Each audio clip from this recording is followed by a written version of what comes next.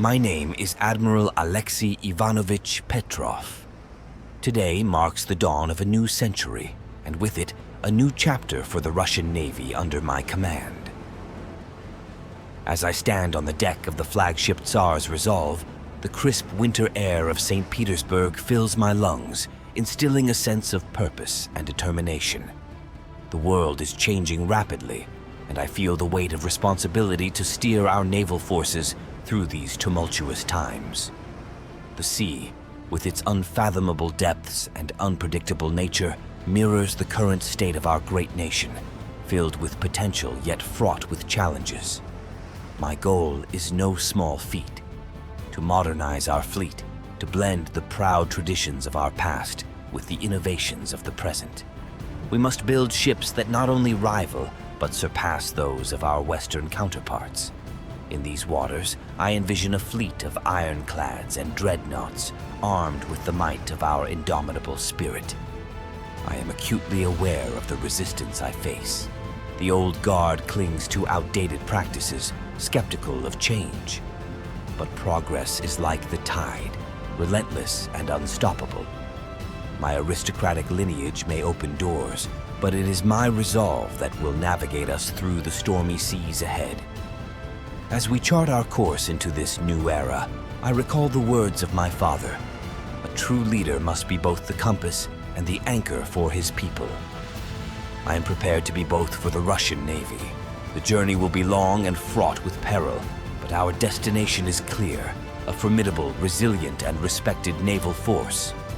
We set sail into uncharted waters, but I am undaunted. For in my heart I carry the fire of ambition for my country, the love for my people, and the unwavering belief in our destiny to rise as a naval superpower. Hey guys, Stealth here and welcome to a new campaign series. Russia 1900. We have an enormous landmass, and we have an intense problem when it comes to defending this landmass. As many of you have pointed out in various comments, you need, essentially, 3 fleets. You need to have some presence over here in the Black Sea to defend your interests here. You also need to have a fleet capable of engaging, potentially, the Germans.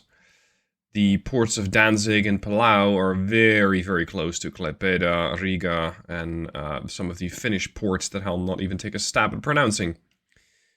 We have, to some extent, the Arctic Ocean fleet here. Murmansk, Arkhangelsk. If you cannot break out of the Baltic Sea into the North Sea, you're going to have to go through the northern section. And of course, we have our more Pacific/Sea of Okhotsk issues. Ports of Petropavlovsk, Magadan, Moskalvo, Korsakov. We need to defend a lot. Oh, and sorry, Vladivostok, of course, over here. And there is no small empire nearby. Japan. But whereas I have to defend many different interests at once, the Japanese can field their entire fleet here. So I'm going to have to do a lot with a little. Now, for this campaign, I'm going to be running it for probably 60 years of in-game time. And that means it is not going to be just one admiral. No one admiral can rule for 60 years over the Russian Navy. So I'm going to be role-playing various different admirals, and that is why the admiral in the admiral's log had a different voice from mine. Now, this admiral, Admiral Petrov, he is one who wants to modernize the Navy, making it a formidable force in the world. That's the plan. So we're going to go heavy on research with this admiral. We're going to see what ships we have. We're going to see how we can modernize the ships and potentially build new ones. So let's first set some of the research priorities. I am not running any mods on this one. This is version 1.4.0.7, Live Opt X2. They really have a way with names. In case you're wondering about the version, there are no mods. So it is just the base game. Now, when it comes to research, I'm not so sure I even want to set a research focus, because a research focus, like control stations, it means that various other projects just take so much longer. If there are any things that I really want to focus on, I'd say maybe issue 1 research priority, but again, it just goes at the expense of everything else. What I do want to do is allocate more money to the tech budget. I have a fairly healthy amount of budget for that, and I might be able to max it out. Yeah, there we go, 90%. I'm not going to touch transport cap. I'm not going to do crew training. It is not the operation that this admiral is working with. Now, the Russian Empire does start with a really high degree of unrest. The people are distrustful. I have some naval prestige, but not a lot. I do have a very large navy to manage. But if you look at the numbers, it is not such a large navy in the sense of tonnage. But when it comes to numbers, you got 44 really small boats. You got 22 DDs and 22 torpedo boats. When it comes to the designs of not only my fleet, but also the enemy, this is where you guys have contributed a lot. Because I have loaded up, I think, about 1,100 different user-generated designs and set the campaign settings to always use those designs when available. So it is entirely likely that some of your ship designs made it into the designs that I currently have. And you can see that apparently the game decided that Router 97 wanted to get picked a lot. So we have 5 different ship designs. Let's have a look and meet our ships. What do we have here? Light cruiser. Immediately bad placement of parts. Scout class, 26 knots. That's really good for 1900s. It can do 11,000 kilometers. We have many bulkheads. It really isn't that interesting to look at all the components yet, because there simply isn't that much. I mean, you're going to find that it has a steam multiple expansion engine. Beyond that, you need to do a whole lot of research. It has some anti-flood, it has citadels, it has many bulkheads, not maximum. She comes with torpedoes of 17-inch, and I suspect those are underwater launchers. Yep, port, starboard, stern. We have an enhanced reloading system and advanced hydraulic turrets. These advanced hydraulic turrets are working to rotate 4.9-inch guns, and she also carries mines. So if push comes to shove and I need to defend myself, I can, just by deploying mines with these light cruisers. Beyond that, the ship has a really good acceleration of 3.7 knots per second. I still think that's pretty crazy. The way that these ships accelerate, I don't think it's that real. Pitch is awful on this ship. It's 50. You're paying a lot of accuracy from that. Look at that, minus 28 accuracy bonus from cruising. The ship is going to slow down very well. Yeah, cool, but I need to hit something as well. Interesting design. I think it is going to be something that really does well at scouting and hunting down torpedo boats and destroyers, but the moment that this encounters something that has any sizable guns, she's going to be in a rough spot. Her armor, 2.5-inch plus 53% armor quality, so we're getting another 1.25-inch. So yeah, your main belt, forebelt, stern belt, it's all really vulnerable. When it comes to the turrets, we do have 4.9-inch guns, upsized from 4-inch, and yes, this is actually a light cruiser hull. So, a light cruiser carrying 4.9-inch guns. Next, torpedo boat. This is the Bsbsha, as designed by Router 97. It has an interesting torpedo loadout, 1 port, 1 starboard, and are those guns bigger? No, they just look bigger because the hull is smaller. 3.9-inch guns, 3 on the stern, 3 on the bow, 4 on the stern, and traveling at 28 knots. So really living up to its name of Bsbsha. 8,877 kilometer range, so we can go places. Although, you know, trying to circumnavigate most of your territory and Europe to relocate from one port to another is going to be a bit of a problem. Also, a bit of a problem is the 87 points of roll.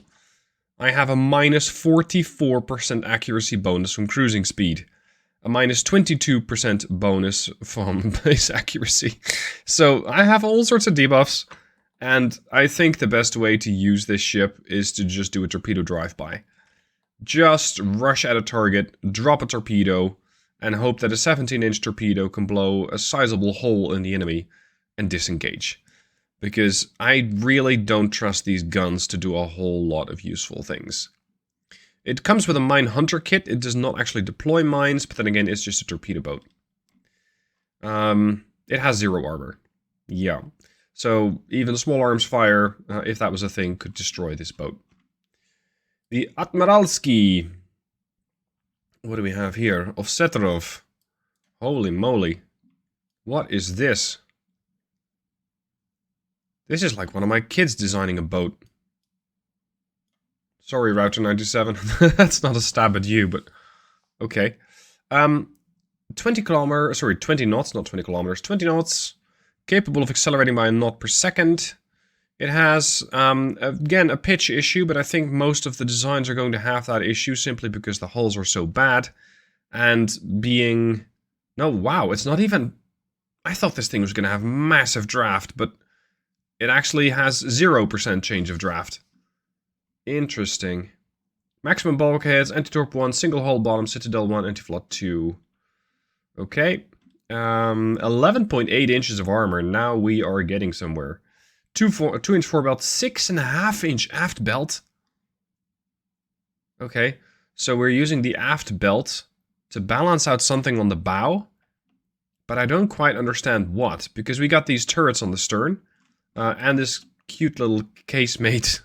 Sorry, turret barbette up there. I probably wouldn't want to be operating that thing when these go off. These guns, they're 11 inchers, they're Mark II, capable of reaching out to 18 to 19 kilometers on paper. In practice, you're probably going to be pretty happy if you hit something that is 5 kilometers away. Reload 70 seconds. Secondary armament, and this is where it is at. 30, yes, 30, 4-inch guns. That is going to be potentially putting a lot of ammunition out there. It's a good thing that we carry 9,900 rounds of ammo. Is that per turret? No, I think it's combined. So we got just shy of 10,000 rounds for these guns. And they're capable of reaching 7 kilometers, practically more like 4. And if you're hitting something at 4, I'd call that a small miracle. Beyond that, fairly okay on the protection side. The casemates have quite a lot of armor, which is good, because it means they'll actually survive an impact here and there, without getting completely fucked over and promptly losing a lot of crew. Next, the Finn, a destroyer. The Finn has a 92.4% roll. Jesus, what are you? Are you some sort of carnival ride or something? Minus 46% accuracy bonus from cruise speed. Well, best not be cruising then. Best not be maneuvering either. And what you really don't want to be doing is maneuvering at cruise speed, because then you're getting both the minus 46 and the 65% accuracy bonus. Well, accuracy penalty in this case. Good lord.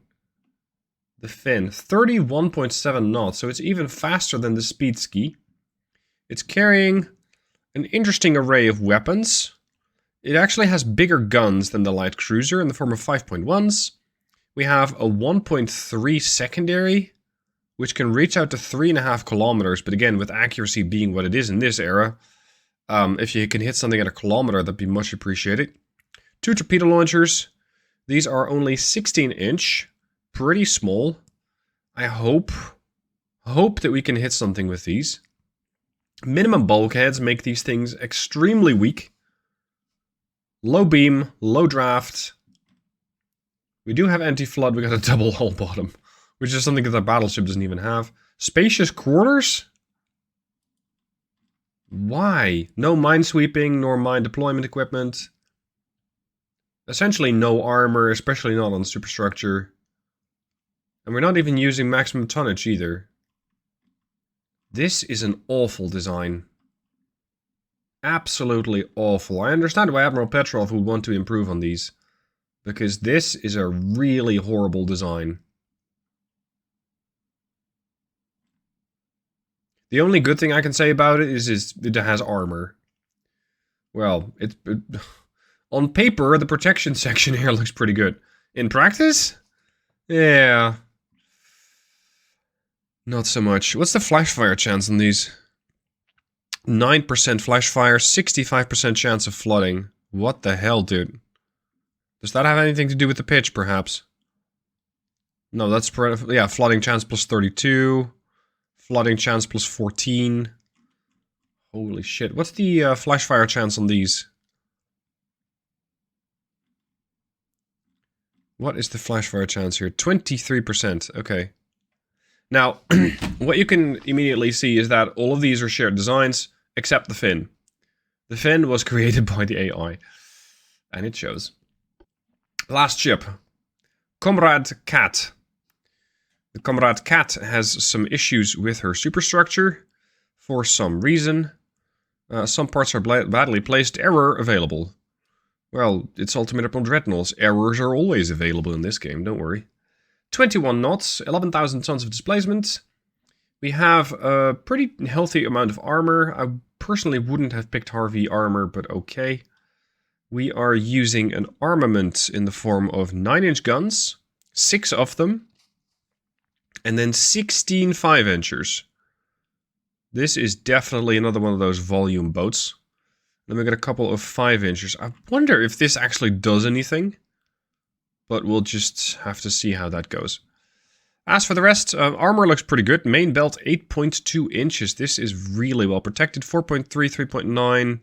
Pretty well balanced. 1.2 in the superstructure means we're going to start losing some superstructure and funnels. 13% chance to flash fire. Acceleration is good. Yeah, it's not a bad ship. I can probably work with this thing. Keep the battleships safe. Add even more firepower to the battleships in dealing with smaller ships. The sad thing is that they don't have a torpedo launcher. So it's going to be difficult for these to take on anything larger than a heavy cruiser. But then again, I suspect a heavy cruiser is not really up to that task. Alright, so that's the fleet. We're first going to go and do a bit of research. I'm going to skip a couple of months and then see if we have some better tech. And hopefully get some better ships.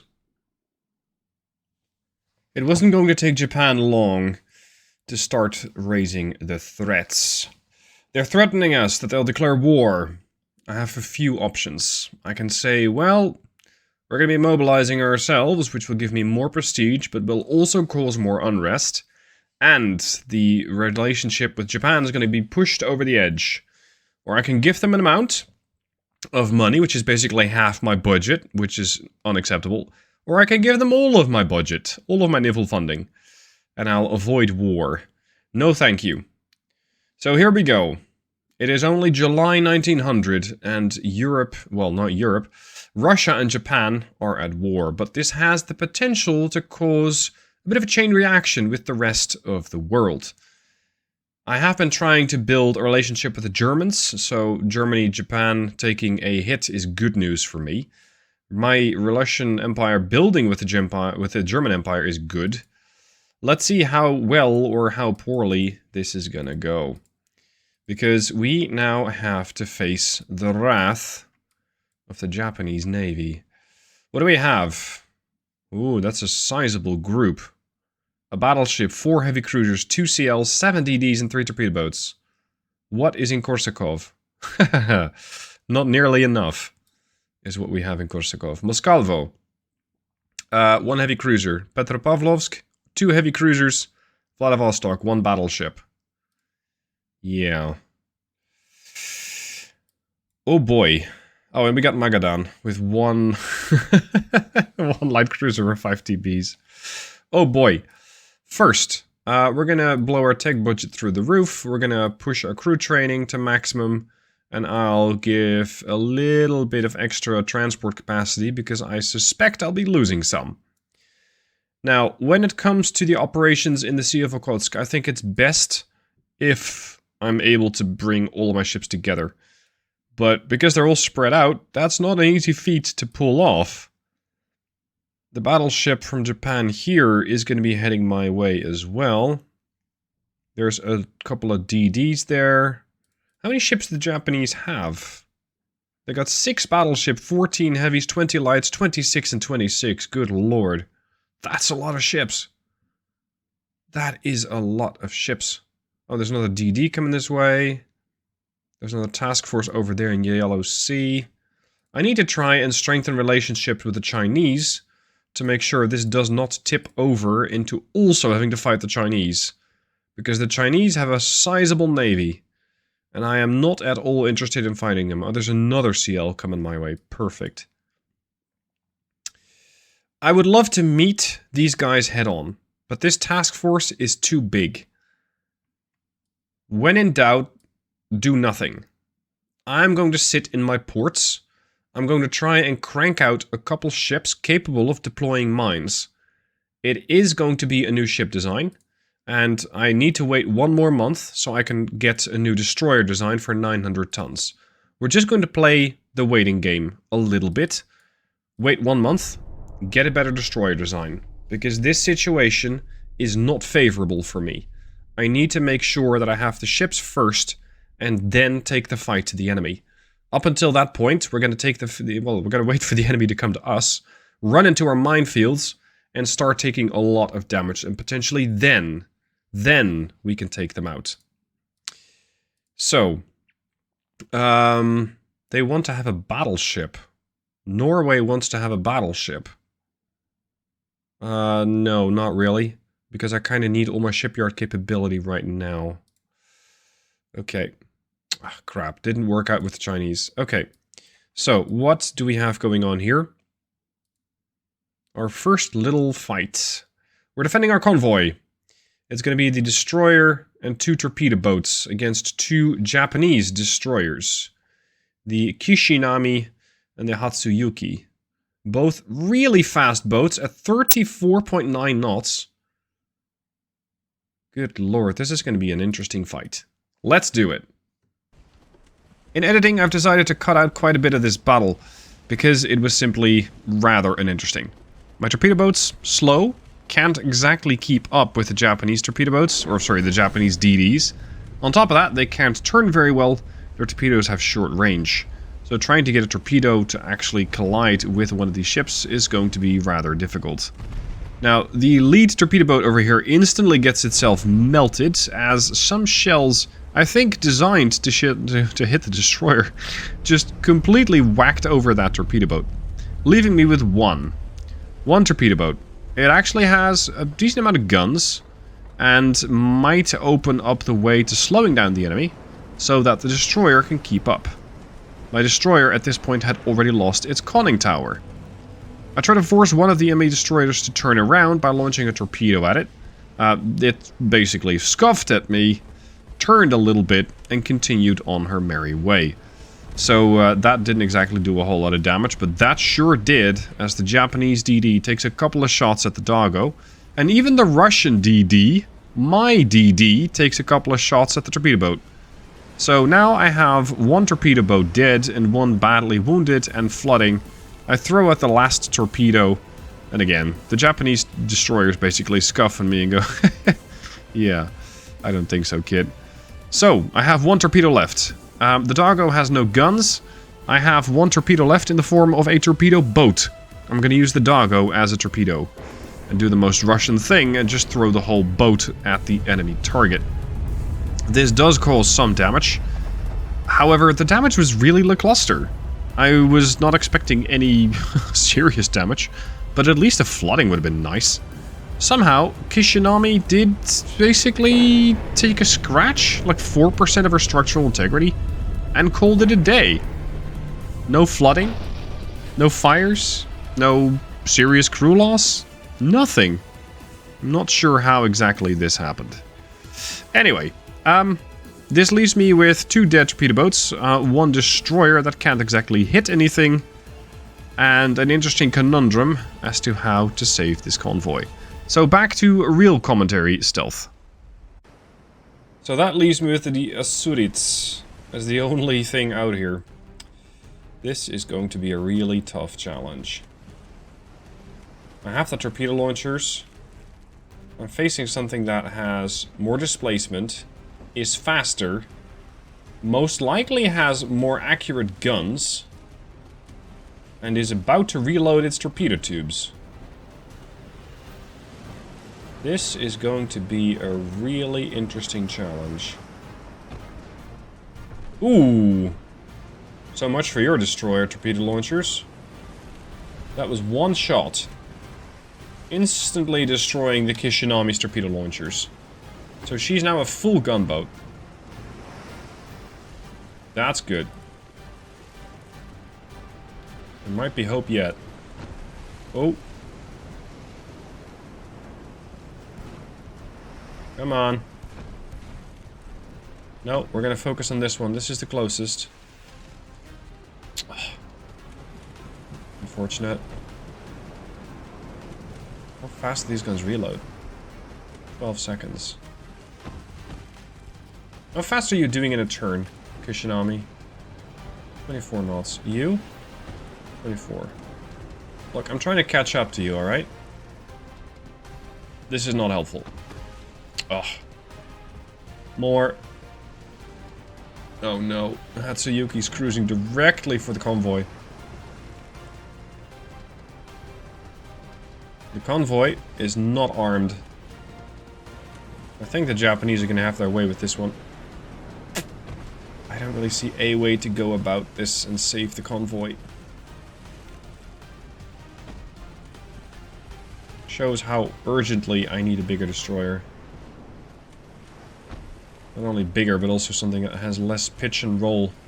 But, you know, hulls this era, generally quite awful.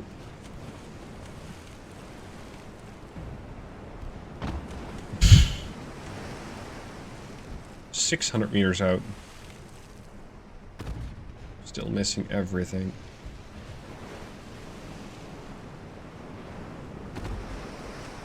This chasing thing is going to take a while. What? 400 meters. At least make it look like you're trying.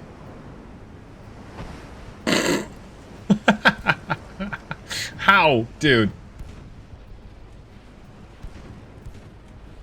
The thing is, they're sailing away. It's not exactly possible for me to throw torpedoes at them either. Are those even for me? Oh god, that's gonna keep running and it's gonna go right at the convoy. Hatsuyuki has more.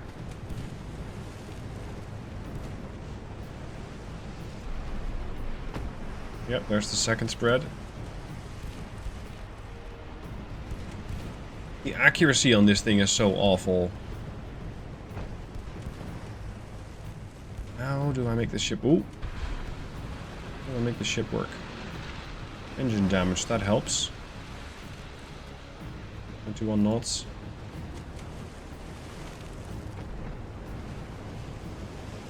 At least they speed up pretty well.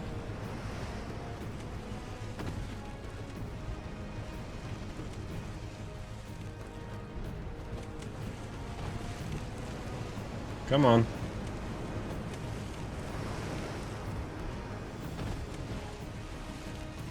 %5 chance to hit, look at that.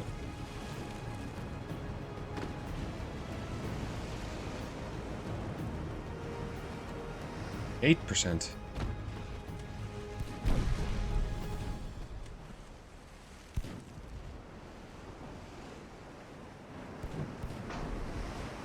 Send it.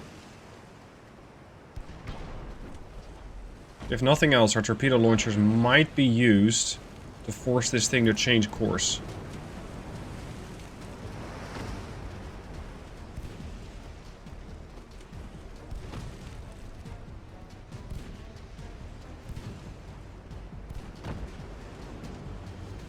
Looks like the transports are so far safe from torpedoes. And they have one reload for the torpedo launchers.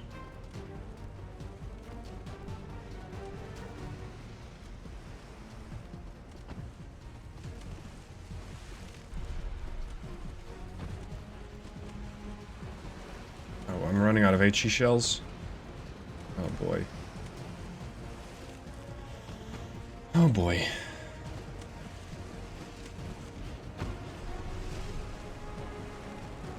Come on. What? Wow. That was a fantastic hit on not even an intentional target. Hatsuyuki is flooding. Wow, we got him. Accidental kill. I was not trying to shoot that ship. I was trying to shoot the Kishinami. But crew incompetence and lack of rangefinder being what it is, I actually managed to hit the other ship. Slow. We're not trying to board them. Uh-oh. Uh-oh. Minimum bulkheads. I'm dead.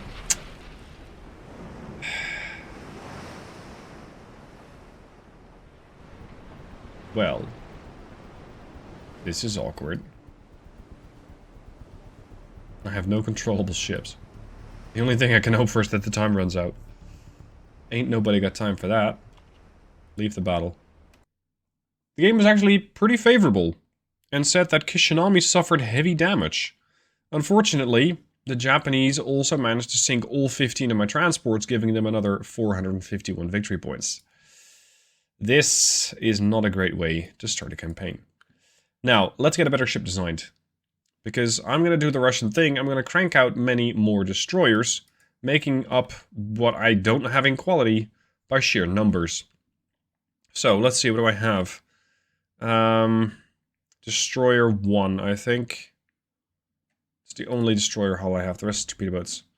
Okay, I can go up to 900 tons, I believe. Yes. And what sort of torpedo boat? No, I'm going to crank out the minimum viable product. Front tower 1. Torpedo launchers to deal with any nasty battleships. Holy moly, look at that pitch and roll. I'm going to make it a little worse. We're going to put these on side mounts. Like that. Now my roll is 99%. If I up the beam... Yeah, fine. I'll shrink it down. I gotta get below the 900 ton limit. Come on. Actually, the problem with going with a wider boat to create a stable firing platform is that it's going to be very, very difficult to get all of that weight up to speed. Zero beam. Steam multiplex engine. No, I said minimum viable product, not maximum. Steam basic. Let's give them at least a chance to survive, especially considering that they will get hit. Single hull bottom, double. 5 million for a DD in 1900 feels expensive. Okay, go to 900 tons. I don't care about range much. Engine efficiency is awful. There we go. Range is now a little better.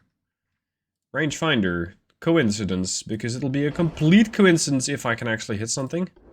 We're gonna go with a mine hunter and a mine sweeper. Actually, no, these are mine layers. Just pure mine layers. I don't care about mine sweeping. I'll not send these out unless I upgrade them. Guns. We only have Mark IIs. I'm gonna go with something like a 4-inch. The purpose is to engage small ships, destroyers, and get rid of them quickly. That's the plan. That's the objective. I do have the option of adding barbettes. I don't know how the command tower is going to be seeing much of anything, but we'll just have to pretend that they can somehow work. Here we go. Almost 6 million for a DD. The devs really have gone completely overboard with the price tag on these things. Alright, electric hydraulic turrets. Enhanced reloads. Let's make them longer barrels, so I can give them as much chance as possible to hit something. It's still not spectacular, but we're looking at, let's say on an average day, about 10% chance to hit. And that's a 1,000 meter range. Flash fire chances 4.5. I don't want to do too much here because it's going to make... Oh, it's going to make it cheaper? Cheaper is better. Ballastite. Max HE loadout, check. Can I upgrade the crew quarters? Yes. Can I change the draft? There we go. That makes the ship a little cheaper. I can lower the displacement. I can lower the displacement all the way? Okay. I'm not sure why they picked 691 tons. It feels like a very arbitrary number. But okay, if that's what the game wants to do, that's what the game wants to do. When it comes to the engines, I don't want to upgrade this. Steam steering is fine. Flooding chance is quite high. We'll just have to hope that these guys can actually make something work. I'm going to load the fast torpedoes, giving these a torpedo speed of 38 knots, but only 1 kilometer. If they encounter a battleship, it's run at the battleship, hit it with the torp, and run right way. Because you'll not have the staying power. Armor-wise, let's give them maybe 0.5. So that they can at least defend against something. It doesn't have to be a whole lot, it just has to be somewhat survivable. Very, very Russian. Side armor, 1 inch over there, 1 inch up here. And I don't need to change the diameter. So we're still paying 5.7 million.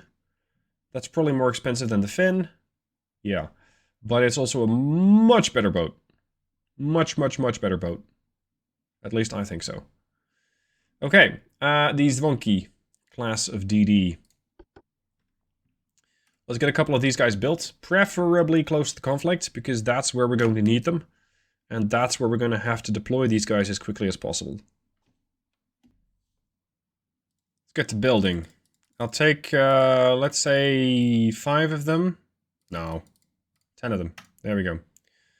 We're going to crank these out at best speed. And building shouldn't take that much time because they're fairly small. 7 months. 7 months. I think that's really good. We're going to deploy all of these in Vladivostok. Why there? Because it is the closest operational port to the Japanese. Right there. I want to start deploying mines. Actually, I want to have a couple in Korsakov. Just to make sure we can mine that place. So you, and you. Oh, now I cannot change the port anymore. Okay. That's unfortunate. Right, everything is going to get built in Korsakov. Lovely. As for the rest, well, we'll just have to wait. Because this is just getting started. I hope you guys are enjoying the new campaign. If you see your design in here, by all means, let me know. What design is it? Is it potentially one of the Japanese designs? Is it one of the Chinese? We'll see, because there is probably a lot of fighting going to be had. Admiral's Log, August 14th, 1900. In the aftermath of our initial skirmish with the Japanese fleet, a sobering reality has set upon us. Our navy has faltered against Japan's modernized forces. The sea, unforgiving in its nature, has laid bare the vulnerabilities of our fleet. Amidst these turbulent waters, a crucial confrontation looms. Our battleship Varna is poised to engage with the Japanese battleship Moshun. This upcoming clash is more than a mere battle. It is the ultimate test to our naval capability. The performance of the Varna, a vessel embodying our current naval prowess, is under scrutiny. Its steel and guns, its crew and commanders, all represent the culmination of our existing naval doctrine. Against the Moshun, a symbol of Japan's naval ascendancy, the Varna must not only hold her own, but also demonstrate our potential to rise from this crucible of war. As I await the outcome of this critical encounter, a mix of apprehension and resolve grips my heart. The clash of these titans is not just a test of firepower and armor. It is a trial of our strategic acumen, our adaptability, and our unwavering spirit in the face of adversity. The reverberations of this battle will be felt far beyond the immediate turmoil of war. They will echo in the halls of the Admiralty, influencing pivotal decisions and shaping our naval strategy for years to come. This is a defining moment, one that will either validate our current course or signal the dire need for rapid and radical transformation.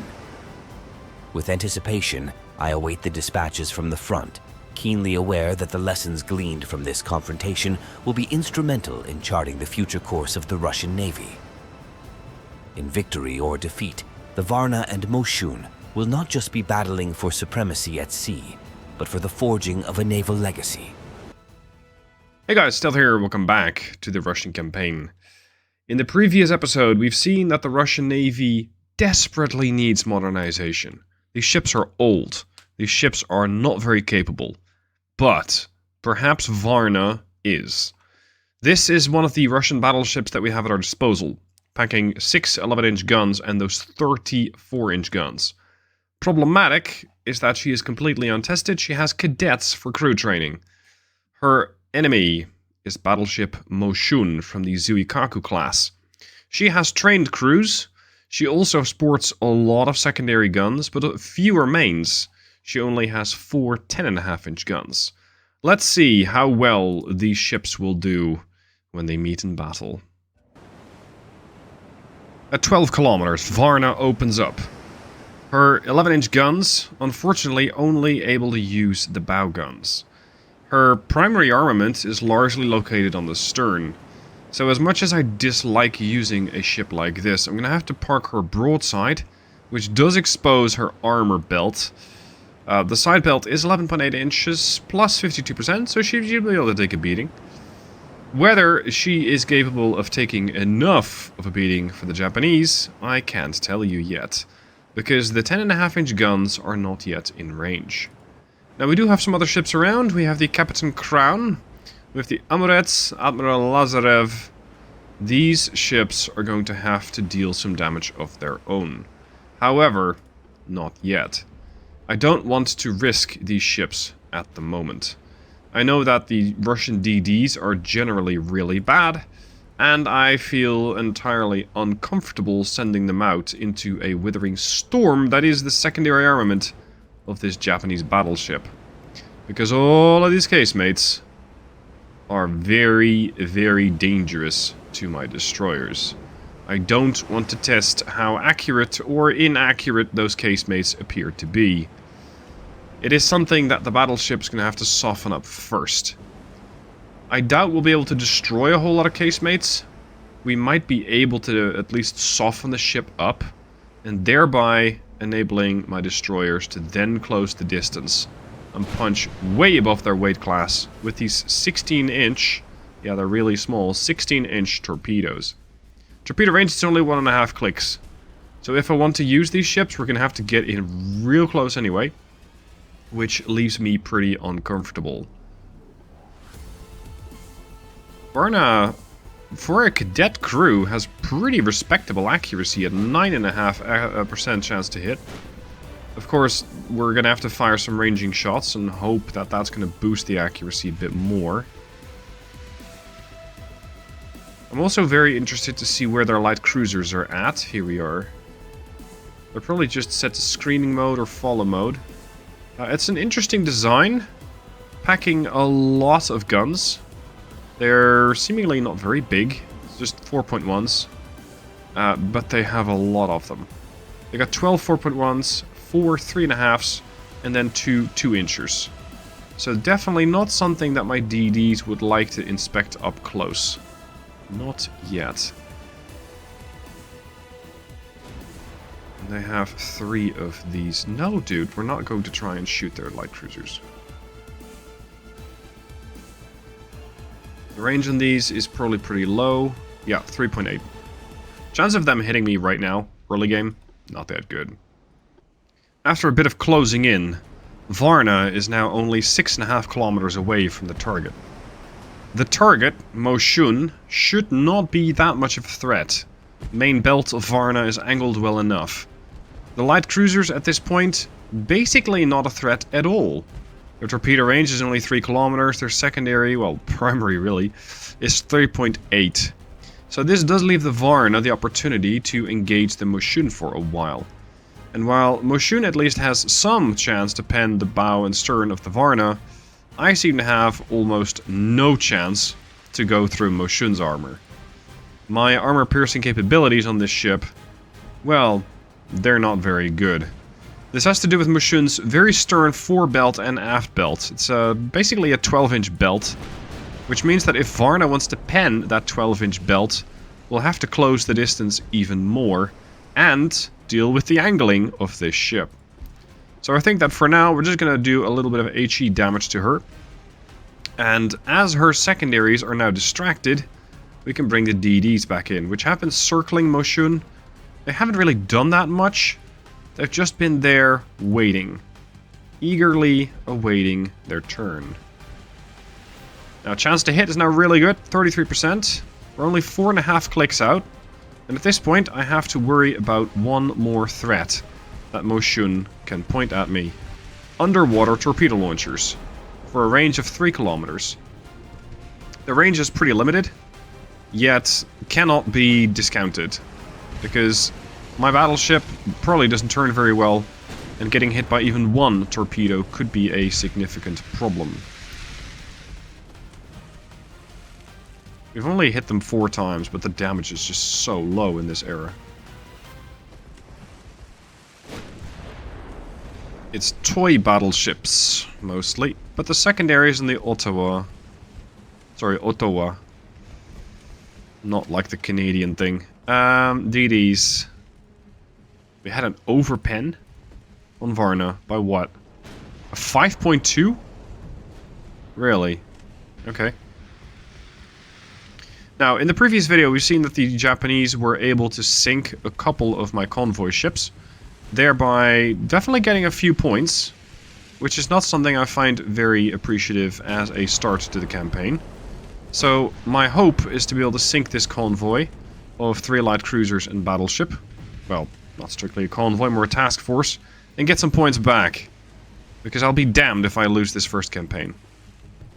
We are now inside of torpedo range for the light cruiser. We're playing a pretty dangerous game. What's their armor level like? 2-inch main, 0.8-inch aft, plus 50%. These 4-inch guns... Yeah, they pretty much can't pen that. And our main guns are having a hard time trying to see through that smoke screen.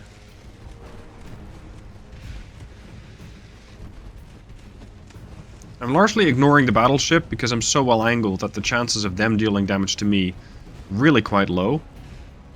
And I'm hoping that I can just eliminate some of the CLs so that my DDs can push in. And it seems to be working, as the Kinu took one big hit from the Varna, dead in the water, and now we have a lot of accuracy and we can finish them off. There she goes. That's one. At this point, torpedoes are joining the fight. All stop. With a ship this old, I refuse to hit all back emergency because it is really quite likely that you'll find your torpedo, or rather that your battleship is not able to speed up anymore at all because of its really bad engine. These things took very, very badly to being put in reverse. At least in the game they do. The DDs are trying to wound Moshun a bit. The Moshun secondaries are engaging my battleship, even though I am within the range with the DDs. Moshun is backing off. Varna has dodged the torpedo. Sendai and Ottawa can still deal damage to her with their torps, though. There goes your secondary tower. We've done some serious damage with that main battery. And I'm really quite impressed with the amount of damage that the 4-inchers have done. Focus on Sendai, please. Eliminate this cruiser. And then we're gonna face tank the battleship. And let the DDs rush in. Damn it. All stop. Make a turn. Turns also slow you down. This is gonna get pretty close though.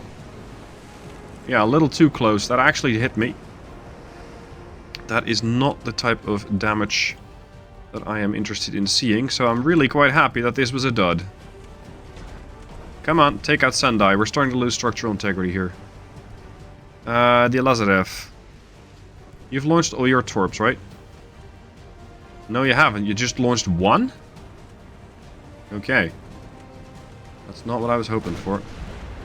Yeah, destroyed funnel. That was good damage. We can probably deal a lot more damage with AP. That is unwelcome. Increase flank. Another torpedo coming in. The CL to turn back out. They're going to turn back to port.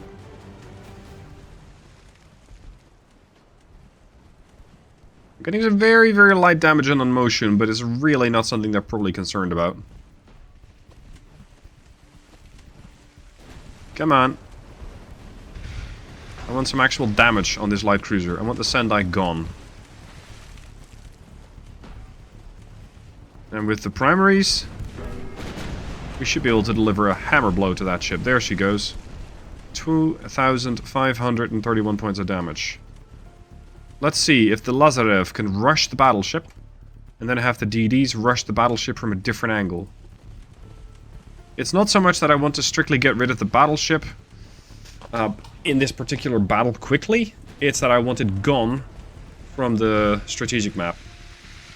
Because it's a lot of force projection, and on top of that, it's a big slap in the face of the Japanese. If we're able to take out one of their battleships, that should send a message that one is not to just harass the Russian Empire and not face consequences. Let's go to 1 times speed. Got a torpedo coming seemingly at the Lazarev. Hold your horses. Approach angle for the Captain Crown is not very good. Fortunately, the battleship over here has so many different vectors that she needs to be targeting. The battleship, the CL, and now my DDs. That she's going to have a really tough time trying to figure out what to shoot. So all of her guns are pointed at the wrong targets. The torpedoes seem to have missed their mark. I want you to slow down a bit. I want you to get ready. You have torps, 1.5 kilometer range. At 29 knots.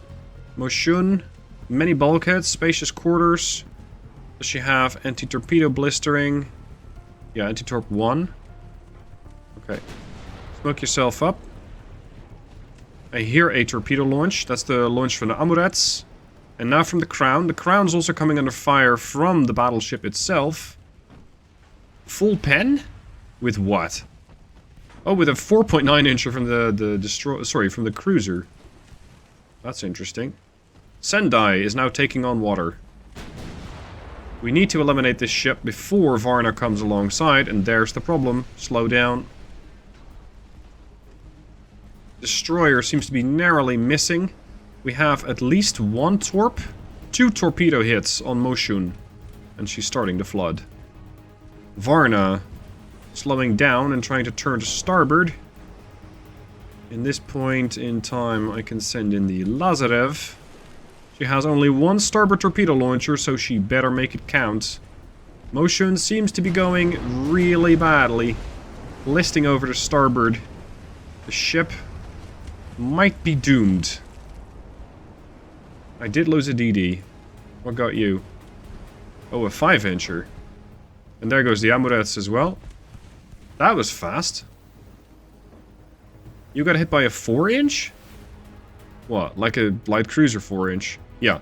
Okay, so 1 light cruiser 4-inch gun can immediately wipe out a destroyer. In this era, ready torpedo launchers. This is your target. Bring all guns to starboard and light them up. Varna, still capable of dodging torpedoes. Her secondaries working away on Moshun. Missing the mark, only a kilometer away on Sendai. There goes Sendai. Sendai is gone. Aggressively launched torpedoes. You got 1 on your ass.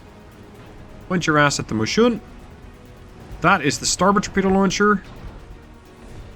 Moshun desperately tries to avoid that. Or she's stuck in a turn, the latter being more likely. Switch the primary guns from Varna and all of her secondaries over to the Ottawa. And get her moving again. Because she's extremely vulnerable to torpedoes right now. I should be able to outspeed that. Steady as she goes. Don't give any additional resistance from the rudder. Where did my torpedo ever go? We did hit him with a torp. this is not looking good. Varna, I don't care what you do, just get out of there. Yep, that was a hit. 1,500 points of damage. That was a 17-inch torpedo. Varna is flooding on her stern compartments. Beyond that, the damage seems manageable. Motion, far worse condition. Mostly flooded.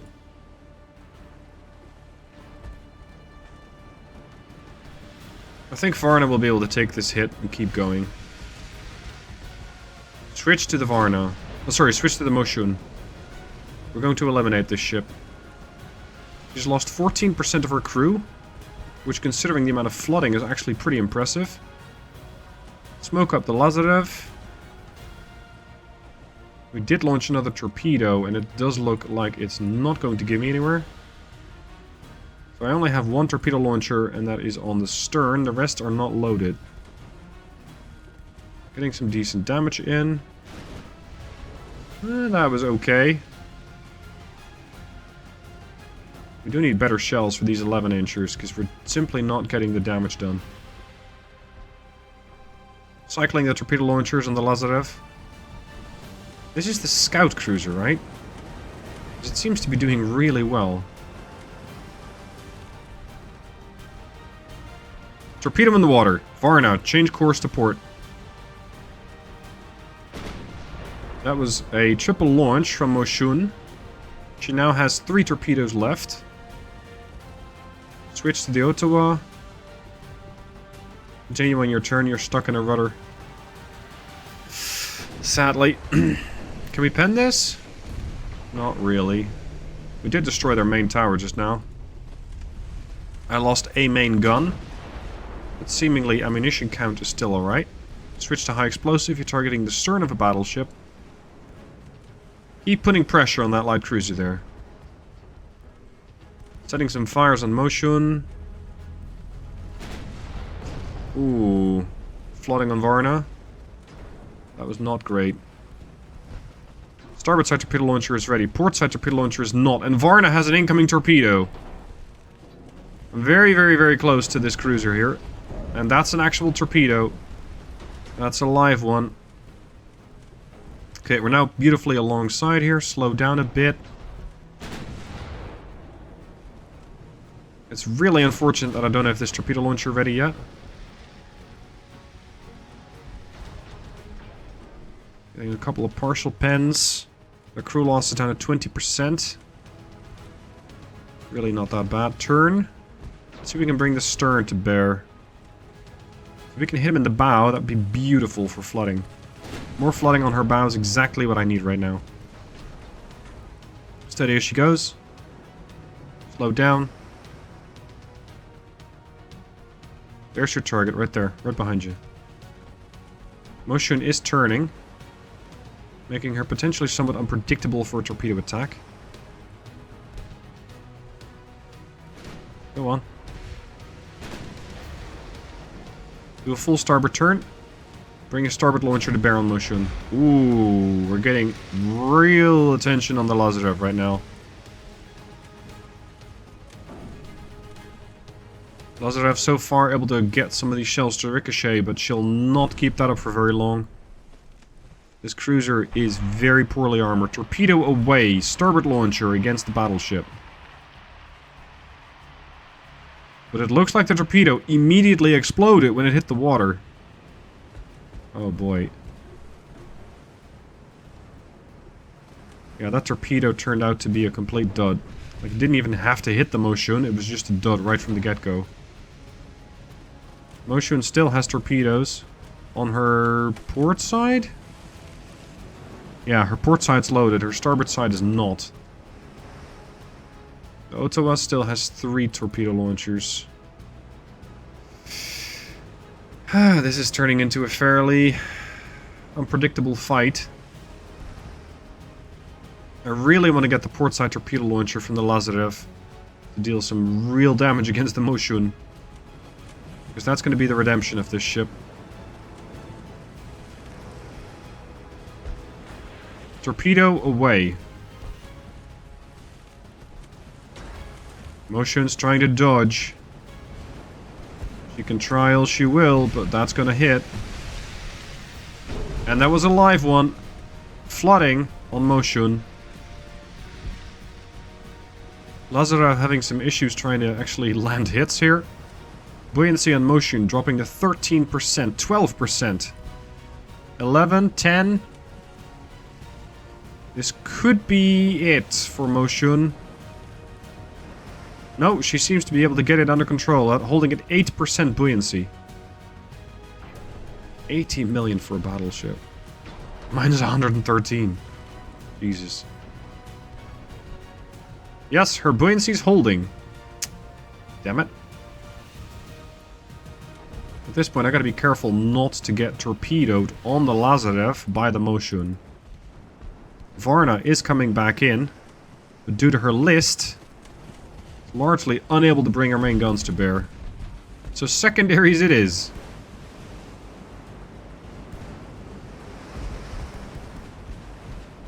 We're punching a couple of holes in the Motion, but it's not good enough. Our damage control is still 100%. Mine has dropped to 90%. This is a standard quarters crew, but I've lost 17%. Yes! Main guns are operational. That's what I was hoping for, due to the angle of the ship. The problem is, I'm within 1.8 kilometer range, and I have no rudder. So, a torpedo attack could be really bad news. Lazarev has no further torpedoes. That's not fun. Defense to pen. It's really good. Armor piercing on the main guns, please. Oh, I don't want to be here. This is too close. And the Ottawa is another big risk here. Because that thing is coming right at me. And I cannot turn. I can turn to port, but that would make the ship an even bigger target. Why are you suffering from an angle warning? I think Motion can't shoot. Most of her guns have an angle warning. Let's switch to the Ottawa and see if we can take that out first.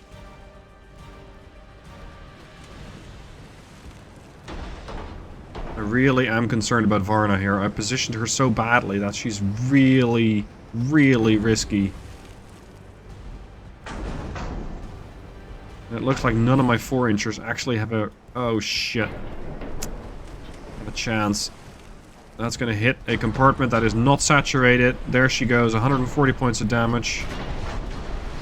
And Ottawa has 2 more where that came from. However, she only has 1 launcher. Okay, we might be able to use that. She's now flooding. These things are pretty thin-skinned. They've got many bulkheads. Admiral, get back here. Varna, down to 27% buoyancy. Ottawa's torpedo launcher is on the other side of the ship. Why is the Motion suddenly getting involved? Turn to port if you can. Come on.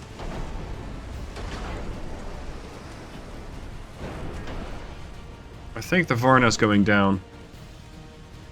And I'm not too sure if the Lazarev's going to be able to sink...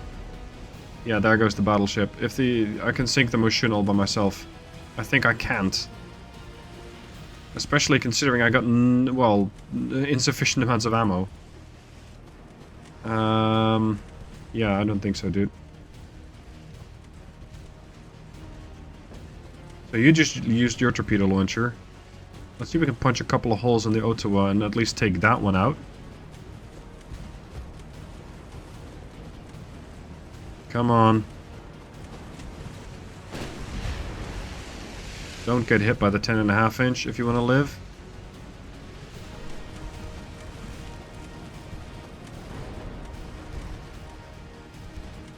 "200 meters out, nobody can hit each other." This is a disgrace, an absolute disgrace. Go target something bigger. Do we even have any 4-inch guns left? Starboard side. No. We got a couple of mains.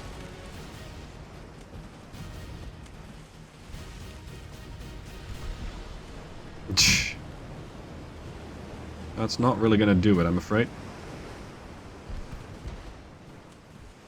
Destroying casemates is a really slow way to get that thing eliminated.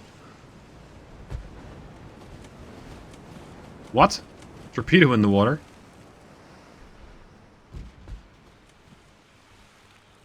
Okay, you're out of torpedo launchers. Well, you're out of torpedoes, period. How am I going to fix this situation?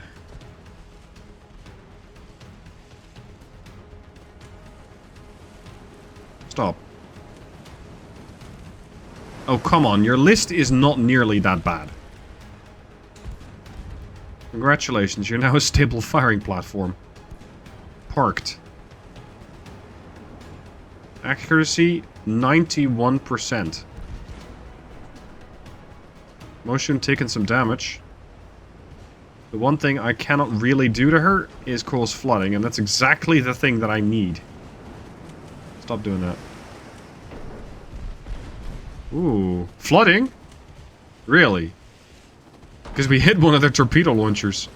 Oh, that's amusing. Come on. Destroy another casemate. There are several ways you can destroy a warship. You can eliminate the ship entirely, sinking structural integrity or reducing structural integrity to none. You can reduce her buoyancy, so causing her to sink. You can try to render it completely ineffective by causing flash fires, but you have the least impact on that. You can overwhelm it with fire, extensive fire overwhelm, or you can eliminate all the crew. What is my ship doing?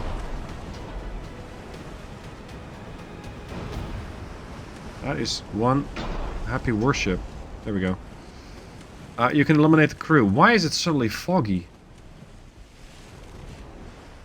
The hell? That's new. I didn't know weather conditions could change in battle. Anyway, the plan now is to try and eliminate the crew. She's lost 29.5%. If I can get her to 45, I can eliminate the ship. The problem is the Ottawa has an opinion on that. And I don't have limitless amounts of shells, nor health on this ship. Let's switch to the Ottawa for a bit. Although, I'm really questioning my chances of actually causing any serious damage to her because she's so maneuverable. And my guns are not that good. Look at that, nothing hit. Go on. Oh shit, they just destroyed my main tower. Come on, I expect something. They destroyed another main gun. This is bad. I don't want to lose the Lazarev, but I want to keep her in the fight for as long as possible. Switch to the Moshun again, considering our bad firing angle at the Ottawa. The ship has done a lot of damage, look at that. 17k damage done for a light cruiser. That's a lot. 31% crew lost. Go on.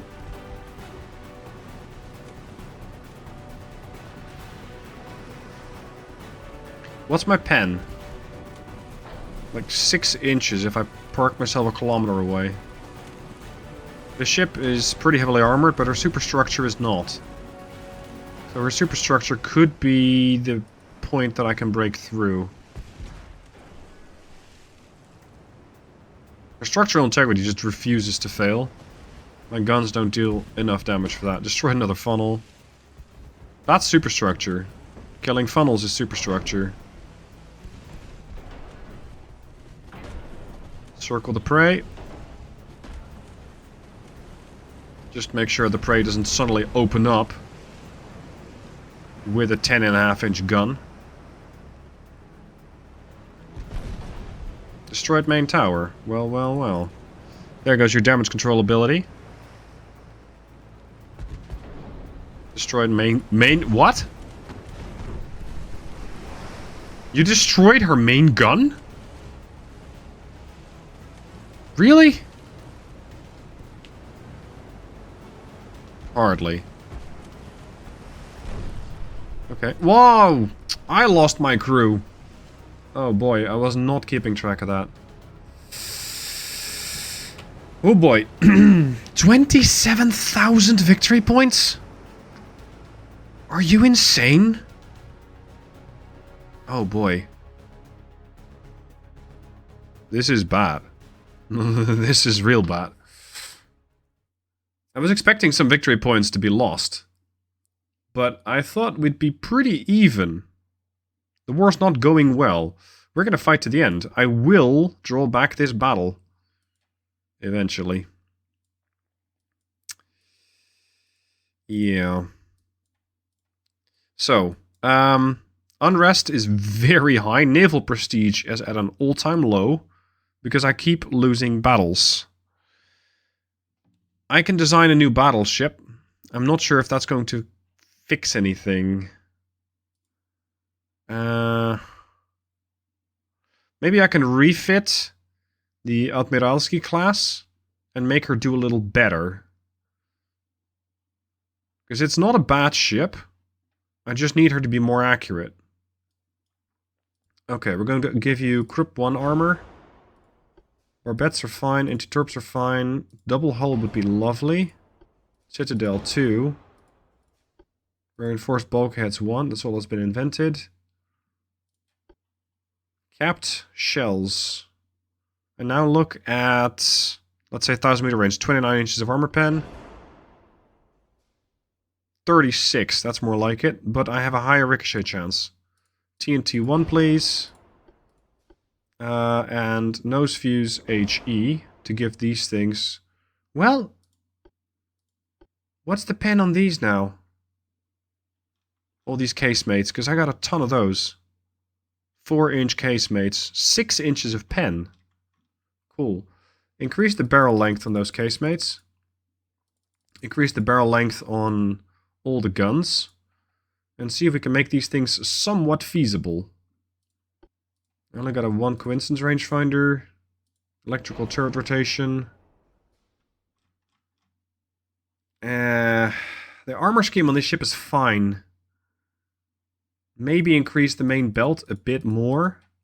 So I can take slightly greater risks.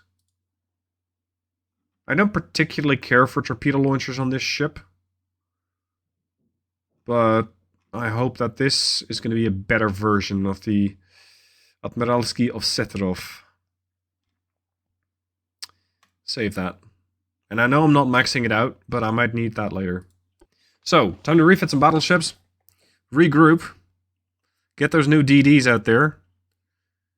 And give the Japanese a real kicking, because it looks like this first war is not quite going our way. Refit, all of them. I know my shipyard probably a little over. We're going to have to increase that as well. Okay, we're going to have to do something about balancing out the shipyards, because at this rate it's going to be horrible.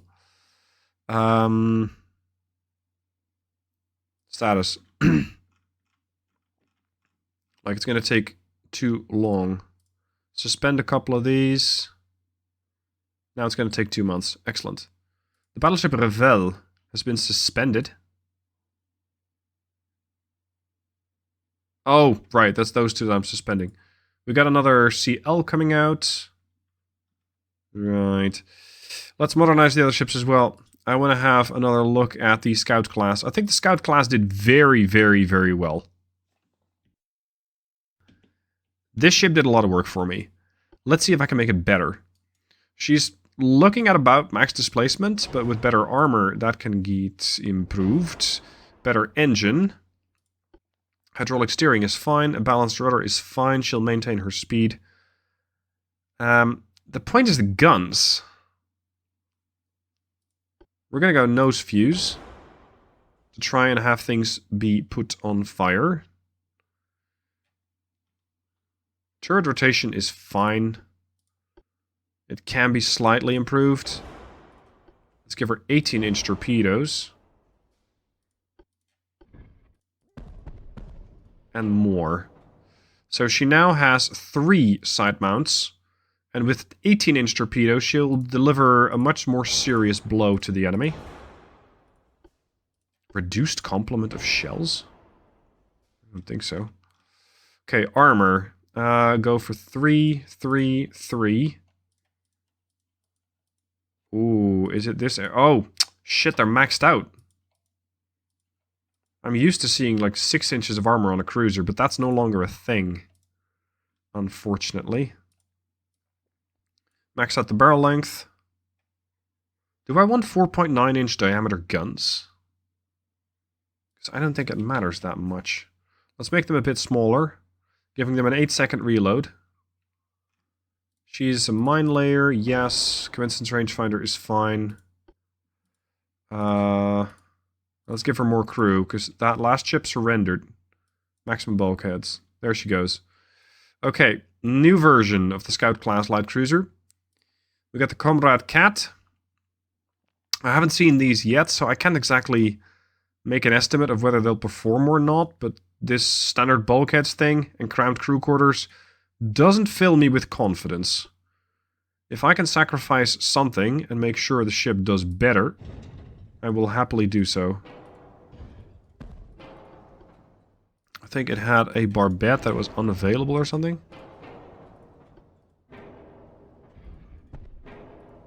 Let's see. No, not a very small one. Medium.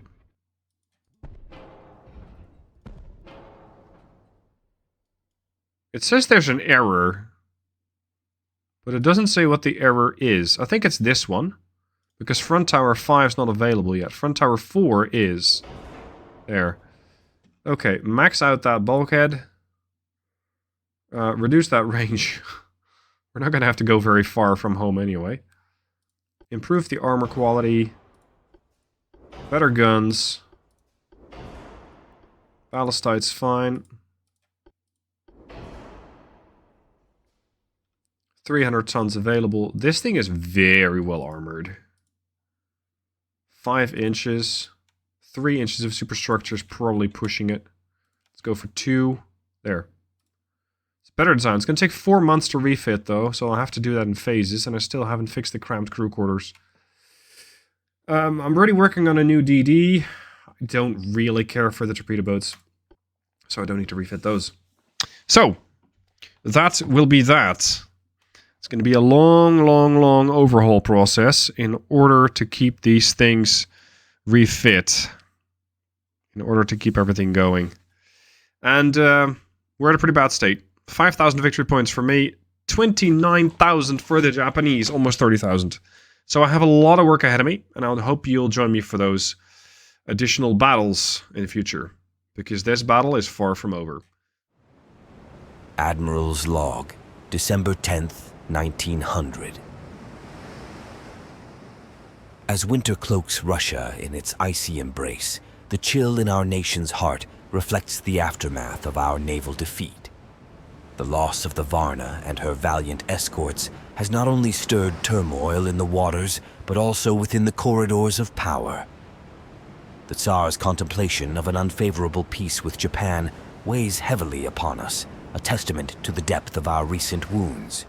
Yet, in the shadow of defeat, the embers of resilience glow with renewed vigor. Amidst this maelstrom of uncertainty, I have initiated a bold endeavor, the design and construction of a new class of heavy cruisers. These vessels are not mere constructs of steel and gunpowder. They are beacons of hope, symbols of our unyielding spirit and determination to reclaim our naval prestige. The mandate for this new fleet is clear: to build swiftly, economically, yet without compromising efficiency. A daunting task indeed, but necessity is the mother of invention, and our dire circumstances have birthed a wellspring of innovation. Our engineers and shipbuilders, spurred by a blend of patriotic fervor and the urgency of our situation, are pushing the boundaries of naval architecture. This new class of cruisers will be the vanguard of our revitalized fleet.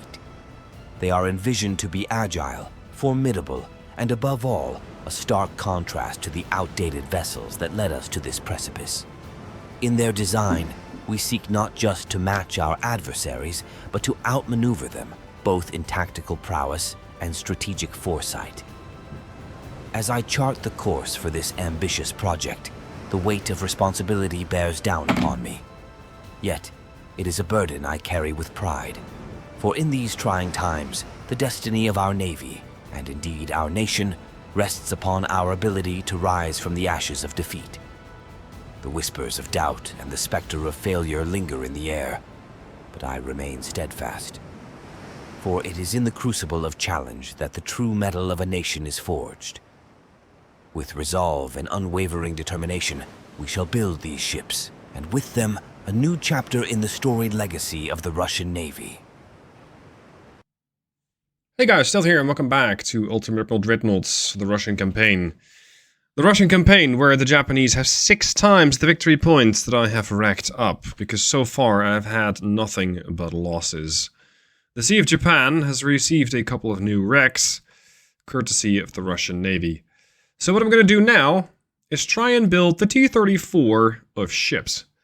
We're going to have to try and crank out ships that are capable of dealing with basically anything, surviving long enough to make sure that they can do their duty, and also being quick to produce and not too expensive.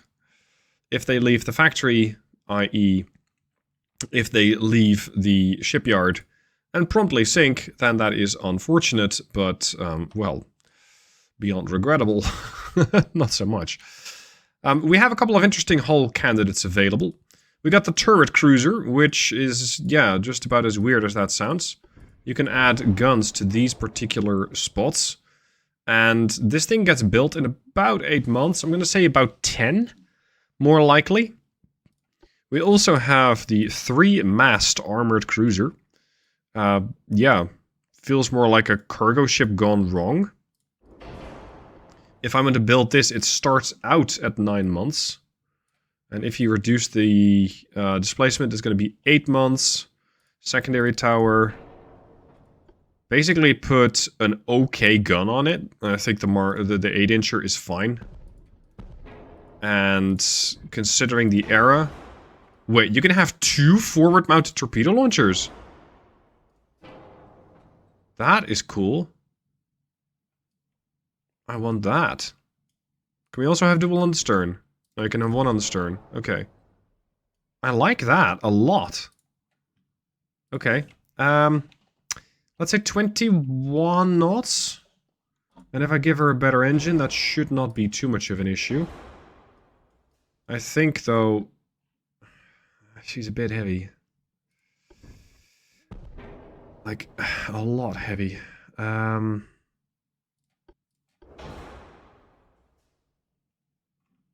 Build time 10 months, there it is. She's too heavy for what she can do. This thing has an optimal speed of 19 knots. 19 knots is pretty underwhelming for trying to catch up to a target and hit it with a torpedo. That's my concern. Now, I want to have barbettes which can stop a flash fire, but nothing much more than that. 17%, I can get 1.5% less. If I go without barbettes, it's 19%. Let's at least give them some barbette protection. I don't care for hull bottoms. Yeah. This is going to help, but it'll also make the ship more expensive by 400k. An anti-flood, I'll take that. Reinforced bulkheads. Torpedoes, yes. I'm going to have better propellant. Semi-armor piercing shells on these guns. That means you can pen some things, but mostly not so much. Okay. It's not great. Rangefinder is critical. I only have 3 tons left. And I have no armor. I'm not sure if this is the right hull. Can I, like, keep the ship real close? 4,000 meter range? Well, 4,000 kilometers. Maybe if I set induced boilers, I can give that a bit of a boost. I don't care for anti-torpedo protection.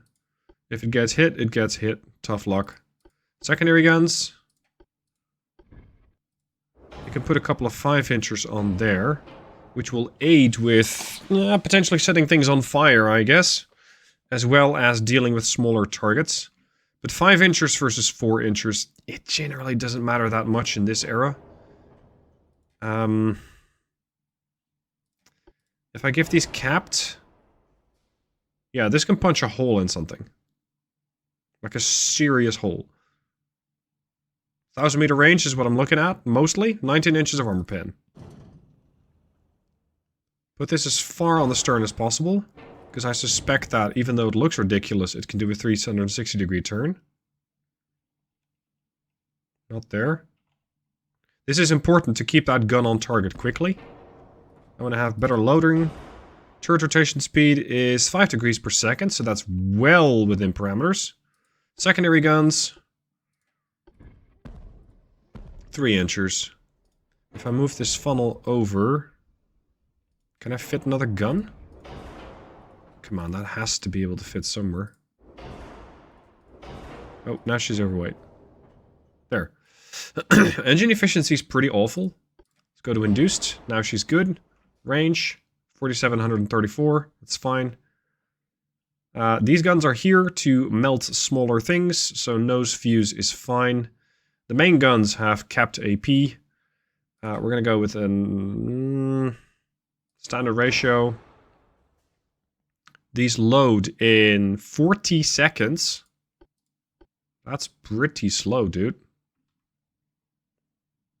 Now, I'd love to put something more into armor, but I think I cannot do that. If I go Citadel 1? Yeah, let's do that. Let's at least give them some form of armor. 2.5. I don't care for deck armor, because you'll not hit me there anyway. That only starts to happen later ages. Better conning tower, like 5 inches. Superstructure is just way too heavy. Okay. She has no special equipment, no mine laying equipment, no mine clearing equipment. That is fine. These 8-inchers, I do not want to have them get better range. I do want to give the 3s a slightly better range, because it also gives them better accuracy, better chance to hit something. There. 4 weight offset is a bit high. And I don't think I'll be able to fix that easily. Yeah, that looks legit. Right on top of a turret. Whatever. If the game allows it, I'll allow it. If it is possible to balance the belts, that'd be great. Like 1.5 and 0.5 here. Oh, sorry. The other way around. 1 and 1.5. Not great. There. Okay, so this is pretty much the T-34. The Archangel Rafael. Shortened the Archangel class. I'm going to try and crank a couple of these guys out. Engaging battleships, cruisers, and, well, various other targets, depending on what they find. 10 months is all we need. Why this? Why not a battleship? Well, watch what happens. A battleship generally starts at 10 months, and this is going to cost me 13 million, which for a heavy cruiser is pretty expensive anyway. If I want to build one of these, that's 131 million, right? 131 million. The Archangel, by contrast, 13 million. I can get 10 ships instead of 1. The router class, the Combat Cat is 50 million, 50. If I could build like a really small battleship, it would probably be 10.5 tons, 9.5. Yeah, like this one. But we're already looking at 19 million and a build time of 11 months. Plus, the guns that you can fit on these are pretty shit. You can have like 10-inch guns. And that does not do very well. 12 months. 27 million. Let's go to 20 knots. 12 months. 28 million. No. I don't want a new battleship. This is why I'm not designing one of these. This is why I want more cruisers. Cruisers are a jack of all trades, depending on how you set them up. They can deal with most threats. They will lose most threats, I'd say. They cannot deal with them very well, but they can deal with them generally well enough in order to survive. They can deal with them well enough, dealing damage to a cruiser, a battleship with their torpedo launchers, especially that that dual barrel torpedo launcher up the front. So let's bring 5 of these heavies out. And how are we doing? We're fine. Let's get them all cranked out in someplace fairly safe, so not Vladivostok. Let's say Moskalvo. Let's get them to Moskalvo. So these new ships. Building, building, building, building. These guys. Set a port. Moskalvo. North Sakhalin. Alright. Start the building. Also, we're going to have to start saving a whole lot of money. Because I'm building a whole bunch of new ships and it's starting to drain my finances a lot. Also, my transport capacity is disastrous because the damn Japanese keep sinking my transports. So I need to do something about that as well. But right now, I don't have the numbers nor the firepower to deal with these Japanese ships. Up next, a fight. We have heavy cruiser Europa and light cruiser Kuban. These are the scout class cruisers, and this is, well, this has so many flaws that I cannot tell you what kind of class it is. The Tsurugi on the enemy side has relatively smaller guns, 4 7.2s. I have 6 9-inchers. She is assisted by a sister ship like her and a destroyer. So I might have more firepower in gun size, but they simply have more ships. Let's see if I can reclaim some of my honor. The enemy's to the southwest. Kuban, stay close. Follow the heavy, and let's get to fighting. After a bit of sailing around, the Europa is coming under fire. And after a bit more, she too can see the targets. Let's have a look at these heavies. How heavy are these cruisers? You got those big guns. Those 7s. And then a whole balcony filled with a bunch of secondaries. It's not that many. At least visually, but she also has 4-inch on the casemates. And that adds up. To a certain, and to some extent, at shorter range, terrifying amount of guns. It's not something I really want to try. Let's turn to port. Use our firepower advantage. In the form of getting more guns on target. I have 6 and I think I'm gonna need them. It's your chance to pen my ship. Not good. Nice. Now I do not have torpedo launchers. They, I believe, do. Yeah, to 3 clicks. Torpedo launchers are really quite bad in this era. I mean, later era they're still pretty bad, but at least they get a little bit more promising. I think the weather is making it really quite difficult to get a couple of shots on target. There's overcast is minus 22%. Which kind of pushes you into shorter ranges, but that's not really something I want to do. Because going to shorter ranges does make me vulnerable to torpedo attack. There is the Japanese cruiser cannon. She's got plenty of shells. So at least from her main, she's not likely to run out. Chance to pen is actually looking pretty good. Nice, that's promising. But ricochet angle. What? We're flooding already? Good lord. Tsurugi, 3.5 clicks. Switch to Tsurugi. Got more guns on target. This thing has standard bulkheads. And this is one of the problems that I have with this ship. This is why I'm trying to refit as many of them as quickly as possible, because this is bad. Having standard bulkheads is an invitation to sink. It's just an open invitation, go shoot me, go punch a couple of holes, and I'll flood. So exactly why Router Problem set up a ship like this, I do not understand. Finally, we get landing some hits. Also, I got a green crew, and these guys are trained. They got 27% chance to hit versus my 21.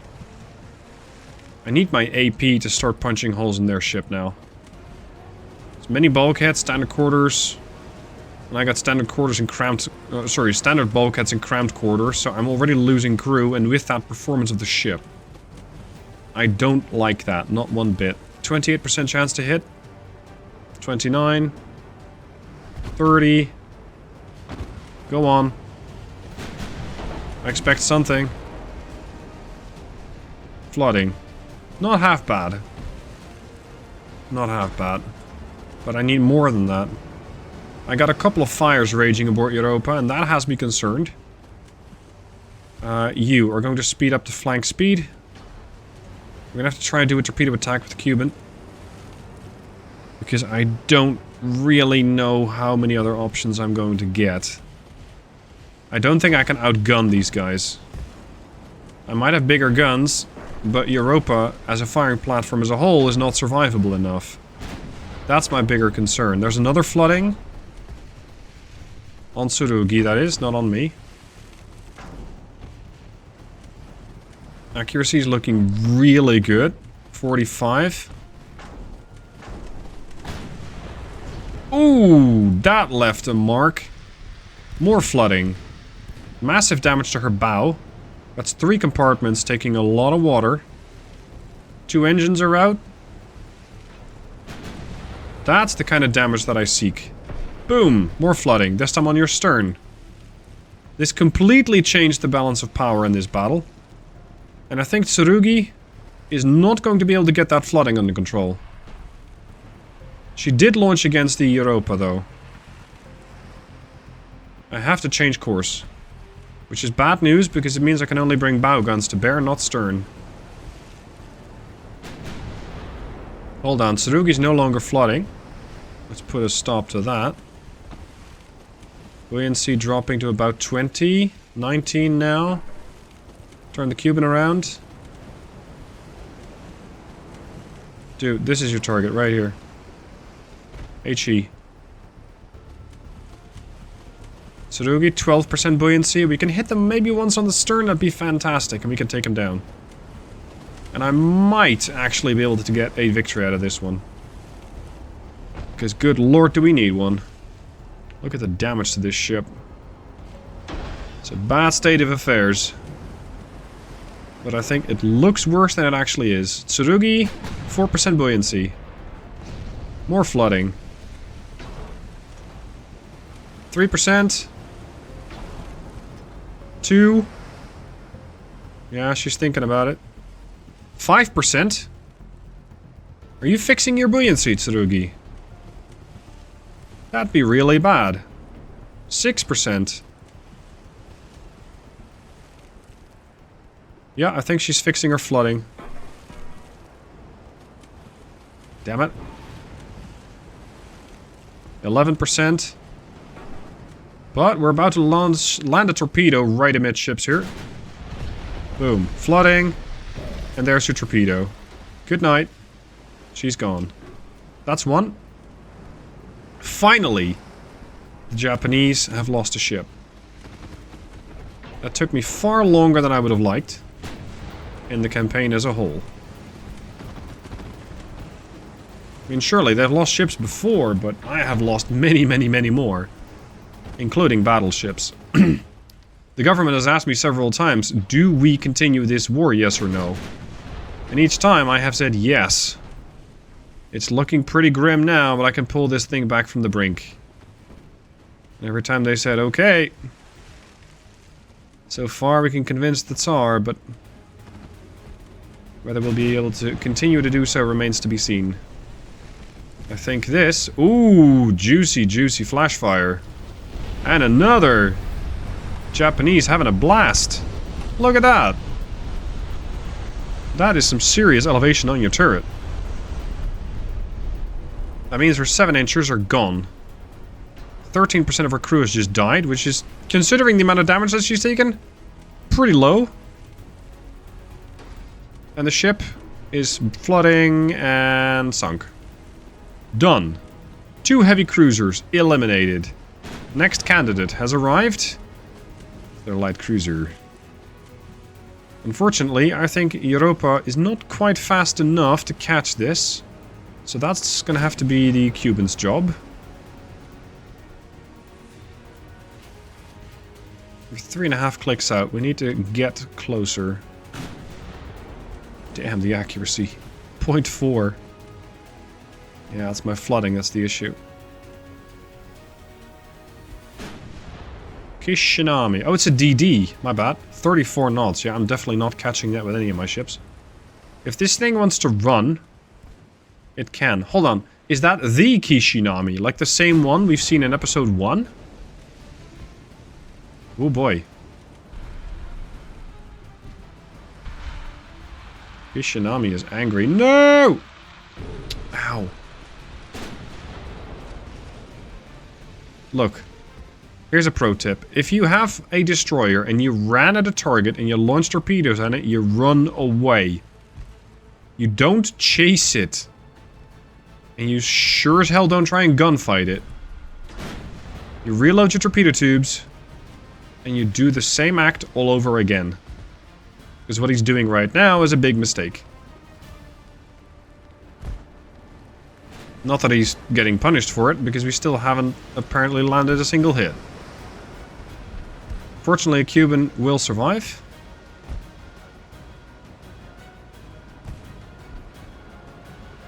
Kishinami has 8 more torpedoes aboard. She can keep doing this for a while. The good news is... Oh, crap. The good news is I need to hit her once. And I'll probably cause some flooding. Making the ship a lot easier to hit. So that's what I'm going for. Also, that smokescreen is giving an excellent indicator of direction of travel. So I should be able to catch up to her fairly swiftly. End battle, however, might be preferable here, because I've already gotten the victory. And I don't need more damage on my ship. Look at that, 16,000 victory points for sinking 2 cruisers. Damn. That's a lot of victory points. So with that, all of a sudden, the scores are not nearly as bad as they were. We're still behind the Japanese, certainly. But we're not nearly as far behind the Japanese as we once were. So, the Japanese are not invulnerable. Heavy cruiser Europa, having just been fixed, just back out of shipyard, is going to get herself tested again. This time around, she's going up something a little bigger. We have a battleship. Battleship armed with, as is traditionally Japanese design, the dual 10.5-inch guns. This is no joke of a ship. This is dangerous to smaller ships, and as we've seen, bigger ships too.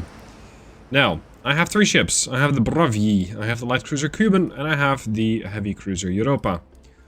These guys, between the 3 of them, are going to have to take down a battleship. This is no small task. Now, the battleship does have an escort.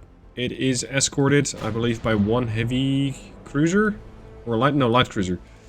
My plan is to use the Europa as a tank. Try and absorb as much fire as possible, although absorbing fire from a 10.5-inch gun is not easy. Trying to set as many fires as possible up until such a point. And then have the Cuban and the Brendryen rush in and hit the battleship with torpedoes. Because what we have seen is that something that the Japanese don't do very well is survive floodings. That almost took out one of their ships.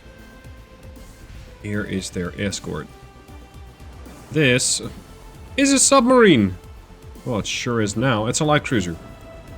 We're going to take out the light cruiser first. That's the priority for the heavy cruiser to deal with, the light cruiser to deal with, and the DDs is going to harass the battleship. Seeing if we can make any good on some form of, I don't know, fire damage perhaps. If nothing else, it can serve as a distraction for the Chigusa, for the battleship. So can Europa actually engage? Can she take down not only this escort, but also that battleship? I think she can. I'm pretty confident that she can. Just going to require some pretty, well, pretty adequate handling. In the meanwhile, first though, this light cruiser. This thing has to go, and especially so since it has torpedoes. As we've seen in previous battles, those Japanese light cruisers and their torpedoes are no friends of ours. And there is the first one. There is the first one. Lovely. Come on. Yes. That's the stuff right there. Also, this light cruiser is one we have seen before. Light cruiser Ottawa. She was almost sunk. Almost. The Japanese brought her back from the brink, and she is right back into the fight, much like Europa. But this time around, I think she will not come out of the fight, because she is completely flooded, and is now a new reef. So, time to engage a battleship. The problem, my torpedo range is 1.5 clicks. I need to get a little closer. So, let's see. Is there any chance I can deal damage? Not very well. Let's fire a couple of salvos of AP and see exactly how much damage I can do. Because the Japanese superstructure was their weak spot at only 0.8 inches. Plus 55%. So let's say 1.5 inches if it's a good day and it's angled.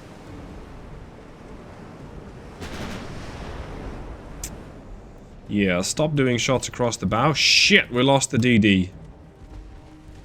That's really bad. Brendryen is down. This is one of those god-awful destroyers.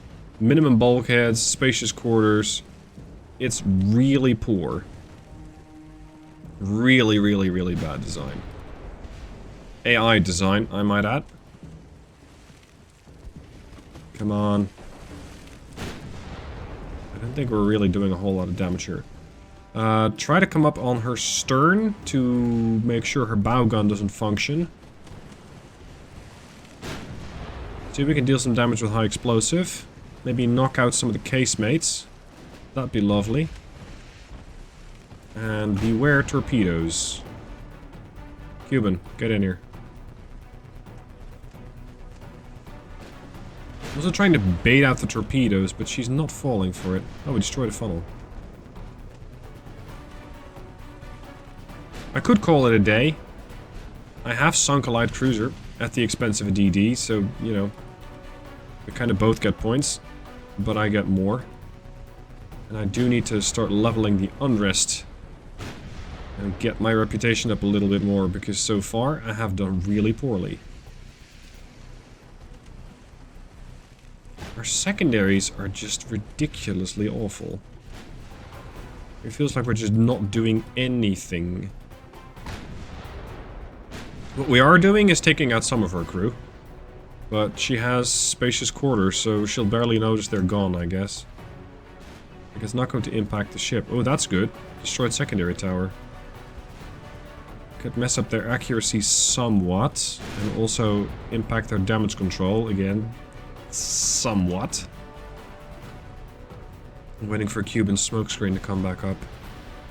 Destroy another casemate, very good.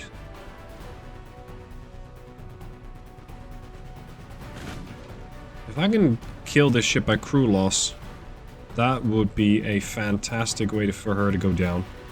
Because I get the points. The points I so desperately need to convince the Tsar to keep the battle going. The war is not lost. The war is not lost. Smoke up the Cuban. She is coming under fire from the 5-inchers. Destroy another casemate.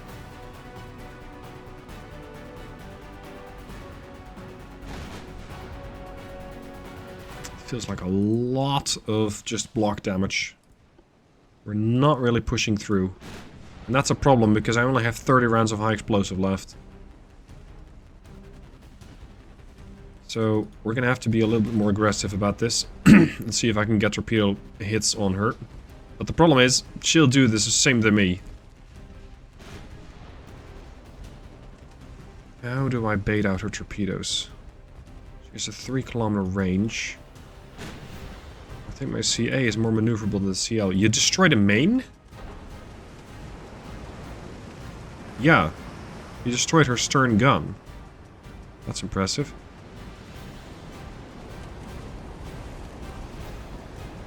I think some of the 1.5-inch casemates are gone. The 5-inchers are still there.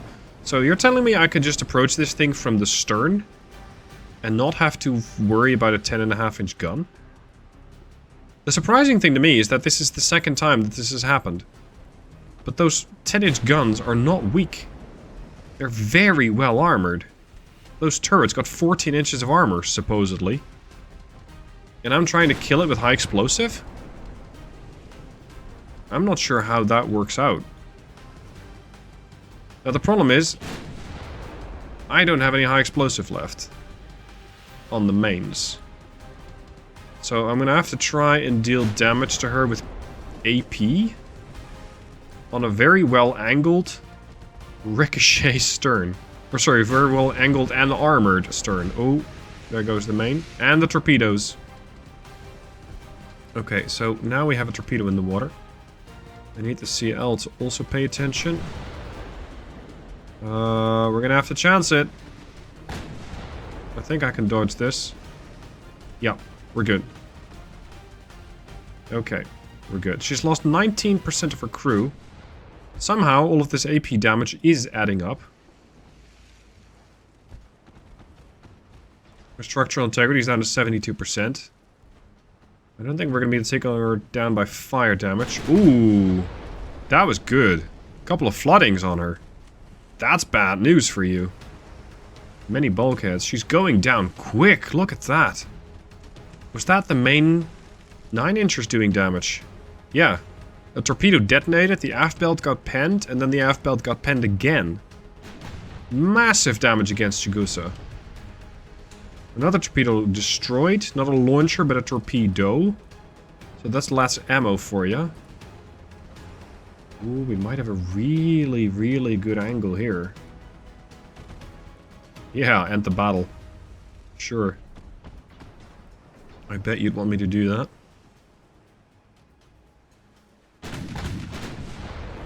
Destroy main gun. We've been doing that. 32% crew loss as well.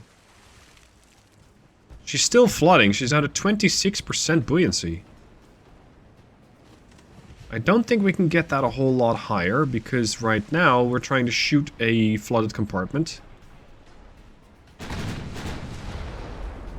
That's again a lot of damage. Her torpedoes are all gone.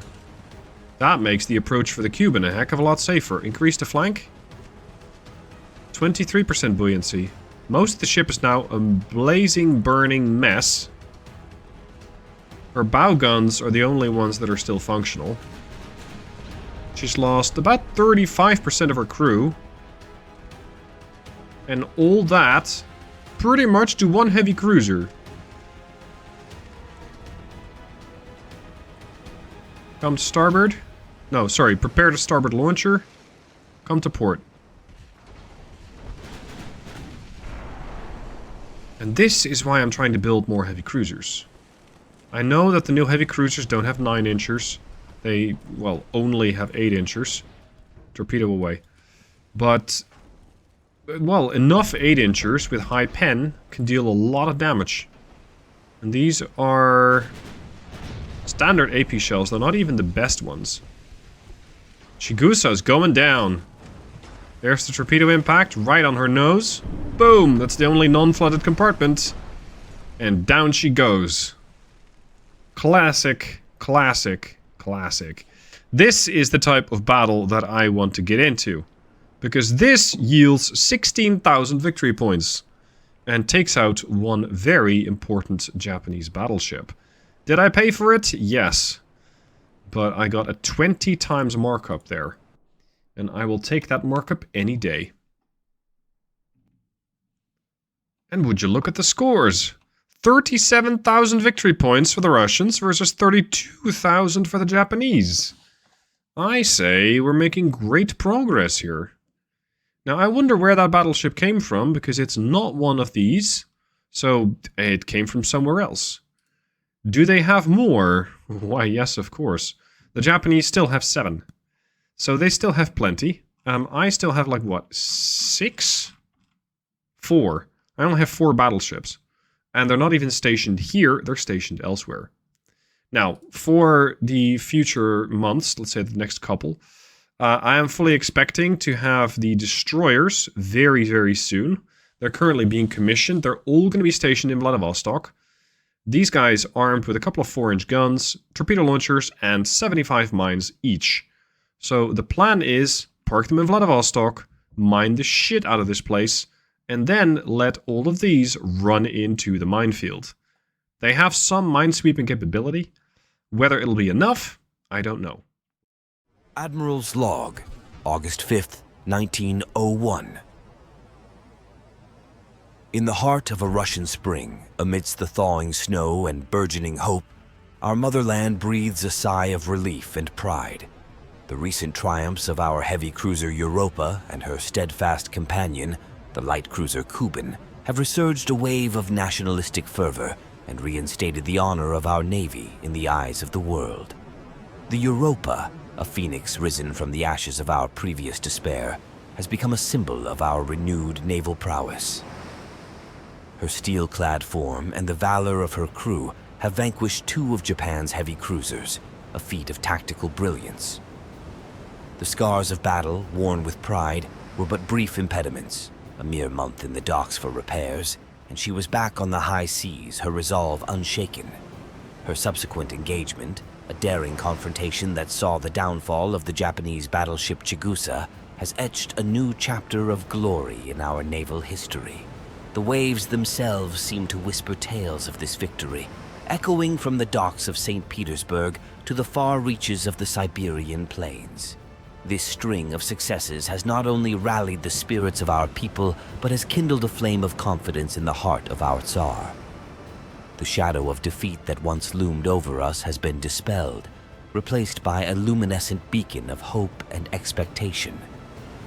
The Tsar, once fraught with doubt and thoughts of conceding, now stands reassured of our naval capabilities, his faith in my command rejuvenated. As we set our sights on future battles, the weight of expectation rests heavily upon us. Yet, it is a burden we carry with honor and readiness. The Europa and Kuban, more than mere vessels of war, are now beacons of Russian tenacity and resilience. Their recent victories are not just triumphs of firepower, but symbols of a resurgent Russia, unyielding in the face of adversity. With the motherland's gaze upon us and the Tsar's confidence renewed, we sail forth into uncertain waters, yet with a certainty in our hearts. The seas may be unforgiving, and the enemy unrelenting, but the spirit of the Russian Navy is unbreakable. We stand ready, for each victory is not just a conquest of territories, but a conquest of the doubts that once shackled our potential. Hey guys, Stealth here and welcome to episode 4. There's been a national revolution. Unrest became uncontrollably high. The government has been overthrown. Thankfully, it is my naval prestige that has saved me. I can remain in my position as Admiral-in-Chief of the Navy. My naval prestige isn't exactly spectacular, but it is just enough to keep me in office for a while longer. So the situation with Japan hasn't changed much, but the situation with other territories has changed a lot. Over here, we've had Kamchatka. Kamchatka had a bit of an uprising. I tried to squash it with a couple of destroyers, but it was for naught. Kamchatka, and all of its income, resources and everything, is no longer part of Russia. So the port of Petropavlovsk, which is no small port, it's 57,000 tons, you can park like 5 heavy cruisers there, is no longer part of the Russian Empire. Can I get this back? I don't know. Perhaps. But it's not something I can heavily influence right now. It does mean I have one fewer port to defend here. It also means my monthly balance is now doing extremely poorly.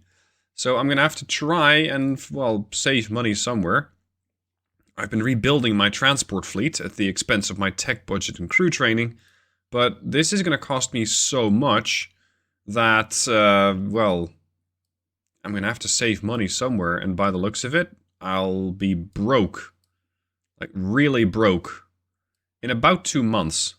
If I reduce transport capability to 0, or transport capacity, I'm going to be actively demolishing my fleet, which is unacceptable. There'll be no research, there'll be no crew training, and in 2 months, we're going to be bust. So I have to do something. And I think that trying to sue for peace with Japan might work. And here's why. If I can push the government to end hostilities with Japan, I might be able to get a bunch of money from them, which could keep the nation afloat, or at least the navy, for a while. The problem is, at the same time, if I do go to peace, we're going to go to a peace economy, not a war economy, which means that my naval budget is severely reduced. Really, really badly. So that's not really something that I'm trying to pursue. What I can do to save money in the short run is start scrapping ships that I no longer feel are valuable to the Navy, which is the Speedski class. I'm going to just... Can I scrap multiple of these? Yes.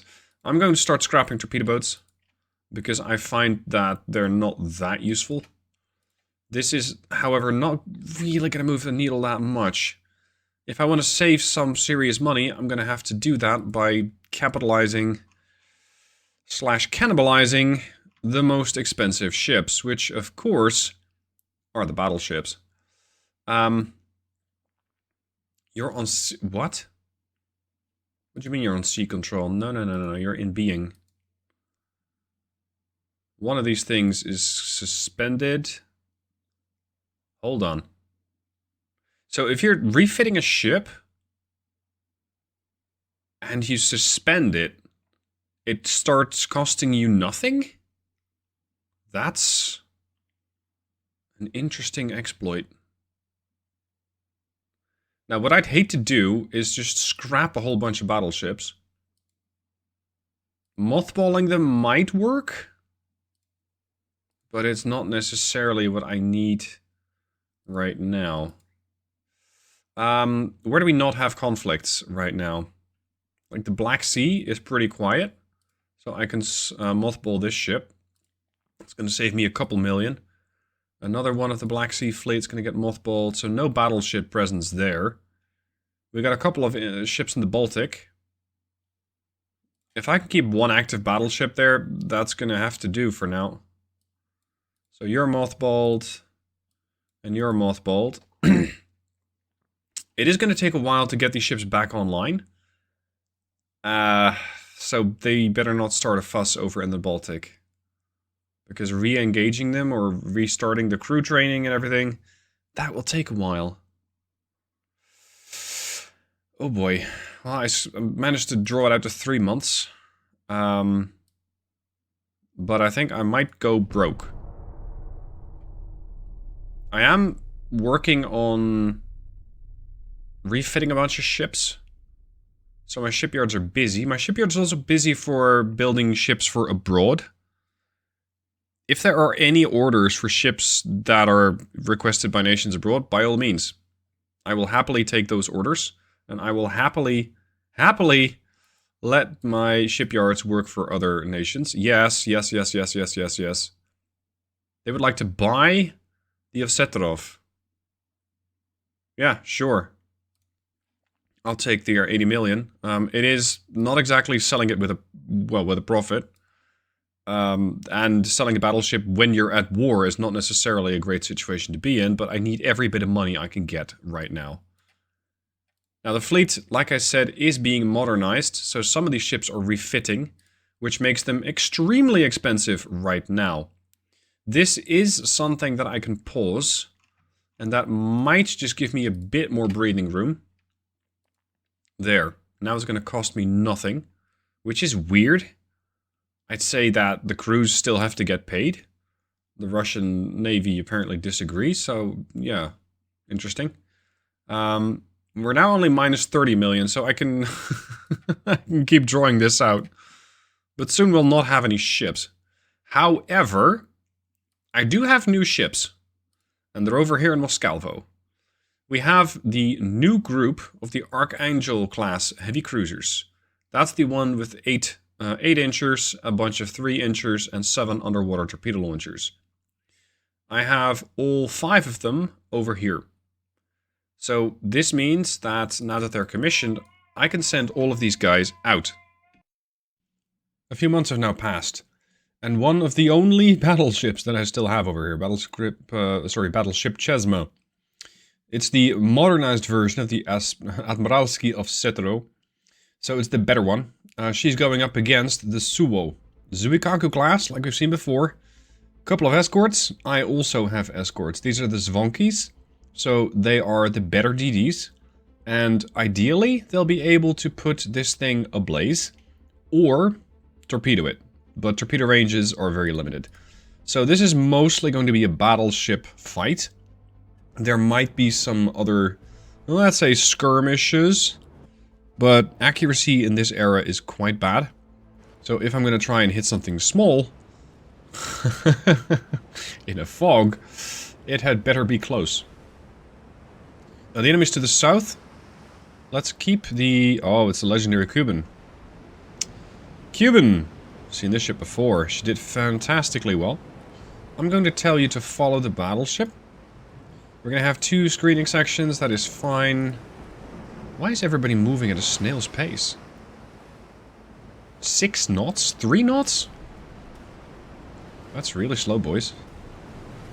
Let's speed things up, shall we? And go find the enemy. And there they are. 11.5 clicks out. Chesma opens up. Let's see if these longer barrels can actually do anything useful. Slow the ship down a bit. Try to get to cruise speed. With that, get even more accuracy bonuses. And, well, hope that not everybody's hiding in the smokescreen of these escorts. Because that would make acquisition, not only just visual acquisition, but then target acquisition a heck of a lot more difficult. That is not the target. That is a heavy cruiser with 7.2-inch guns. We can take this guy out. That'd be fantastic news for the smaller ships. It's only 10 clicks out. I can see this, but not the battleship? Really? This does have me concerned for the amount of ships that are potentially very close to my current position. And that, due to, well, either smoke screens or fog or both, I simply cannot see. I hope that this ship and all of its secondaries are capable of dealing with smaller ships as they happen to come close.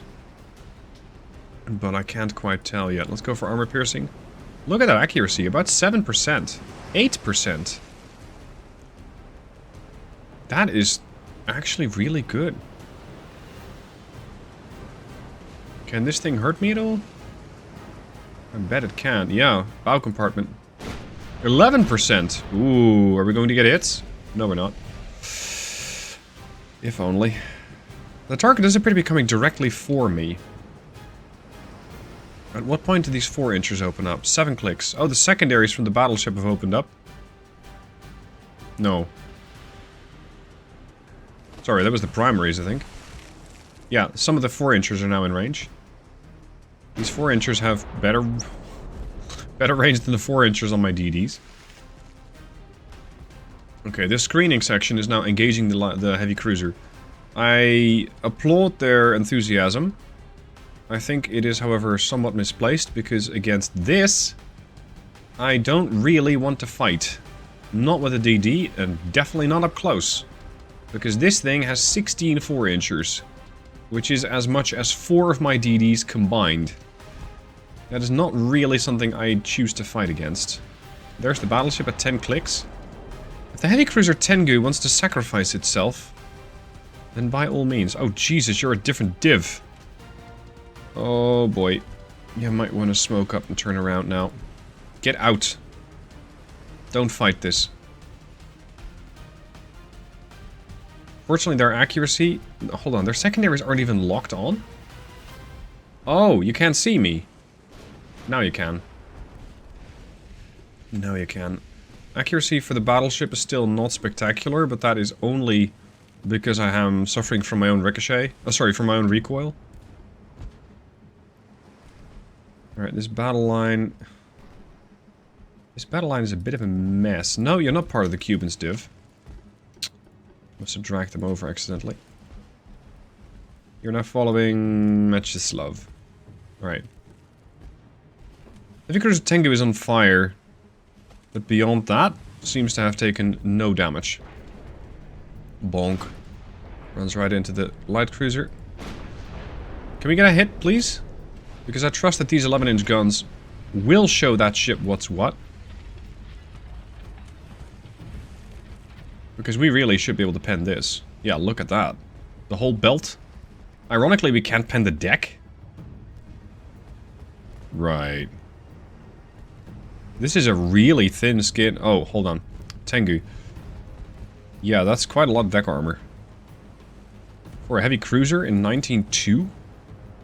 That is a heck of a lot of deck armor. Does this thing come with... Oh yeah, it comes with torpedoes too. I don't quite get why the AI sacrifices this ship. I welcome it, because it means I can take this guy out pretty easily, and then work over all their friends. Let's see if my shells will recoil... No, not recoil. Bounce off of the ship. Ricochet. 11% accuracy. About 3.5 clicks out. Here comes Svonky. Very aggressively rushing the Tengu. Tengu launched against the Zvonky. Good thing I'm not going to be there anymore. There's the battle. No, that's a light cruiser. Uh-oh. Battleship fires. 13% chance to hit. And there you go. Flooding on the ship. Maximum bulkheads and spacious quarters gives this thing a lot of survivability. Hold on. This needs some intervention. Or the Orphe is going to get hit. I've noticed a few times now that Zvonky has taken shots and they just ricocheted off the ship, which I think for a DD is pretty impressive. This DD does not have a lot of armor. You, get back here. Just rejoin the other div.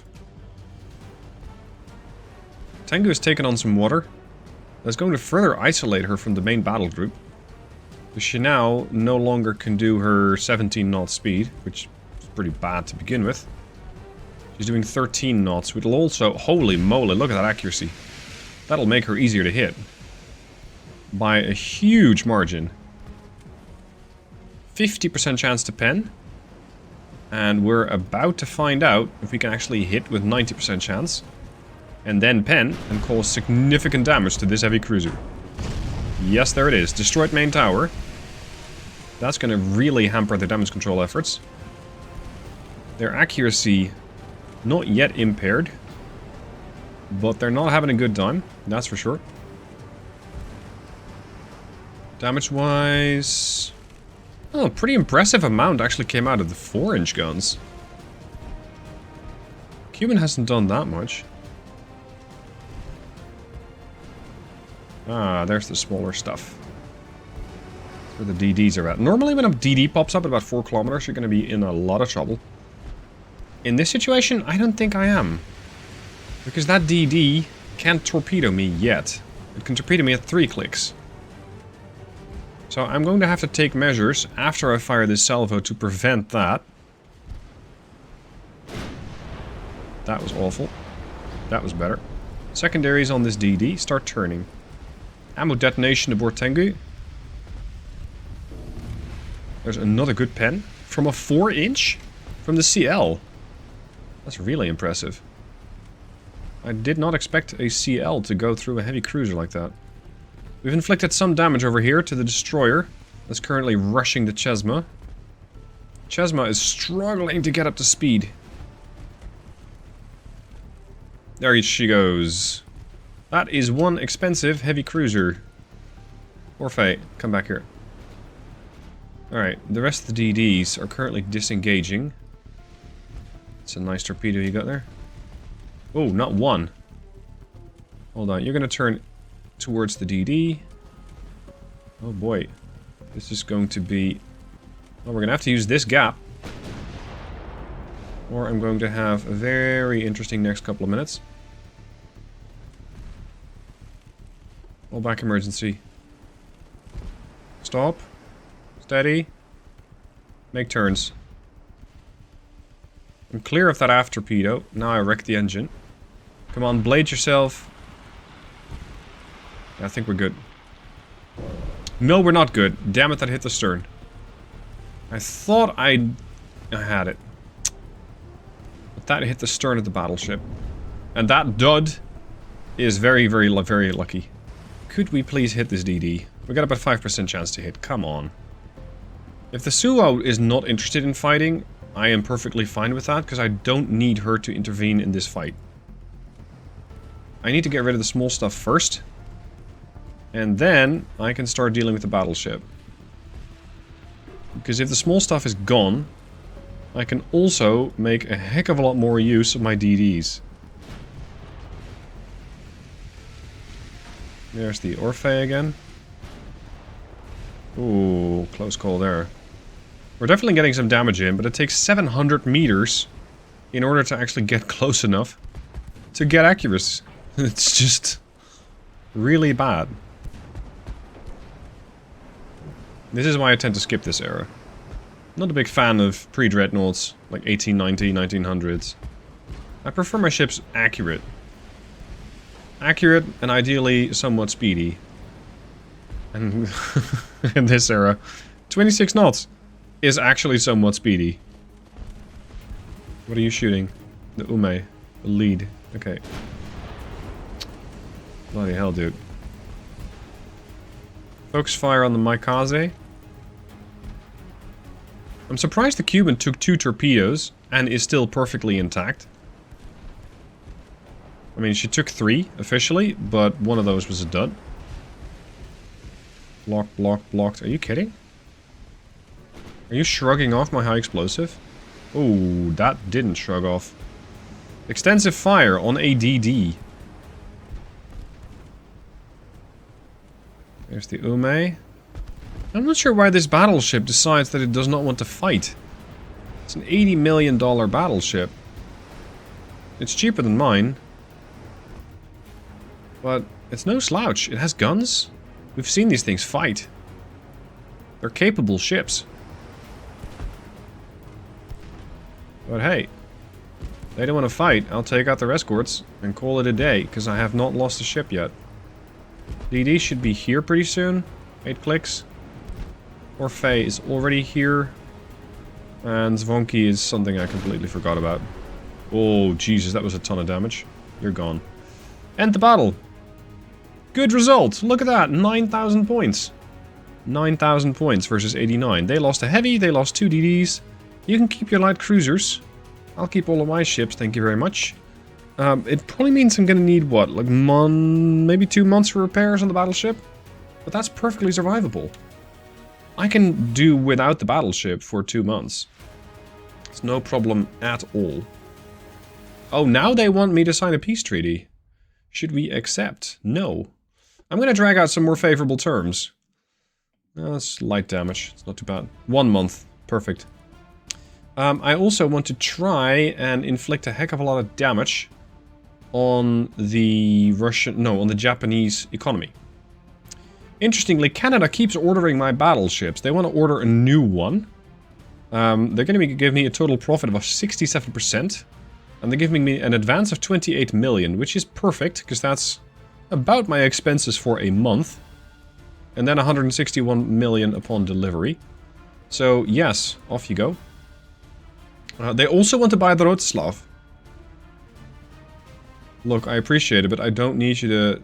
What is that thing on the right? What is that? Huh? You see that block that's currently over technology? It's like it's tied to my cursor. But only when I'm looking at this... Oh, it's on the left now. What is that? Anyway, no, you're not getting the Rotislav. You're not getting all my ships. We also have an ambush. I feel like I am the ambushed one by all of these destroyers.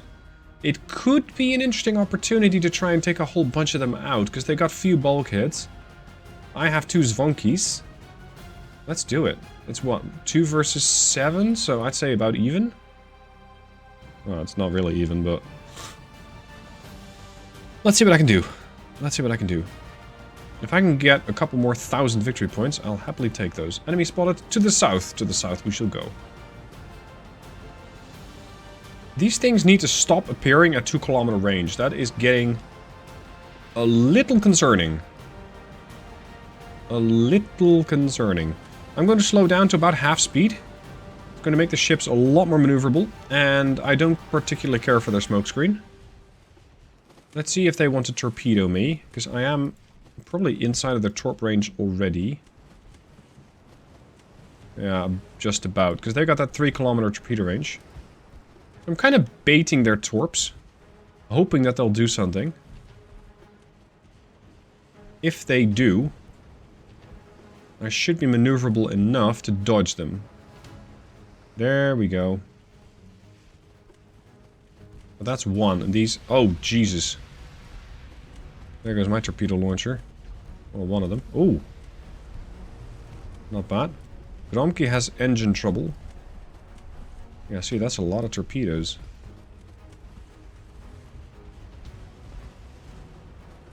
Target this. Go back to full speed. This is... Yeah. I think we can get some damage in here. I think we can sink some DDs. But I'm not sure how much it's going to cost. And that's kind of the problem. I like how we cannot see each other, supposedly, but we're still targeting each other. Oh, the Gromky fixed her engine! Spectacular, well done, guys. I was thinking that engine would be completely out, like completely lost. But it is not. Gromky, we're gonna do a drive-by. You and I, with your 1 torpedo launcher. Ooh, are you sure you want to hug it out? Because I will abuse that mechanic. If the devs don't want me to abuse the mechanic, they should have fixed it. Look at that! Suddenly, 1100 damage because I'm targeting the ship behind it. This thing has been in the game for years now. And it just... it just still works. Wow, you don't listen to your rudder, do you? That's the thing. Shinonome has no torps ready. The DD behind her might. The DD behind her, however, might not want to fire. Parcel pen. Oh! Gone. Extensive fire? Did I hit you that hard? Oh, no, never mind. They got few bulkheads. So that makes them particularly vulnerable to extensive fire, flooding, the whole shebang, because these things tend not to have real good damage control. So any damage that they take spreads. Kasumi could torpedo me here. Switch to Miyuki.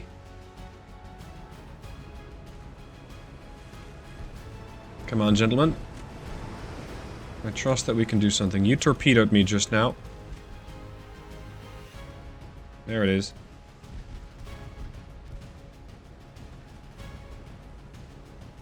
If you just keep cruising along, we should be fine.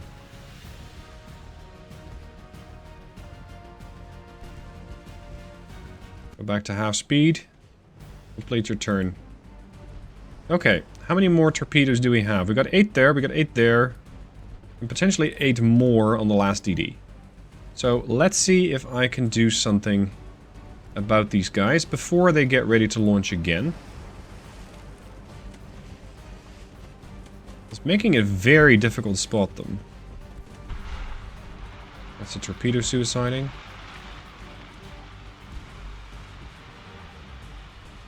If I can hit one of them with a torpedo, that would cause immense amounts of damage. Potentially instantly flood them.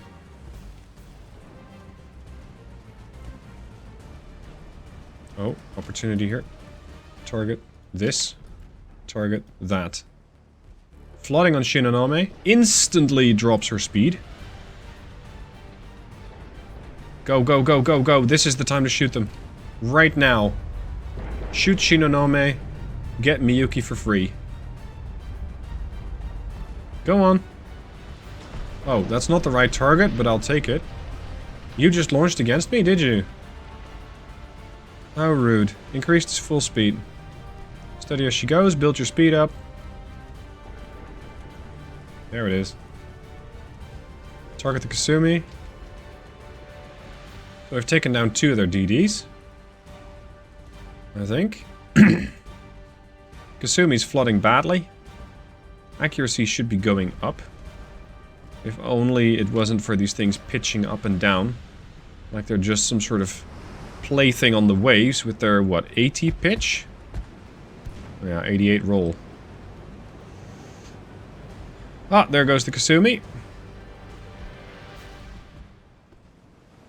Excellent, gentlemen. Excellent. Well done.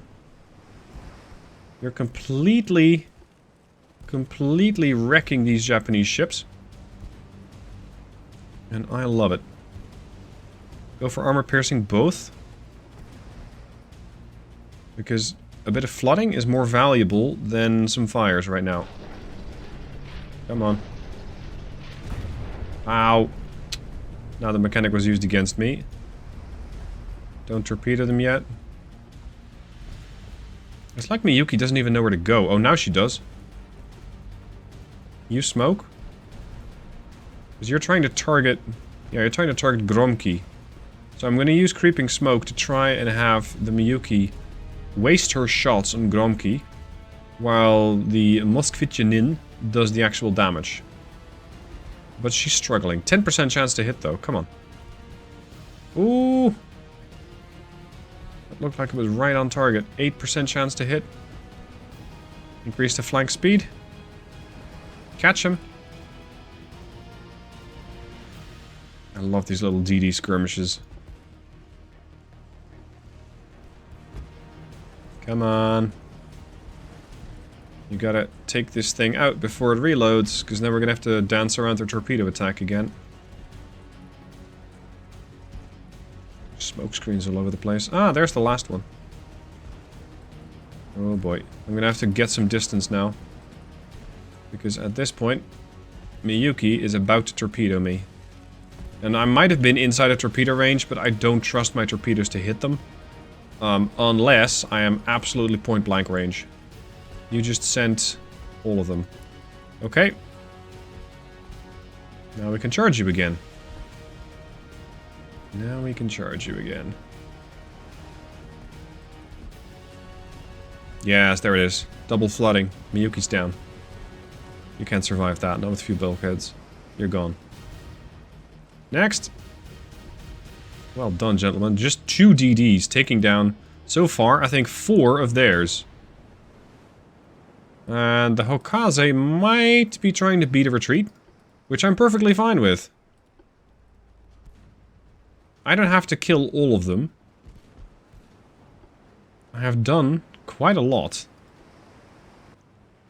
And so, a situation that was already pretty bad for the Japanese, victory points-wise, has gone worse.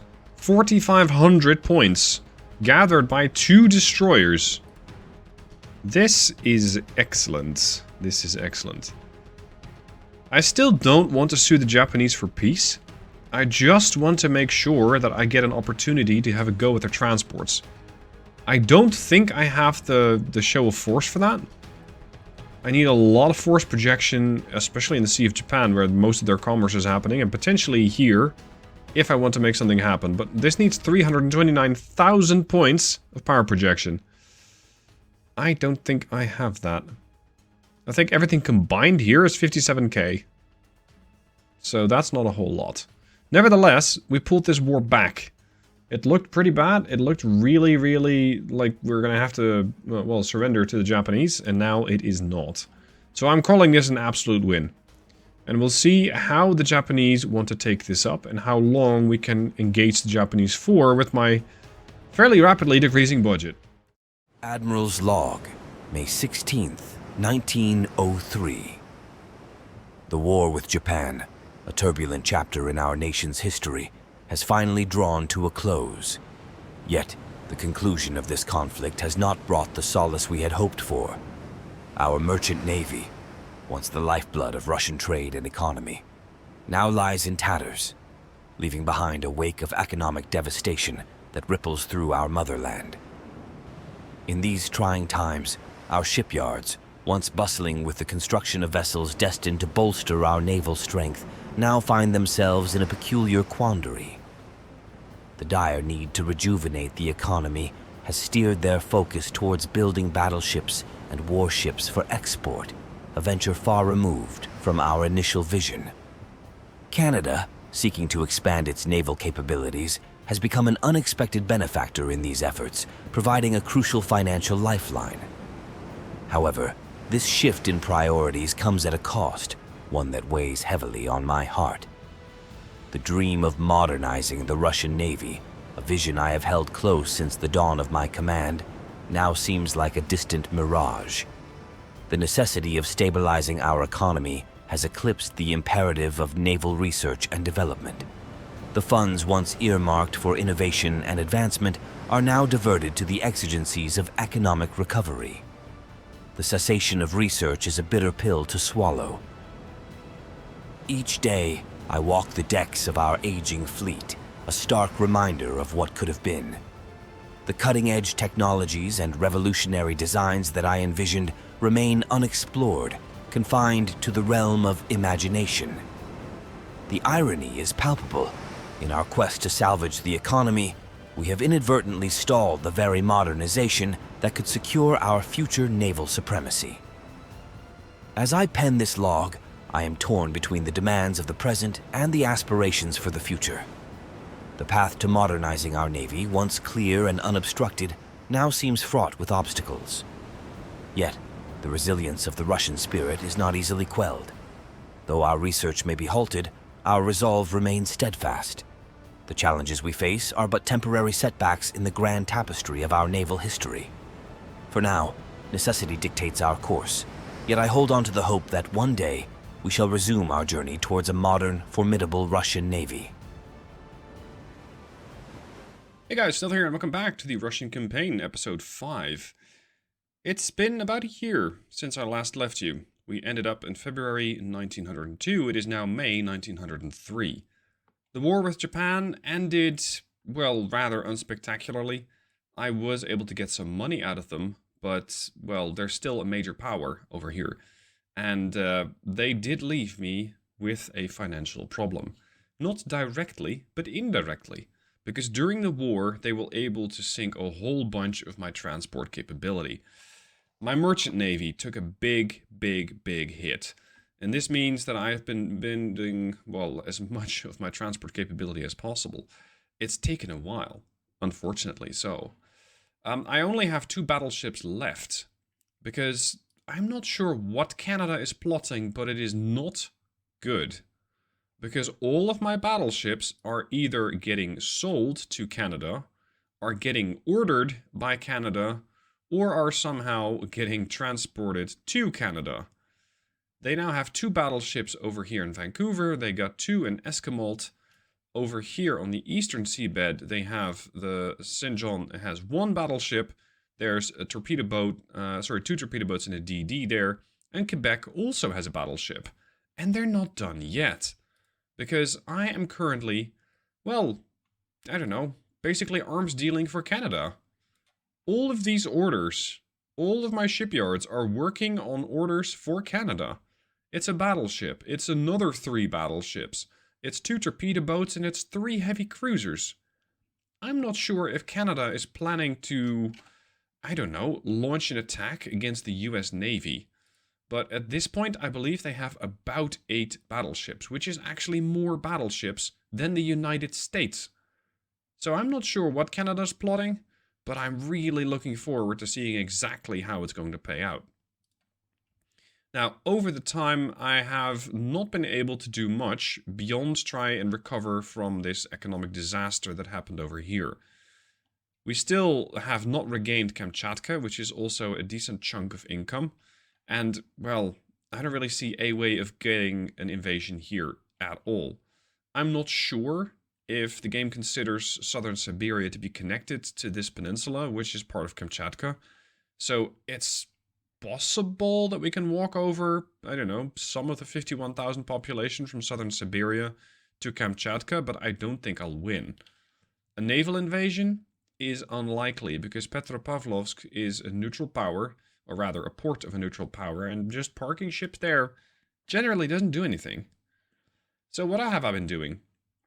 Well, I've been building battleships for the Canadians, and I've been rebuilding my transport capability. This has been going okay. I'm also working on a little bit of tech. I'm trying not to fall too far behind. And, well, research is not exactly progressing quickly. We can expect a new hull construction upgrade in about 15 years. So that's going to take a while. And I'm hopeful that one ploy is going to be able to get my financial situation back on track. You see, I have been provoking the Austro-Hungarian Empire. Why them? They had the least popular opinion of me. I thought, you know, if I push these guys into a war by increasing tensions, I can get a Cold War. Now, what does that mean? It means that over here, at least, I am so far removed from the Austro-Hungarians that it's not likely to impact me at all. Over here in the Black Sea, it is possible that we're going to see some conflict, but again, still rather unlikely, because the Austro-Hungarian Navy, which is sizable, they got battleships, they got torpedo boats, they got a whole load of cruisers. It is possible that they will try and make it to the Black Sea. In such a situation, I'm going to throw out a couple of destroyers, mine the ports, and keep the Black Sea for myself, all the while gaining a whole bunch of money. Because once you go to war, your budget increases by a very substantial margin. So building out a Cold War like this is going to be, at least for now, my hoped-for solution to financial worries.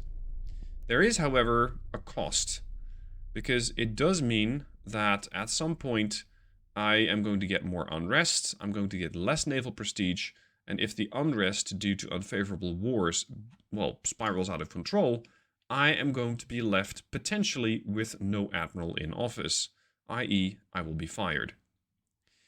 Now, let's see. At a press conference, you were asked about recent evidence that foreign espionage targets our navy. There's not a whole lot that they can learn from my navy. I can ignore the questions for more unrest, or I can refer the matter as constructed rumor for internal political games. Less naval prestige, less unrest. Yeah, why not piss off the United States while I'm at it? Norway is dealing with the Austro-Hungarians. Ooh, -5. We're getting exactly to where I want to go, which is more and more and more tension. We're now at 92, and you can only do this about once every 2 months. So let's keep ticking these guys off and see what happens. And here we are. Austro-Hungarian Empire has sent us a telegraph which clearly threatens us for war, accusing us for the latest warm incidents in our common borders. You're going to have to take a map and point out those common borders, and I'll be very interested. The situation is that we can either say our patience is over, or I can just give them, oh, I don't know, 56 million and restore relationships. No, absolutely not. We are going to go to war. Now, this does have some spillover effects. I'm going to get a better relationship with France. I'm going to get a better relationship with the Brits. Worse with Germany, worse with the US, worse with the Italians, worse with Japan, and the Spanish, and some boost with the Chinese. So, the tensions increase, the spillover has happened, and we now have an actual war. A Cold War, however, as far as I'm concerned, because I now get 35 million a month to play around with. Now, I am, as I was looking at the map, somewhat mistaken. We do have a common border, because eastern Poland and, to some extent, Ukraine border the provinces of Galicia and Hungary. It is possible that, at some point, the ground forces are going to take a little adventure. I'm not sure what is going to happen, because it is something I simply cannot control. If it is possible for my forces to walk over into, I don't know, Bohemia, Moravia, or Galicia, or Hungary, I welcome it.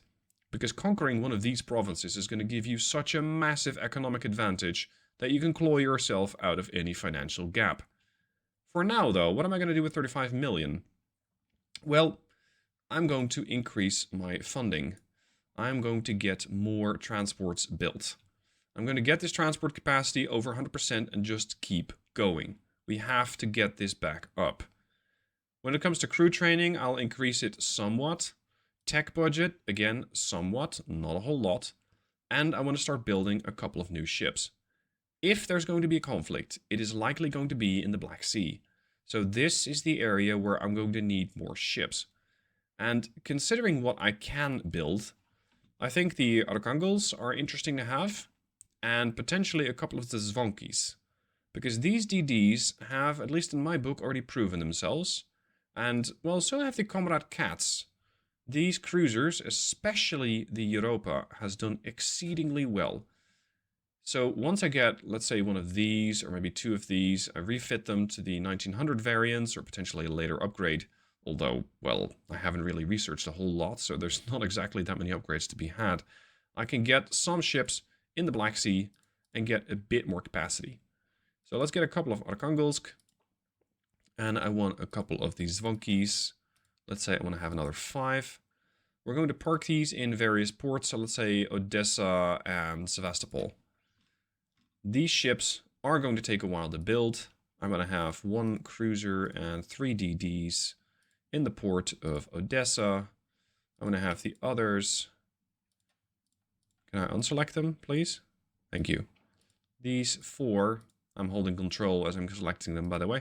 I'm going to have these 4 in the port of Sevastopol.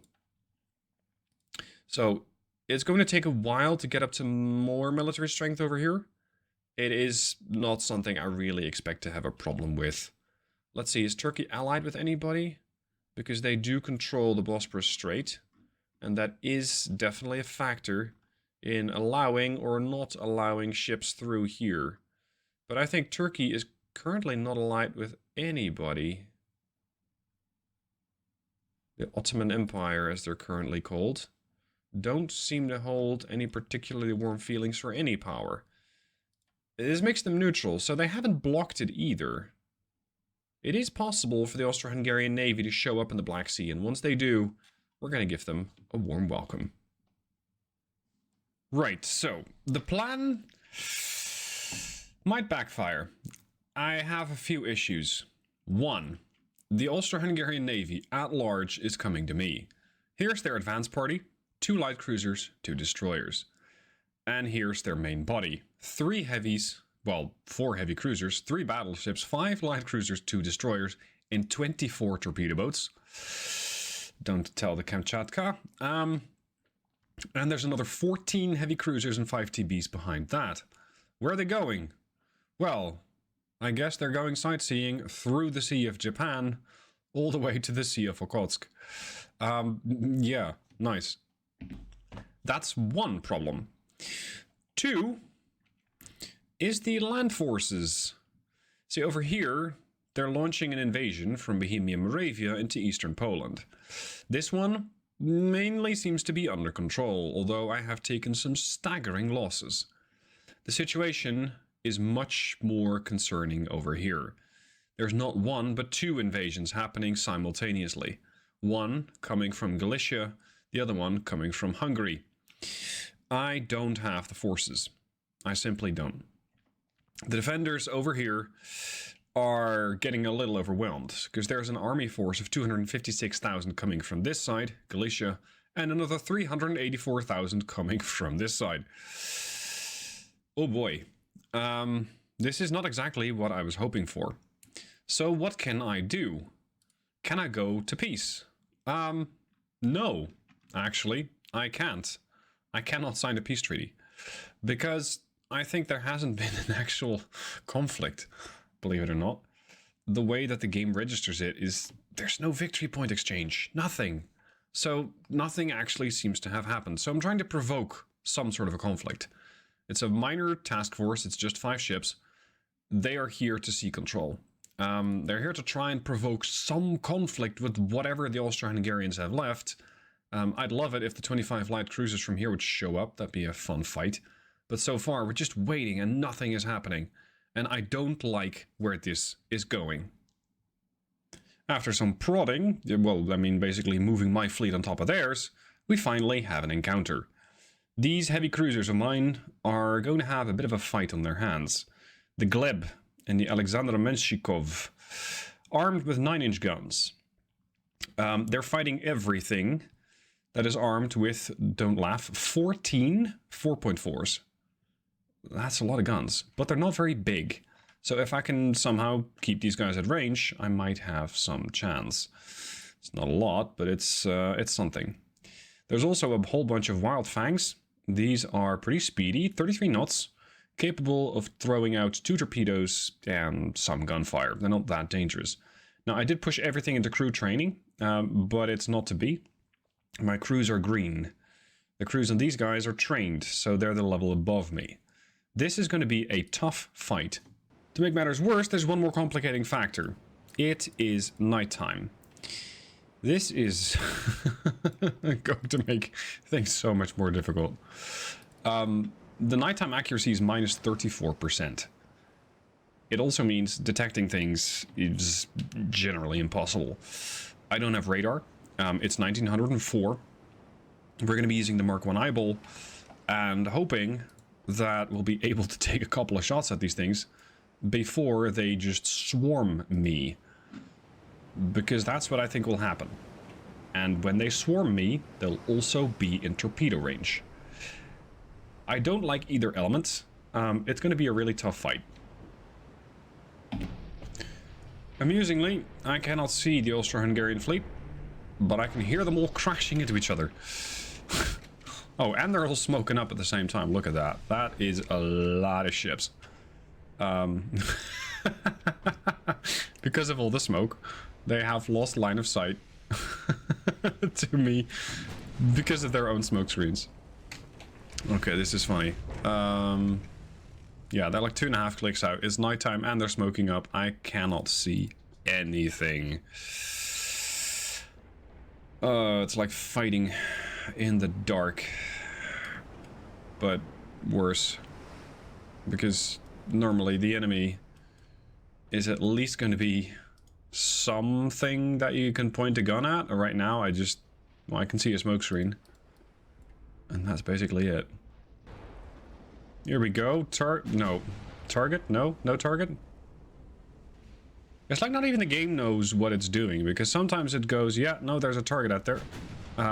It just pops into view and then it doesn't. I know the torpedo range is about 3, so I gotta be careful here. What I'm relying on, mostly, is the armor on these cruisers. Because these guys are pretty well armored. But, you know, extensive fire overwhelm is an extreme risk. And it might strike all of these ships. Because you can have all the armor in the world, and if the enemy has all the 4-inchers in the world with high explosive ammunition, well, soon your armor is going to be irrelevant. It's not like you won't have any armor, it's just that it won't really do anything. Contact again. It looks like the smoke screens are about to run out. And we definitely have eyes on a light cruiser. No. Yeah, that's a light cruiser. Interesting. Chance to hit's about 2.5%. And I got the 5-inchers, which are actually far more accurate. Because they're marked... I don't know. I cannot explain why these guns are more accurate. Oh, there we go. 30%. Let's go do some damage against the Austro-Hungarian fleet. If by some miracle I can sink every single ship in this fleet, that's going to give me so many victory points that I might immediately sue for peace. or they will. I will accept it, and we're just going to go our merry ways.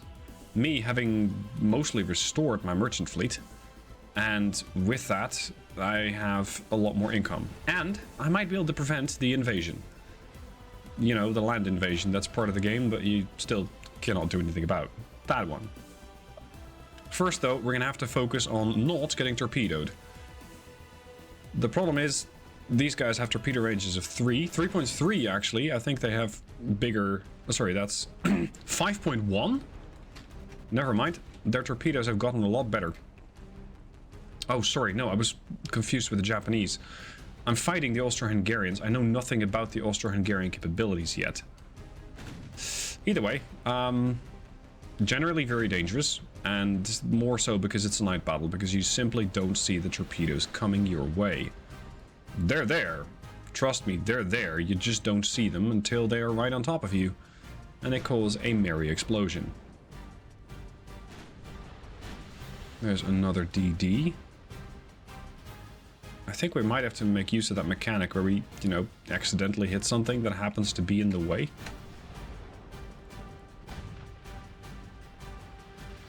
We really need to keep these things off of us. Ooh, and that's not the way to do it. You do have torps, dude. Let's go and use them. Because they will run long. Even if we don't hit this one, we might hit something else. That's a DD. There we go. Torps away from the Tsevordi. There's one incoming as a return package. Do these things also sport a whole lot of launchers? No. Like one port, one starboard. That's manageable. It's just the extreme amount of guns that are concerning for me right now. Oh, see, we might actually hit this DD. The Wildfang 5. But nah, she's probably cleared by then. Nah, she's clear. Alright. Yeah, this is going to take me a while. This dancing in the dark. I do have 2.5 hours of in-game time, so I have options. But it's tricky. Rejoin. Whoop, whoop, whoop, whoop, whoop. I've done about 4 times the damage that I've taken, which, considering the vast numbers that they have, on the one hand isn't... Well, it's not difficult, because you'll point the gun at the target and you'll hit something when you just pull the trigger. On the other hand, considering their vast numbers, it is actually pretty respectable, because they simply haven't overwhelmed me yet. Emphasis on yet. Could you stop concealing yourself? Wait, did we hit a torp? Yeah, we landed a torp. I didn't even catch that. Light cruiser Bosna took a torpedo. Damn it. Ooh, that was juicy. That could kill the cruiser. The D4 has no torpedoes. Charge it. We sunk something? Okay. Auto load.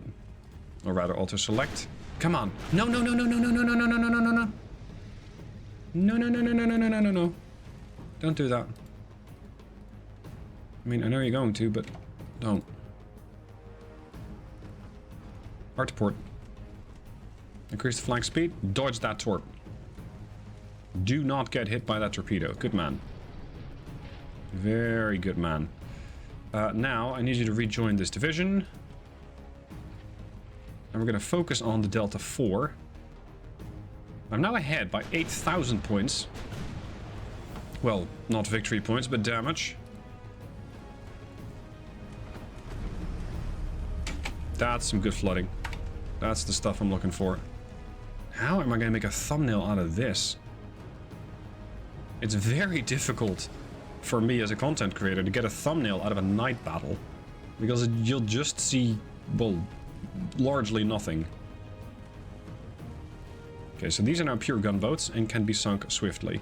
They only cost 3 million, as opposed to my 4.8. Wow. 50% more expensive. Jesus. That accuracy, though. 1 kilometer, we still can't hit it. Start targeting this. Yeah, that'll kill it. There's Bosna. There's that destroyer down. plenty more where those destroyers come from, but if they just keep sending one single ship at a time, I'll send it to the bottom every single time. I do 19.5 knots. I do slightly more. Jesus, even at 400 meter range you can't hit? I'm thinking of just doing some damage and disengaging, but I'm not sure if that will work. We're firing high explosive? Huh. They got some pretty decent armor on that. Krupp 1. What do I have? Also got Krupp 1. Never mind. Go on. Flood it. What? Ooh, Jesus, that torpedo blew itself up. Yeah, you're gone. Nice. So far, 4 targets eliminated. Plenty, plenty, plenty more. We're dealing some good damage against some of these cruisers. Light cruiser Theodo, already taken some flooding. 3 engines were out. No longer. I have about 700 to 800 rounds left per heavy cruiser. So I should be able to keep this fight going for a while. Hold on, the DDs... Oh, they're battle lined. They're not actually following the division. Alright. Take out this light cruiser. We are in its torpedo range. Keep a very close eye on these bars. Because they're definitely interested in taking a torpedo launch. Ooh, beautiful. The fact that these things have maximum bulkheads does make them a little bit more difficult to sink. But not impossible. There goes a main gun. Price? 11 million. My heavies? No, what does my light cost? 19 million. And the Gleb? 58. Jesus. They're not exactly cheap ships. These guys. End the battle. Tempting. But no. Not yet. I feel we can still do a lot more than just this. Here comes the next wave. That looks like another CL. No, that's a DD. Or a torpedo boat. No, it's a DD. Alright. Don't get too close to these guys, because they will mess you up. So far, I've done 63,000 points of damage, versus 1,400 damage taken. These cruisers and destroyers, let's not discount the DDs, because the Tvordji did 6.9k damage with a torpedo and her main guns.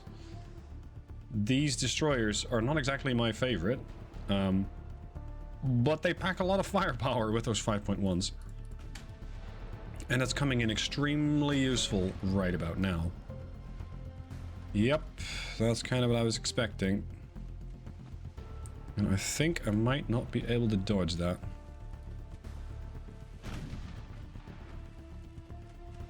No, this is gonna hurt. Well, it's gonna be extremely tight. Yeah, that hit. Alright, let's see how bad the flooding on the Gleb's going to get.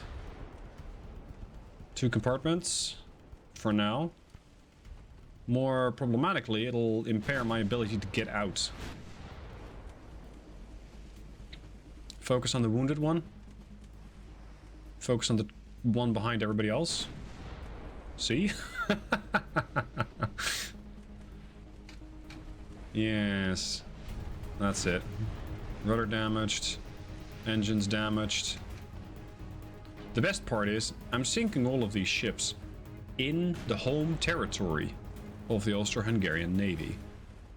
It's not even their backyard, it's their front yard. There goes another. No, wait, that was not the D2. There goes the D2. Good damage on whatever that is. Switch to the satellite. See, now they're going to start setting me on fire. This is where it gets dangerous. Because this is when I'm inside of range of those 4.1s. And not just a few. But it's the guns from the satellite, the Gamma, and whatever else they got over there. That's a lot of gunpowder. And that's potentially quite dangerous. Why are you in that division? Get over here. Renda, smoke everybody up. Oh boy! Big hit on the Renda. That's bad news. Might not be able to come back from that. I can lose one light cruiser though in exchange for like 10 of theirs. Come on, get some damage in. It's like they're all suddenly charging me. Including destroyers and torpedo boats and all sorts of nonsense. There goes the Tvorji. Boom! Boom. That's flash fires as these things explode. The Gleb is playing an extremely dangerous game as it's trying to fall back into formation. I can't exactly approve of this. Good lord.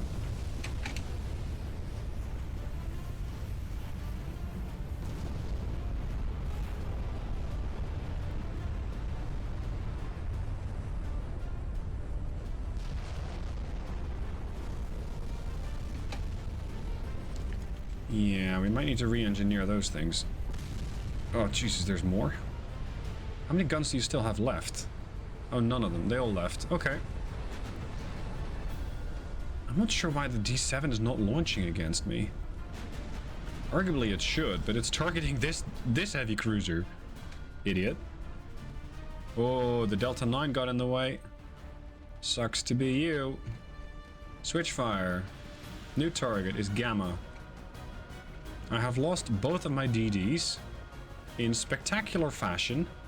My CL is not doing very well, but it's alive.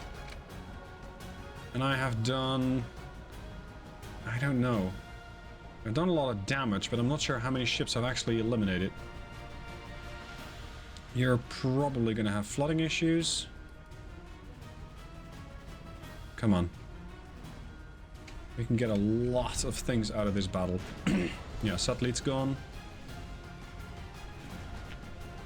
Switch to Sava. Ooh, Gleb dodged the torp. Not because of anything I did. This is going to be one big artificial reef at this point. Switch to Phogos. Flooding on the Gamma. Can I just try and disengage this CL? Even at what, 6 knots? 10 knots. 10 knots is acceptable. Zrinyi and Tun are going down. Jeez, it's one big cluster. It's like a light cruiser trimaran at this point. What are you doing? I shoot this, I hit the other two. Watch. Oh, I'm running out of AP shells here. No, I'm running out of HE shells? Why are we even shooting with HE? It does not make a whole lot of sense. Gleb's loading her guns.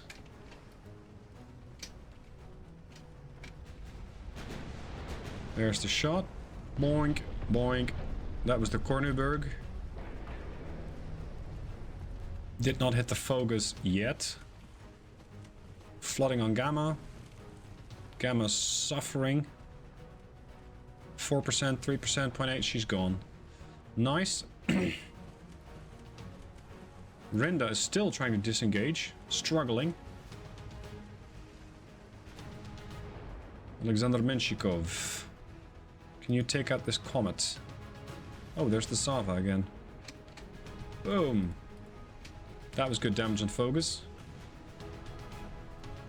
The Renda and the Gleb are passing each other if you look at it in a line, so the Renda is going to take a lot of damage. Which is unfortunate, but I'll accept it. Ooh!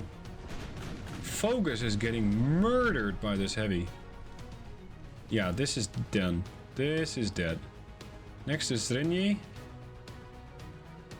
What are you trying to hit? Because you got the Sava posturing here. I don't appreciate it. Boom! Torpedo launcher gone. Flooding on the ship.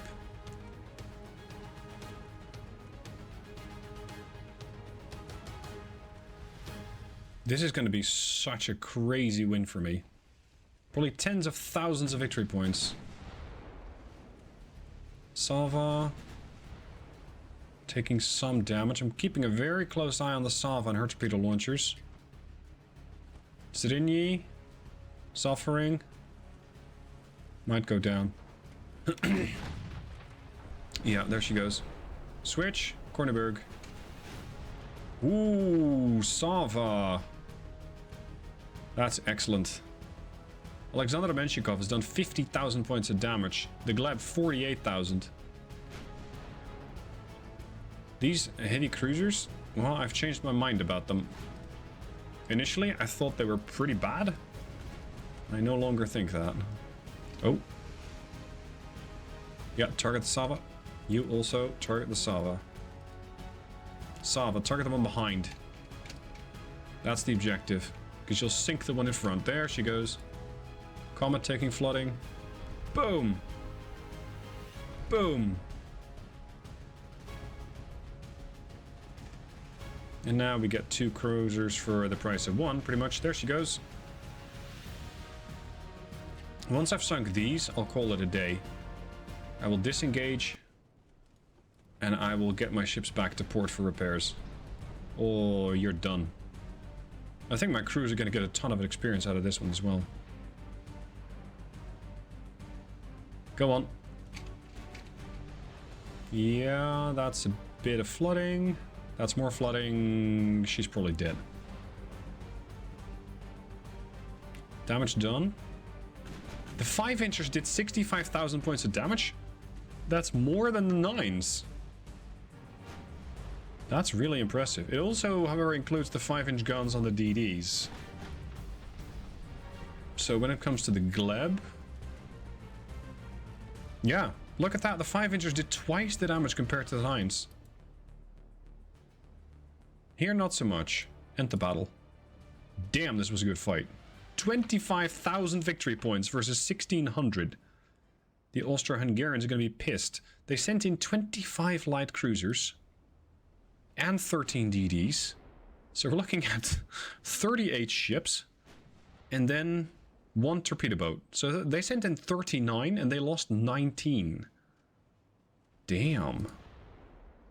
Let's see how they want to treat the war now. Is this going to make them change their mind?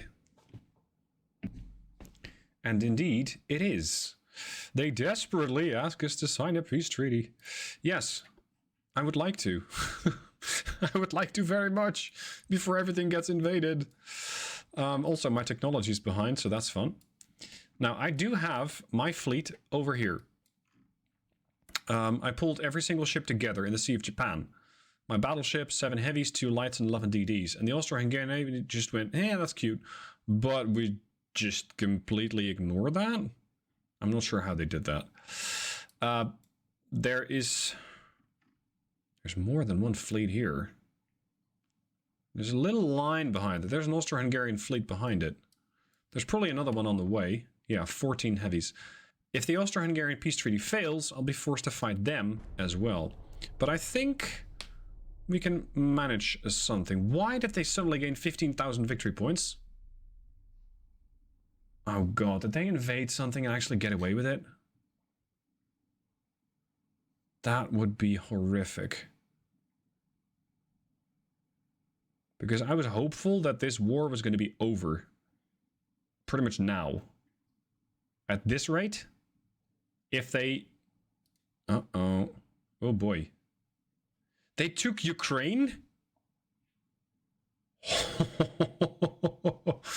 Well, there goes my income. Yeah, this backfired a little.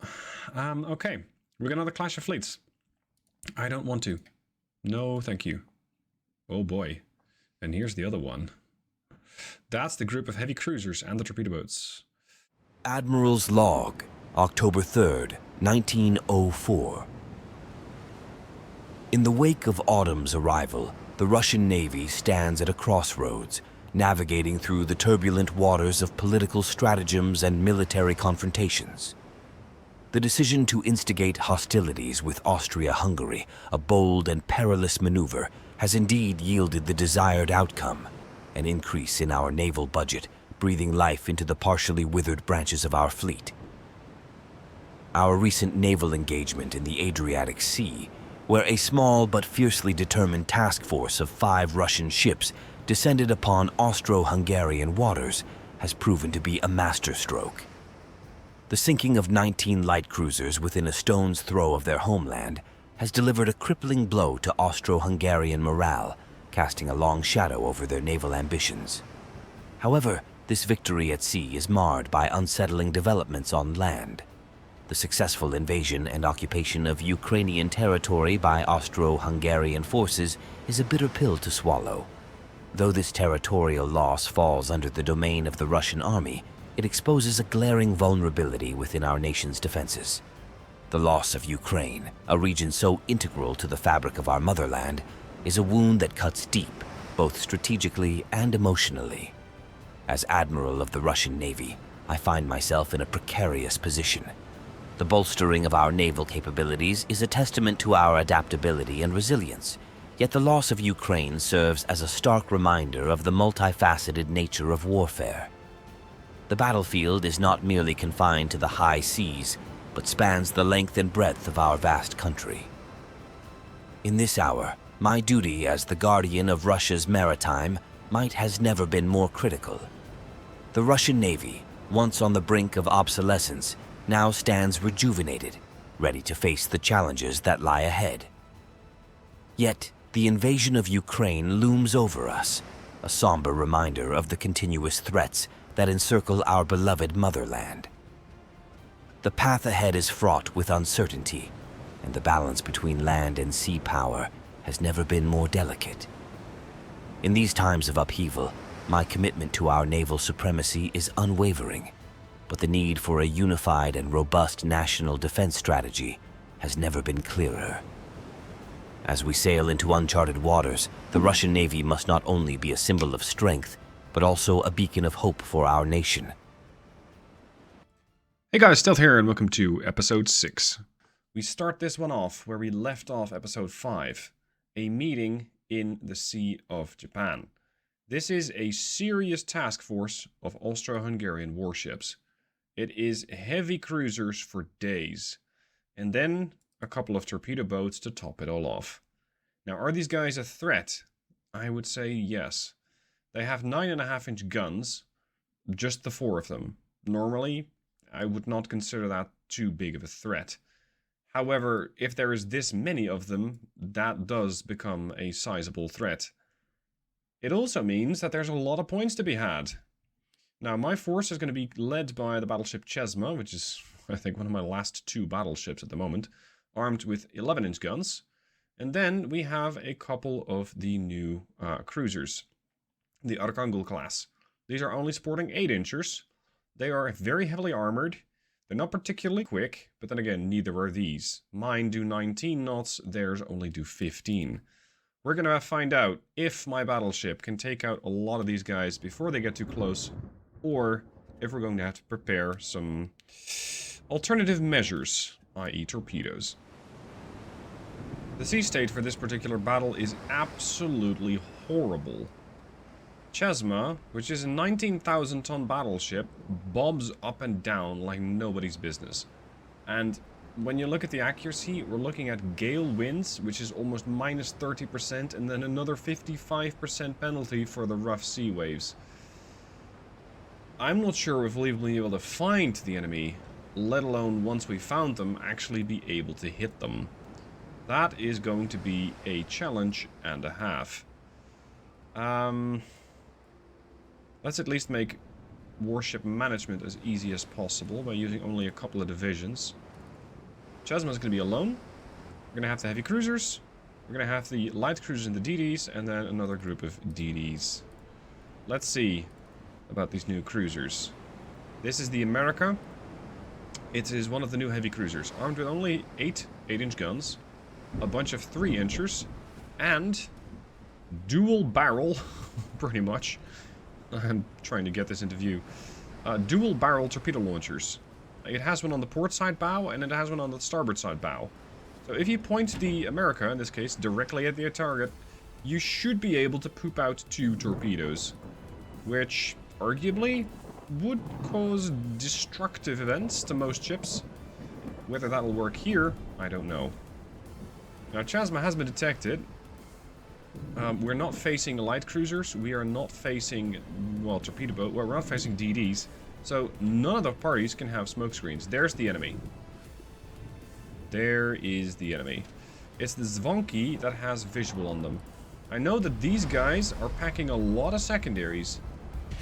These are packing 12 4-inch guns, which is not fun. Hopefully, they're not going to be that accurate in this weather. But it's not exactly something I can really rely upon. My torpedoes have only a range of 1 kilometer, so it's really, really light. Ideally, of course, I would just let the battleship do the talking and start wrecking these things. Whether Chesma is able to hit anything in this weather, I have no idea. Because when it comes to rough sea waves, we're looking at a debuff of 101%.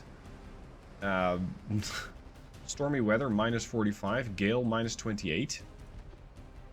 I have no idea if we'll actually be able to hit anything. Let's make it worse for them by adding a smoke screen. Because why not? Battleship. It has an accuracy of 0. That is horrible. I don't know, let's target this one.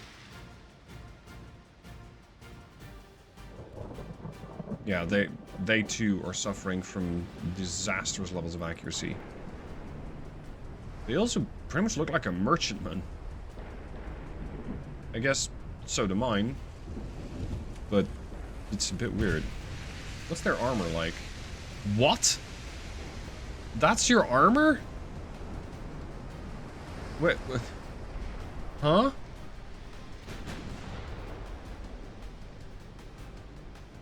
When you look at their armor scheme, they basically are merchantmen. This changes the whole deal. This changes the whole deal, because it means that even my destroyers with armor piercing can sink these things. That is interesting. That is interesting. Bulkheads? Maximum. Standard quarters. We're looking at anti-torp 2, single hull bottoms, anti-flood 1. Trained crews. Mine, thankfully, are also trained. Because I pumped a lot of funding into crew training. Now let's see if it'll... That was a 1.3. Causing flooding. Oh, that's hilarious. A 1.3-inch gun is causing flooding. I might have been on the torpedo boat. Nevertheless, the torpedo boats are pretty much as heavily armed as their heavy cruisers. Oh my god. What is this? And why did you send us 16 million? You can get 3 of these for... Oh. No, actually. Mine are cheaper. Wow. Okay. I don't know what's going on anymore. We're getting some accuracy here, about 4% with the 4-inch guns. I wouldn't be surprised that we might be able to just eradicate this whole battle group. Because their accuracy sucks. And so does their armor. So if it is at all possible to just hit them a couple times, they're going to start taking so much damage. So quick. Load everything with armor piercing. Because we'll just... Well, we'll either overpen them, or we'll do a ton of damage. And what's more, their ships don't even have armor. Oh, sorry, they don't have torpedoes. So those 9-inchers are really the only threat. And at this range, either they'll not hit, or they'll not likely cause damage against Chesma.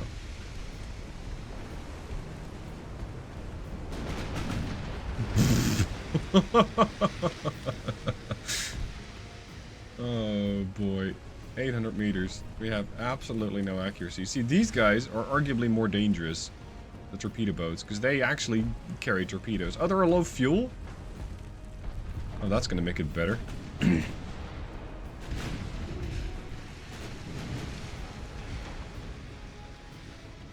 What the hell? I don't want to split my divisions too much. i.e. I'm gonna keep them fairly close together. Oh, this is annoying. This is gonna turn into a mess. Fine. Wars are often messy. Yeah, this is gonna take me a while. Let's sink as many of these as possible and try and get as many victory points as possible, because we need to get back at the Austro-Hungarians. They took a very, very important province of us, economically, and I want it back. I don't think I'll be getting it back, but if I just really make life difficult for them and cost them a ton of victory points, perhaps it'll be able to, well, to demand it as a war reparation. These things are actually sturdier than I'd expected. They're taking flooding, yes, and they're pretty adept at removing said flooding. What's your top speed? These low fuel TBs. 13 knots. So even my battleship in a storm is faster. Interesting. There's the damage that I'm looking for. We've only taken out one heavy. Well, not even. Ooh, out with a bang. Out with a bang. Next. The rest of the fleet is over here.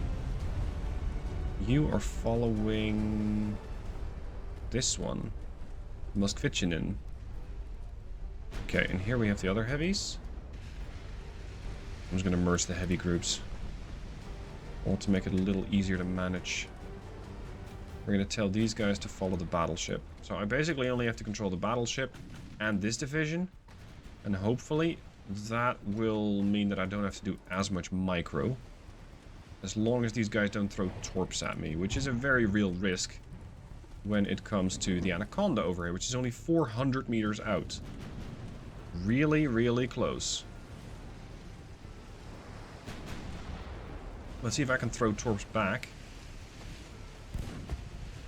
I kind of doubt it, because I haven't had the best luck with torpedoes. Look at the angle on this thing. Why are you not dead? I.e. sunk. Torpedo away. Watch the torpedo boat over here suddenly leap into action and go, holy shit, I'm under fire. I'm in danger. Yep, it suddenly turns on a dime. And it looks like it'll easily dodge.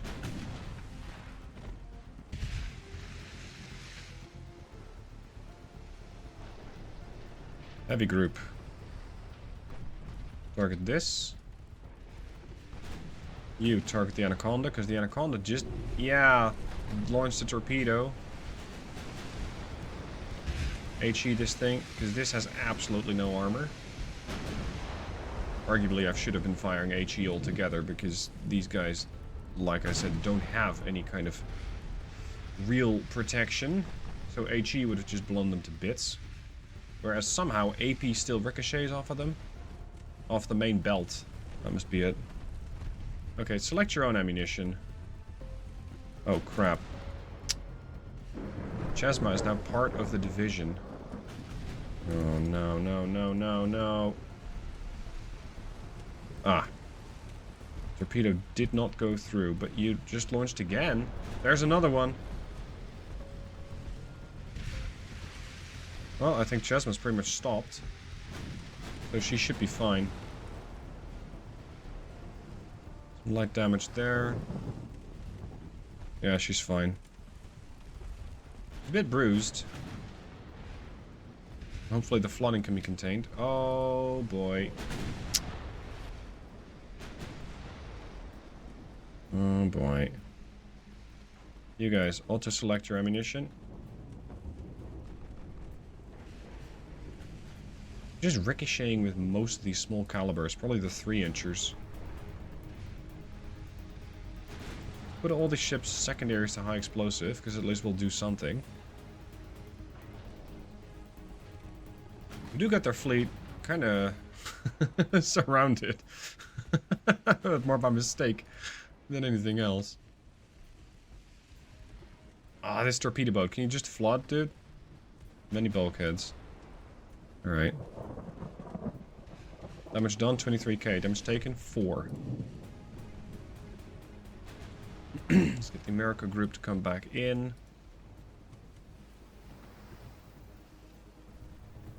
I want to see what happens if I charge. So I'm going to detach one destroyer. You're going to run at maximum speed at the enemy. Not that maximum speed is very far or very fast in this weather. It's like 23 knots. But we're chasing something that does 15 in a good day. And more like 10 effectively. Okay. Yeah, Lister now is going to get sunk as well. Wow! Could you stop doing that? You, disengage from this fight. I don't care your rudder's an issue. Get it fixed. What's the heavy group dealing with? Many things. Pretty much at the same time. Let's close in a bit. Refocus on the Zvonki. It does look like these guys are not eager to see my destroyer up close. Torpedo in the water. Isislav's taking evasive measures.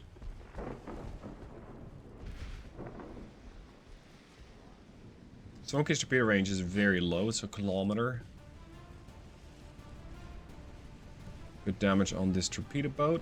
The Anaconda T3.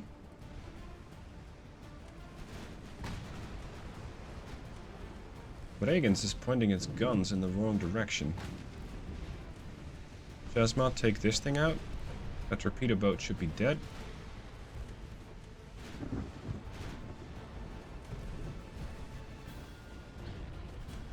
There's another good damage on another torpedo boat.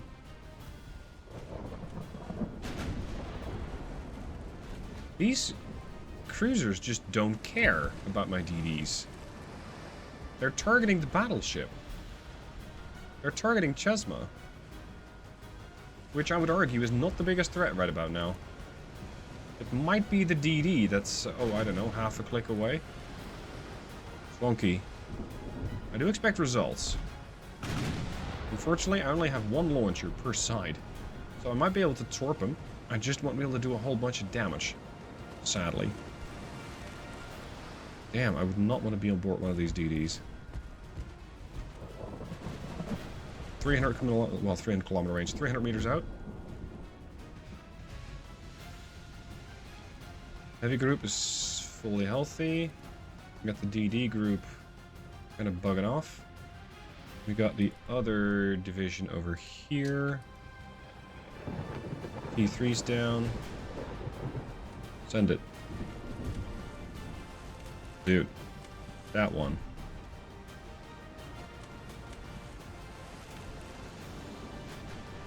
Starboard launcher.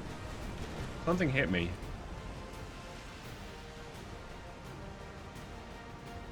And the Metzger, I thought you were disengaging. Oh, you got a rudder that's stuck. You find it very difficult to disengage. Okay. There we go. Torpedo away. Next up is the other one. Let's see what this does. Not bad. 1177. And so far, it seems that Zvonki is still completely uncontested. They don't give a shit that there's a destroyer right next to them. I think Bregenz is going to reconsider its life choices, but it's a little late.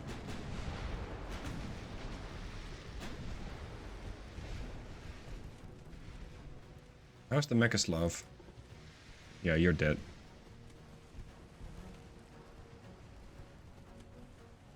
These divisions have mixed and matched so much that we're pretty much one big task force right now. Like, everybody has been blending, and I got destroyers in the middle of their formation right now. Which is arguably not how you would want a destroyer to perform, but it's what we have. Let's take out the Salzburg. How can we not pen this? We can. There we go. Alright, Zvonki. Your port launcher should be ready. I'm gonna push this whole division in. Let's make it more chaotic, not less. Jasmine's been dealing a good amount of damage. 17k so far. It's really respectable. And over here, the Salzburg is taking damage, but not really enough. There goes the Mechaslav. Kind of as expected. Izyaslav is coming in. I'm going to tell the Orfei to also disengage, because I think she's really far away from her leader. Yeah, she's about 8 clicks out. We need to join the other one. So you boys are not going to go that way. Heavy cruisers are really dueling it out against Salzburg. And the rest of them. This, however, is the thing I consider the biggest threat. That torpedo boat. I don't like that. Make it disappear. You get in here. You are halfway through reloading. Your turning circle is not spectacular, but we'll have to make it work.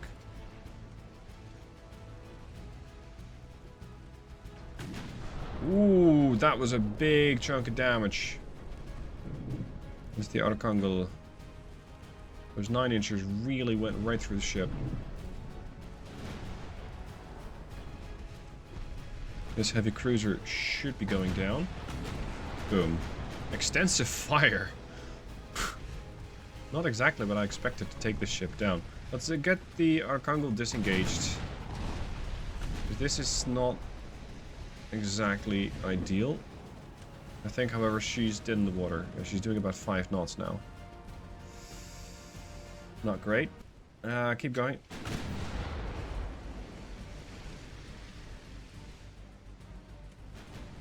You can try and get back in, seeing as you can regain your speed now. Slonky, turn in. Get these guys coming in as well. There's more damage to the speedboat. They have no torps left. Okay, excellent. Izyaslav. And friend. Ready the torpedoes. And target the cluster Neubag. Orfei. Izyaslav launched. Orfei's thinking about it. That's a beautiful torpedo launch. Boom. Nice. Anaconda sinks. Orfei just launched her torpedo, but it seems to have been a misfire. Because there's no torpedo in sight. Nevertheless, Cluster Neuberg is now badly damaged. Torpedoes off, guns on, target the Anaconda. Over here, we're looking at a sinking Archangel. So be it. Let's eliminate these guys here in the middle of the div. Torpedoes on. No, torpedoes off. It's too dangerous. Target this. Just don't use torps. Start turning back. Destroyed the funnel. First casualty. Once we start hitting the ship is the funnel. Alright. Zvonky over there still has her torpedo launchers, and she's come under fire, but she's not received a single hit. Excellent. Oh, that is somewhat rude. Yeah, I won't be able to dodge that. Split. Disengage. Orfei, go get your revenge. Still surprised at how little damage a torpedo actually does. Because it does feel to me like a torpedo at that range against that particular target should cause crazy amounts of damage. Like, there should not be a torpedo boat left. A torpedo boat's a really small craft. I'm not sure how they survive those things. Oh, it's the Europa! Hello, dude. We also have the Cuban in here somewhere. Yeah, there she is. That was friendly. Slash unfriendly.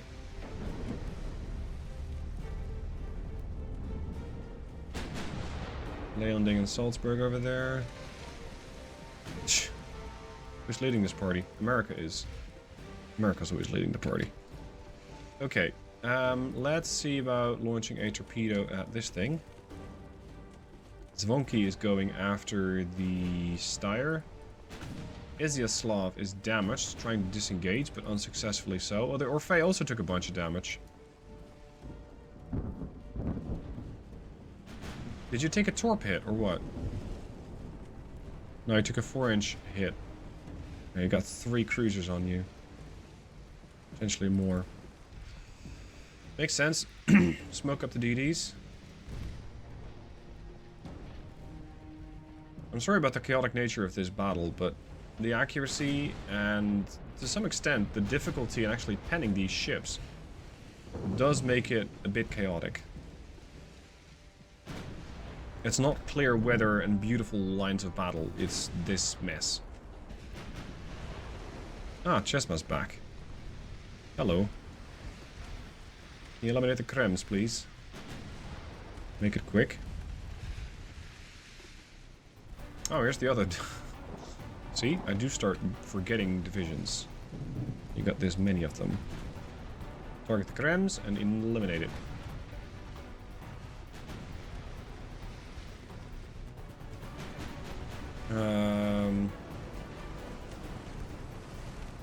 Yeah, I see this becoming a problem. My torpedo launchers, actually, are at a bad angle, because this is one of the older destroyer types. What the hell?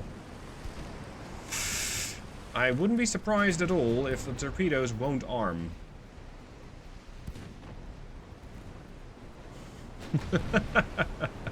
Prepare to board. There's a destroyer in there somewhere. Wonk.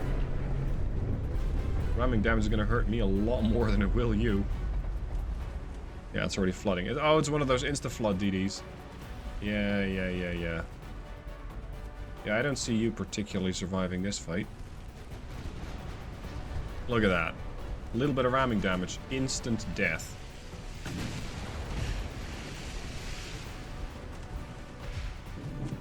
There she goes. Awful design. Oh, hey. It's Orfei. Unfortunately, your launcher is ready on the wrong side of the ship. Oh, Svonky. You're living a very adventurous life. Well, there's Izyaslav. That's the one that's disengaging. Krems is finally gone. Let's finish off the Bregens. Yeah, she's suffering more flooding. Excellent. Over here we got a couple more.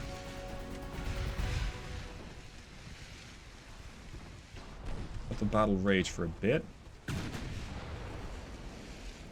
My accuracy. 5%. That's actually not bad, considering the weather we're in. Secondaries on that.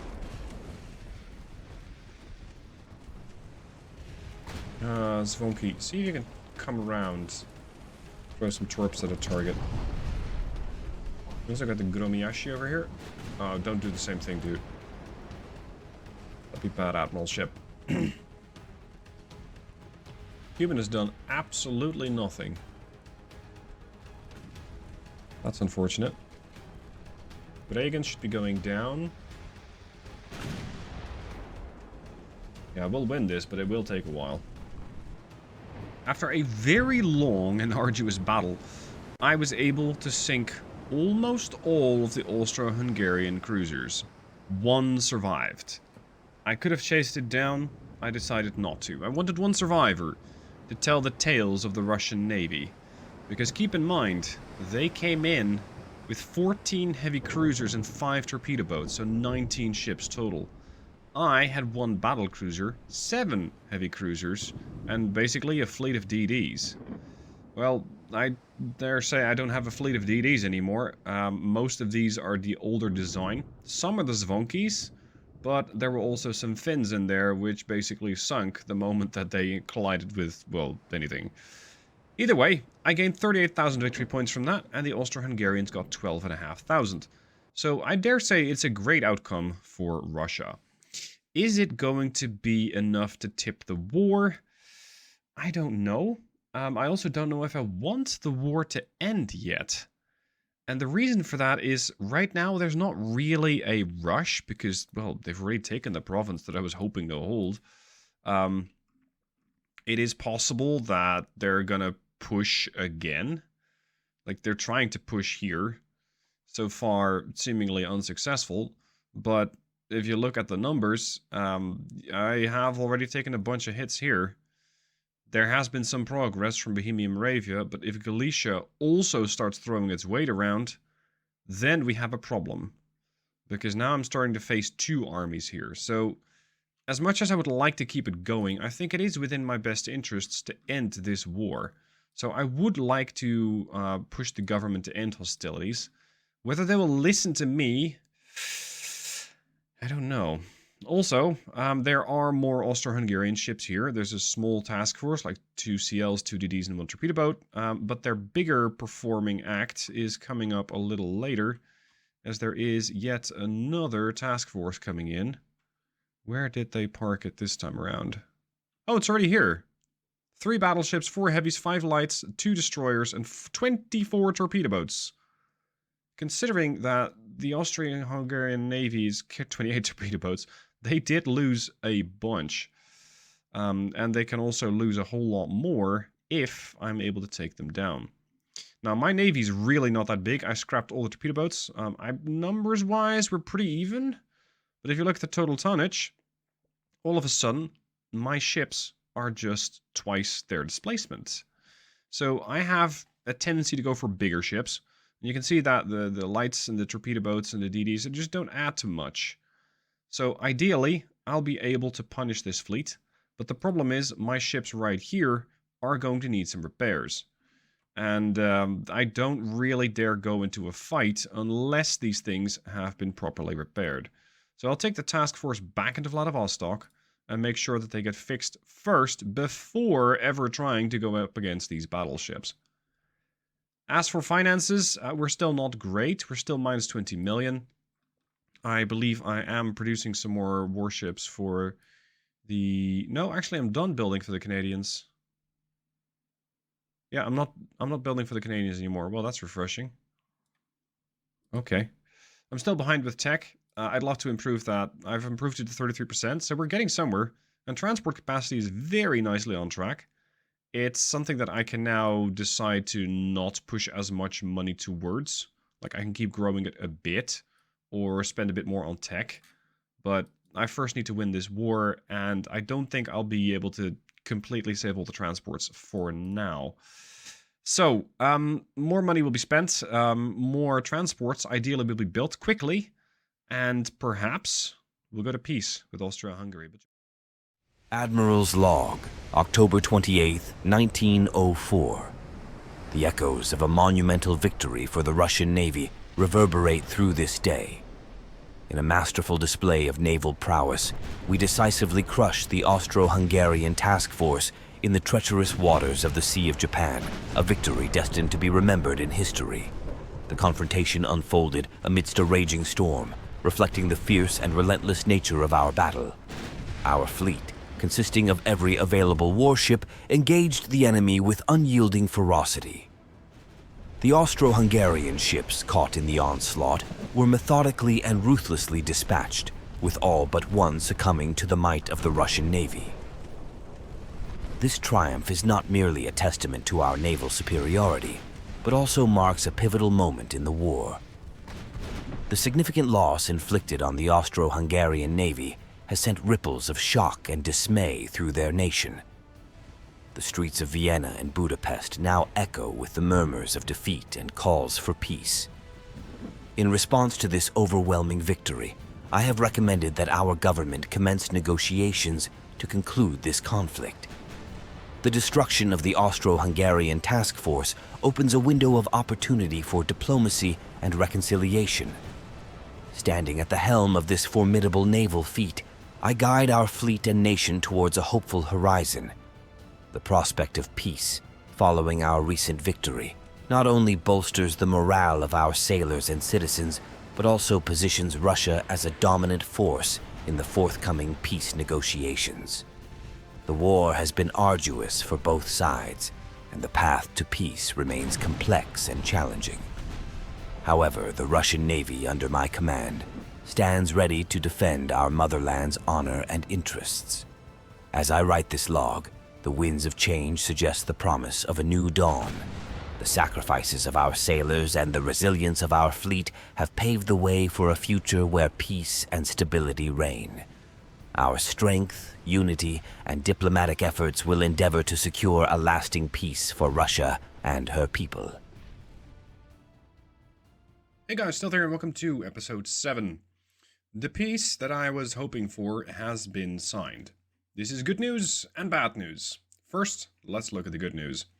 I can get up to 263 million from the Austro-Hungarians, but I cannot get Ukraine back. Unfortunate. As for the ships that these guys have, yeah, I'm not really that interested, although I could do with another battleship.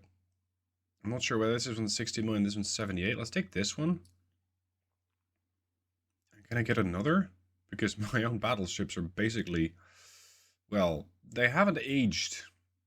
Oh, actually, they've aged a lot, but they haven't been innovated.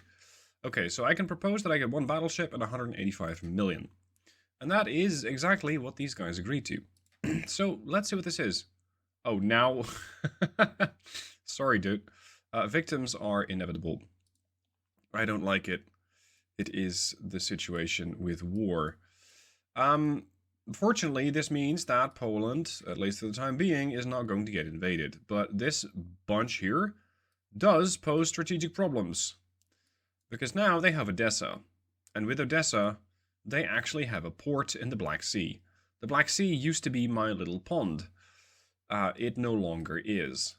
Also, Moldova over here is looking ripe for the taking. This is problematic. Anyway, what is that new ship of theirs? What exactly did I inherit? The Niederaltaich. This one's packing 13.3-inch guns. Displacement, 15,000 tons. So it's actually less than mine? Tell me, what exactly did I buy for 60 million? Right. 17 knots, cramped quarters. Nickel armor steel. Okay. Oh boy, and no armor to speak of. Yeah. Sadly, you cannot inspect the ships before you buy them.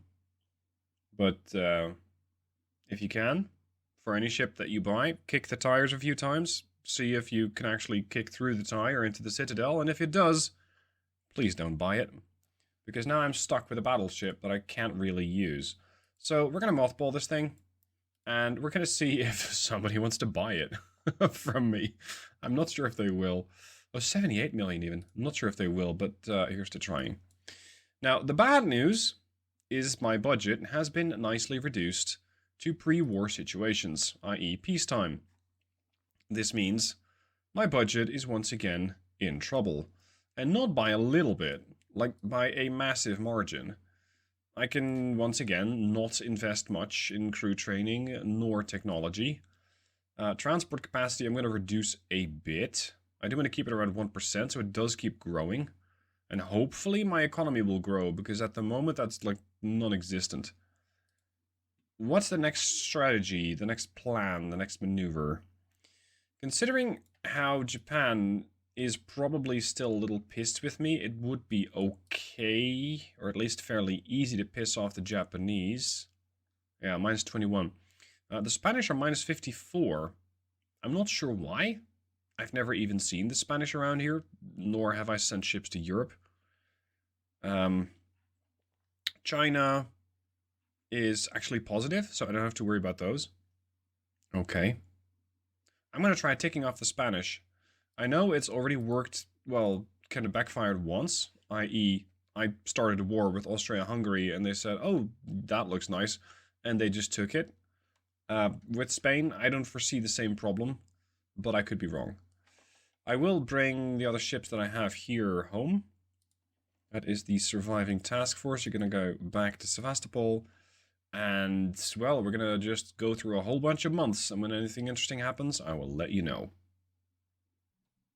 Over the last few months, I've been pushing the Spanish, insulting them, driving them crazy, and it seems to have worked. They've sent us an ultimatum to withdraw our fleet. Sure, I guess. I'm not even sure what fleet they're talking about, because the closest fleet that I have is in the Black Sea, so it's nowhere near. We are going to go to war. Now, the situation in Europe has been already growing unstable. And I actually quite like this. Because if these nations start hammering each other, then they're all going to take losses to their own fleets. Which is perfect, because if you look at some of these nations, they have ridiculous numbers. Now, this war also means that my alliance with the French, or at least my relationship with the French, is getting better.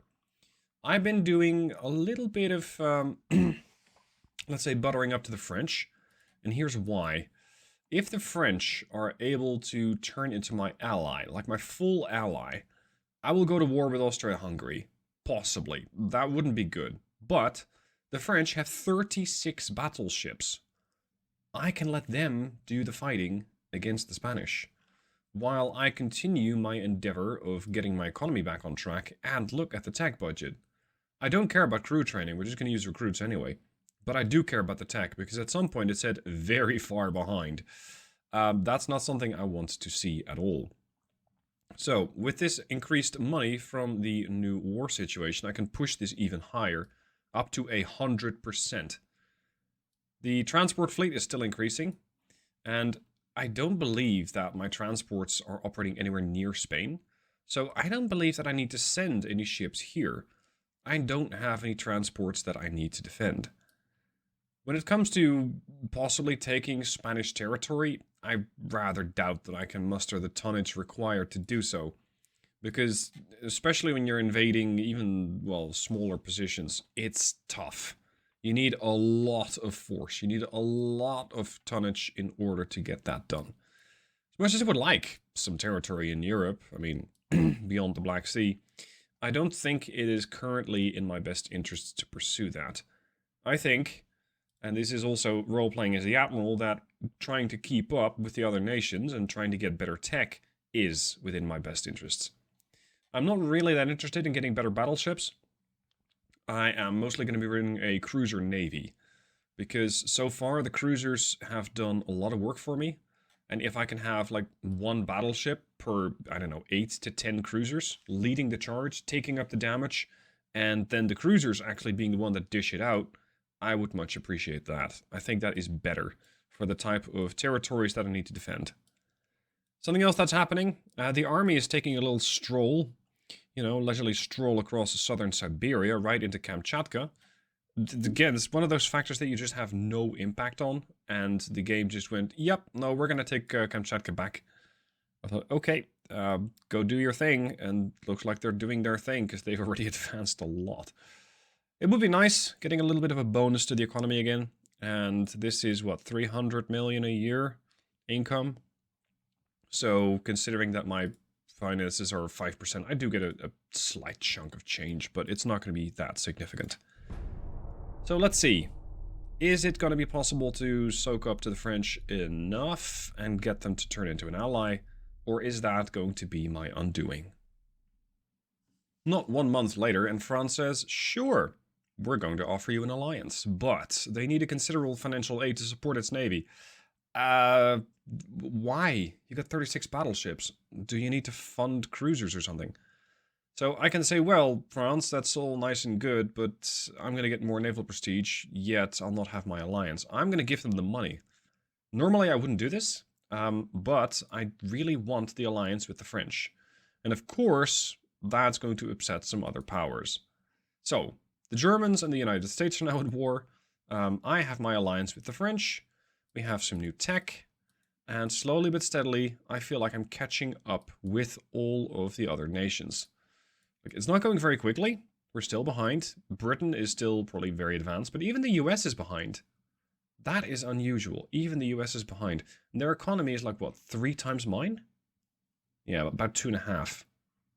So they don't really have any particular reason to be behind in their tech. So, let's see what's going to happen next. Is the French Navy going to help me defeat the Spanish? because they might follow me into the war, the French that is. When they do, it is entirely likely that we're going to start seeing victory points as the Spanish gain victories over, or sorry, as the French gain victories over the Spanish, and then I can end the war whenever I feel like it. That is the master plan.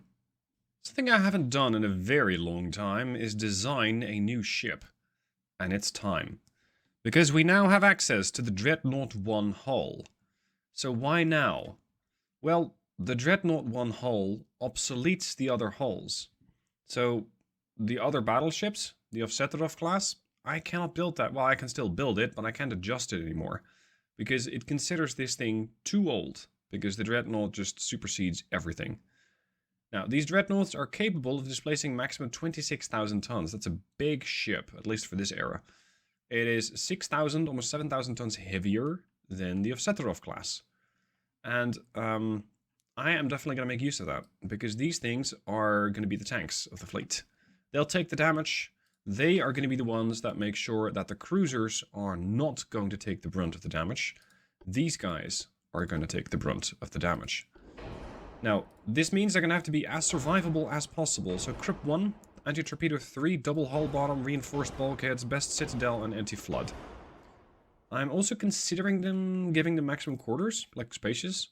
It doesn't add that much weight, and 100 tons, I think, is perfectly acceptable. Now, when it comes to the guns on this ship, this is where it's going to be interesting to see what we have available by now, and I'm thinking it's going to be pretty disappointing.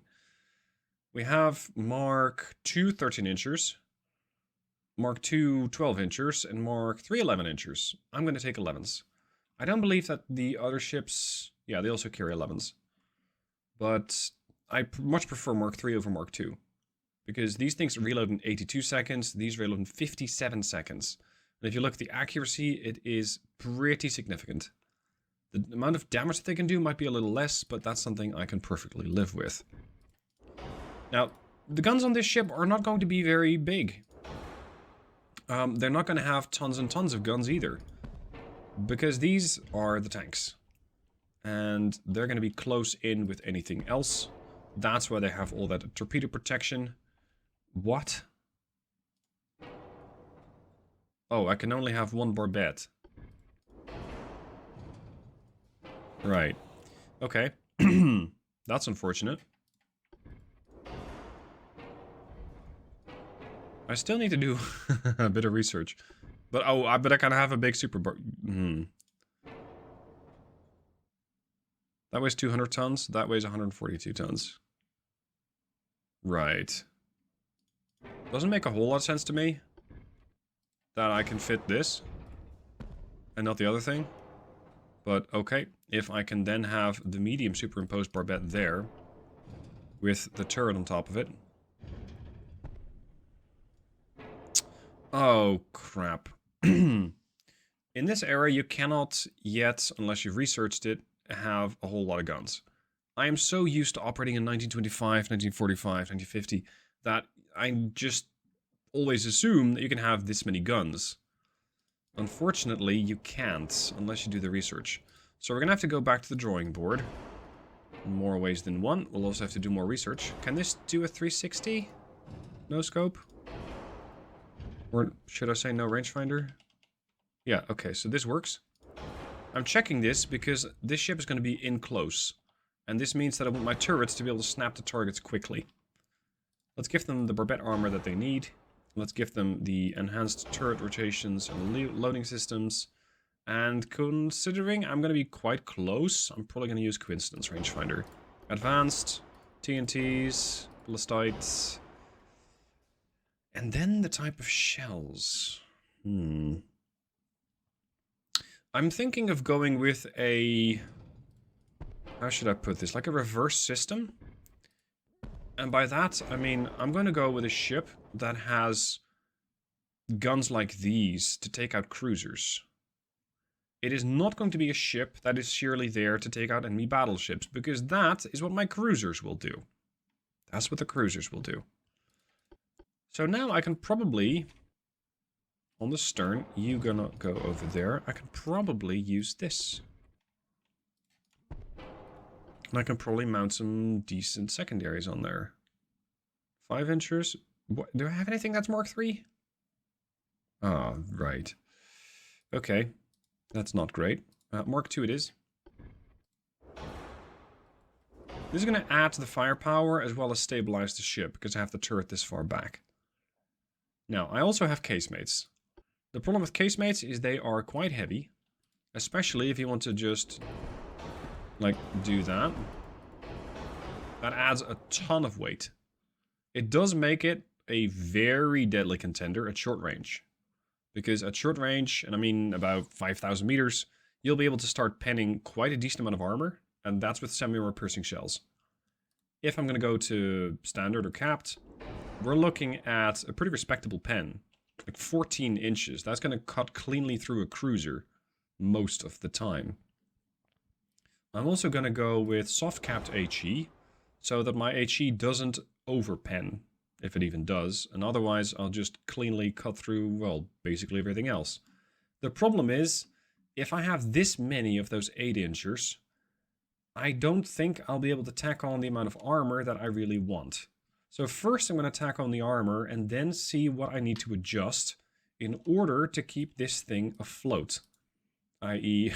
not massively over its distribution there. So let's armor her up. Let's say 12 inches of side armor there, 4 inches of top, 12 inch per bed armor.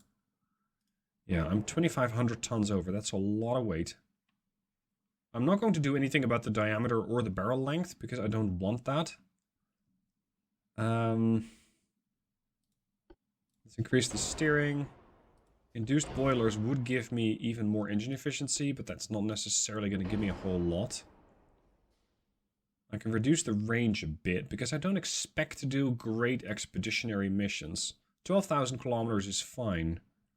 And this means I only have to I only have to work away, well, let's say about half.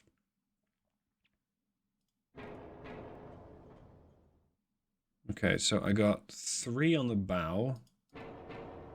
Pretty much got 3 on the stern. Let's add a couple of smaller ones. Maybe 4 inchers. So that when we're perfectly broadside next to something, we can blow it apart. These guys have less pen, naturally. They have less damage output. But with HE, and AP actually, they can still pretty decently go through most targets, but only at very short ranges. Now, torpedo launchers only weigh 9 tons. So I'm definitely going to bring those. And this gives me yet another surprise punch if something comes too close. Or at least for my taste, it does. Let's give her, I'd say, an increased AP complement. Because I think that the increased AP is going to give me the most pen on cruisers. Yeah, 23 inches of pen. Although we have seen with the Austro-Hungarians that they have almost no armor. If I go for standard shells, at 10,000 meter range I can pen 18 inches of armor. I think that'll be enough. Because keep in mind, the second line is going to be made up by the cruisers. And the cruisers bring the torpedoes.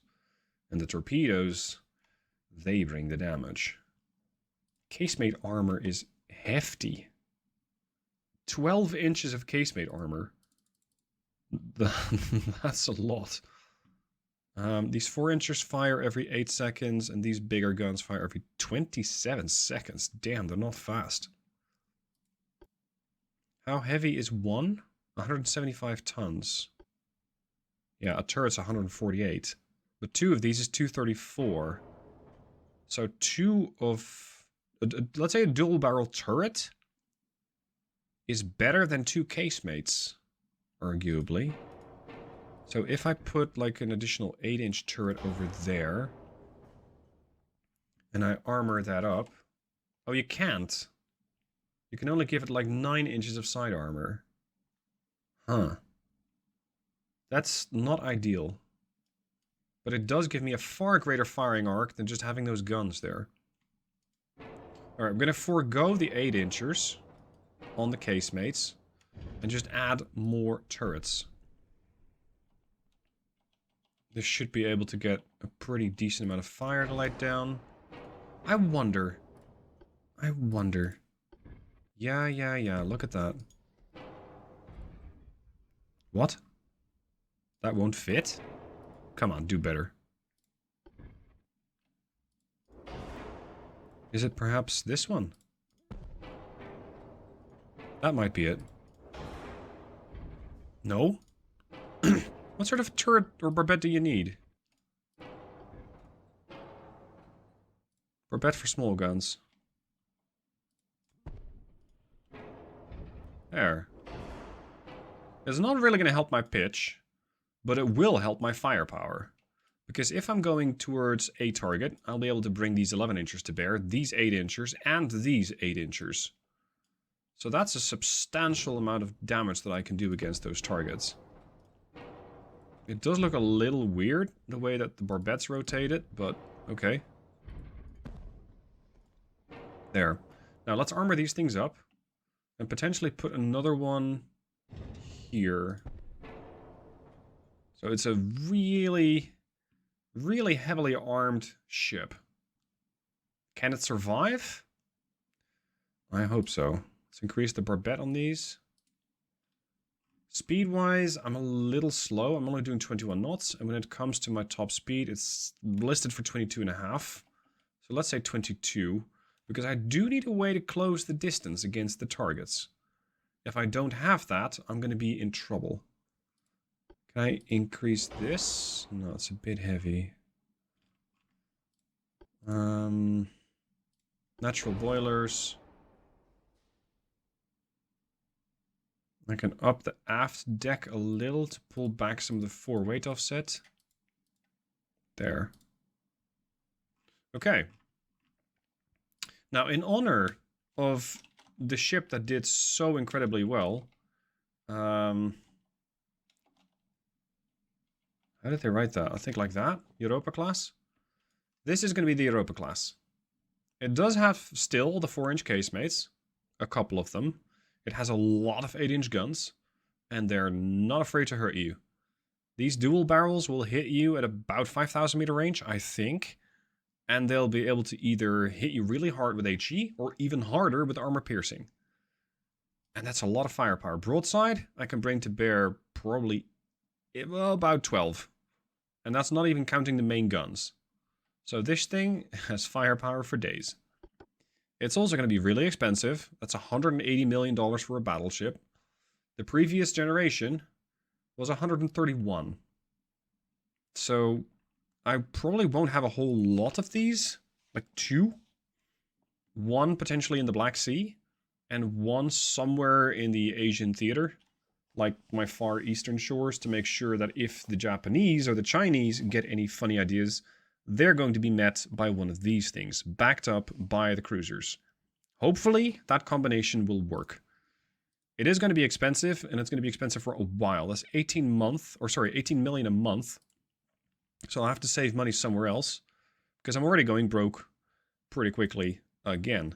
Let's reduce the tech budget like to 85%, and that's a little better. I want to have these things, for now, in a limbo state. I don't want to select a port yet. I want to see what the situation is going to be like in, let's say, 15 to 18 months, and then set a port for them. Because now, I don't know, we're building them in thin air, as opposed to in one of the ports that I can set. Let's see how this war, this potentially Cold War, is going to develop. As the war develops, something else gets sucked in. Austro-Hungary. Here we go again. They are threatening us that they will declare war. If they so want to, we shall do so. We should gather the press to announce that we're mobilizing our forces to prepare for a war breakout as a response to the continuous harassment of Austro-Hungary. Screw these guys. This is going to, of course, once again upset the balance. It's going to further cement my relationship with the French, and potentially even allow me to ally with the British. It's an interesting situation to be in. Now, I've been doing a little bit of skirmishing here with the Spanish. I'm not exactly fighting Spanish warships here. I am raiding their commerce. I am attacking their economy. It's a group of heavy cruisers, and it is targeting a bunch of transports. So naturally, I immediately get a victory. And I still don't exactly know what the port damage does. because it doesn't seem like it really affects the port at all. It's not like the port of Santa Cruz is... Why are you provoking me? It's not like the port of Santa Cruz is now, I don't know, out of commission. Maybe it's holding a little bit less tonnage, I guess. I don't know. Anyway, now that we're at war with Austro-Hungary, I might need to end my raiding of the Spanish Navy, because I have absolutely nothing defending the Black Sea, and there happens to be a sizable Austro-Hungarian Navy. What's worse, I believe the Austro-Hungarian Navy is able to transit these straits. I am not. I'm not sure if I can, because I believe the Austro-Hungarians are allied with the... No, they're allied with the Rock. They used to be allied with the Ottomans. And then they stopped. Okay. So I can go back to the Black Sea. Now, this fleet might look very intimidating, but keep in mind, most of it, like well over half of it's made up out of torpedo boats, which aren't that spectacular. I'm going to send my fleet back. I have been working on crew training at the expense of research and transport cap, and I want to increase research, or I want to increase crew training a little more to make sure that my people can actually pretend to hit something in the battle that is most likely going to be coming pretty soon. Because if I'm going to be going in with a bunch of cadets, I'm in trouble. I'm also hoping that the Hungarian Navy, sorry, that the Hungarian Army is going to be very busy over here, taking over Serbia. This area here, the Ukraine area, very much encircled by my forces. So it is possible I'll be able to get this back.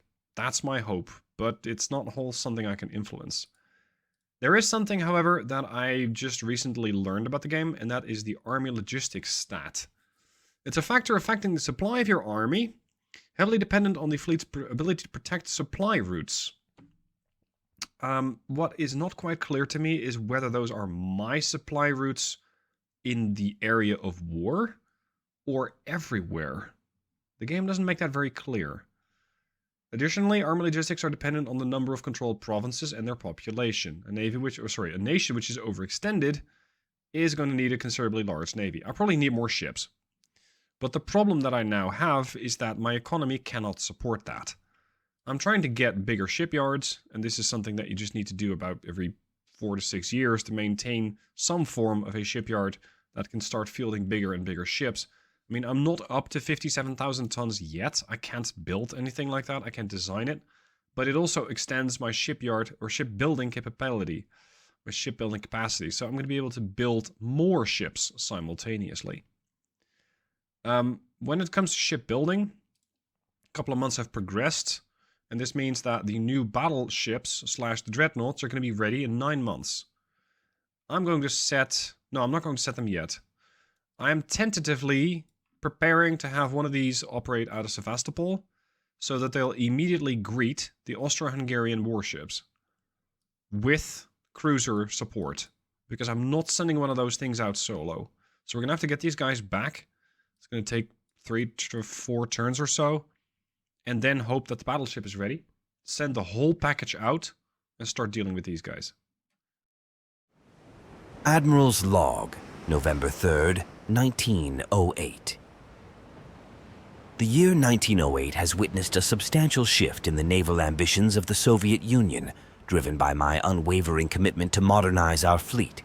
The inception of a strategically incited conflict with Spain has set the stage for an unprecedented expansion of the Navy's capabilities. This war, while bold and contentious, has served a critical purpose. It successfully secured a significant increase in the naval budget, a vital component in realizing my vision for a modern fleet. The additional funds have been judiciously allocated towards research and development, leading to the groundbreaking design and construction of the Soviet Navy's first 2 dreadnoughts. These formidable warships symbolize the dawn of a new era in naval warfare and promise to redefine our naval strength. However, the landscape of European politics is in turmoil, and the ripples of our conflict have extended beyond its intended scope. The Austro-Hungarian Empire, amidst the growing instability, has been drawn into the fray. This new development presents a formidable challenge, particularly for our Black Sea Fleet, which finds itself alarmingly unprepared for an all-out conflict with the Austro-Hungarian Navy. The situation in the Black Sea is precarious. Our fleet, although lacking in readiness, is compelled to engage in a battle where the odds are not in our favor. The task ahead is daunting, and the potential consequences of this engagement loom large. The Black Sea Fleet, though outmatched, is ready to deliver its utmost, embodying the resilience and bravery that define our naval forces. As I pen this log, the air is thick with anticipation and uncertainty. The impending conflict with the Austro-Hungarian Navy will undoubtedly be a critical test of our strategic acumen and martial prowess. It is a battle that will not only shape the immediate future of our naval operations, but also leave an indelible mark on the course of this war. Hey guys, still here and welcome to episode 8. For this one we're jumping right into a battle. This task force led by the Gleb has ambushed a battleship for the Austro-Hungarian Navy. I thought, nice, we're gonna take down another one of their battleships. This, with all the cruisers that I have, should be a cakewalk. And then I saw the battleship. The Austro-Hungarian Navy has been designing dreadnoughts. And these dreadnoughts... oh boy, do they carry a lot of guns. That's 12 main guns, you think. And then there's another 4. This thing has a lot of firepower. And it kind of makes me reconsider my plan of having a battleship soak up the damage, and then having cruisers do all the damage to the battleship. Because if this thing starts taking shots at my cruisers, I am going to have a bit of a challenge on my hands. On top of that, I have an additional challenge this particular battle. Some of these ships are low fuel. The ones that are darker colored are the ones that are on low fuel. Unfortunately, this is 4/7, so more than half of my division. And this means my division's only doing 12 knots. So what I'm going to have to do is detach the ones that are on low fuel, so that the ones that do have fuel can actually get up some decent speed. Now this could be important for some of these ships, because some of these might give them, or this additional speed might give them just the additional survivability that I need. The other ships are light cruisers of the Scout class. These only carry 4-inch guns. They're probably going to be very quick to sink. So my plan is to use them as a screening force against the enemy ships. Because there are a lot of torpedo boats escorting this battleship. It is not just the battleship that we'll be facing. But, because those small ships are so small, we can't actually see them yet. Now, the other division of the the heavy cruisers might be low on fuel, but they're not low on punching power. This is the ship class that has the 8-inchers as well as the, let's say, dual-barrel torpedo launchers. It's going to be a very interesting fight, this one. Let's see if the Austro-Hungarians have managed to upgrade their torpedoes. We have 5 kilometers. They haven't done that yet. It's basically only a matter of time until I start taking torpedoes. So I'm going to turn on torpedo avoidance mode on my ships, so that if a torpedo is spotted, I don't have to worry about it as much. Now, because I started crew training very late in the, well, fairly short while ago, this means that my crews, unfortunately, have very little experience with being able to shoot. So accuracy is going to be all over the place, and we're going to have to rely upon volume of fire. We're going to have to try and hit these guys a lot, or just, well, throw a whole lot of stuff at them and hope that something actually connects. We have incoming torpedoes here on the Crescent. I don't know if I can dodge that. I should be able to. There's another one. Thankfully that thing spread out nicely. Now I really don't care for the torpedo boats when it comes to a victory point perspective. The victory points for torpedo boats are awfully low. It is interesting when it comes to the battleship, especially this thing. Because this is new. This is probably very expensive. and it would be perfect if the Austro-Hungarians would lose this ship. First, though, we'll have to claw our way through all of these torpedo boats.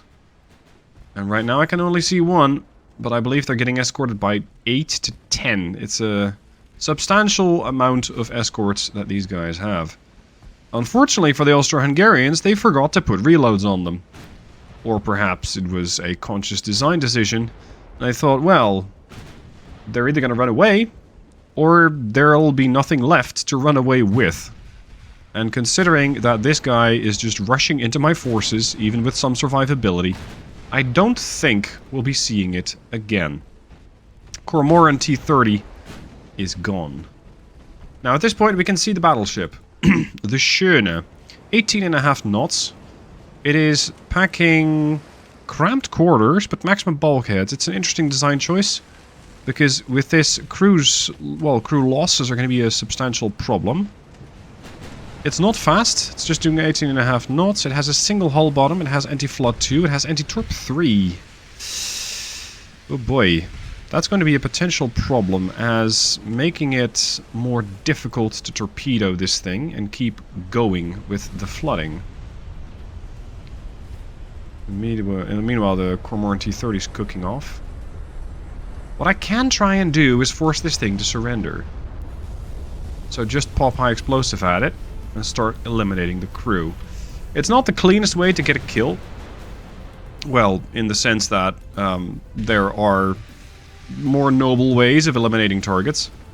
But considering the threat that this thing poses, and my most likely complete inability to pen it, I am not going to take any chances.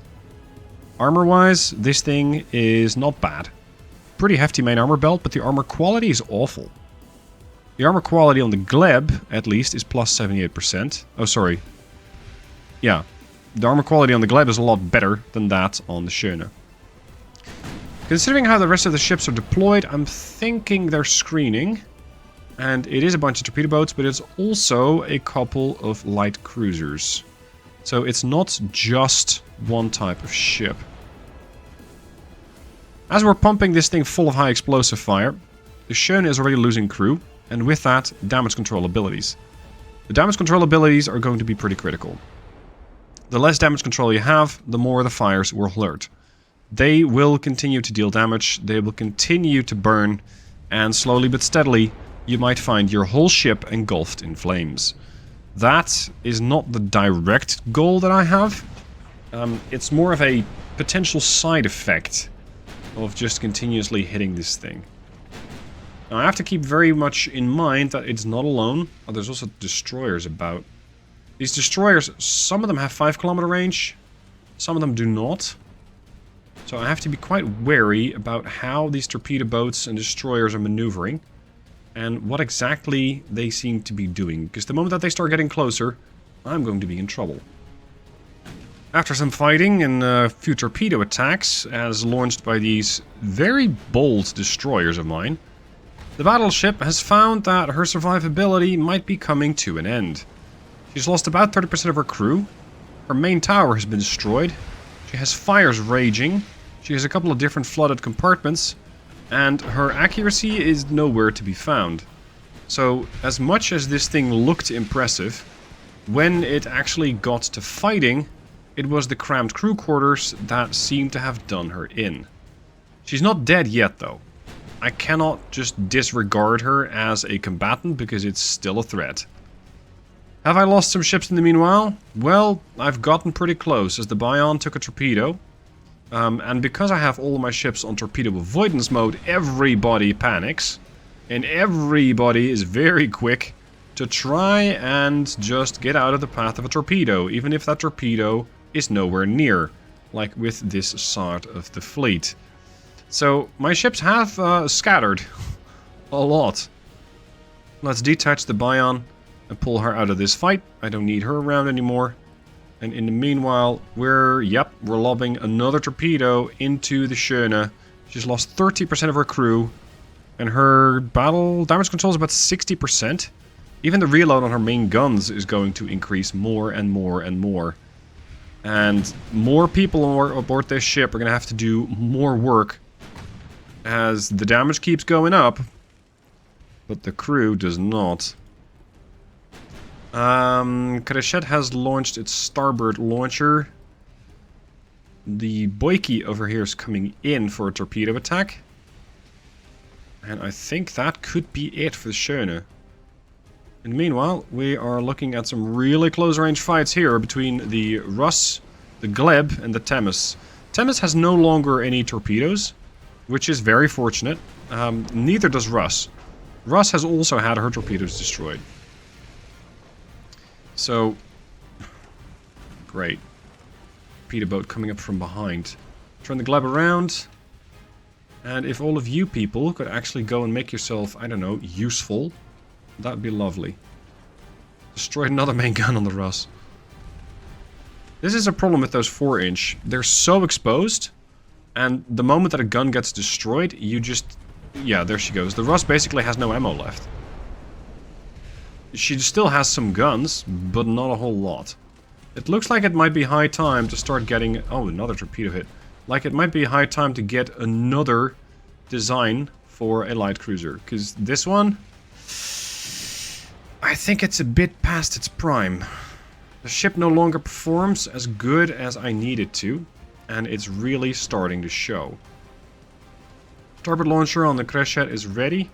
The Schöne is now almost completely ablaze with about 36% crew lost. And it seems like my ships... Well, sure enough, they've taken some damage, especially the Bion. The rest of them are fine. If a little out of range. Unfortunately, Russ decided to surrender. Can't really blame it there, as it was very close range against Thames and took a ton of damage there. Looks like Schön is going under. Buoyancy, 4%. Listing to starboard pretty bad, 2%. Gone. That's the battleship. Nice work, gentlemen. Very nice work. Now, some of these torpedo boats are still a threat. They actually carry guns which are bigger than my destroyer's guns. So I'm going to try and pull the destroyers out of here. I don't need the DDs anymore. I need some bigger guns. And considering that most of these don't carry a reload, I can pretty much, well, fairly safely engage these. Without too much of a risk. It's not entirely safe. Absolutely not. But as long as these guys don't have a full complement of torpedoes, I can make something happen here. Well, if we don't dunk our shot into the water just in front of the T-14, that would be fantastic. The result of this battle came out to almost 17,000 victory points for the Soviet Union. When it comes to the Russians, to the Austro-Hungarians, they did not have every ship go down. A couple of torpedo boats survived. But the key is the battleship. The Bsbsha Unitas class battleship was worth 91 million. I doubt it'll be worth nearly as much right now. Disregard, by the way, the crew training, because this is something that gets reset to cadets if a ship dies. I'm not sure why. It can have a veteran crew, which is the most experienced level, and then the crew gets killed off, and boom, they're all cadets. I would also like to draw your attention to the fact that their light cruisers, costing 14 to 18 million, are more expensive than some of my heavy cruisers, coming in at 13 million, as well as, as well as 58 million. The Pilatas, well, the Comrade class, these guys are expensive. These are my budget cruisers. These. 13 million, only displacing 3,750 tons, which is, well, about a third of the big Comrade class. So far, they did perform though, and that's the most important thing. As the task force was on its way back to Sevastopol, I have been met by the Austro-Hungarian battle group operating now in the Black Sea. This is two battleships, Tegethoff and Starke. These are both old. They only have the 13.3-inch guns and a whole bunch of secondaries. They're escorted by, well, everybody, especially torpedo boats. So this, oh boy, this is going to be a lot of victory points. The problem, however, could be that I'm going in with a fleet that is not up to full strength. It does not have the full firepower that it normally has. It does not have the full health. it might not even have all the fuel that I need. I mean, I'm trying to get back to Sevastopol to get fixed, to get refueled, to get my crew replenished. This is not supposed to happen right now. Moreover, I wasn't expecting this fight for a couple more months, as I was hoping to have the new battleship out there. Sadly, the Austro-Hungarians kind of jumped ahead. They jumped the queue, and because of that, this is the fight that we're having. Now, in case you want to see a tally, 2 battleships, 3 heavies, 6 lights, 5 DDs, and 34 torpedo boats. The health of my ships, like I said, not great. Some of these, like the Bayan, well, this one got hit pretty bad last time around, as you can see. But by some miracle, it's actually still functional, and it seems to have been repaired too. Unfortunately, Bayan is operated by cadets. So, damage control, accuracy, aim time, everything is pretty awful. On top of that, low fuel means that disengaging is going to be pretty difficult too. I wouldn't be surprised if by this point almost every single ship is suffering from low fuel. I'm going to start detaching ships that have low fuel, so I at least know that they're going to be a potential issue. Because I need to know which ships can go fast, which ships can go far, and which ships can absolutely not do that. Let's see, join the Talon here, and we got the 2 DDs. Yeah, even the DDs have low fuel. Still. Yikes. Yikes. Now, I can try to make it back to Sevastopol. I can try to turn everybody around. I don't think that will work. For the simple reason that either this fight's going to happen now or next month. And, well, at that point, it doesn't really matter whether or not the battleship is ready, because I can't get it finished in a month. I cannot crank it out that quick. What I can do is use my CLs, like I did before, to try and eliminate as many torpedo boats as possible, before having them try to make a run for potentially the battleships. Because again, I believe those should be the prize. That should be the ultimate target.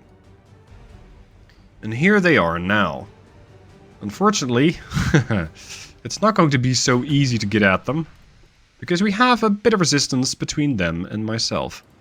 Now Rinda, regular trained crew, she has enough ammunition. We got Greven over here, full health. Izumrud, slight damage, but otherwise fine. And the Talon. All these guys have regular crews, which should really help with their aiming, even as we're trying to hit something quite small and fast at distance. Well, just within view of a smokescreen, but not quite there yet. They do have a 3-kilometer range torpedoes. Some of them have a bit more, as I think some of them are upgraded. So we're going to have to dance around the range. Screen the heavy cruisers, hello. And try and not die to the first couple of torpedoes coming my way. Hold on, don't avoid the torpedo. Greven, you should be fine. You should be fine, as opposed to this torpedo boat. That one might very well be their first casualty. I think it might be the Izumrud that's in trouble.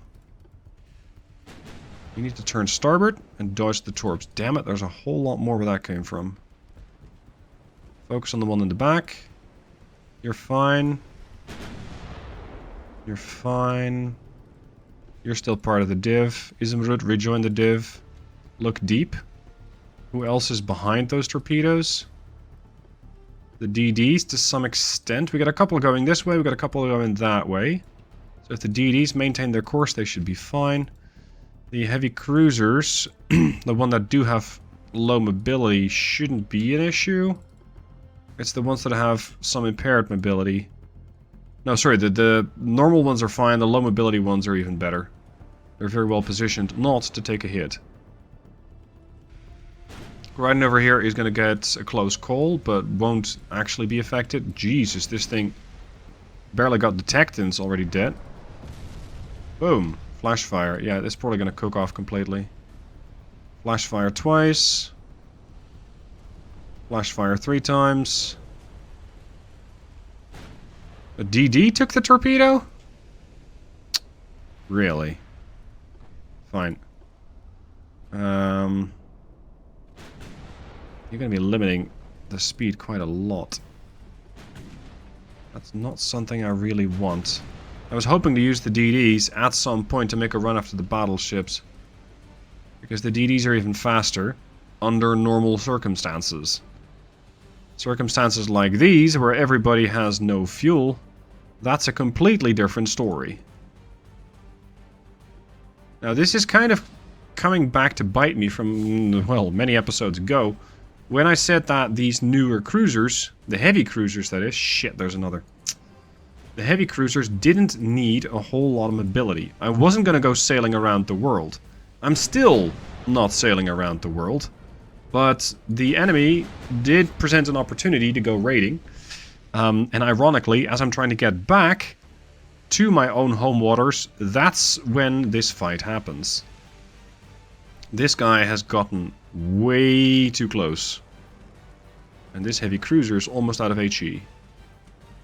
That is not good against this many small targets. Oh boy. Rinda's desperately trying to change direction. Thankfully, these torpedo boats don't have their launchers on the bow. We got them on the stern. So as long as they're not coming... well, as long as they're coming directly at me, I might have an opportunity. Try and get some damage in. Wait, you got no ammo? So the torpedoes are already in the water. Okay. I'm not sure if that's going to be a particularly good message. Come on. Get some damage in. I think some of these torpedo boats launched their torpedoes a while ago. Because they did have that 5.1 kilometer range, which made them completely fluff their shots as I started maneuvering. So a couple of these I can mostly ignore because they're, well, they're big torpedo boat. Well, they're big gunboats. They're not torpedo boats anymore. They're just big gunboats now. I don't like where this is going. Because this is going to ram. That'll probably hurt you more than it will hurt me. But it's still not something I want to have happen. Because it's damage that doesn't need to happen. Bonk. Flooding on the torpedo boat. No flooding on the heavy cruiser. Or the light cruiser. Am I getting hit by friendlies? Yes, by an 8-incher. Crap. Kill him. Do it now. Don't do it with torpedoes, though. Or you will end up torpedoing yourself. Why are these guns not functioning? Okay, we took out the 12.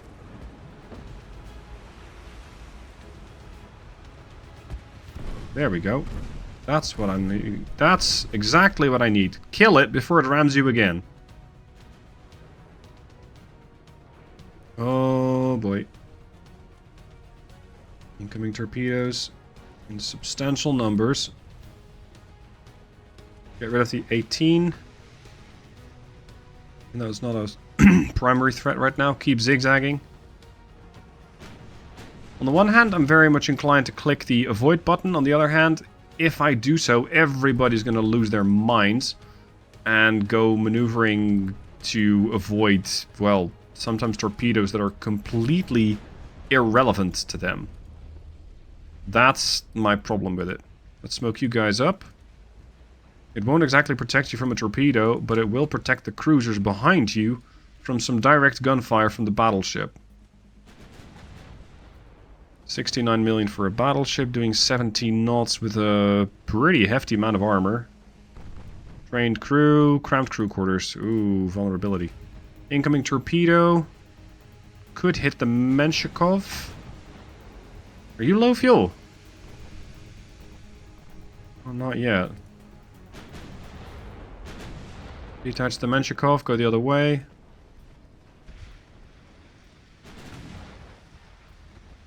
That's good damage right there. Look at the amount of things that they got sailing around here. Oh shit. Menshikov, come on. Need you to dodge, not this. Who's leading this party? Rinda is. What are we even trying to hit? Go hit something over there. Anything that happens to be in the way has to have a problem. The 18 should be flooding right about now. You dodge the torp like a pro. So you can rejoin the Isaac Victoria. There goes the T1. The T18 is flooding again.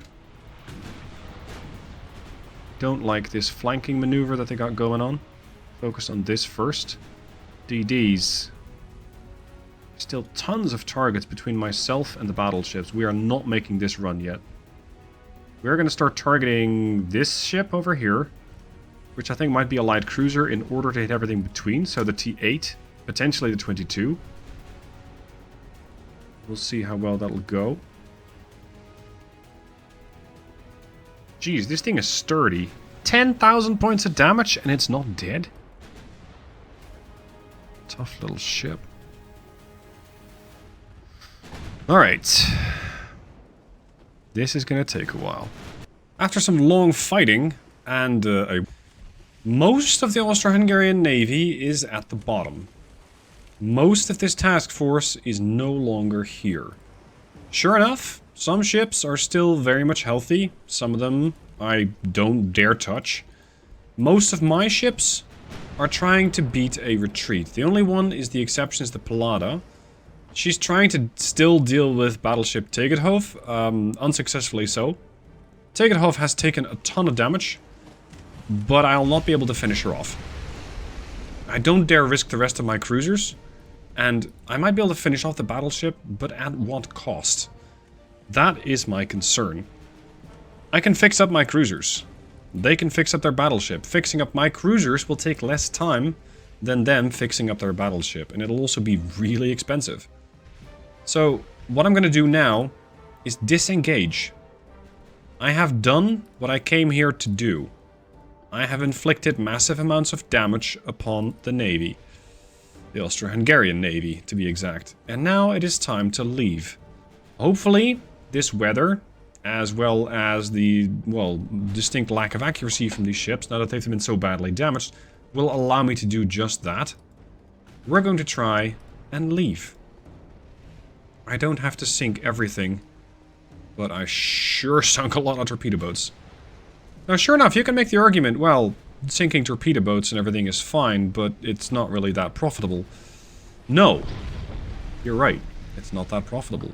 But this war isn't won in this one battle. I can still win the war by going after the battleships next time. Next time, now that they don't have any escorts. Next time, now that the heavy cruisers will be refueled. Next time, now that I am going to be able to cut through all the clutter and very quickly get to the battleship, even with the, let's say, cheap shotgun cruisers, and then try and make my way to the battleship with torpedoes, which is a feat, considering it can only do 1.5 kilometers. But hey, that's the goal. That's the job.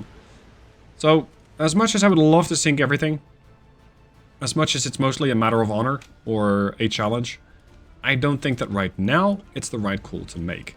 So we're just going to disengage, save as many ships as I can, and get to dock to repair. Now, I know I said I was trying to disengage. Oh shit, there goes the fog. The Bayon's too slow to disengage. So we're going to do something else with the Bayon. Look at that weather change affecting the ship. This is bizarre. Okay, load both bow torpedo launchers and fire at the target. We're gonna make a last stand here, because this thing is running away at 8 knots and this battleship is running at me at 17 knots. I'll never escape it. So we're not going to bother. Bow 1 away. Starboard 1 away. Come over to starboard, maximum turn. The Staka is going to have to do some maneuvering. She's trying to turn to port, which will only spread out the damage. One's going to hit in the stern, one potentially amidships. And then Bayon has more where that came from. I just hope that the ship will live long enough in order to get our deadly payload away. There's one. Oh, that's amidships. Boom. That's a dud. And, oh, Jesus. The Bayan was loaded with 2 duds? Now that is unfortunate. Thankfully, I have a few more surprises. I have 2 more port launchers. So, if at all possible, please do something to stop this ship. Because you're fucked anyway. You might as well try and take them down with you. The Azia still has a chance. The Derbent still has a chance. But you do need to do something. And it does not look like you're doing it. Bayan's last stand. No joy. No joy. This means that the Azia, as well as Derbent, are very much at risk. And I don't like it. The Azia can try and do the same thing. But I fear that she too is going to have some issues engaging this ship. If I also bring in the Derbent, perhaps I have a chance. But I was trying to evacuate these ships. I'm trying to save these ships, not try and engage the battleship with torpedoes. Because I've run out of high explosive a while ago. So the only thing I can shoot at this ship is armor-piercing ammunition, which just does about nothing. The forebelt and stern belt, yes, they're options, but not great ones at that. Let's angle a bit. Let's see if I can get these ships somewhat together. We need to head directly to this ship. You're going to start turning starboard. This is going to get a bit tight. If I'm able to sink this ship, or at least cripple it, that'd be great. Because I have my light cruisers and the Pallada over there escaping. I've got the DDs moving away, the Glebs moving away. I've got the Isaac Victoria moving away. Oh, here come the torpedo boats again. Are you still packing? Yeah, you are. You may fire when ready. Zia's coming in. This can probably hurt me quite a lot. Oh yeah, that's not good. Is the Starka moving to starboard? Fortunately, they only have one of those big guns, one of those 13s. The rest of them is 7.5. And they don't have too many of those. They got a whole bunch of 6, though. But the 6, I don't think are that big of an issue. It's a now or never moment. Either you slam these torpedoes into that ship, and you live to fight another day, or at least another couple of hours to deal with the torpedo boats, or you sink right here, right now. That's pretty much the options that are available to this ship.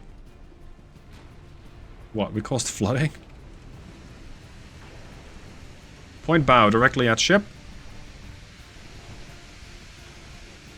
Aggressive launch. Don't tell me the tubes have been destroyed, or I'm going to be very disappointed with you. Nope, the tubes are working, and the weapons are away. Now turn to port. We're going to hit them once on the stern, which might jam the rudder up. Oh, fuck's sake. Another? Come on. I am not getting particularly lucky with the amount of duds here. Now, we do have another starboard launcher.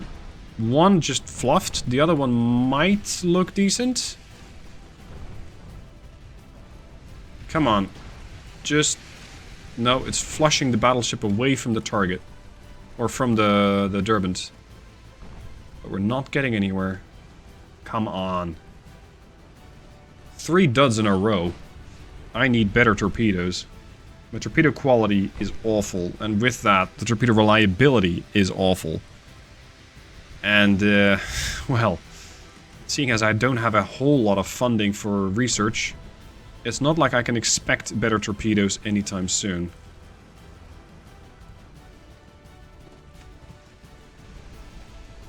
Something really unexpected happened.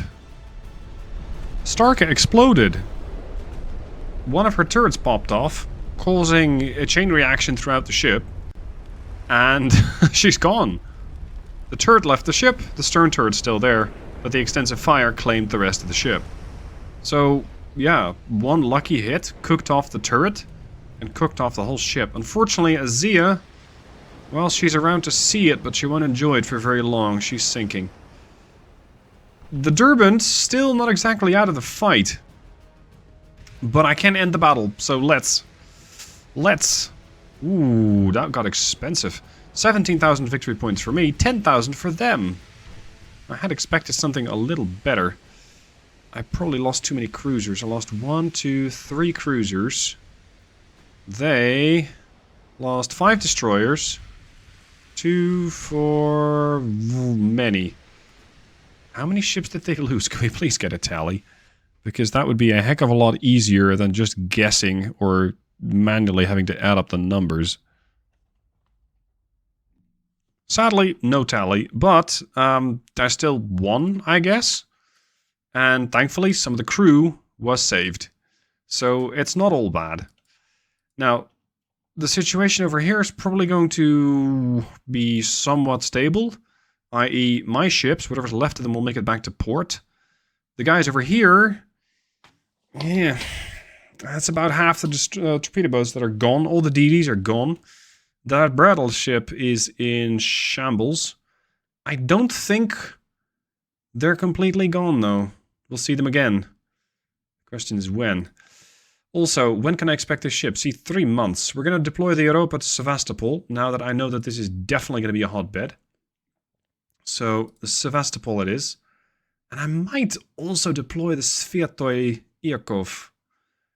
The rest of the area is not that... well, Japan's relationship's not spectacular. No, we're going to deploy that ship east. Because I cannot expect these guys to maintain neutrality at all times. Or at least, well, they're not exactly neutral. I mean, they don't like me that much. We're going to order another. I want another one of these ships. We do have some room in the budget, although not a whole lot. And hopefully... the Japanese can just hold off on fighting for a while until my ship is ready. Now, hopefully the Austro-Hungarians will be kind enough to wait until my ships are repaired and my new battleship is ready, but I can't guarantee that. Admiral's Log, November 25th, 1908. As the bitter cold of late November sets in, the tides of war against Austria-Hungary continue to flow in our favor. Our relentless offensive has left the Austro-Hungarian Navy reeling from severe losses, a testament to the strategic might and martial prowess of the Soviet fleet. The focus of our campaign has now narrowed to a singular pivotal objective: the pursuit and elimination of the last Austro-Hungarian battleship lurking in the depths of the Black Sea. This lone adversary, a remnant of their once formidable naval force, represents the final hurdle in asserting our uncontested dominance over these strategic waters. My attention is unwaveringly fixed on this mission. Every available ship and resource has been mobilized, with reconnaissance and intelligence operations intensified to locate this elusive battleship. The entire fleet is imbued with a sense of anticipation and determination as we prepare for what could be the defining engagement of this maritime conflict. Amidst the ongoing pursuit, there lies another source of eager anticipation: the imminent launch of our Europa-class dreadnoughts. These state-of-the-art vessels stand as the embodiment of our naval modernization efforts, a symbol of the new era of Soviet naval warfare. The introduction of these dreadnoughts into our arsenal promises to further tip the scales in our favor, not just in the current conflict, but in the shaping of our naval future. The Europa class represents more than just technological advancement. It embodies the culmination of our aspirations, ingenuity, and relentless pursuit of excellence. Their launch will mark a significant milestone in our naval history, bolstering our fleet with unmatched firepower and capabilities. As I record this log, the dual sense of pursuing our final Austro-Hungarian adversary while on the cusp of welcoming the Europa class into our ranks fills me with a profound sense of purpose and pride. These are the moments that define the course of history, where the outcome of a single battle can echo through the annals of time, and the introduction of revolutionary warships can redefine the paradigms of naval warfare. We stand ready at the dawn of a new chapter in our naval legacy, poised to close the curtain on our adversaries in the Black Sea and usher in an era of unprecedented naval supremacy with the Europa-class dreadnoughts. Hey guys, Stealth here and welcome to episode 9. For the first time, Russia has a dreadnought, the Europa. Europa-class battleship, fielding a couple of 11-inch guns, a whole bunch of 8-inch, a couple of torpedo launchers and some 4-inch guns. Her crew, not yet fully trained in this new ship, because she was only commissioned about a month ago. So, as much as the crew would love to get trained, I did not give them enough time. And here's why. Austro-Hungary is on the move. Do you see torpedo boats? We sure will see a lot of them. And we'll also see a couple of cruisers going with them. This is a substantial portion of the Austro-Hungarian fleet, whatever is left of them, and there isn't that much. So it is entirely possible that this is going to be a fantastic test for Europa.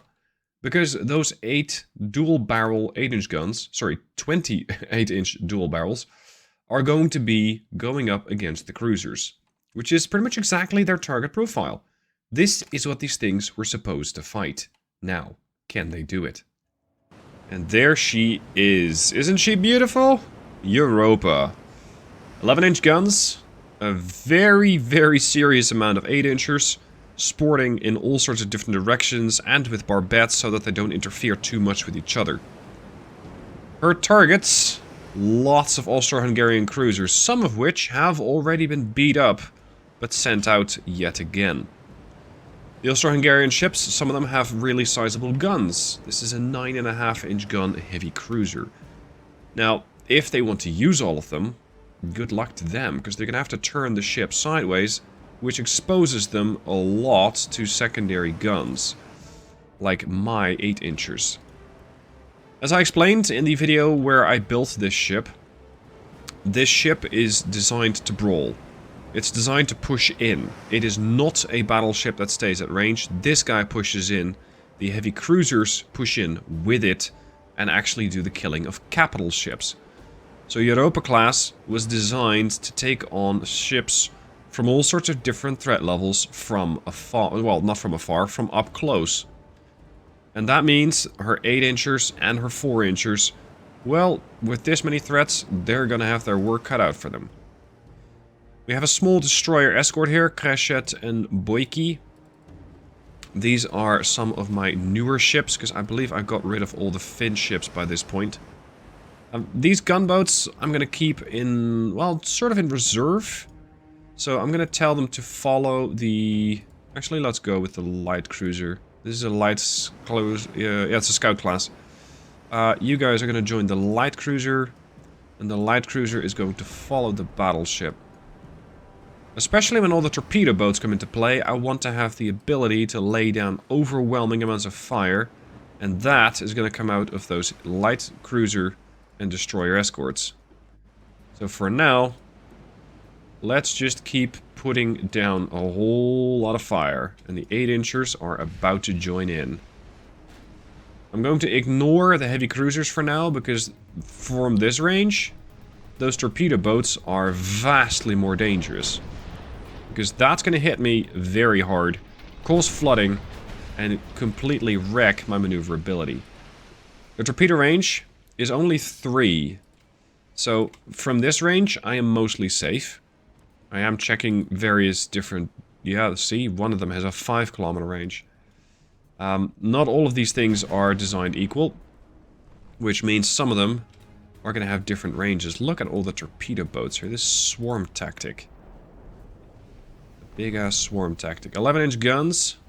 Firing in anger for the first time, and so far not really getting anywhere. But even with a green crew, against a torpedo boat, which is a small, very maneuverable target, we're getting about 17% chance to hit. Which I think is really good. Now, let's get the heavies as their own separate entity. I don't want them to screen. I want them to aggressively engage the enemy, especially considering the numbers here. We're gonna have to get rid of these numbers quick. Or we'll find that we're getting overwhelmed. And that was the first kill from Europa. That was a lot of damage. Then again, 11-inch high explosive. What'd you expect? 3.3, we're about to enter torpedo range. Europa herself also packs torpedoes, but I refuse to use those for now. 5.1, she could be in torpedo range, but isn't using them. There, okay. Now, early game, let's say early campaign, I had some pretty awful ships. I suspect that by now, we're going to be seeing somewhat of a turning of the tide, because I'm starting to get better equipment. Better ships, better fleets. The problem is going to be numbers. They have the numbers, they have the money, and this also means that as the campaign progresses, they'll have the tech. I'm going to have probably largely older ships, fewer of them, and that could mean a lot of difficulty in trying to control all the territory that I need to try and hold. So we're having our work cut out for us right here. Now so far we've done 21,000 points of damage, but we've only taken 68, 27,000 as we're wrecking another torpedo boat. So far they might have the numbers, but is that really worth a whole lot? And I would argue not really, because so far they're just not benefiting from the numbers advantage. The AI is, to their credit, trying, by the looks of it, not to attack in one large column, but in several columns at the same time, which does mean that they have a better opportunity to overwhelm. Thankfully, due to that feature/bug, where if you target something and hit something behind it, the target, well, if you target something behind what you're actually trying to target, you will always hit something in the front. If you keep using that, then this becomes a far more manageable fight. Alright, time to start using the battleship in the way that she was meant to be used. Target the Corinthia. Close enough. The heavy cruisers are pretending to be a screening force over here and engaging the torpedo boats, the T5, which has a torpedo range almost threatening the torpedo, or sorry, almost threatening the heavy cruisers. Did you get hit by an 11? You got hit by an 8? And you started flooding. Oh, right, it's that Austro-Hungarian merchant cruiser. Like, these things don't have any armor. Which means that those 8-inchers are going to be extraordinarily dangerous to these ships. Because even an 8-inch gun is going to pen that. And we're looking at what, like 5-kilometer range? I can pen 11 inches of armor, which goes way over their main armor belt. That's an accidental kill on a light cruiser. That was 2,400 damage with an 8-inch. Look at how close the battleship is to the enemy, like 4 kilometers. And they don't stand a chance. The Austro-Hungarian Navy still has some battleships, especially in the Black Sea, which is where we're currently operating. The challenge that they have is that that battleship was extremely badly damaged in the previous encounter and needs a lot of work before they can send it out again. It does not seem, however, like sending out an already damaged ship is something that they seem to think is a problem, because they've sent out quite a few of these ships. I think it was Mödling that was already really badly damaged, and even one hit took it down. One hit from a 9-inch mounted on a heavy cruiser. Not sure why this group is having some difficulty keeping up. I mean, these are destroyers. They're supposed to be quick, so is the light cruiser. You guys should be a lot closer than you currently are. I'm not really giving a whole lot of orders right now. I'm letting the battle unfold. And letting the AI pick the targets. Heavy cruiser Linz is taking some damage here. She is suffering from tons of flooding. And even with maximum bulkheads, that looks pretty dire. I think she'll be able to stop it. Whether she'll recover from it, that's a whole different question. I have, as I've been playing this war, already received a couple of hails from the Austro-Hungarians begging me to stop this war. Can we please sit down? and draft out a peace agreement, and I have told them no. We are not doing that, because I want to try and take as much money from the Austro-Hungarians as possible, because their economy is going to recover anyways. Mine isn't in that great of a state, so that means I need to get money from them. That's the plan. I need their cash. I don't need their ships, because their ships, if they're all this quality, no thank you very much. That is not worth it. This Cormoran T-12 is determined to go after the battleship, which you'll not get. There she goes. So, the plan is, just get a massive amount of victory points, and get all the cash from the Austro-Hungarians. Sadly, I don't believe you can claim provinces, at least not the ones that I want. So, we're gonna have to... Wow. Oh, that was from a heavy cruiser. We're going to have to just get their cash. If you don't want their fleet, if you don't want their territory, if you cannot get their territory, just get their cash. And try and thwart the enemy that way. Main guns on the Lins, secondary guns on one of the torpedo boats. And the numbers are going down in a spectacular fashion. Switch to the light cruiser groups here. The heavy cruiser Lins. Yeah, she did recover some. She recovered one compartment. But considering Europa is paying her full attention to her. Yeah, there she goes again. I don't think it's going to last long.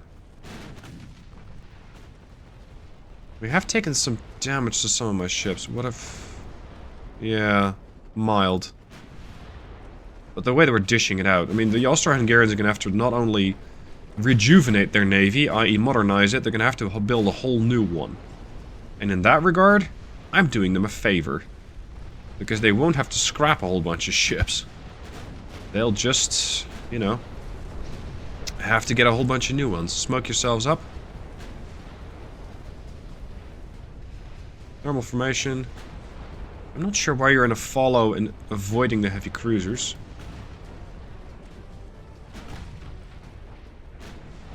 Yeah, this is pretty much done, isn't it? We're just rubbing... we're not rubbing anything. We're trying to get rid of these ships. We're mopping the floor with these Austro-Hungarians. There's just so little that they can do. I think this goes to show that once you have a good couple of cruisers, the torpedo boat solution is no longer feasible. You just cannot rush ships anymore. Maybe in extremely serious numbers, but the price... I mean, is it worth it? You're paying 1.9 million for one of these. I'm paying a heck of a lot more. I'm paying 180 million for one of these.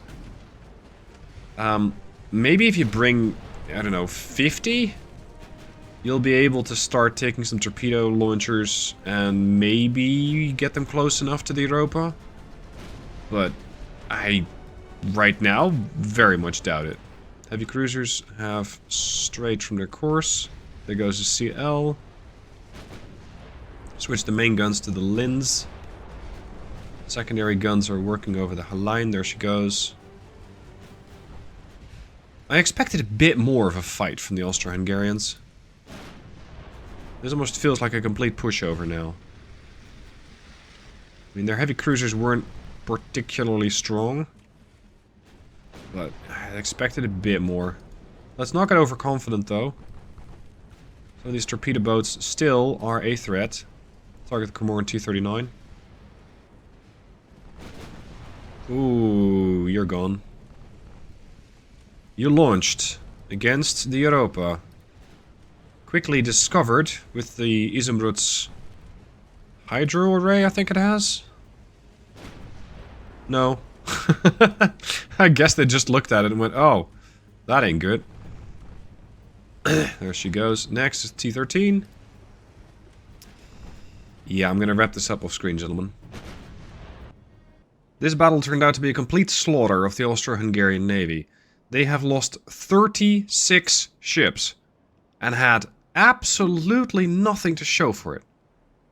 They have no kills. No ships were sunk. They did almost no damage, and I gained 26,000 victory points. If this isn't the perfect maiden voyage of the Europa, I don't know what is. So where does this leave Austria-Hungary? Well, they still have 55 ships. And what we're also starting to see in this era is submarines. That is a serious threat to that new Europa-class battleship.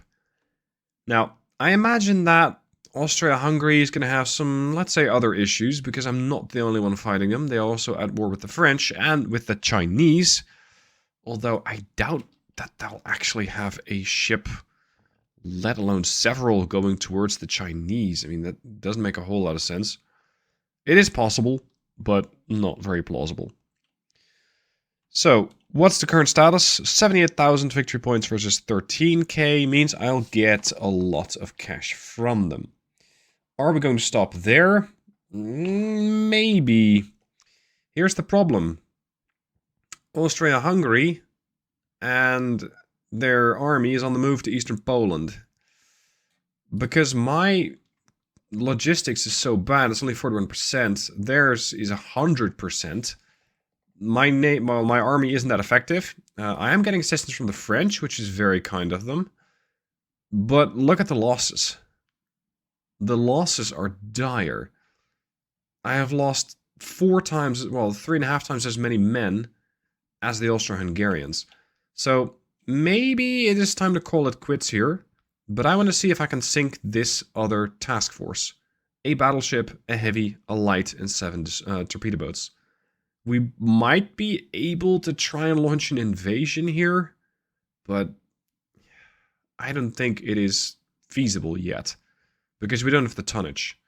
Also, the whole naval invasion button has been nothing but grayed out for me, so I'm not sure if it's even possible.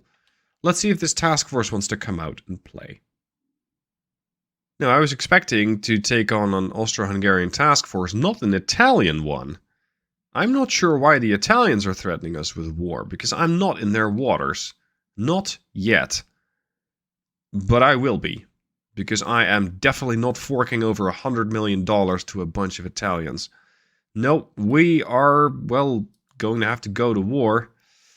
Do I want a peace treaty with the Spanish? No, I do not. I don't want the peace with the Spanish because it's going to cost me money. I do want one with the Austro-Hungarians because this task force is not coming out to play, and if I now have to take on the Italians, I might find myself vastly outnumbered. So let's not. That would not be a good idea, because the Austro-Hungarians, they've been badly beaten. They still have 60 ships. The Italians, they have 119. Mostly numerically superior because of light cruisers and torpedo boats, so once again, Europa's going to have her hands full. The other ship of her class, where is she? Where are the battleships? Here. The Sea of Japan, and I'm building another one, the Apostol Piotr. So I can try and getting the one from Sea of Japan over here, but it's a heck of a trek. And my relationship with the Japanese isn't spectacular, shall we say. We need one spark, and this conflict is going to reignite. Now, they only have 2 battleships. I believe that my battleships, in tandem with my cruisers, are better. So this task force over here can be effective. Because we got not only the Sviatoi, but also the Chesma, which is a battle-hardened crew. We have a heavy cruiser, Europa, which is one of the oldest ships I have. And it's proven herself time and time again. So I am not concerned that much about a conflict in the Sea of Japan.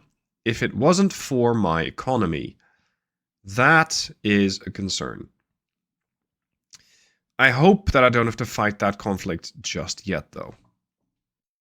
Much to my chagrin, and as much as I recommended against signing a peace treaty with the Spanish, we have. So, while the peace treaty with the Austro-Hungarians has failed, we did get a peace treaty with the Spanish, which is going to give me absolutely nothing. Their battleships are a little outside of my reach. I'm getting less than 1 million. Cool. Oh well. Oh, and here comes Japan. Fine. If Japan wants to fight, we will fight. And look who it is. It's the Erzherzog Franz Ferdinand. 16 9.5-inch guns. This is the time when the Europa is going to soak up the damage, and the other guys deal the damage against the battleship. That's the plan. Will that work when there's a couple of torpedo boats in the way? We're about to find out. The fight is on. We're about 10 kilometers removed. The secondaries, which means the 1.6s from Europa, are pounding the battleship. And the enemy battleship is surprisingly not returning fire yet. I'm not sure why, because I have been spotted. The guns... oh, there we go. The guns are now starting to point in my general direction. And it looks like they're not turning the battleship, because that's not what the guns are pointed at. Maybe they're trying to take down a cruiser. Which, arguably, is not a bad idea. Because that is a substantial threat. The Europa, with her secondaries, can definitely deal a whole lot of damage to this ship. But the torpedoes from the heavy cruisers, that is where the threat really is. So perhaps the enemy battleship understands that and goes, well, you're gonna have to go first, friend. I should be able to take down this torpedo boat as I target the battleship. And let's see what Europa can do. 8.5 clicks. Her crew is now trained. The amount of experience that she got from that last battle is probably very significant. And is starting to pay off. Because her accuracy is now 16%, and we're targeting something really big. But even against the torpedo boat, we're looking at about 7%, which is not bad. Weather conditions are pretty favorable. It's day, which is somehow giving me a debuff. Can't quite explain that, but here we are. The enemy battleship does have low fuel. I think they weren't refueling for some reason. And, well, I actually quite like it, because that makes my life a lot easier. The reason for that is that the Erzherzog now is not very quick. She's doing 12 knots, which means that my cruisers have all the time and all the opportunity to catch up and eliminate this ship, if possible. But first, that screening force has to go. First, this screening force of cruisers, and mostly torpedo boats, has to get eliminated. It looks like they're not too keen on that. You guys, screen for the battleship. There.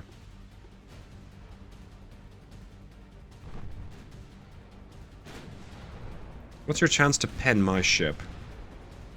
Not terrible. Okay. I want to try and get as much firepower concentrated on all the various escort ships as possible, so I'm keeping the Europa broadside. Even though that could mean serious damage from the 9-inchers. But most of the 9-inchers are not looking at me. They're looking at heavy cruiser Pallada, which is over here. Interesting choice. Let's smoke up. Providing a smoke screen for my own ships, especially the heavy cruisers. Europa doesn't need one. And see if we can do something about these escorts. That's an opportunity right there. Ooh, that's good damage. And there are more low fuel ships out here. Including torpedo boats, that's curious. That's gonna leave a mark. Now all the guns are starting to take aim at the Europa. Range, about 4.5 to 5 clicks. We're inside of their torpedo range now. I'm gonna start paying some good attention to these things. Getting a little dangerous. Chance to pen against the Erzherzog is pretty bad.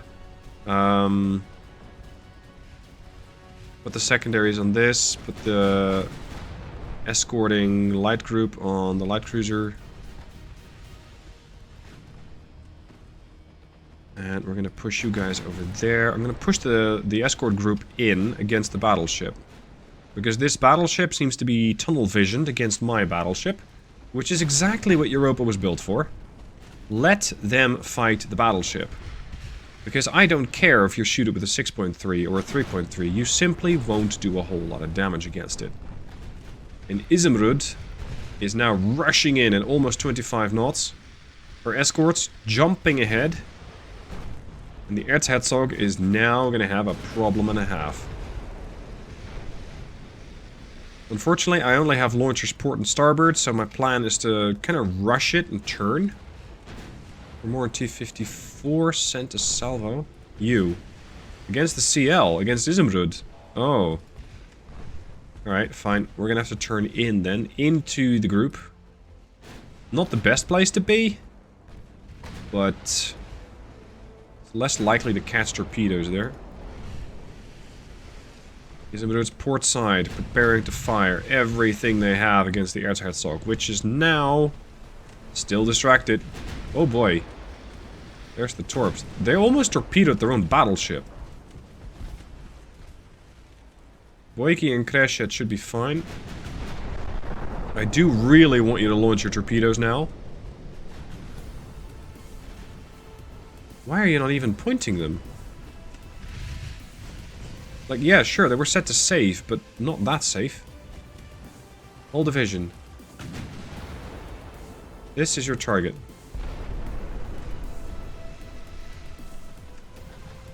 Come on, you got the perfect shot. Take it.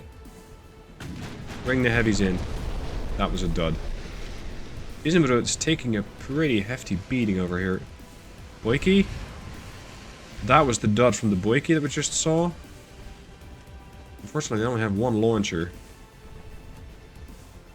T-54 already launched. 51's thinking about it. 49's thinking about it. We got the heavy cruiser Leoben. Don't consider that much of a risk. Chance to pen. Getting better. There we go. That's a torpedo hit. How expensive are you? 91 million. I was about 180. So yeah, you're half price. Get one, buy one free. No. Buy one, get one free. Close enough.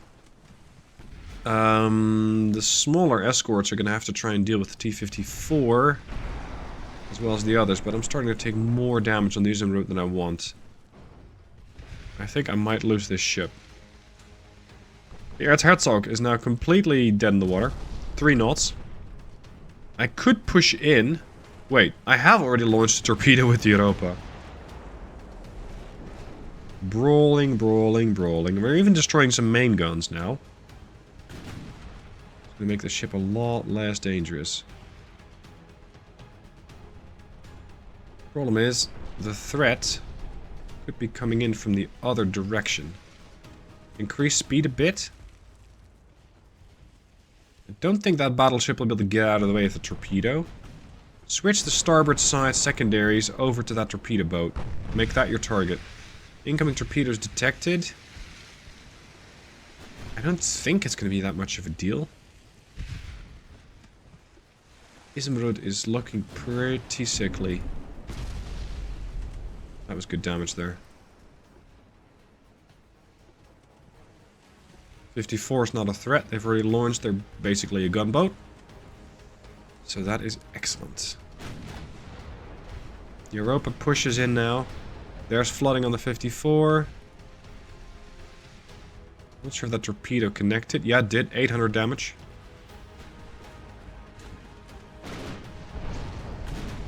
You can see that the Europa doesn't do a whole lot of damage.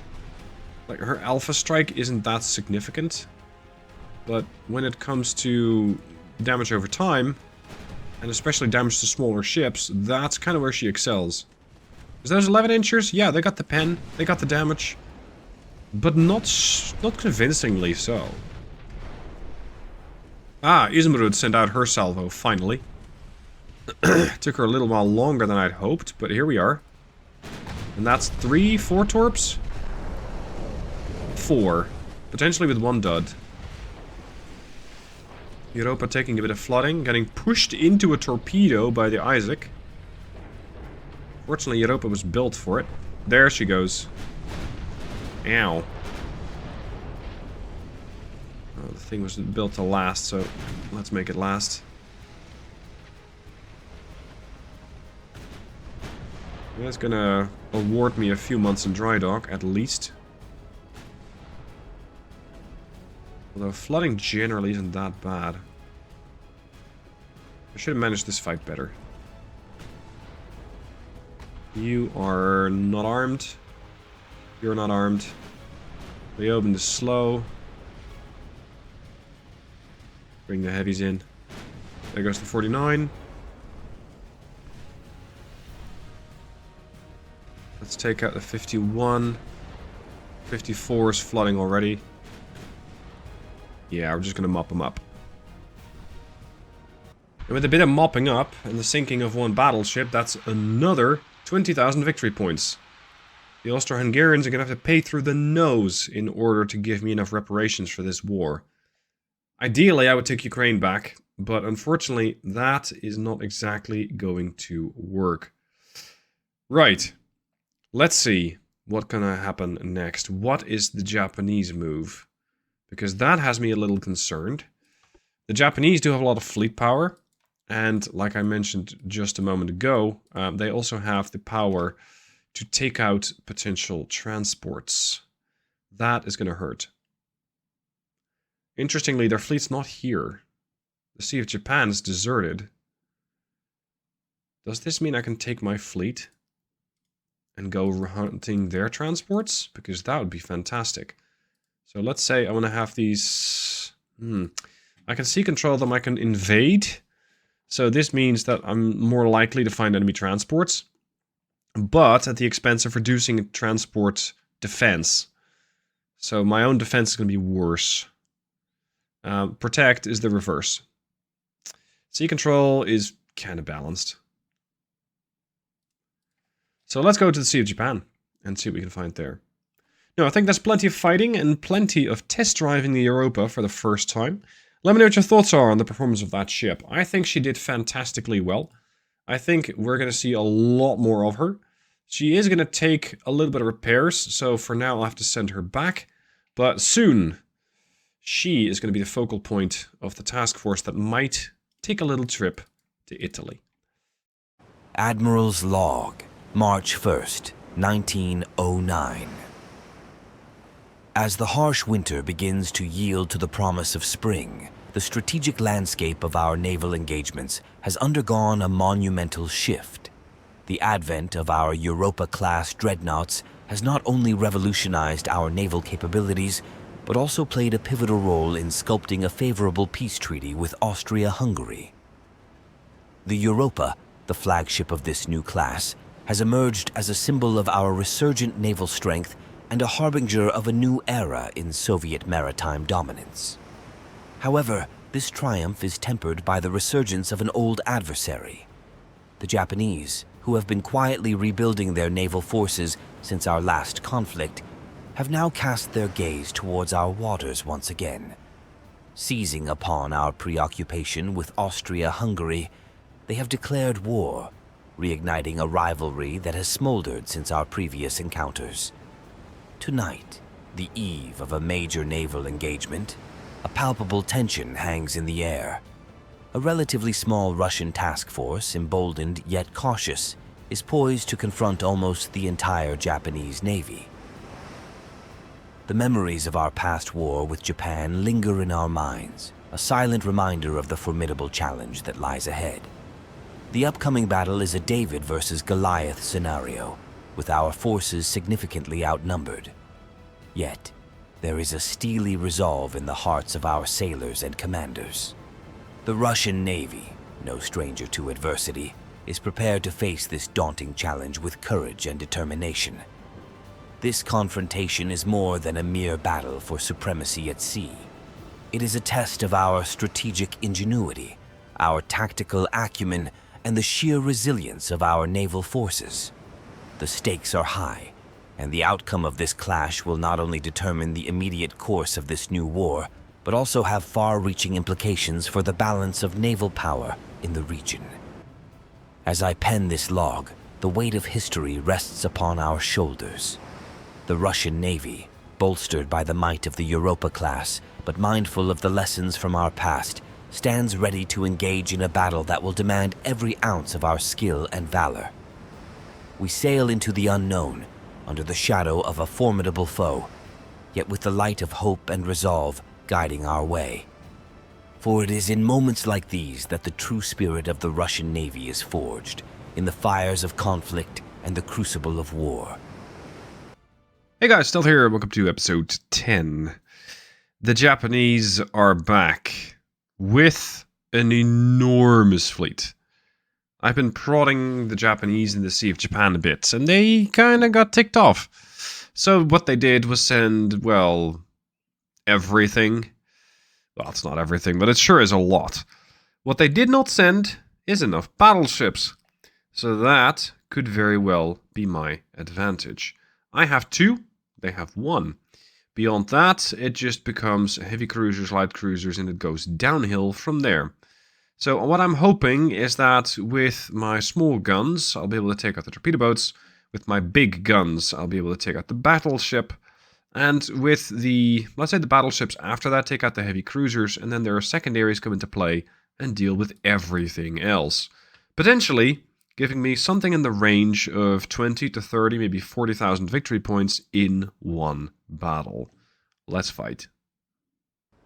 This battle has the potential to turn into one big mess.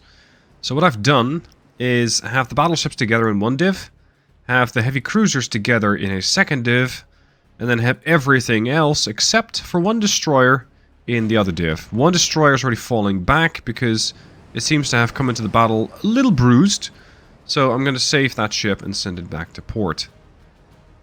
Now the enemy battleship, let's have a look. It's one of the older ones. This is what they call a battleship. The Austro-Hungarians put a 9.5-inch gun on it and call it a heavy cruiser, but it doesn't really hold a candle to the new Sviatoy Yakov. With its 11-inch guns, with its 8-inch guns, the issue is we only see the big things. We don't see the small things yet. But soon we might not see the small things because, or we might not see the big things because of the small things. So let's hope we can still eliminate the battleship. It is the priority when it comes to victory points. But from a safety point of view, the smaller stuff is far more dangerous. Especially considering the Japanese probably have some pretty decent tech. And as they do, their torpedo threat might be worse than that of Austria-Hungary. Right now I'm just seeing 3.3. There's another 3.3. 2.0. 3.3. Yeah. So about the 3-kilometer range is where these guys tend to get scary. Let's try and stay outside of that. My fleet looks a little scattered. Yeah, okay. So, small stuff first. Don't sweat the small things, is what they normally say. In this case, we are going to sweat the small things, and then we'll take out the big things after. The battleship has to survive. Both of them. The Sviatoy and Chesma. Chesma has fought a lot in the past. It's one of the OG battle hotels, and all of her 4-inch casemates are going to have plenty of targets to pick from. So hopefully they will not fail me right now. It is going to be playing whack-a-mole a little bit. Look at the numbers here. This is not scary at all. The good news is we are, well, we're not surrounded. But it is kind of the point where you go, point your gun in any direction, and you might find that you accidentally, or not so accidentally, do hit something. So that's what I'm going for. Damage, damage, damage. Torpedo boats, destroyers, it doesn't really matter what you hit, so long as you try and remove a threat in the form of, well, anything that has a torpedo launcher. As for my torpedo launchers, they're still really bad. They're only a kilometer. Maybe some of the new cruisers. Yeah, the Darth has 1.5. And that's pretty much as good as it's going to get. So we're going to have to try and fight and make sure that everybody stays outside of, well, preferably mutual torpedo range. Because I am far more likely to end up in their torpedo range than they are in mine. Considering the ranges. Zvonky group. Don't care for the heavy cruiser Care for the Shimushi over here, which is already flooding. What the hell are you targeting? Why over there? Let's go for this.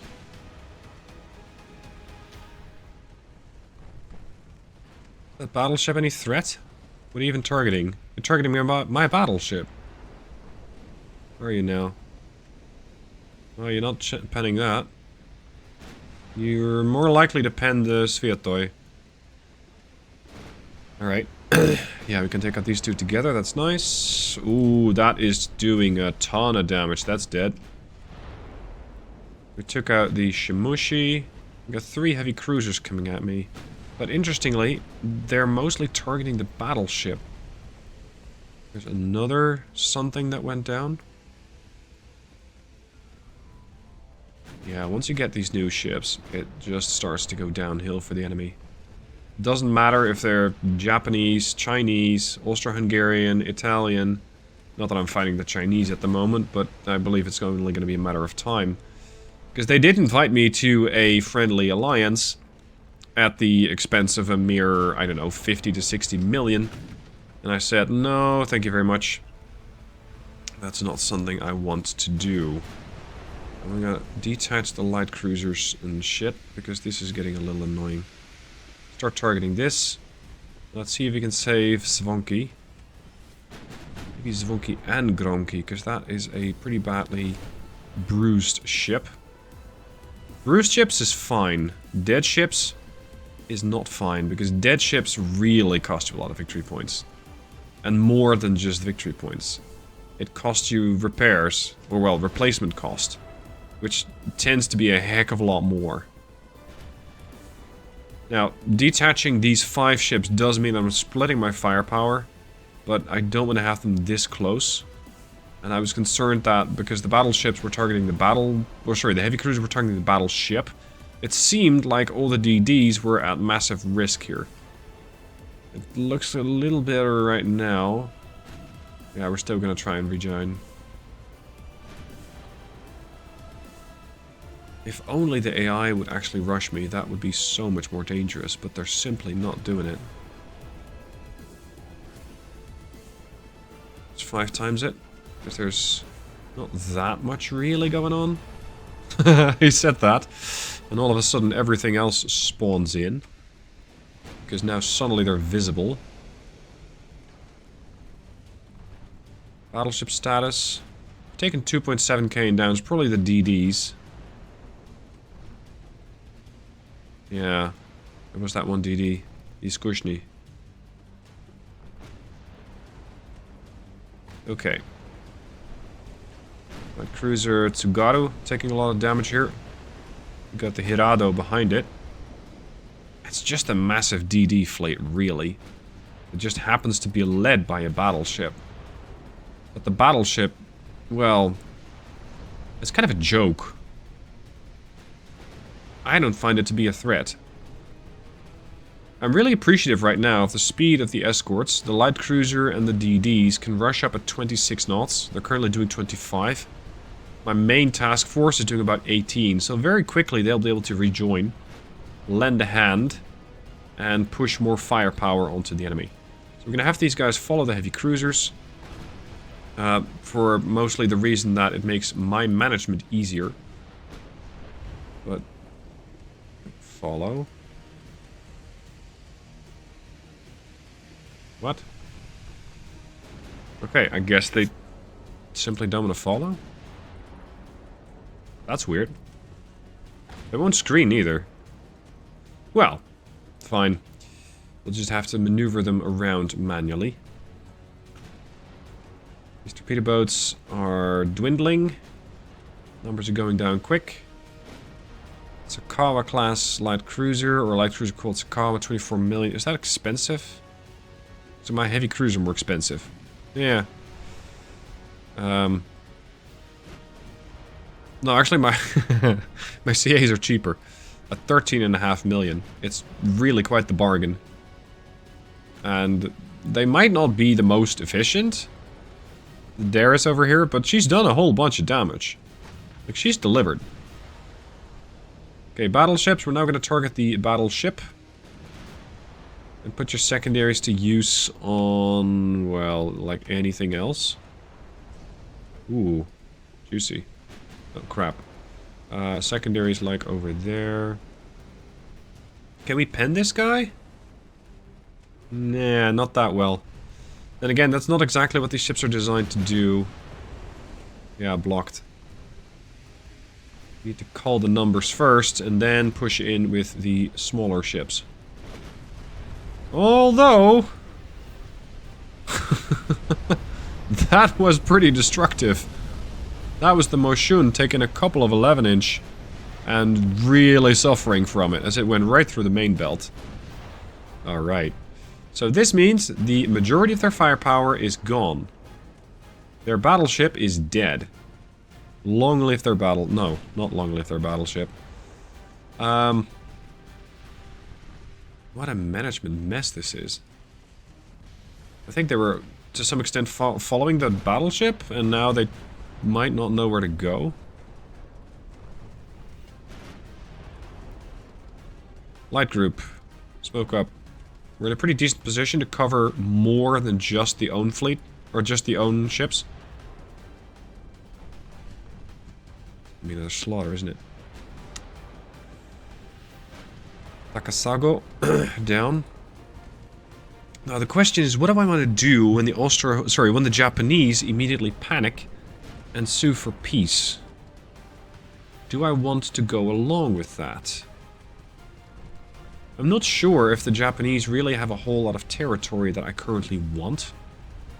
Because I'm not that interested in investing a whole bunch in this particular area.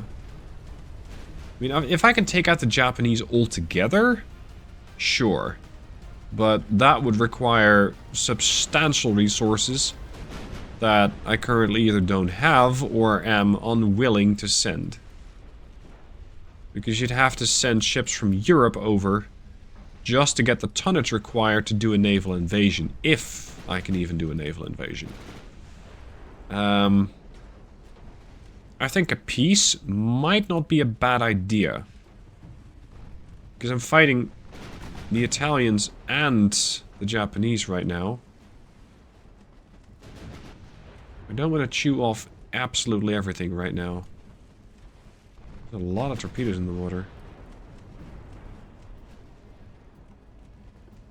Turn them to avoidance. You're gonna get hit. Dud. Perfect. We'll stop. Jasma, don't follow in. Because you will find yourself on the receiving end of a couple of torpedoes. Okay, now we're gonna speed up again. I did venture far too close to these torpedo boats. And DDs. Okay, it looks like we're a little better now. Jeez, that's a lot of damage. Sashio's gone. Karatsu's gone. Shiranui is gone. Mikanami's gone. Bloody hell. There's still supposedly a heavy cruiser task force somewhere in the back. But I don't believe I've seen them for a while. Secondaries on this, please. Light them up. Flash fires, abort the Nyodo. There's the heavy cruiser group. Oh, crap. Oh, crap. Thankfully, that did seem to have come out of dead ships. Like dead boats, so I don't have to worry about more torps coming from there. 5-1. Crap. Okay, threat analysis. You're loading. No, you just launched. And what exactly was it that you targeted? The leader. Okay, we're gonna do the reverse trick. Sviatoy can handle that. Chasma cannot. Chasma is using the Steam 3 expansion engine. Sviatoy, multiple expansion engine 2. Perhaps that's making our engines a bit more resilient. My DDs and shit have all panicked. Because, oh my god, there's a torpedo in the water. They have some sort of magical torpedo resistance. They can handle it. Switch to the Kari.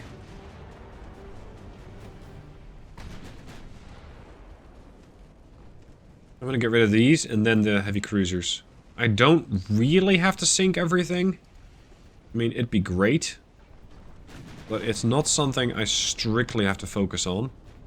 Because I'm delivering an absolute kicking to the Japanese Navy. They're going to be really hard-pressed to recover from this. Send the heavy cruisers in a little more aggressively. Oh, Jesus, what happened to you, Darius? You're taking a lot of hits. That heavy cruiser's going down. Yeah, she's gone. That's unfortunate. Got hit by a 10-inch, what, from a heavy? Yeah, maybe. What happened, Darius? 1800 damage for a 4.9-inch gun? I know I didn't... Oh. I was gonna say, I know I didn't armor these things that well, but not that badly. Yeah, I did. Mikhail, do you have a meeting with the Ariake or something? What are you doing?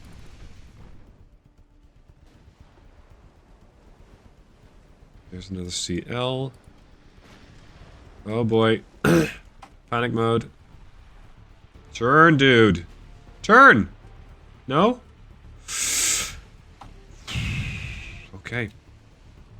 Okay. I was wondering if this was also going to work in the campaign, and it seems like it does. If you're reversing, the AI does not know where to target a torpedo. So, if the Oboro, for example, wants to target me, they're probably going to launch there, because they expect me to go there. Which naturally is not where I will be, because I'm reversing, I'm going that way. But the game doesn't care. The torpedoes will still kind of tend to sail in the direction where the game is expecting you to eventually end up. Which is weird. And I've seen comments about this bug feature, but I didn't know it would actually work this well. I did use it recently in the Frankenstein video, where I took one really odd battleship up against a whole task force of destroyers, like 20 of them.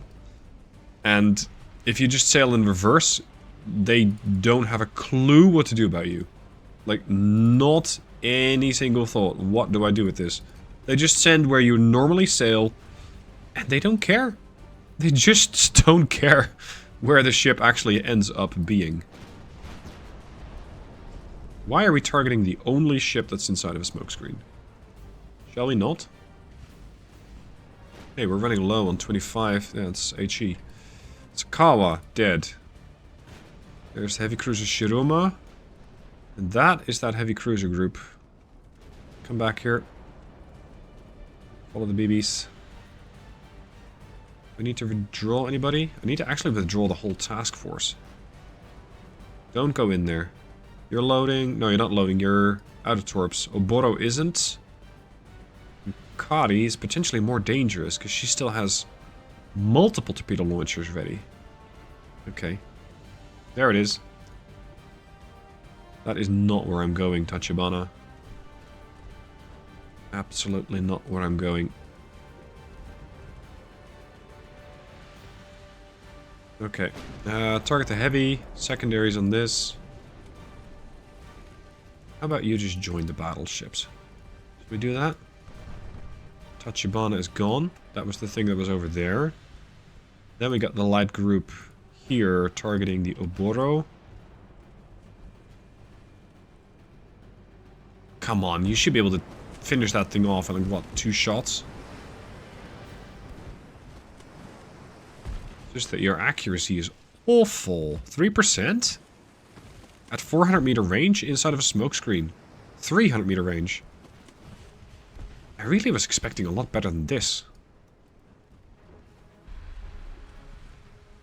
Mikhail is lost, I guess? Mikhail... Oh, you got a dead rudder. Yeah, that would explain it. Heavy cruiser, melting. Excellent. Sounded like it was painful. Heavy cruiser, is that expensive? 19 mil. Not terribly so. The Europa is more expensive than that. Europa's far more expensive. 58 million.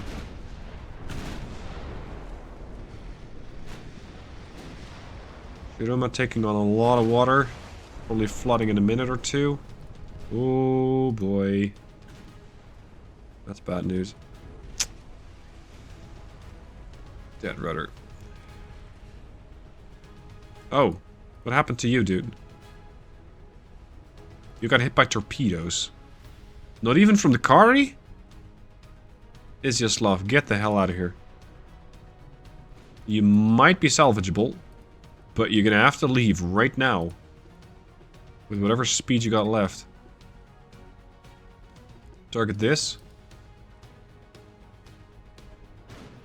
Yeah, we're just gonna wrap up here. Now, I call this a productive day. I scored 43 ships. I believe there's one survivor? Two survivors. So they sent in 45 ships and 43 were not coming home. This means 59,000 victory points for the Soviet Union. At the expense of one heavy cruiser, the Darth. The rest of the ships, well, damaged, but alive. And they came out very well. So, what is this going to mean for the Japanese war? I think they might want to reconsider their life choices. Because considering the way that these guys just got completely hammered, I think they're going to sue for peace right away. Do I want it? I don't think so. They haven't conquered any provinces. Let's fight to the end. Whatever the end is of our choosing. It's going to be a little pricey, probably, to fix my ships up. In the meanwhile, as I'm going to be doing that, I'm also still taking down transports.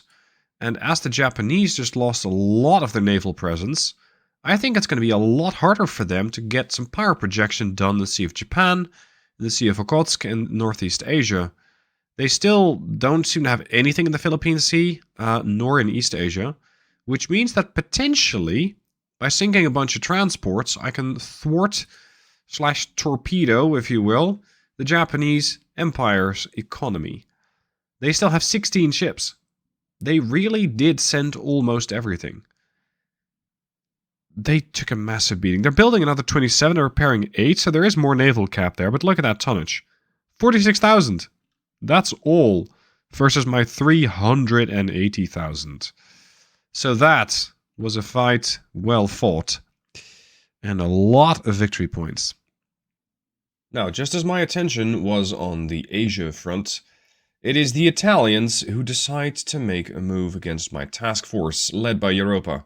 I'm going to leave you with this fight in the preview for the next episode, because this is going to be a big one. There's a lot of cruisers about, there's a couple of torpedo boats about, and a bunch of destroyers. So this will take me a while. I'm going to have the Europa take point yet again.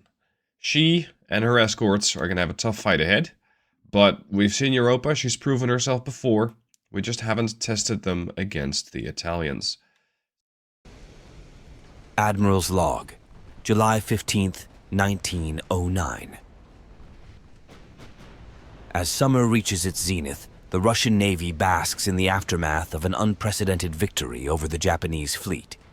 The recent battle, which will undoubtedly be etched in history as a defining moment of naval warfare, resulted in an almost unimaginable triumph for our forces. Out of the formidable armada of 45 Japanese ships that dared to challenge us, a staggering 43 now lie vanquished at the bottom of the ocean. Our loss, though felt deeply, was minimal. Just one ship, a testament to the strategic brilliance and indomitable courage of our sailors and commanders. The Japanese Navy, once a fearsome and respected adversary, reels in disarray and disbelief. The magnitude of their defeat is not just a blow to their naval strength, but a crippling strike to their morale and war-fighting spirit. They are left grappling with the enormity of their losses, struggling to comprehend the extent of the devastation we have wrought upon them. In this moment of overwhelming Russian superiority, I am acutely aware that this is more than a mere victory. It is a strategic opportunity of immense proportions. The Japanese, in their current state of shock and vulnerability, are unlikely to recover swiftly from such a catastrophic defeat. This presents us with a golden chance to seize the initiative and capitalize on our momentum. My resolve is clear. We must press on, maintaining our offensive stance. The time is ripe to solidify our dominance and secure a position of unassailable advantage. The path ahead is laden with potential for further victories, for expanding our strategic foothold, and for imposing our terms in the eventual peace that will conclude this conflict. As I contemplate our next moves, I am imbued with a sense of purpose and confidence. The recent battle has not only demonstrated our naval might, but has also showcased the effectiveness of our tactics, the superiority of our technology, and the unwavering resolve of our forces. The Russian Navy, once underestimated by many, now stands as a colossus on the world stage. Hey guys, Stealth here and welcome to episode 11. In the previous episode I left you hanging with this fight. Europa and her escorts against a very sizable Italian battle group. Because keep in mind, we're not just fighting the Japanese, we are also fighting the Italians. So, what the Italians lack is a battleship. The battleship simply isn't available, it might not have been ready for this fight, they just have cruisers. Not to be underestimated, because some of these Italian cruisers have really sizable guns, in the form of 11.5 inch, which is actually very comparable to my Dreadnought. What they do not, however, have is a lot of 8-inch secondaries, and that's something Europa does bring. So let's see how well Europa can square up against one of these task forces. Fortunately, they only have one of these cruisers. Unfortunately, finding them is going to be a bit of a challenge, because this is not exactly favorable conditions. Very overcast, extremely foggy, dare I say, and with that, spotting the enemy before being able to shoot the enemy, that's a challenge. Now, the heavy cruisers are going to be screening for the battleship, the light cruisers are also going to be screening for the battleship, but I am going to have these guys follow. They will, in essence, do the same thing. They'll provide a screening force by adding a whole bunch of 4-inch firepower, and the DDs, these gentlemen, are going to scout. I want these to start spotting the enemy and seeing exactly where they are. First, knowing where they are is, is the first step. Then trying to land a hit in this weather, that's a whole different ballgame. Now, surprisingly, we can see them at about 11 kilometers. With this weather, I'd say we can't exactly see more than like 3 clicks. We don't have radar. And yet, we're able to spot and actually acquire these targets. You're definitely going to have more of the smaller boats popping up later. And, well, they have a lot of them. So I'm happy we're able to find these guys using the firepower of the DDs. And moreover, we're already getting some damage in on this destroyer, I suspect. And if this thing can go down, that would be lovely. Because the Italians believe in torpedo launchers. And submarines, by the looks of it. They have 4 torpedo tubes aboard one of these destroyers. So the closer they get, the more dangerous they'll become. Especially to the bigger ships, which are poorly at maneuvering. They got 3-kilometer range, so I do have some margin of error, but not a whole lot. Europa, opening up from afar, and as I can expect with this level of weather, your accuracy is going to suffer. Fortunately, we can make up for that to some extent with the volume of fire, especially with the 4-inch guns. That's going to help. But it's going to take a while to take out this task force. Oh, that was juicy. That was juicy. That is one of your boats gone. Are you guys in range? Not yet. But very close. Very close. Done. Let's see. Where's their big cruiser? Here. Look at the firepower on that thing. 4 11.5 inchers, a couple of 7-inchers, single barrel, dual barrel 6-inchers, 14 1.4s, and another 4 1.9s. That's a substantial amount of firepower for a heavy cruiser. especially of this era. Not to be taken lightly. I wonder what they sacrificed in order to achieve this level of firepower. You, sir, are getting awful close. CAs, CLs, everybody engage this target. I don't want you nearly this close.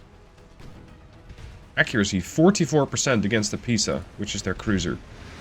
Pisa has no armor.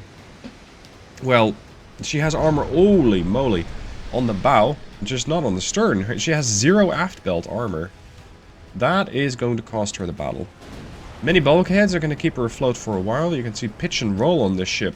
Pretty bad. 56, 54. Oh, sorry, 56, 58. She has a low draft, and if she's already flooding, that low draft is going to make it progressively worse for her. Because a low draft means you flood easier.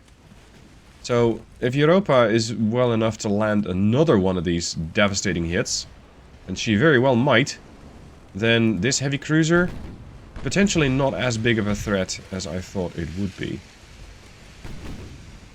This torpedo cruiser, or sorry, it's not a light cruiser. Torpedo boat? No, it's DD.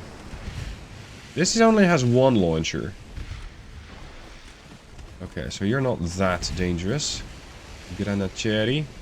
With a 1 kilometer range, but that means they're pretty quick. 38 knots. Our accuracy leaves a little something to be desired, because I have 8 ships targeting this. And I'm getting absolutely nowhere. That is a little unfortunate. Europa, turn back to port. Slow down a little bit. And just go to town. Take your time. Keep them at bay. And as you do, you'll buy time to do more damage. There we are. That's a heavy cruiser gun. That's a 9-incher plowing right through another destroyer. Which seems to instantly go down. My DDs are still a little ways ahead. Dealing with Calliope over there. We're like at their torpedo range? Oh, they got short range torps. Okay, work this thing over, would you?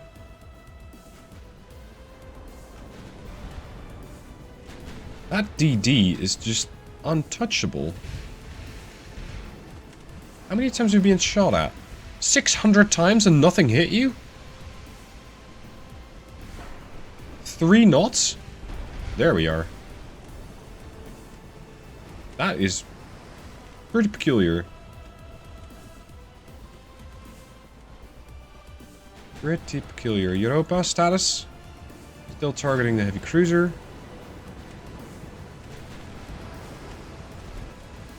Alright, let's have it out. Target that thing and take it out of commission. There you go. That's a lot of flooding. That'll probably sink her. Mains on the Brindisi. Yeah, she's gone. What are these light cruisers made of? Paper. Okay. Poor quality paper at that. 45% quality bonus. 3.2 inch foredeck, 0.3 inch main deck, 0.2 inch superstructure. Yeah, your build quality needs work, sir. I'm so used to having these Austro-Hungarians fight me that... What the hell? That I'm very surprised at seeing the short-range torpedo launchers on the on the Italian destroyers. I'm so used to having the enemy at 3 to 5 kilometer torpedo range that this is kind of easy. I mean, I can't get complacent, but these enemies, not as dangerous. Get the Etna already flooding. You're targeting Etna, right? There you are. With HE. Oh, poor thing. Yeah. I think AP might have potentially done more damage. Let's go AP for the next salvo. There goes the Ardito. The Granatieri is still... twice as many attempts at her life have been made. With just about as much success. Okay. Gentlemen. Unfuck yourselves and move on.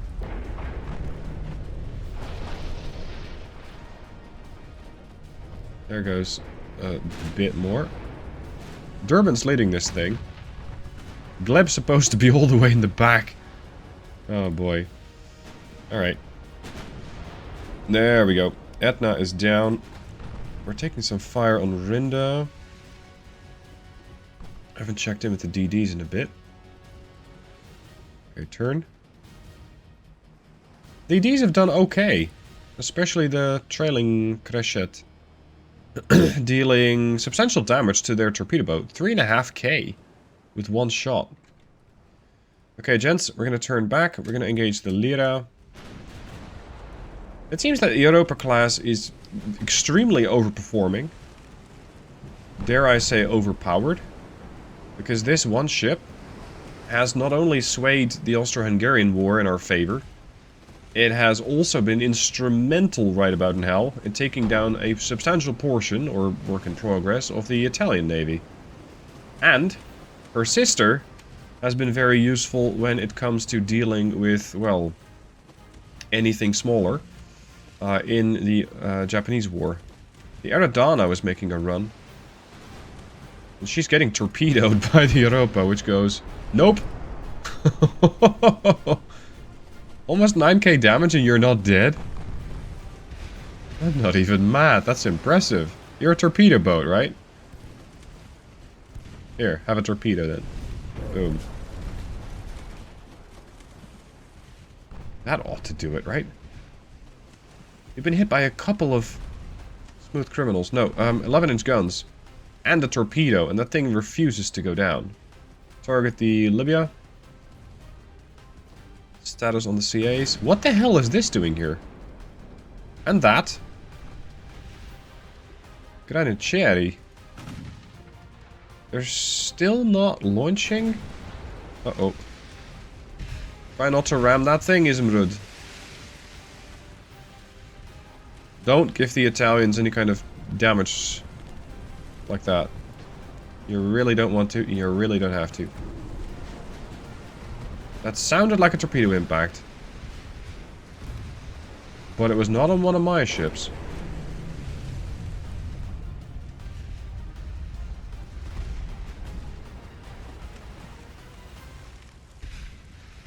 Turbines. Ah, torpedo launchers have been destroyed. Excellent. Okay, Libya's going down. What is that? Granatieri finally down. This is looking like it's going to be fairly one-sided, which is not exactly what I expected. I thought that, especially in the fog, they would have a lot more opportunity to take me down. But they kind of messed it up.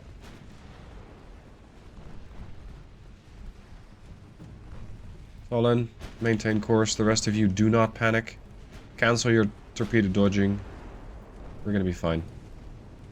Look at that, Europa doing 33,000 damage, which is half of the total damage of the entire fleet.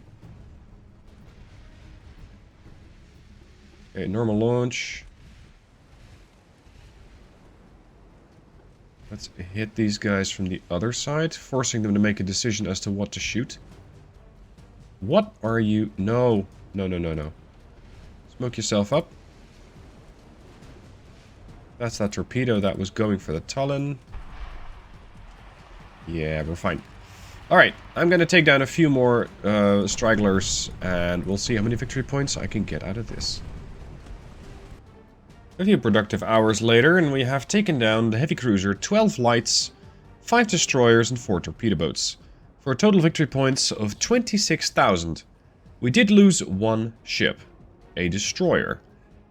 I'm starting to notice that my destroyers aren't exactly able to stay with the fleet, in the sense that I have also lost a couple of destroyers as they tried to take down one heavy cruiser. They did torpedo runs at it, they lost gunfights, were unable to win. I think we're going to need new torpedo boats. Well, the Italians want to... yeah, that's fine. I'm going to need new destroyers. I want to have something that's able to do a bit more damage, and something that's also able to sweep mines. And, ideally, fight submarines, because the submarines have started appearing. Now, over here, this is interesting. I lost 4 transports in the Sea of Japan, but so did Japan itself. So, what exactly... Yeah, sure, Canada. Canada's still rearming. It's really weird. Why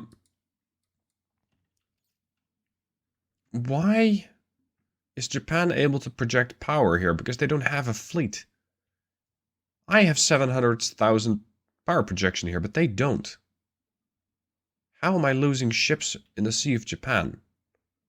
That they have any sort of stray mines or something? Look at that. Another submarine from the Japanese. Thankfully, it's not really going to any of my locations. That one is, though. I don't believe my destroyers have any kind of torpedo or any kind of DD protection. Let's have a look at the Zwonkis and see how they are currently set up. Maybe I can refit them. Because the way that they are now is not really... Well, it's not living up to what they need to be able to do. Look at that. I don't have any anti-submarine capabilities. I can minesweep, alright. But I cannot do anti-submarine warfare. I don't have depth charges. I don't have hydro. I got nothing. That's unfortunate. We're gonna have to research that. Because we're now really behind. I mean, the game says I'm behind, sure. It's also starting to show. The Japanese might not have the battleships. If they, however, decide to send their submarines after my ships, I have zero response. I have no solution. I'm working and prioritizing a destroyer design now, so I can get a 1,050-ton destroyer, which is substantially bigger than the DDs that I currently have. Wow, a fin? You're supposed to be gone, all of these things. The DDs that I currently field are 700 tons. No, that's a fin. Go away. There's another. I thought I scrapped all of these little nonsense boats. My bad. Gonna save me some money on these disasters too. Zwonkis. 757 tons.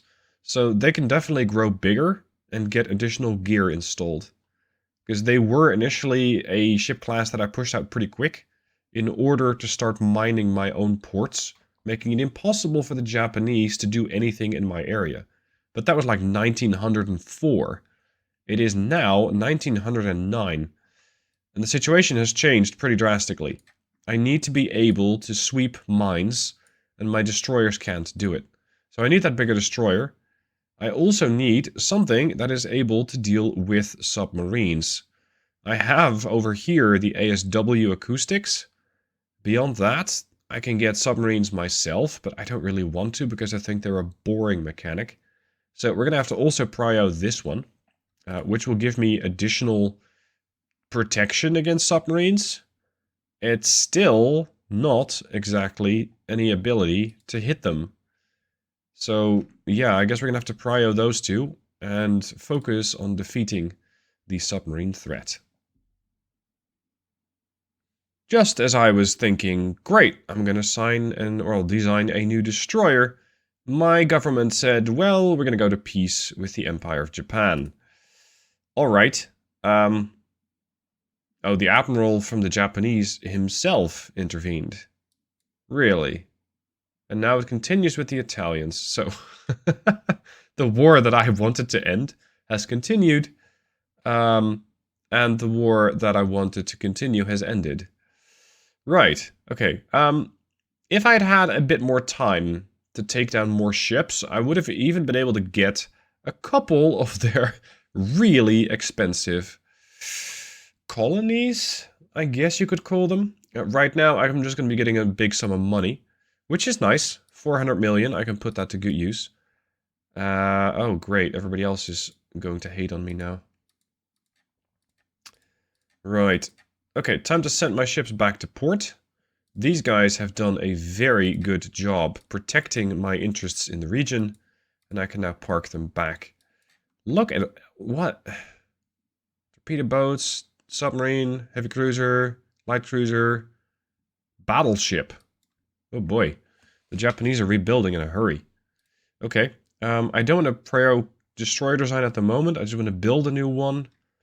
This is coming up in a month, but that doesn't actually impact my ability to build destroyers or equip them with any new gear. So I can just go for that. When it comes to hull strengthening, I might eventually be able to get... Or is that here? No, it's a long way off. Battle cruisers. They're a very nice way to play the game because they're the perfect, at least for me, match with a battleship and a cruiser. Right now, though, I'm just going to focus on... Well, I'm not going to prioritize anything, really. I'm going to get everything some love and attention. Somebody did recommend, why do you not use the free priorities? The free priorities are nonsense. Because look at what happens here. I got, let's say, 3 months, 16 months, and 6 months, and 1 month. So we're going to add that up. That's 19, 20, 26 months, right? If I do this, now that might be a poor example because this one's almost done. Now, let's say this. We're now getting a skewed picture on top of that because this only increases by 2 months. This halves, well, more than halves. It gets 4 times the bonus, but this one was already done anyway. Okay, wrong example. Anyway, the priorities I don't like because, as it says, you achieve a breakthrough, but it goes at the expense of slowing down basically everything else. So I can prioritize one thing, but everything else slows down. Yes, you can make the case that in some opportunities or some situations that might be beneficial.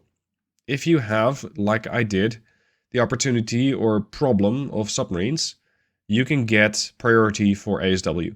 Or you can go, well, I really want to get that new battleship hull, so we're going to prioritize everything on hull strengthening. The problem is then that you might have the new battleship, but it's still fighting with, like, I don't know, Mark II somethings. So that's not very valuable. What I do find valuable is cruisers, but I want my cruisers to also have internal protection and better turret mechanisms and better gun layouts, blah, blah, blah. So, long story short, I won't prioritize anything.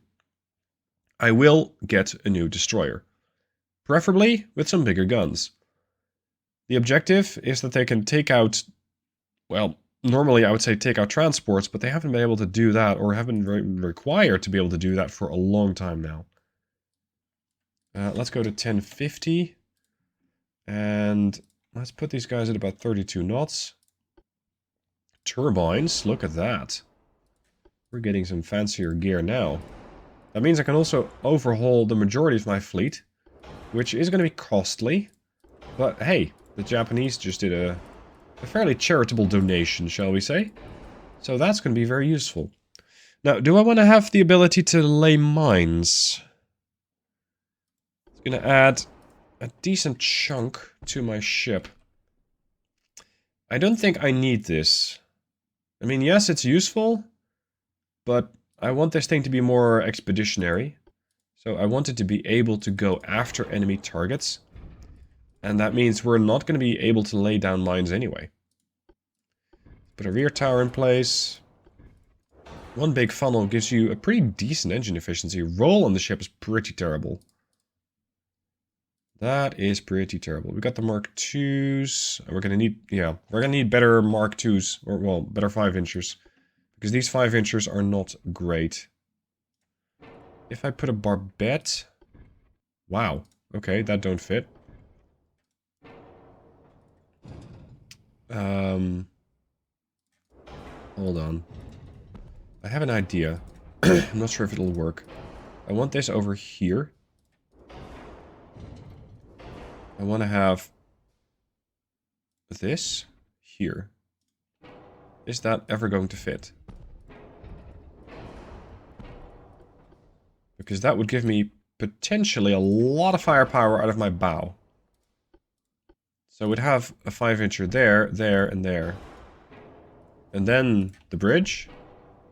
Then the funnel. Secondary tower. We're going to go with a dual torpedo launcher as a send-off. It's a pretty wonky design, and unfortunately it doesn't quite work the way I want it to.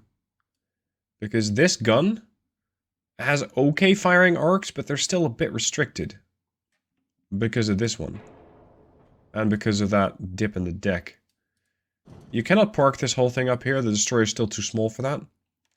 If I reverse this thing... The game doesn't let me do that. Okay. Really? How far can you put that bridge? Like it's time for the Nelson destroyer. Ah. Really?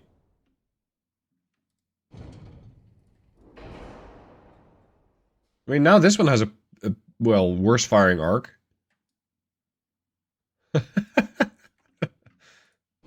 Welcome to the Ministry of Naval Design. Don't take us too seriously, because we don't. Pitch, 55-9, roll, 82-3. Ooh boy.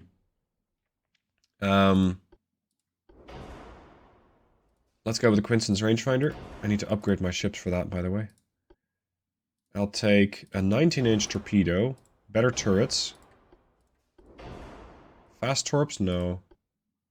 Ooh, picric acid. And dunite. If you really want to blow yourself up, you pick either one of these. TNT is less volatile. What's the detonation chance? 3.9. What's this? 6.7? 6.2. Oh, it's not as bad as I thought. Ballastite? Ballastite lowers it even. Okay. If I supersize these guns, what am I going to get? 5.9s. With, I don't know, 7% barrel length. That's a pretty punchy gun. Especially if you give them heavy capitalistic one-shells. What's my pen? Jesus, that's a punchy gun. That can punch pretty clean through a heavy cruiser at this point. So that ability to take the fight to the enemy is definitely there. Their ability to take the fight to a destroyer is going to be far more difficult. Turret rotation speed is great, but the reload's 23 seconds. The good news is, they only need to shoot once. Well, they need to hit once, ideally. If I'm able to reduce the... Let's say reduce the displacement to 1,000. And give him 5% extra beam. Jesus, even with the max beam, their roll is still going to be awful. Okay. Reduce the weight. 4,500 kilometers is not great. -5 is just going to make their roll worse, but not that much worse. Look at what that did to the range. Can I go like 32 knots now? Yeah, I can. I have no idea if this design will work. What? Okay, I think it'll not work. Yeah, as much fun as that would be, I don't think it will work, sadly. And I don't think this is going to be considered super firing. Because it's not tall enough. So what you would then get is the bridge. So gun, bridge. But then you'd have to either expose a lot of your sides or put more guns on your stern. No, these are cruiser hunters. Especially lighter cruisers.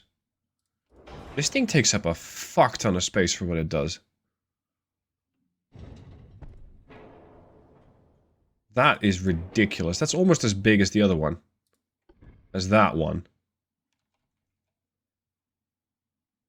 Huh. It's unfortunate I cannot put that up there.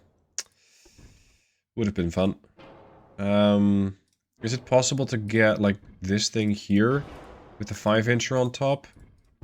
And then maybe a smaller gun in front of it?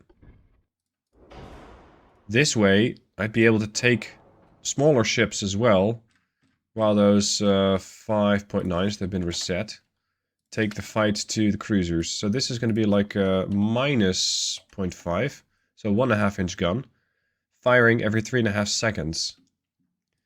Then we get the bridge. Then we get the funnel. Yeah, I think we can then put this weird thing on. For small guns. Come on, rotate.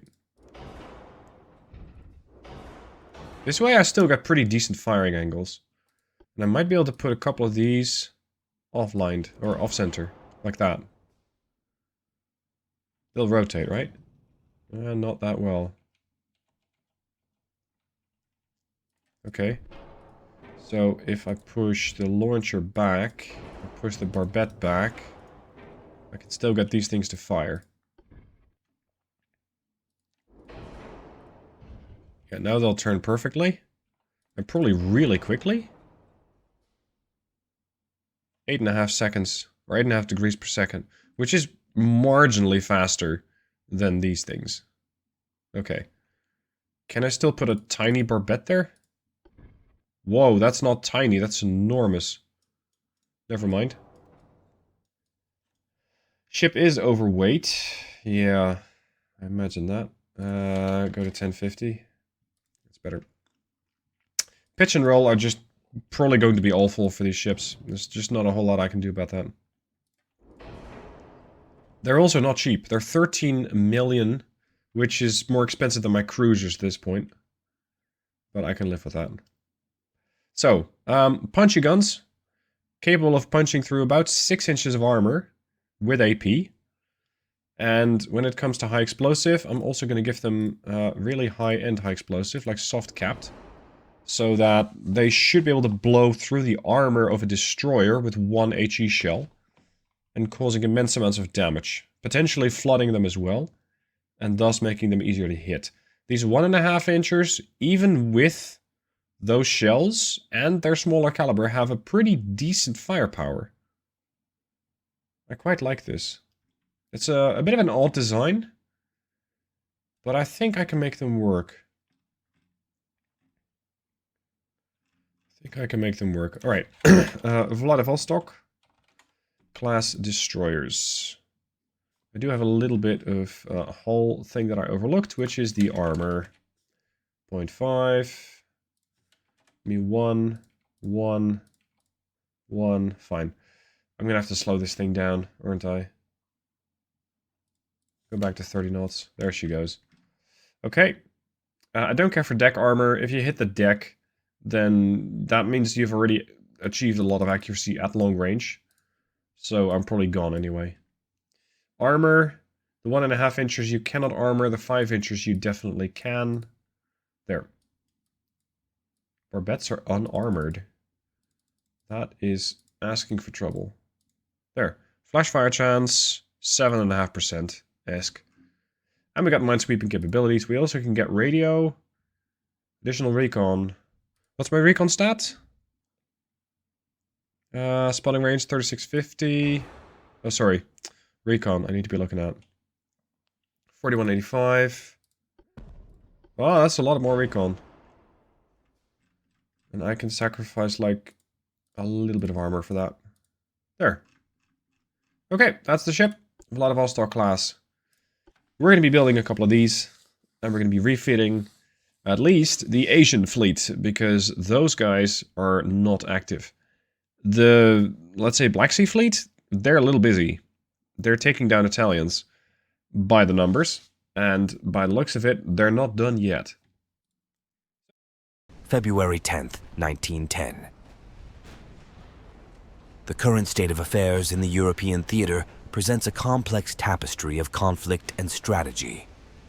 Russia now finds itself engaged in a multifaceted war, contending simultaneously with Austria-Hungary, Spain, and Italy. This challenging scenario requires a high degree of strategic coordination and adaptability from the Russian Navy.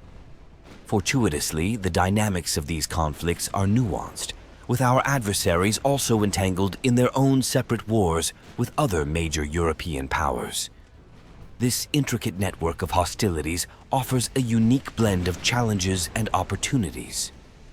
We must navigate this landscape with a careful balance of aggression, tactical diplomacy, and leveraging the divisions among our foes.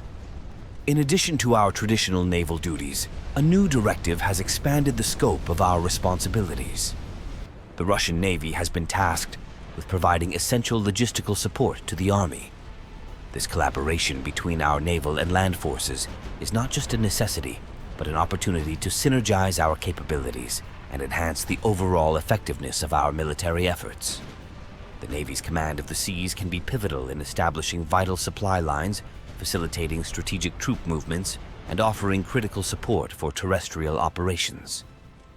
This harmonization of efforts between the Navy and the Army has the potential to significantly amplify our military prowess, providing a combined force capable of strategic superiority on multiple fronts.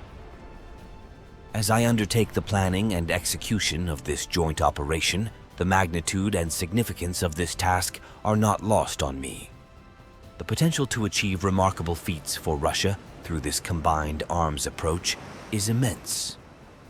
Our recent victories have bolstered the Navy's morale and capabilities, and the prospect of this new alliance with the Army brings a fresh wave of optimism.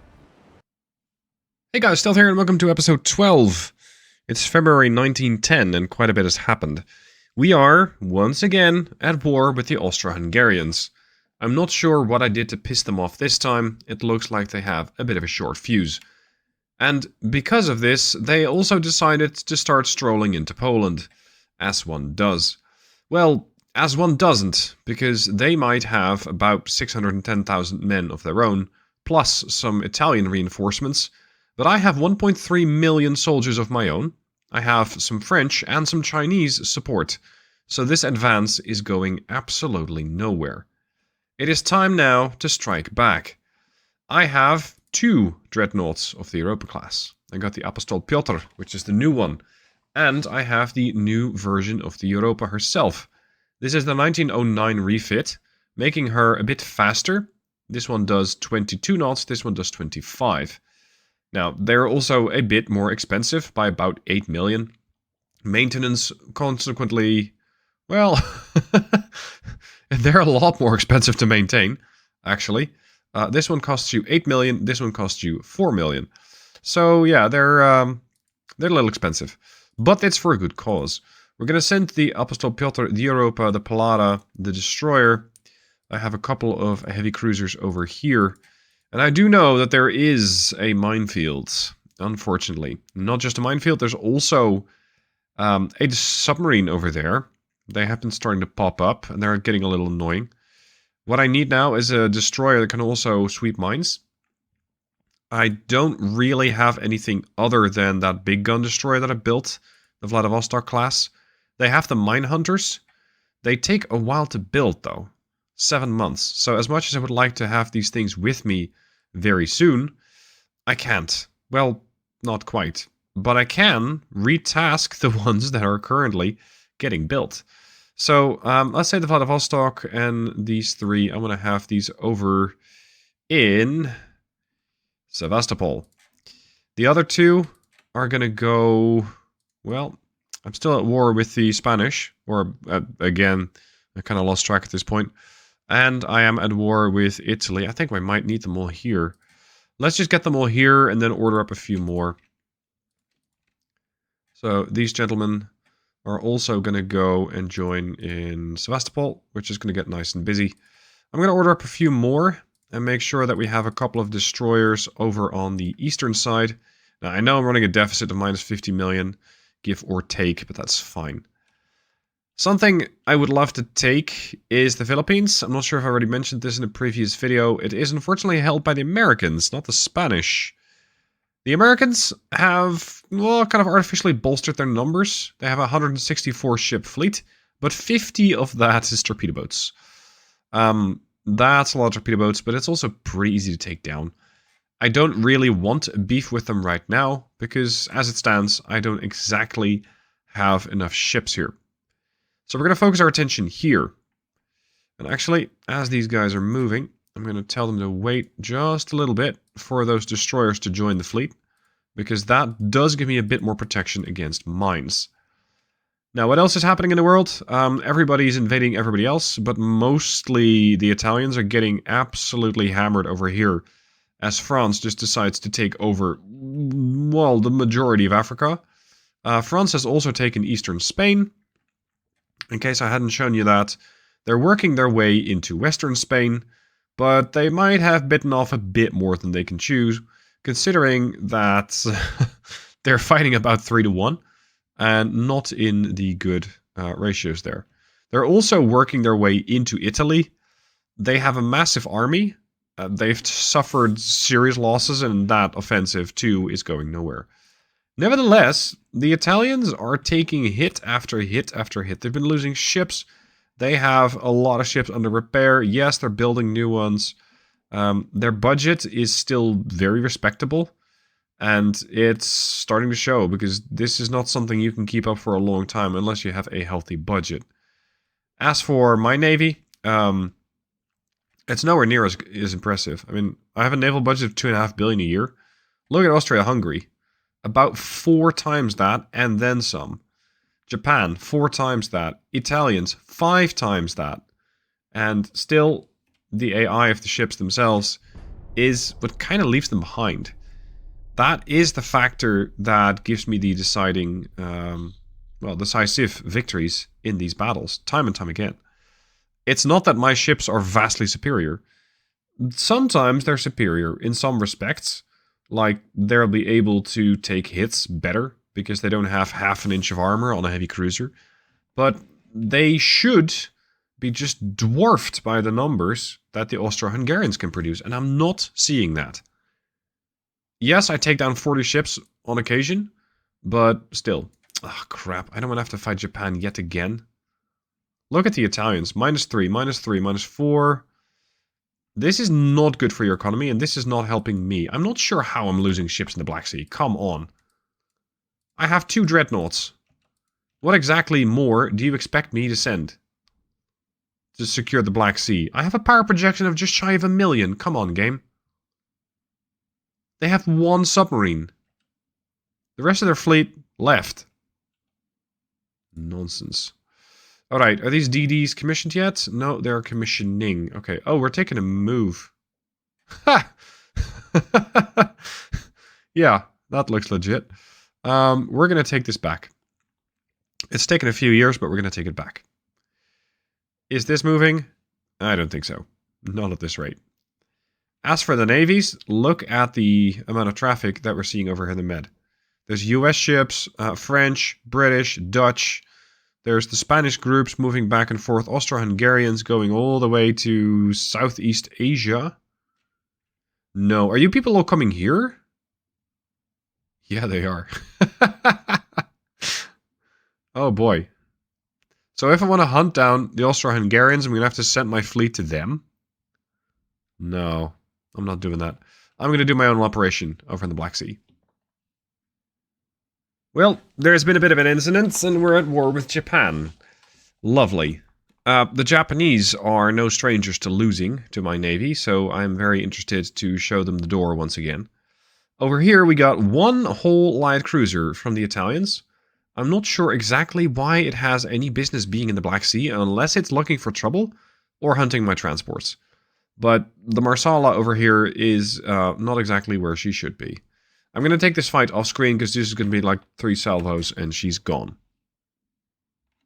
It seems like after the previous whooping I gave to the Japanese a few episodes ago, they've built new ships. These ships are substantially heavier, well armed with 10 12.3-inch guns, torpedo launchers, a whole slew of secondaries, and, well, armor is a bit hard to analyze right now. Maximum bulkheads. These things are tough. The Unryu class. They also have heavy cruisers with them. These are just packing 4 7-inchers and 16 4.7, so I'm going to keep my DDs well clear of that. Normally, in a situation like this, I would have the Sviatoy Yakov, the Europa class, which again is a refit. I would have that take on the smaller ships and tank the damage from the Unryu and the Takao, while Europa, Menin, and the others do the damage with their torpedoes. I'm not sure if that's feasible. I'm not sure if that will work. Because this is a very dangerous battleship that I'm facing. And I'm not sure if my ship can tank it. Time to get some eyes on those Japanese ships.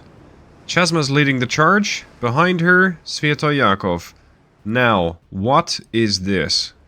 The Japanese are getting real serious. That's a substantial amount of firepower with the 12.3s. And they can bring about 8 barrels to bear. Yeah. That's dangerous right there. That is dangerous. The level of armor is currently unknown. I don't know how much this thing is actually packing in protection. I forgot to check the speed. Right now it doesn't have any range? Yeah, it does. It has range, alright. I'm not sure if they detected me yet. It can pen the deck. Yeah, with a 12.3 I'm not surprised. If you cannot pen the deck with a 12.3 inch gun, then you're packing some sort of rubber balls, because at this point, at this range, most anything goes down right through the deck. Chesma, by the way, is an unupgraded basic battleship. She might have received like 1 refit, but look at the accuracy, 0.8. Then we got the Sviatoy, which was higher. They were at about 1 and something. Anyway. We're gonna have to draw up a plan here. I penned? Huh. Cute. We're gonna have to draw up a plan here. When it comes to firepower, I can't match that turret for turret. That's too much. So, we're gonna have to use our escorts. We're gonna have to use the heavy cruisers. Minin and Europa. Europa does not have torpedoes, Minin does. I'm going to have the Minin detach and then rejoin the Europa. That's the heavy cruiser Europa, not the battle dreadnought Europa.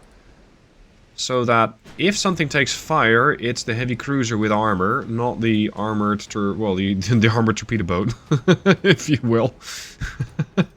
Because that thing is not really strong. The light cruise group / DD group is following. These are the older DDs. They only have 1 torpedo, and it's an 18-incher. So, I wasn't quite expecting a threat level that suddenly jumped 10 stairs. Or 10 scales, if you will. So this is going to get very, very dangerous. The pushing over the Japanese period, when they just had torpedo boats, might be done. Because if these things are serious, these battleships that is, these dreadnoughts are theirs, this is gonna get expensive. In the sense not only of, I might lose these ships and I'm gonna have to replace them, but also in the sense that I'm not going to merely have to replace them, I'm going to need to build bigger ships. And I don't really have the money for that. I mean, I got a lot of money saved up, but I'm also spending it very quickly, as I'm trying to get a lot of research done. And that is not cheap. Alright, let's get the secondaries on this. Primaries and whatever's behind it. They're all sailing bow in, which is costing them a lot of firepower. That is a torpedo, if not plural. Plural. I think if I just maintain course, we'll be able to pass them. But I'm not sure about the CL. There's another one there. See, I thought you're gonna have to turn hard and slow down. We need to get rid of these things quick. There's a torpedo boat in there as well. Are these still the same old ones? 5.8. Legendary Kuban over there, guys. Haven't seen her in a while. You're not turning fast enough. You're gonna have to turn more than that. Jesus, look at the amount of shit they got here. That's gonna hit. That's gonna hit. Boom. There's lots more where that came from. Akigumo is down. Ahead, standard. You target whatever the hell is behind you. CL, come round. Target this. Heavy cruiser group. Target that. Don't care about the battleships right now. Not the priority. The priority is the incoming torpedo fleet here. Yakov, steady as she goes. We need to eliminate all these small escorts. Because this is currently going to cost me a ton of damage, maneuverability, and the potential to fire. If my ships start taking torpedoes and listing. It's unacceptable. Jesus, you're slow. This thing is flanking at 19 knots. I need to get better heavy cruisers. Thankfully, I have a new heavy cruiser hull getting unlocked any minute now. Kill them. This one. Turn.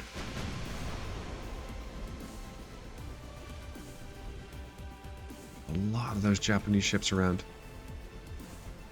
A lot. Chesma, turn to starboard. Target the GD. That's more like it. One down. Jesus. Starboard turn. Port turn. Split. Steady. Turn. Turn. Turn. Mikhail. Join Ishislav. You join that. This way. Mikazuki, dead. Mutsuki has launched torps. Destroy div. Target the torpedo boat over there. CL, eliminate the Mitsuki. Hashima is down. There's the Takao. What? It's a paper dragon? Not even a paper tiger, it's a paper dragon. Look at that main belt. That's impressive. Oh, sorry, I was looking at the wrong ship, wasn't I?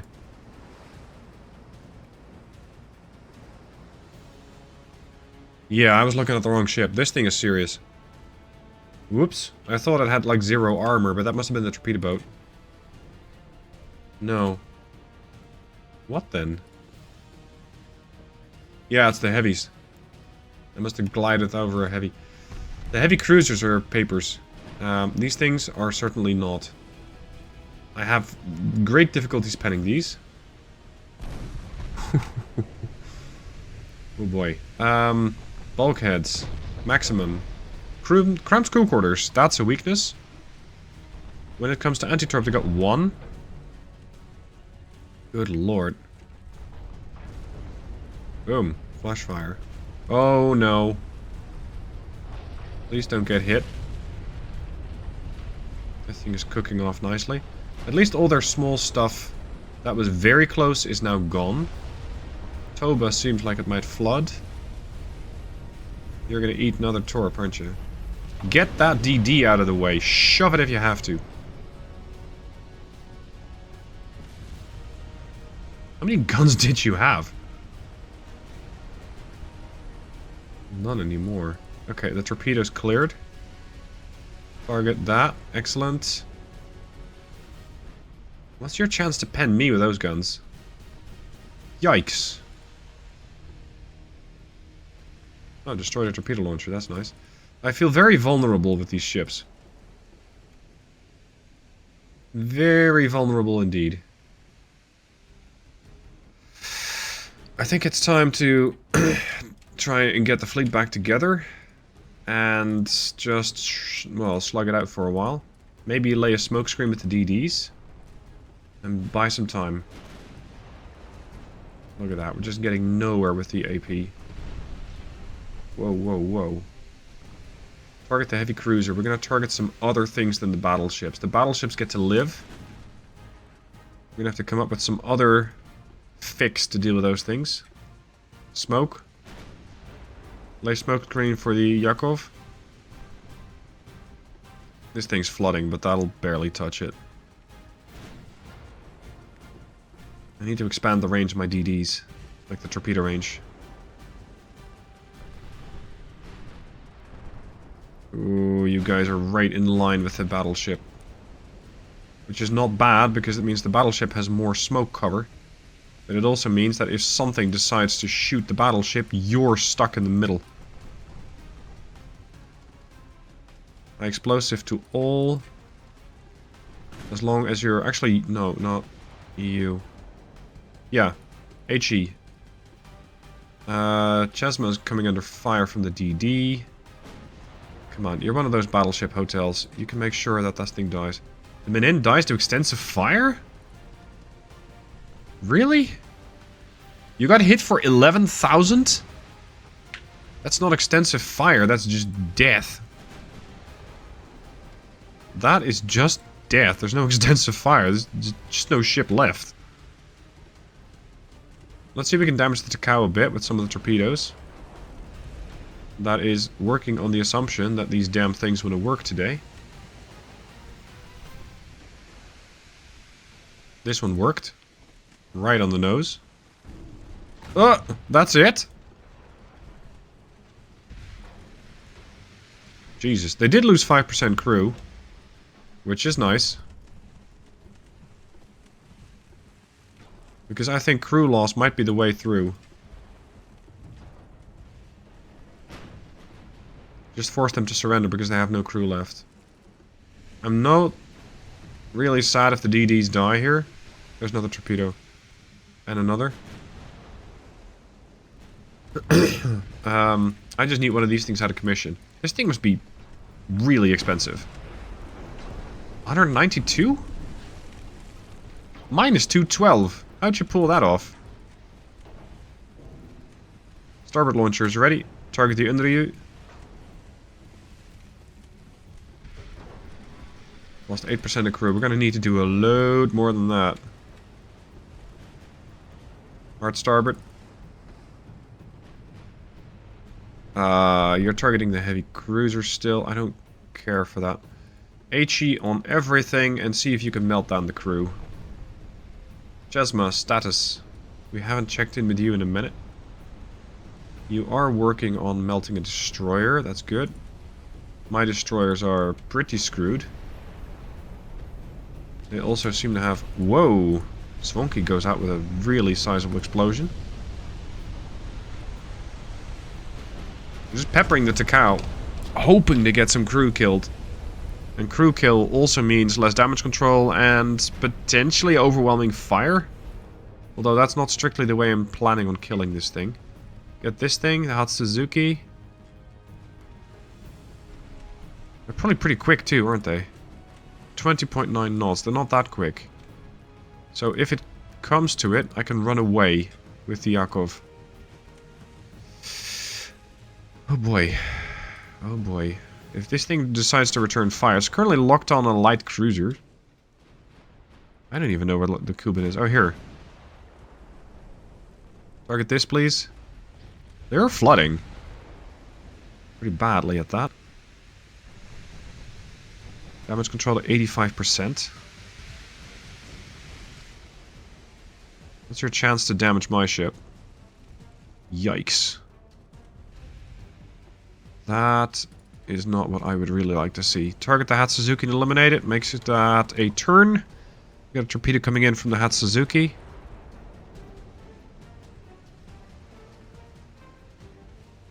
Takao should be able to contain that flooding, but the fire is a different story. It's an additional 3 fires. I think they might go down to extensive fire. And this is why it is so dangerous to have less than standard crew on your ships. Less than standard crew means you start taking crew losses, you're gonna feel it. And you might have a ship that's very well armored, but if your crew starts taking losses and your damage control goes down, well then you're in trouble. Because if that happens, you will find that your ship is just sheerly unable to recover from extensive fires. Why the fuck are you still in orbit here? There's so much going on that I didn't even spot this. Alright. Very brave to be parked right next to a battleship here at 500 meters. It does explain why this thing was targeting a destroyer with a torpedo. That's something I was a bit confused about. The cow, 17% crew loss. The torpedo's not a threat. Europa. Why are you still considered a ship? I joined this. Okay, we now have a ghost ship. Menin's now a ghost ship. Noted. Come on. Destroyed funnel. Both funnels, in fact. That's going to cost them acceleration. But this firepower, they're definitely training it on the Yakov at the moment. Chesma. I don't really feel like the Chesma is going to hit that destroyer. Load high explosive projectiles and start targeting the Takao. Leave the secondaries to deal with the Hatsuzuki. It's like the game suddenly had this difficulty spike. Oink, there goes the Europa. It's like it suddenly had a difficulty spike, when the Japanese suddenly started fielding ships that are almost twice the displacement of mine. I mean, not the Takao. Actually, they're pretty even. 28,000. I thought they were a lot bigger. How this DD ventured into the middle of that fleet and came out, I don't know. It's really quite incredible. Destroyed secondary tower. That's nice crew losses and damage control issues.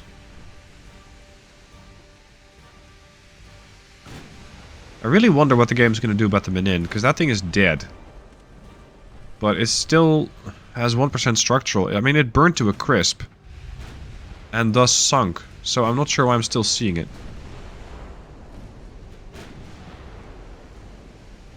Looks like the cow's falling in behind the Unryu.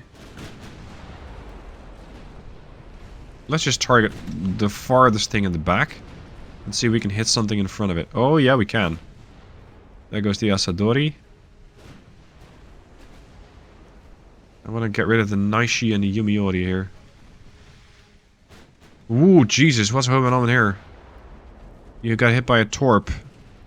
And it's going downhill from there. Get out of here if you can. The Yakov is starting to flood. Which means I'll not really be able to run away anymore.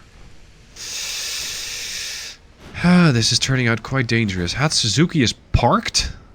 Oh, there she goes.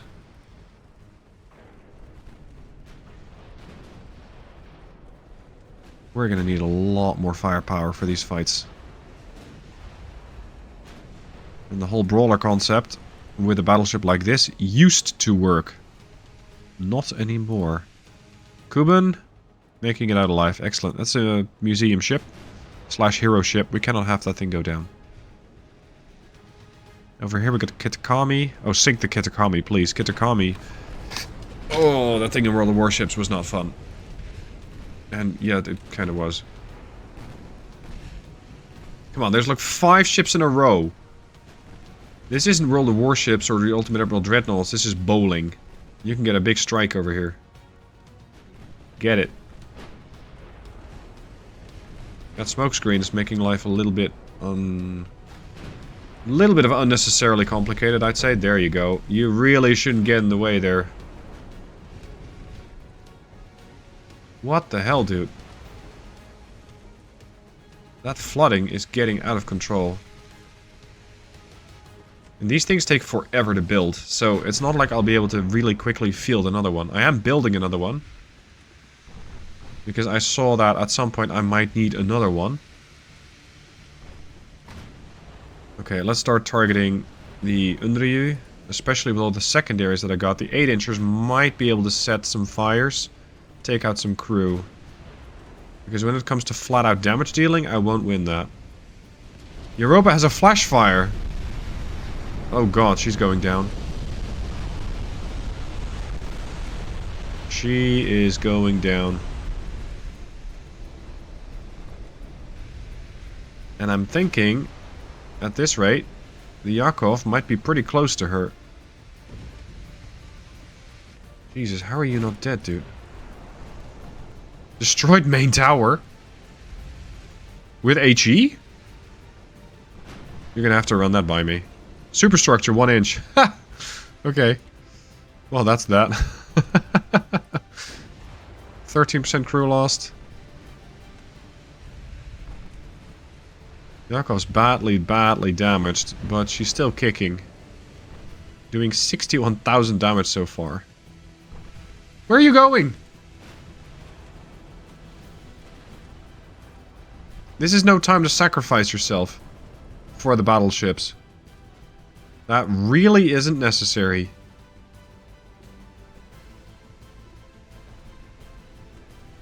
Jeez, is she trying to add to her legend or something? She has no ammunition after the flash fire. She's still dodging torpedoes. Well, was. That was an interesting ride. 14 crew loss, or 40% crew loss there. The Takau's down to 22. And we got angle issues. I can't shoot anymore. Run! We can't fight. We really have done a lot of damage. 138k in the face of what we are, well, severely outnumbered by. Now I just need to try and get the hell out. The fact that these guys lost their control tower, their conning tower, is helpful, because their fire control is now no longer as effective. Might buy me some time to get out. The problem is, she can still get up to speed. Her sister can't. And they're still in the division, so the Takao is slowing down the Unryu. Put some secondaries on this. This actually is Shirakami. We might be able to hit the torpedo boat in front of it. Ooh, destroyed main tower again. Guess they rebuilt it in the meanwhile. I am running very low on HE shells now.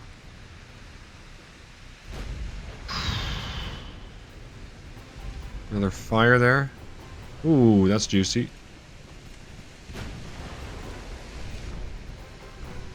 Yeah, you're dead. Don't venture too close to the sun.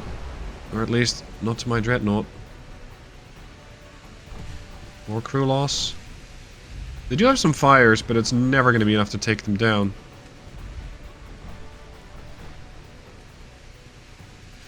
What is that? That's the 4-inchers, isn't it? Yeah, the 4-inchers are taking out those torpedo boats. Nice. That was long-range fire from the other battleship. Or at least it felt like it. But... yeah, Chesma also has 11-inch. Run, run, run, run, run. Target hat Suzuki.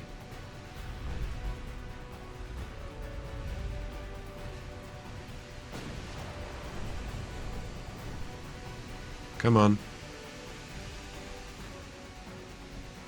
8 kilometers away from the battleship, 9.5 from the Takao. Just keep running. Just keep running.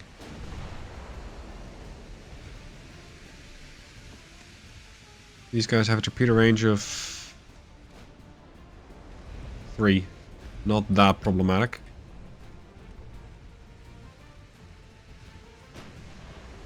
Come on. I think I might be able to evac the ship here. 11 and 11-9. It's like they're turning away. Hopefully I can evac them. But it might take a while.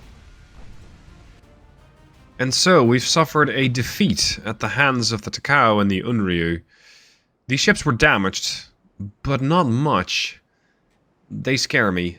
66, 150 victory points for me. 87, 19 for the Japanese. And I have lost 2 heavy cruisers, including the legendary Europa, the Mikhail and the Zvonky, which is the name giver of her class. They did take some losses. I sunk 12 ships, mostly small shit. 1 torpedo boat survived, but all of the heavies and all of the lights. Most importantly, I did not lose the Yakov nor the Chesma, but good lord, we're going to need a bigger ship. We're going to need a bigger ship, a bigger gun, a bigger rangefinder. Well, better everything at this point, I guess. What tech do I have? I got the rangefinder Coincidence 2 at this point, so that's a favor. That's going to make my accuracy a little better, although the Yakov did have that. The problem is, I don't have the pen. How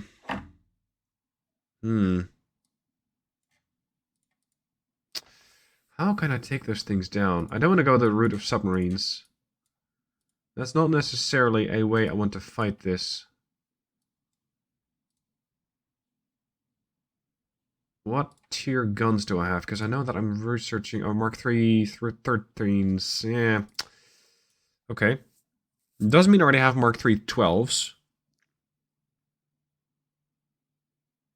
How big can my ship get with this current status? 26k. That's it.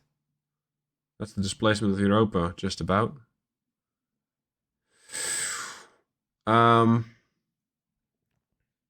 We do have access to the large armored cruiser, which is nice. It's basically a mini dreadnought.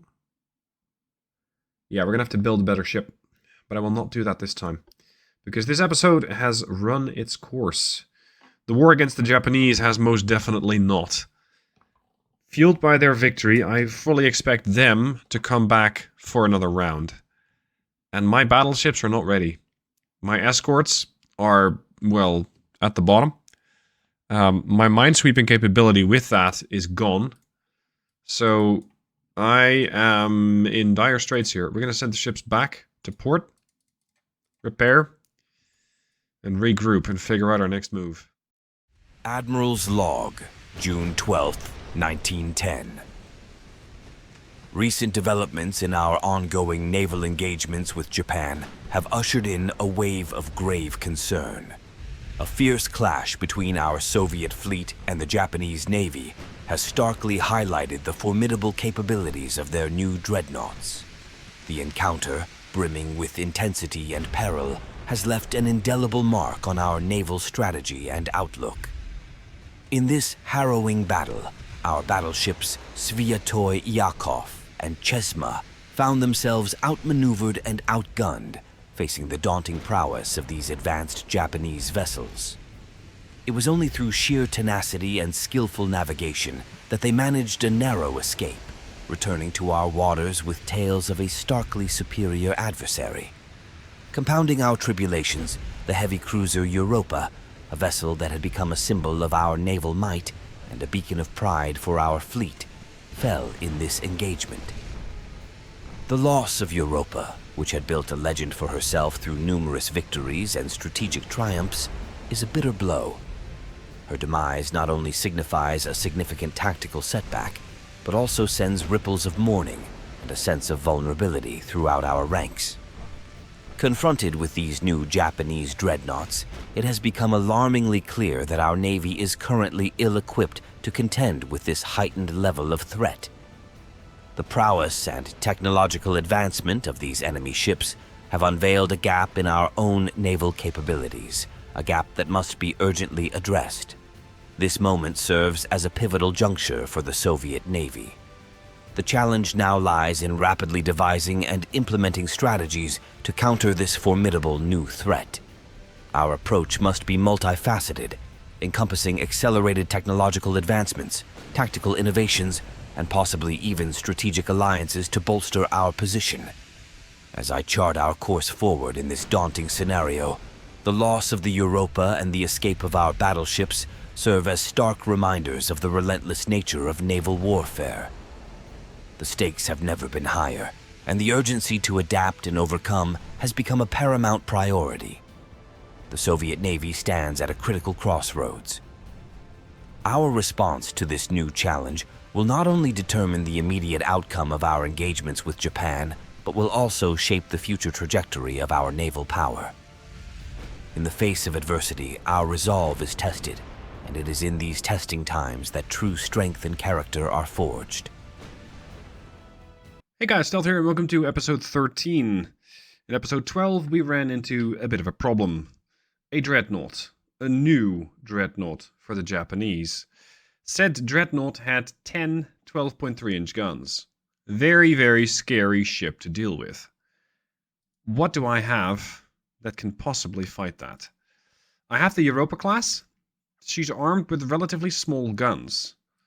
These things are designed with 11-inch guns, and these 11-inch guns are mostly there to deal with cruisers, with the plan being that for example, the Archangel class is able to close the distance and then deal with the bigger targets with torpedoes. I feel that's not going to work anymore, especially not as the Archangels only do 19 knots. I'm going to try and come up with a new design. Now, there's a few different ways you can get out of you can get rid of a ship. 1, reduce structural integrity to none. I think that's the least likely option. 2, burn it to the ground. Cause extensive fire overwhelm. So fire so much high explosive at it that the thing just burns to the ground. It's possible, and it's not necessarily a great way to go about it. Option 3, sink the thing with torpedoes. Make its buoyancy go all the way to 0. Option 4, eliminate the crew. So eliminate 45% of the crew, and the ship will surrender. Those are the core options that you have. When it comes to my options, I feel they're quite limited. That battleship of theirs had a substantial protection, I believe, against torpedoes. So using a torpedo attack is not that likely to work well. All the more so because it had, I think, 16 4-inch guns, which can be very, very lethal to destroyers. Now, I have this new large armored cruiser hull. This thing has a resistance of 75. What I have been using is the old heavy cruiser of the Archangel class. I think that's the semi-armored. I'm not even sure if I can make them anymore. No, I can't make them anymore. They're not going to have as much resistance. This is 55, this is 75, this is 75 again. Hull form here is 52, hull form here is 59. So the hull form means that the ship is a fairly stable firing platform. Stability 60, stability 55. When it comes to the speed, this thing is registered for about 21.5. This thing is slightly slower at 19.5. So this means this heavy cruiser is going to be not as quick. That's not necessarily a bad thing. What I want to try and do is have this thing travel at more or less the same speed as the Europas, which is 25. Now that might be asking a lot. Because at 25, we're probably going to see astronomical increases in pricing. And I'm not sure if I want to do that. Let's see what the magical drop-off is. I know I'm over budget or over displacement, so don't worry about that. I think we're, yeah, 33 to 34. This was 58 million to 68 million to 79. This is going to get exponentially worse. Okay. Ideally, I'd want these things not to be extraordinarily expensive, because I want to be able to build a lot of them. When it comes to their size, their minimum is 13.5. And because of tech, I cannot build anything bigger than that. So that means I can reduce draft and beam, but I don't think that's going to really work. I need something that is stable, or stable enough. Long range accuracy. Small reinforced tower.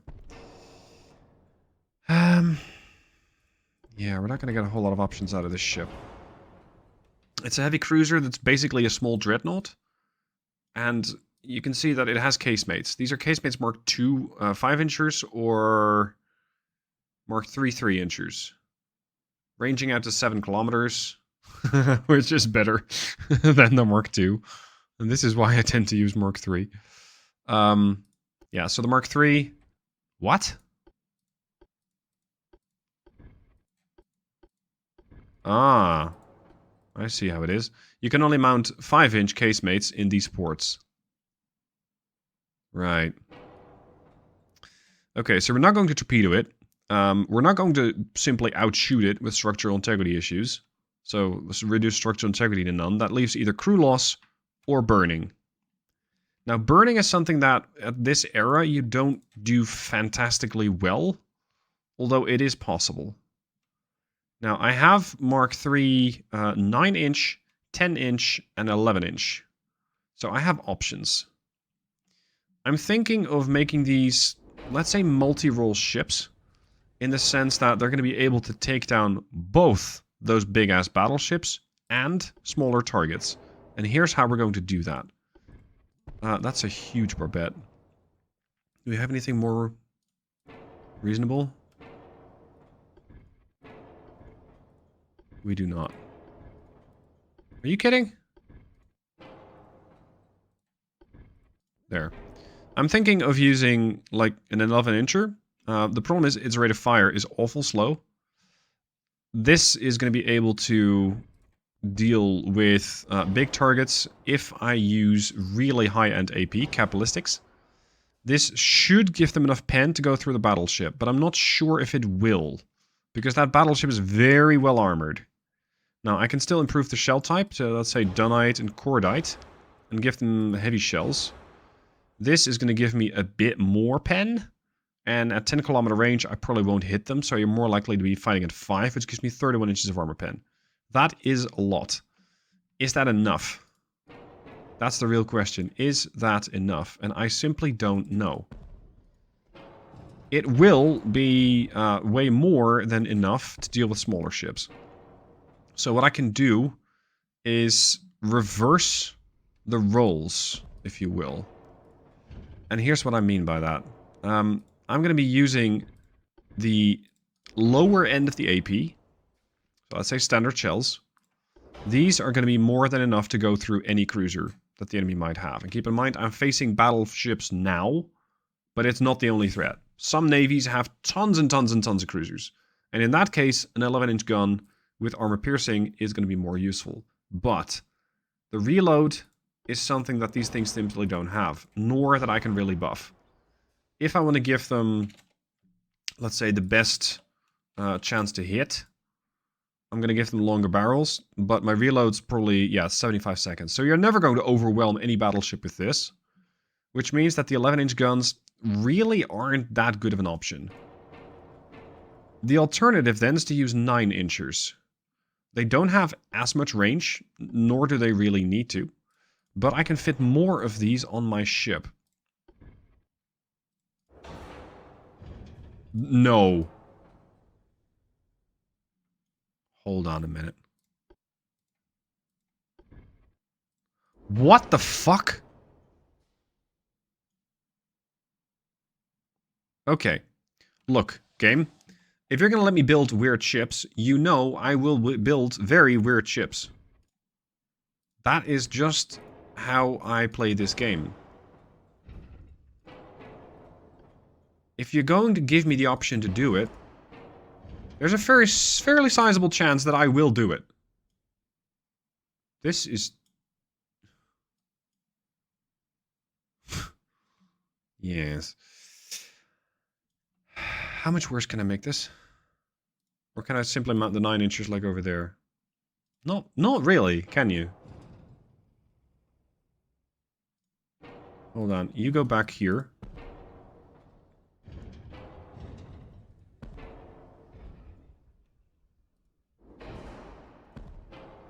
No way. Does this rotate? Yeah, it should. What the hell? This is going to be a Frankenstein of a ship at this rate. And yes, I know the Frankenstein guy was the creator, not the monster itself, whatever. What? Side-by-side funnels? You're going to have to run it by me how that fits on that hull. That makes absolutely no sense. Whatever, it's a fugly ship as is. We might as well make it worse. So, at this rate, this ship, if I go capitalistic and then nose fuse, is going to have a fairly sizable chance of putting ships on fire. Lots and lots of fire. Because I should be able to bring at least 6 barrels to bear, and potentially more. Let's say I want to have another center line over there. Pitch and roll. Need a bit of work. Beyond that, they're perfectly fine. Well balanced. Coincidence rangefinder. Yeah, and I guess the rest is going to go into armor. Give me 2 inches superstructure. I can make a 5-inch main belt. 5, 5. Main deck of 2 inches, aft 2, foredeck 2. Keep in mind, we don't have an all or nothing armor scheme yet. I want to push this thing farther back so that it can do a full spin. Which it can. Can I? No. I was hoping to put yet another weapon here, but I sadly cannot. Casemates. This is going to add a lot of weight to the ship. Not necessarily that much firepower, sadly. Because these things simply don't really have that much range. They don't have a great reload. But if it comes to setting fires, they can help. They can help. They have a range now of about, let's say, just shy of 10 kilometers, as they're going to be firing high explosive. I don't care for anything else. The rest of the ship should be able to cape a fairly decent amount of ammo for both type of shell. Considering the enemy has potentially like a lot of cruisers, I'm going to be bringing capballistic, maybe capped. Give it slightly less ricochet chance. It gives me 20 inches of pen, about 21 at 5,000 meter range. That should be more than sufficient. When it comes to the rest of the ship, I think she's mostly fine. The only thing is, I'd love her to be a little faster than this. But she can keep up with the Dreadnoughts. And I think that's the key. What is my self-explosion chance? Holy mother of God. 41.5%. Almost 42. That is not great. TNT gives me only 28, which is still really high. Plus 14% fire chance. No thanks. Standard shells drops it to 21.8. I really want to keep this as low as possible. 21.8, as far as I'm concerned, is too high. And the reason for that is I got a lot of turrets. And they generally don't cook off, just have one cook off and then be done with it. Like, it's a full party. Everything is going to cook off. Every single turret on this ship is going to go up. And with that, the whole ship will be lost.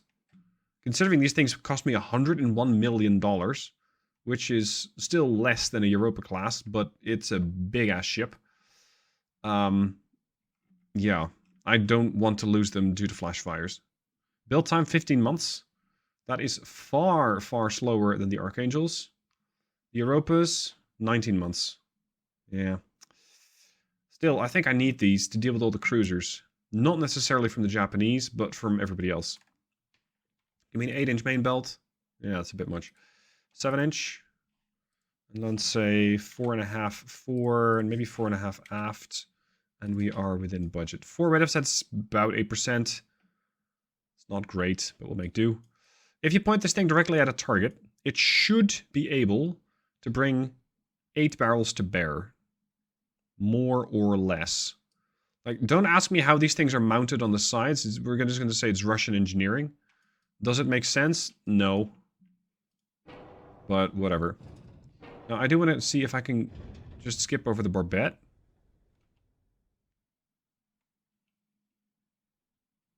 Sometimes this thing wants to turn, and sometimes it doesn't. Remove this casemate. No, I just need the gun. This thing.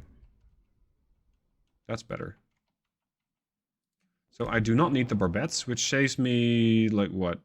44 tons. It's not great, but hey, all that can go into additional protection, especially making sure that my flash fire chance gets reduced. It's still going to be pretty high at 18%, and I will at some point have one of these things cook off. You know, so be it. Cost of doing business. Cost of doing business. So, this is the derped class. No, we're going to call this the derp class, because that's basically what it does. It just derps a whole lot of 9-inch in your face. And when it's done derping 9-inch, it's going to even throw a couple of these. This does make me wonder if it's... Do I need this? Do I need this at all? Let me guess, it's the casemate again? No, it's not the casemate. Interesting. Okay, so yeah, we are going to need that. That was this thing. That was that thing.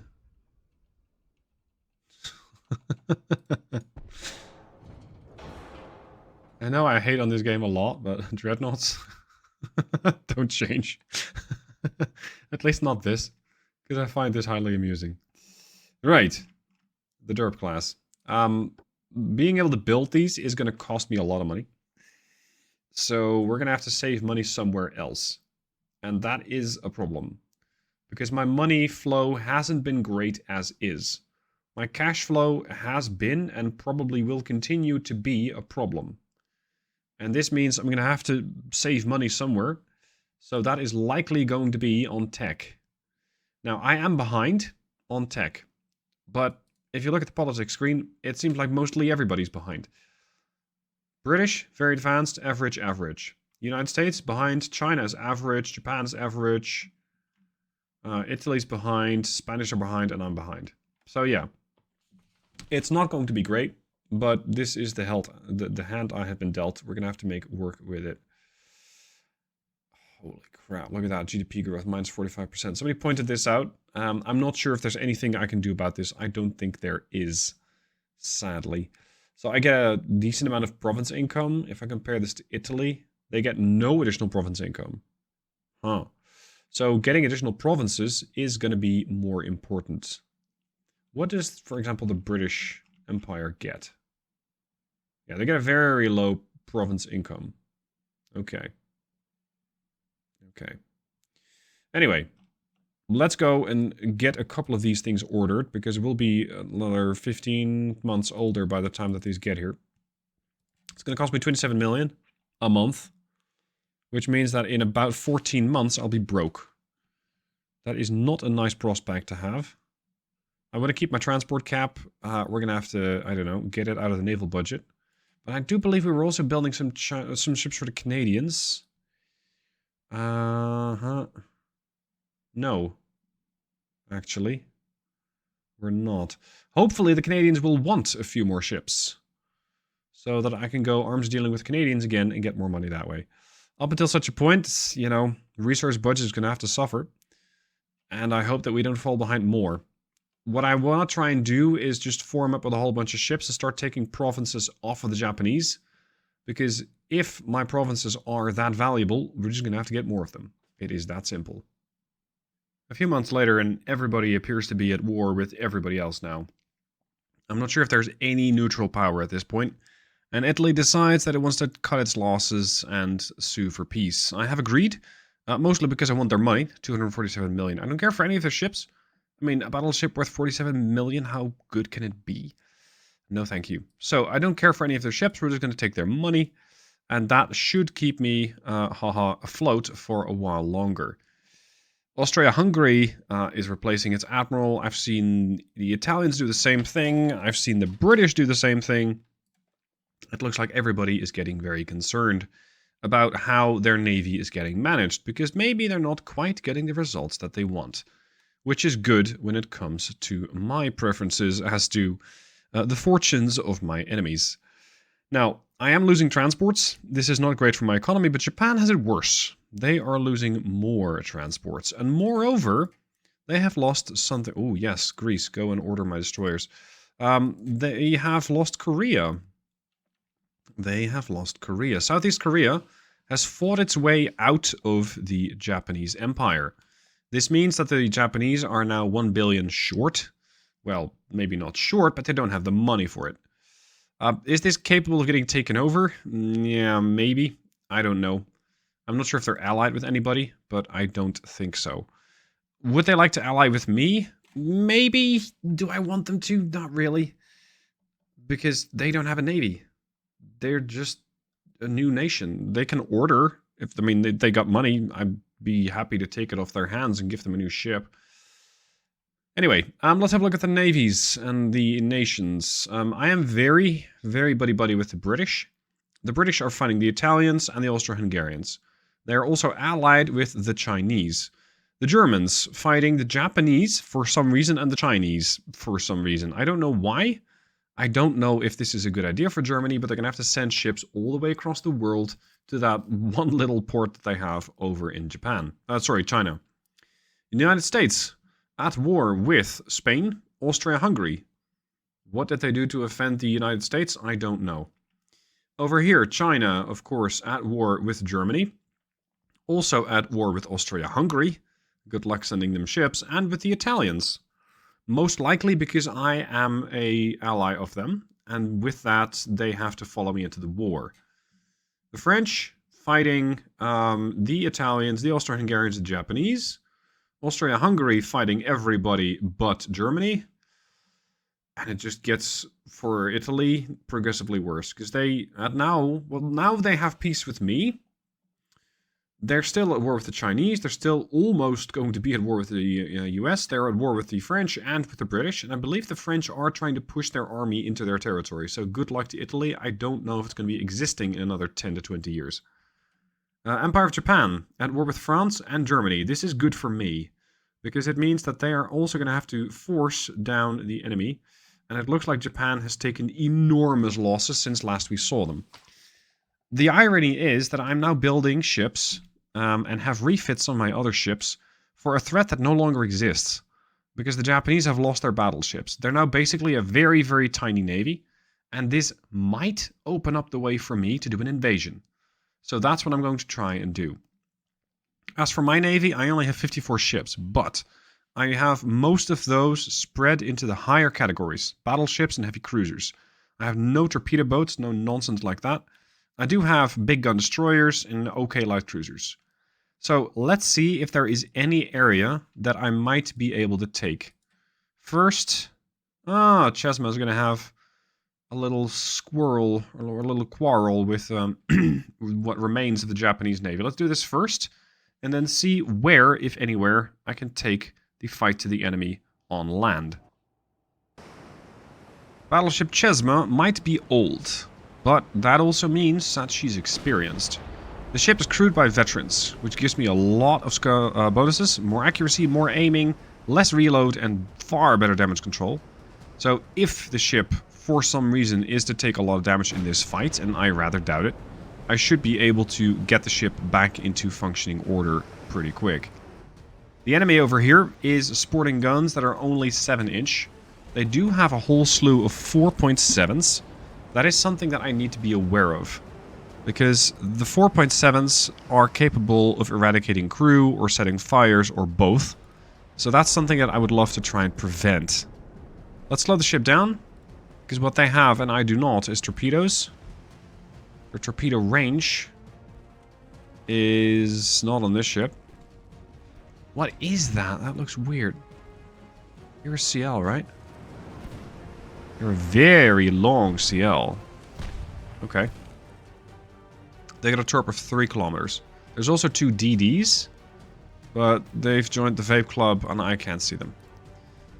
So for now, we're just going to have to deal with these ships as we can see them. This guy is behind smoke. Okay.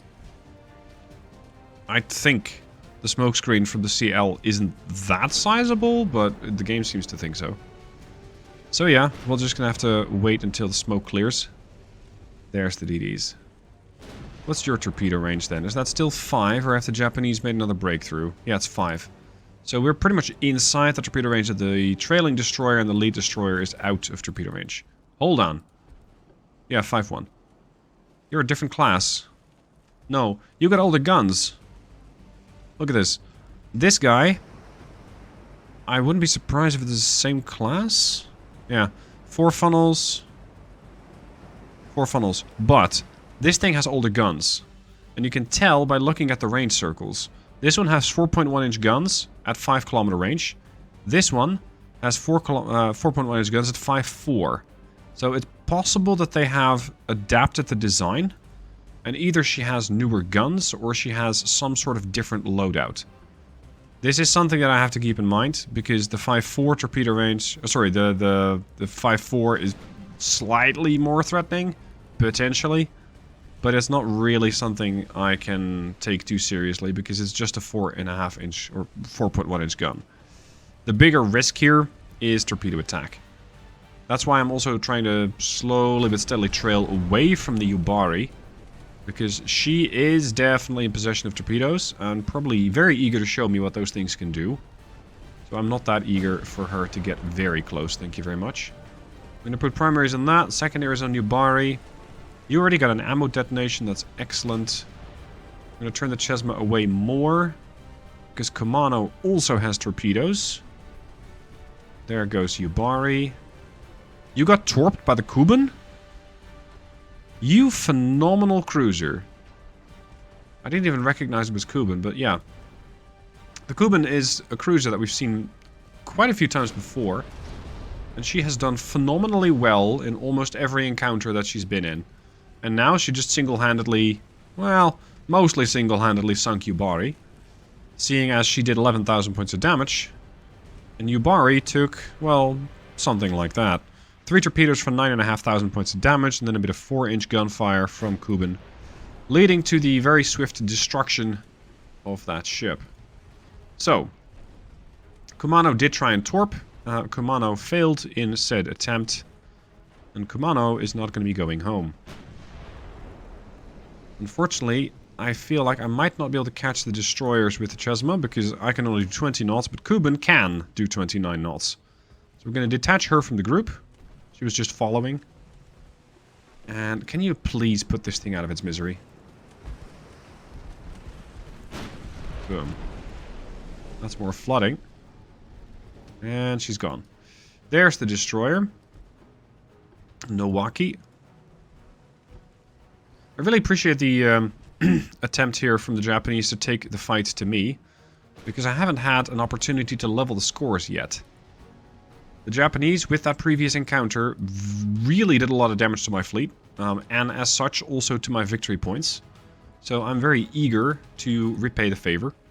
I'll not be able to sink any battleships, to be sure, as they don't have any. So that means we'll just have to satisfy, or be satisfied with the fact that we can take down a few of their ships. And that they basically don't have a navy anymore. So the Japanese, at least for a while, will not be a threat. Meaning that it might be possible for me to go harvesting some terrain from the Europeans. In various locations. But I do need more ships there. As the Japanese are no threat, at least not anymore, and the Chinese are my ally, I can potentially take over the territory that the Germans have. Because I believe I am at war with Germany, but I'm not 100% on that. So I have options to take terrain from either the Europeans in Europe, or from the Europeans over... Ooh, that got killed off. Or from the Europeans over here. Over here in Asia. Ooh, torpedo launch from Kuban. Sorry, I had to take a screenshot. This is just point blank fuck you torpedo range. These things have some magical torpedo resistance, right? This thing got hit by three torpedoes. 4 torpedoes, actually, but there were 2 duds. These are 19-inch? Yeah. So you got hit by 2 19-inch torpedoes on a DD, and you lost 30%. That's 30% structural integrity. Tops. They have some sort of magical torpedo resistance. I would think that if a destroyer gets hit by a torpedo, pretty much any torpedo, it ceases to exist. But the game? No. The game does not seem to think so. I can't explain it. If you can, by all means, let me know down below. Look at that victory points. That is good stuff right there. And that does level the score. It's not necessarily going to give me a ton of money. Because the situation is still so that the Japanese and I, well, you know, we're pretty even for scores. Like, I might have a bit more, but it's not that more. So, yeah. It's 14 versus 8.5. It's not going to be that great. What naval assets do I have in the region? I have Chesma. I have the Sviatoy. I'm going to need about 41,000 points. Sorry, that's 41,000 tons together. I need another 60,000 tons if I want to be able to even consider an invasion. I do have 2 CAs there. That's about 15. So, yeah, we're not even anywhere near. Petropavlovsk has no ships. So I pretty much can't do anything. That is unfortunate. I still need to refit a bunch of my ships, but money is starting to become a bit of a problem. Yeah, I'm reworking some of the Comrade Cats. The reason for this is that they're still pretty good ships. With the refit, they do cost you 74 million. Compare that to the Derp, and the Derp is far more expensive. But then again, these only displace 11,000 tons. But they do now travel at 25 knots, which is substantially faster than what they used to have way back in the day, 21.5. So their guns have been improved, their range-finding capability has been improved, their armor quality has been improved. I just need to go through refitting the ships that I have. And as I do want to try and get invasions, it's not like I'm really able to be picky about what ship I have. I'm just going to have to make do with the tonnage that I get. Oh, I'm not at war with Germany, actually. I am at war with the Austro-Hungarians, and I'm going to keep that going. Because we have the place here completely surrounded, and their army is going down at an alarming rate. The group in Galicia is extremely ambitious, both invading Bohemia, Moravia, and Poland at the same time. And by some miracle, they're actually making progress over here. I think this has to do with my low logistics quality.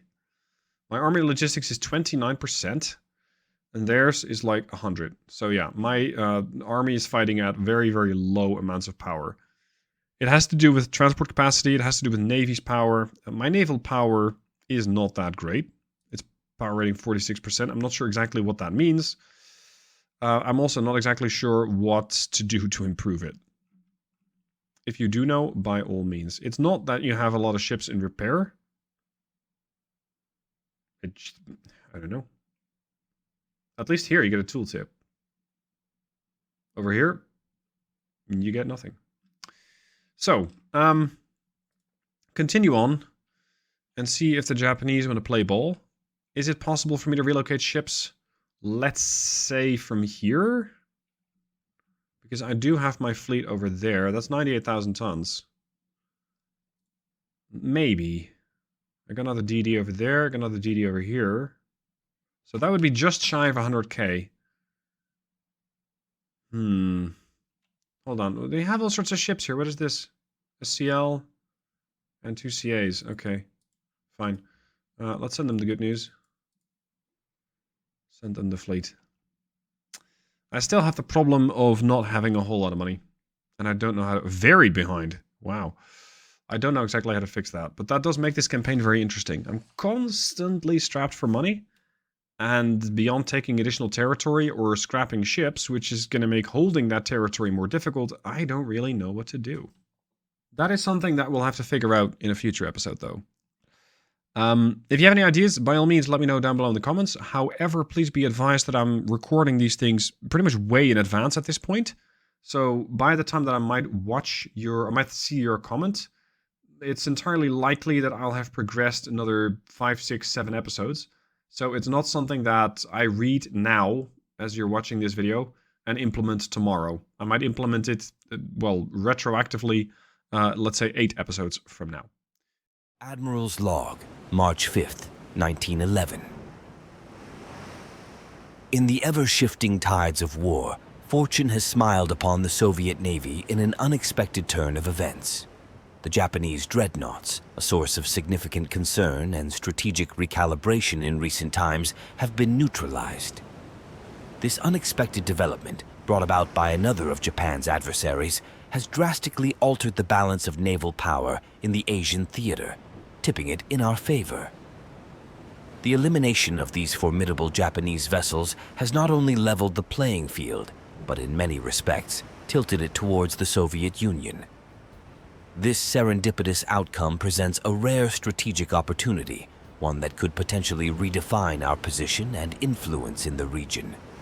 With the larger surface elements of the Japanese Navy no longer posing a threat, my thoughts now turn towards an ambitious and bold course of action. The feasibility of launching an invasion force to seize control of one of Japan's territories is an option that now lies within the realm of possibility. Such a move could deliver a significant blow to Japan's strategic holdings and further assert Soviet naval dominance in the region. This contemplation of an invasion is not without its complexities and risks. It requires meticulous planning, significant resources, and the coordination of both naval and ground forces. The logistics of such an operation are daunting, yet the potential rewards are substantial. As I deliberate over this potential invasion, I am acutely aware of the historical implications of such an endeavor. This could be a pivotal moment in the war, one that could shift the course of conflict and cement the Soviet Union's status as a dominant maritime power in Asia. The opportunity that has presented itself is one that may not come again. In the wake of our adversaries' misfortunes, we find ourselves at a crossroads, poised to possibly extend our reach further than ever before. The decision to pursue this course of action will require careful consideration, but the prospect of such a daring move is undeniably compelling. The coming days will be critical in shaping our strategy and determining the next chapter in our naval saga. Hey guys, Stealth here and welcome to episode 14. As you can see, we're jumping right into a battle with this one. The elements that we have over here are Sviatoy Yakov and the legendary Kuben. These two ships are going to have to deal with one of the Japanese Unryu class warships. These have a lot of firepower. They have a substantial amount of 12.3s, and we have seen that they are deadly. Now, the Sviatoy is a ship that is definitely going to take a bunch of punishment from this particular ship. The 12.3s will cut through her side armor, especially the closer we get. Getting closer is not necessarily in my interest with the Yakov. The Kuben is. Her 4 side-mounted torpedo launchers could be instrumental in taking down this ship. The problem is, we're going to have to really make a race for that thing, because it's only 3.5 kilometer range. The torps aren't that good. So my plan is to try and keep the battleship busy, maybe do some damage with a high explosive, and potentially knock down some of her crew, reducing her damage control ability. If it so happens that I destroy secondary guns, then that'd be fantastic, but it's not something I'm really counting on. Now, in case you're wondering, where the hell did the Japanese get another battleship? Because I thought that they didn't have any. They didn't, and then they started building new ones. So yeah, the war with Japan continues, and if I'm able to take down this battleship, that would definitely be very interesting when it comes to my victory score. Yeah, this is exactly what I was worried about. Right here. Satsuma has most of her firepower concentrated on the battleship, only the 3.2s are trying to pen the Kuben. Oof, look at that. That is not a great stat. These things are so hard to destroy.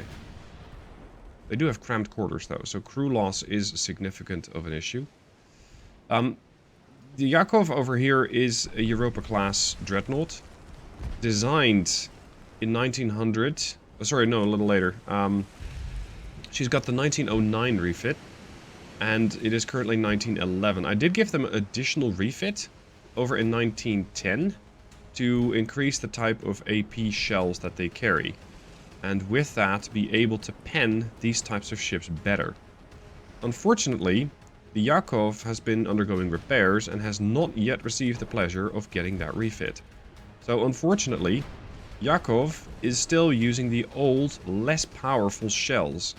These only, at let's say 5 kilometer range is what we're currently at, they can only pen 24 inches of armor, which in case of this ship is generally not enough. The main belt is 14 inches plus 73%, so that's a lot of armor that they have going on there. Now fortunately, Satsuma does not seem to realize the threat that the Kuben is posing. I hope to be able to capitalize on that. I do want to use an aggressive launch here because... Are you guys even pointing at the target?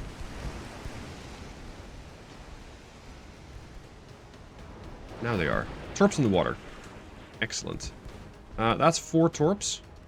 I'm not sure if all of those are actually going to be useful. I.e., we might have some duds.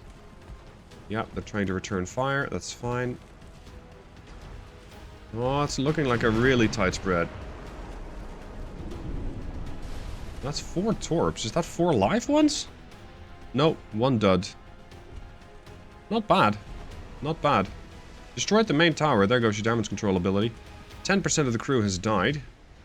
And Kuben can turn around and use the port launchers to do the same thing all over again. The thing is, I think she's a little too far away. So I'm going to try and bring her in. And get her a better torpedo solution here. Satsuma has lost 2 engines. She is continuing to flood. Which means that she'll probably be pretty slow. A slow ship is not necessarily a dead ship, as it might be better suited to dodging torpedoes.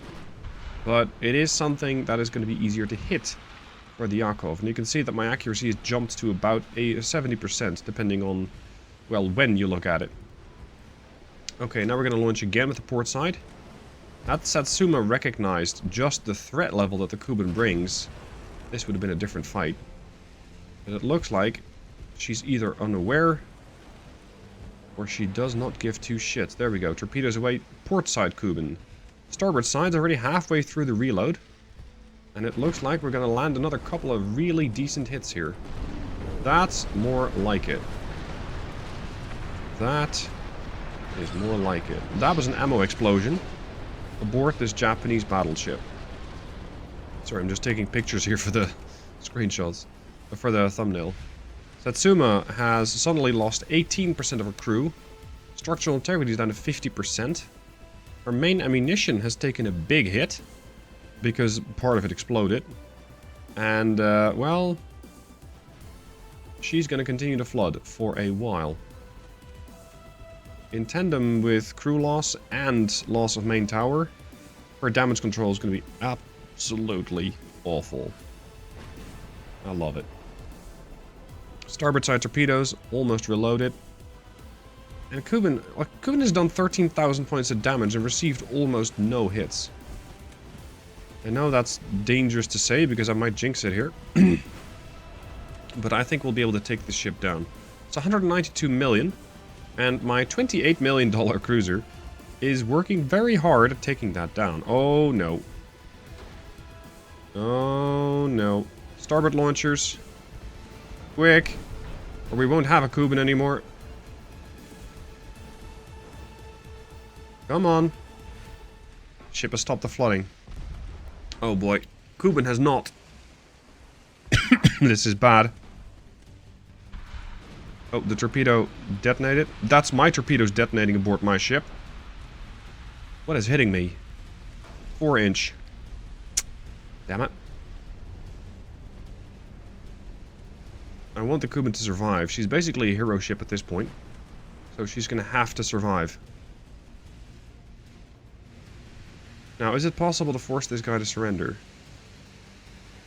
I think it is. Because once... well, actually, they've still got a lot of these. They have a lot of these 12-inch shells. I think it's like part of the ammo for the other guns exploded. Maybe we can force the crew to surrender, but it's going to be a while, because this is still 20% crew. We're going to have to focus on that snowball, and I do want the Kuben to get out of here, so I cannot expect any further torpedo attacks from Kuben. The Yakov does come with torpedoes. She doesn't have nearly as many launchers. She's got 1 starboard, 1 port, 1 bow and 1 stern. She's got a torpedo launcher all around. But so does Satsuma, except her torpedo launchers have been destroyed. So her ability to shoot at short ranges and deal catastrophic amounts of damage with a torpedo are not quite there.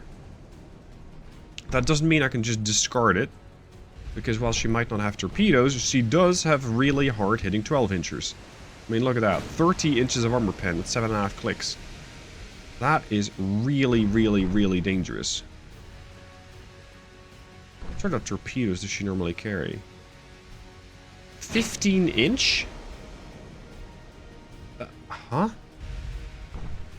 I didn't know they made 15-inch torpedoes anymore. My torpedoes are 19-inch. It's like they're using outdated torpedoes. Interesting. Now my torpedo range is limited to 3-4. And it's going to be potentially easy to dodge, seeing as how close I have to get. 21% crew's dead. Boink. How expensive is my ship? 212. This is kind of the problem. I don't have a whole lot of battleships. And my economy doesn't exactly support building a ton of them either. I mean, my economy overall is fairly shit. Ah, no, come on. I was angling to launch a torpedo, not lose one. There, torpedo in the water. Satsuma. 2 damaged engines. I don't know if she'll be able to dodge that.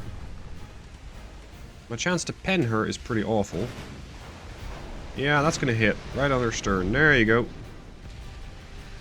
That is what we need. 25% crew loss. When it comes to fire damage, I'm seeing a, for her, pretty disturbing pattern. I.e., most of the ship is on fire. And with only 69% of her damage control ability still intact, she is suffering. The damage control parties are going to have to work extremely hard to try and keep the ship afloat. All the while taking fire from the Yakov.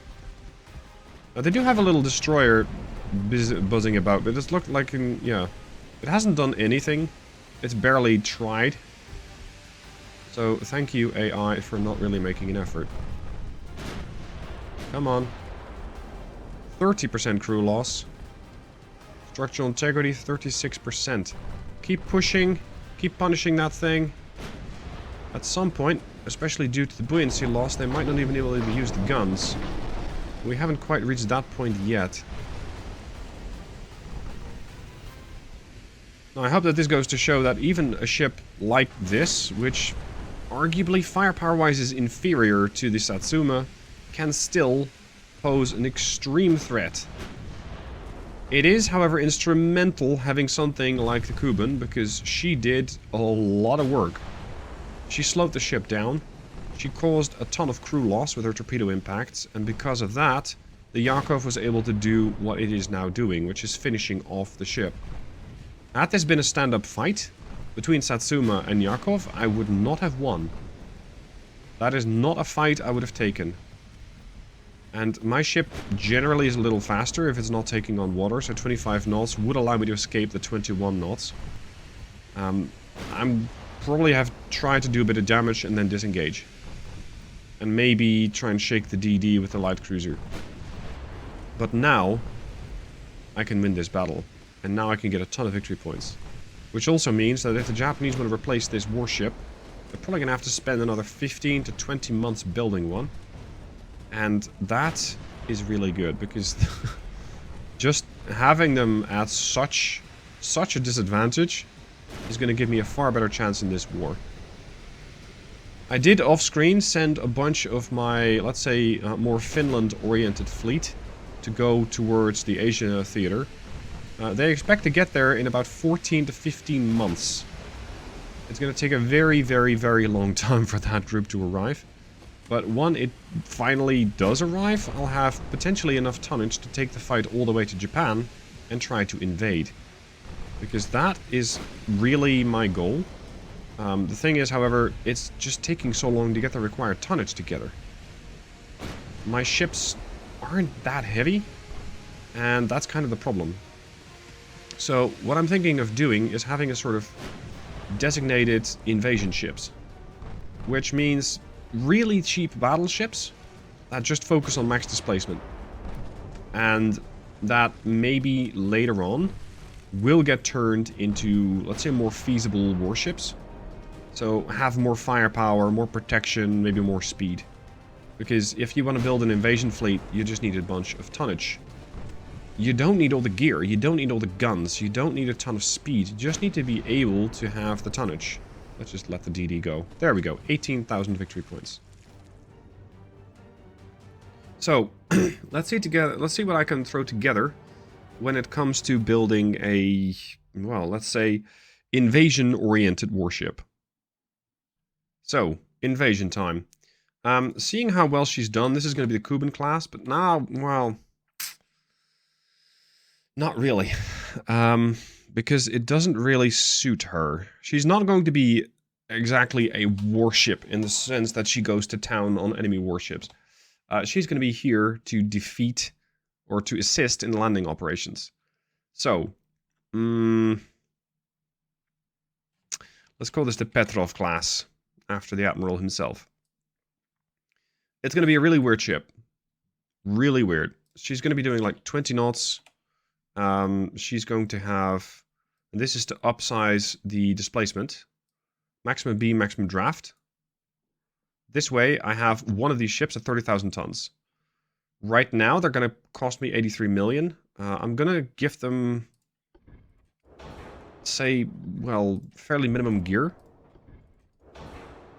And they do need, of course, one main gun. That used to be 2, but it's now 1. So let's say getting an 11-incher. This is basically it, right? It's not particularly fancy. It's only going to cost you about 98 million. I can upgrade a whole bunch more, such as give her Krupp 2, but, well, I'm going to keep her fairly cheap. I want to keep her relatively quick to build, and this way I eventually will have the hull ready. And if I then want to add guns, change loadouts, and make her more feasible as a warship, I can. So let's give her at least the basics. 4 inches of armor is fine. 10 inches of armor here is fine. When it comes to the type of anti-flood, I'm probably going to have to invest a bit more. Is this going to make her more expensive? Yes, it is. Build time doesn't go up that much. Maintenance, 3 million a month. 4.7, good lord. We're going to go back to the steam expansion engine. That is good enough. Induced. That's another 400k per one of these ships. No, thank you. Barbette armor. No. Ain't nobody got money for that. Flash fire chance, 27%. Ooh. 18. What does that do to my budget? 3 million a month. What if I turn down the crew? What? Okay, crew costs nothing. Yeah, okay, right, because Russia, we don't pay anybody. That must be it. So, this thing is about as heavily armed as a cruiser. Potentially less so. If they ever happen to come up against something that looks like a destroyer, best of luck to them. Like, I might give them 5 inches here just to, you know, pose, but beyond that, this thing is hopeless. Absolutely hopeless. What am I getting? Flash fire chance 18%. I can still make that worse if I pick Pickrick or Dunite, so let's go TNT. And Cordite is going to make it worse again, so we're going to stick to the basics. Standard. Fine. Anti-torpedoes? No, just don't torpedo me and we'll be fine. So, that's the ship. Fancy? Absolutely not. Cheap? Heck yeah. Because this thing cost you 213 million. This thing only cost you 140. So, this is going to be the invasion ship, if you will. And with, let's say, 3 and a cruiser, I can instantly get over the 100,000 tonnage required to be going on an invasion. They also don't cost me that much, which, even if let's say I'm not at war, I can park them, I can mothball them, and they'll not be used at all, up until the point where I need tonnage. It's not a fancy ship, but I hope that the Petrovs will become very useful in an invasion role, and if invasions turn out to be something I don't need, I can refit them, because I will have a very sizable ship. The ship with its wide beam will never be fast, but she will be stable.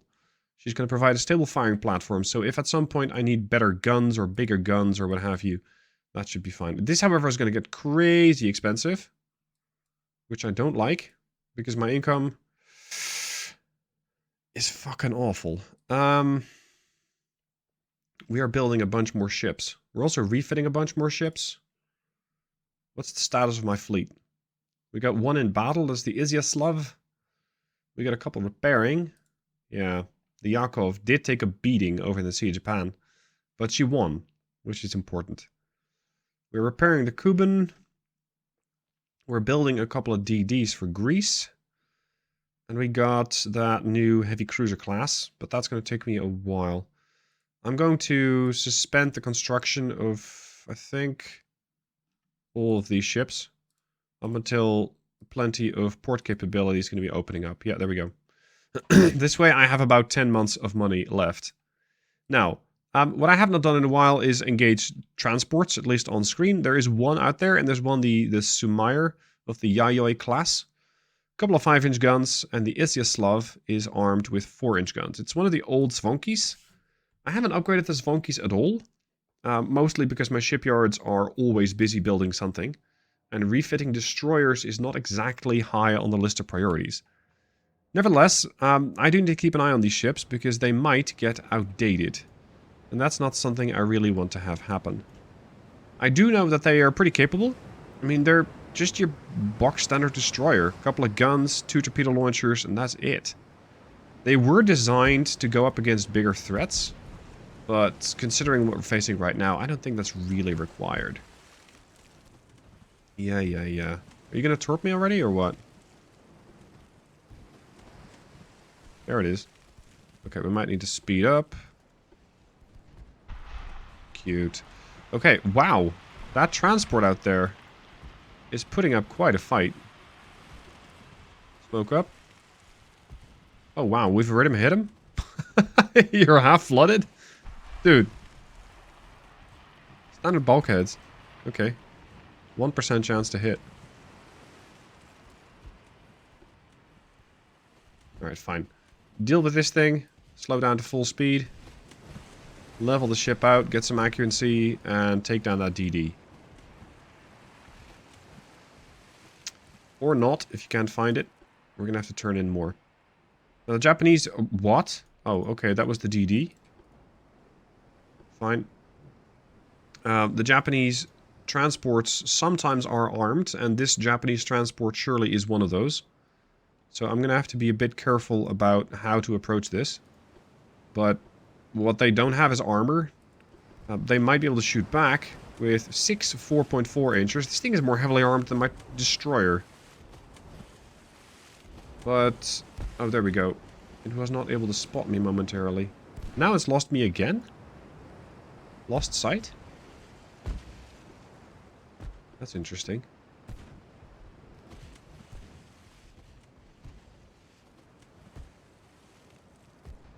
Like, we need, I don't know, 2, yeah, there we go. 2 good high explosive hits, and this transport ceases to exist. Done. Thank you. So, that's a transport done. It's not the first, and it definitely won't be the last, because I'm trying to deal as much damage to the Japanese Navy as possible, including their merchant navy. The fewer merchant ships they have, the fewer their economy grows, or sorry, the less their economy grows, and the fewer warships I will have to face in future conflicts. It will, however, be a long slog, because the AI seems to get all sorts of bonuses against my economy, / for theirs. The Japanese economy, I think, is still growing. Yeah, at 4% per year. Mine is growing by 0.1% per year. But then again, I am supposedly a democracy. Right, with a GDP of minus 45%. Still, 45% extra of this is still pretty awful. So, my main plan is just try and reduce, and I think it has been successful, reduce the GDP as much as possible.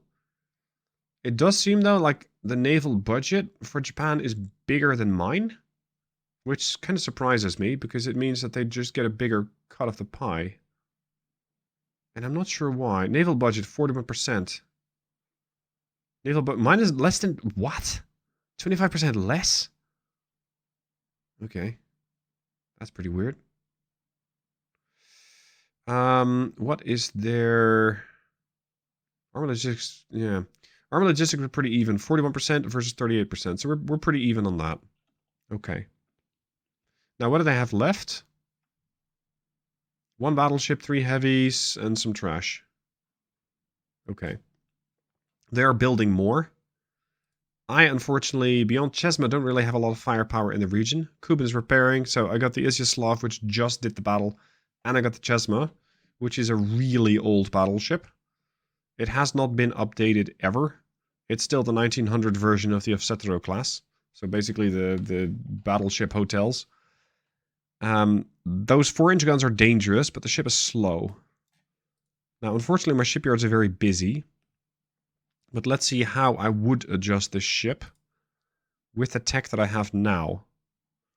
Because I am interested in keeping the Ovsetero around, at least this one, and seeing how much I can get out of her. I mean, the ship is obsolete, it's battleship 6 hull, but I can still use the ship as is. I don't care for this gun.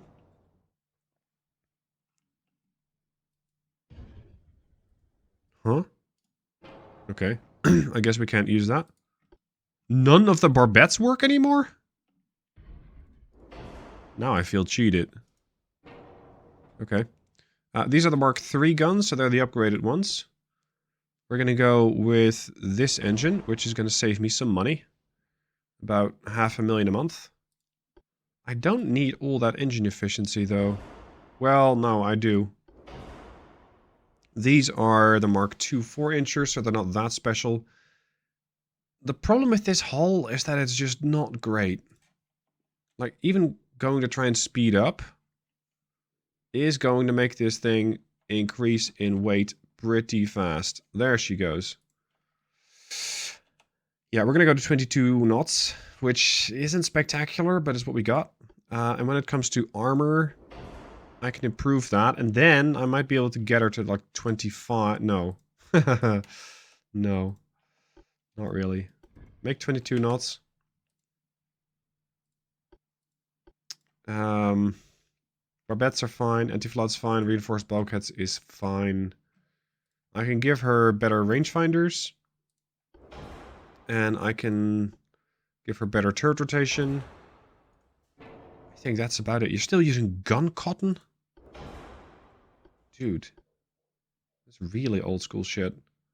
Considering the threat level that the Japanese pose, I'll give her capitalistic shells. Because that gives me a substantial punch with these 11-inchers. At about 28 inches. At 7.5 kilometer range. So that should be able to start punching through things. Now when it comes to these 4-inchers, I want to have more range on them. Because currently they're limited to about 6.6. I'm only counting HE. If I give them 10% more, they're going to be up to 8.4. Which is pretty decent, and of course that does come at the trade-off of rate of fire. But that's fine.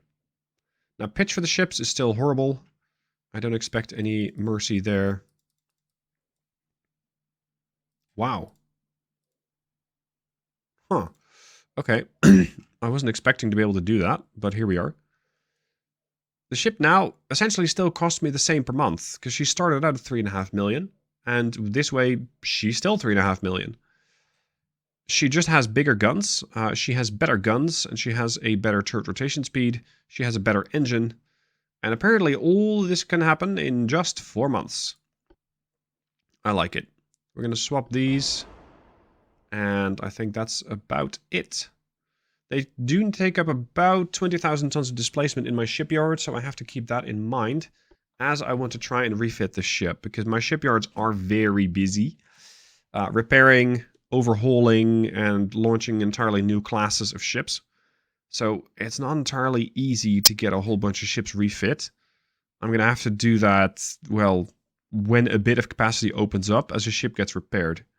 But for now, we're not quite there. I am getting the upgrade, so my shipyard, my naval building, sorry, shipbuilding capacity does go up. But yeah, it's not quite enough yet. So that'll be it for the episode. We are doing quite well in the war against Japan. I'm doing very well in the war against Austro-Hungary, but that's mostly because their relative victory points are very low. The invasion over here is still ongoing and seems to be going according to plan, but we're still getting sort of counter-invaded. Although Austria-Hungary is stretching itself very thin. I would love to take some more of these ships down. So I might make that the priority for the next couple of episodes, but there isn't that much to take down. That is the problem. As for tonnage, i.e. being able to invade them, Difficult. I don't have the tonnage here. I have 2 battleships, but it's like 50, maybe we can reach about 70,000 tons. It's not enough. To the valiant crew of the battleship Sviatoi Yakov, I extend my most heartfelt greetings and commendations to each of you, the gallant sailors and officers aboard the Sviatoi Yakov. Your unwavering courage and exceptional skill have not only upheld the proud traditions of the Soviet Navy, but have also etched the name of your vessel in the annals of our naval history. The Yakov has become a symbol of resilience and might in the Asian theater, a lone wolf of the seas whose prowess has become the subject of both respect and fear among our adversaries.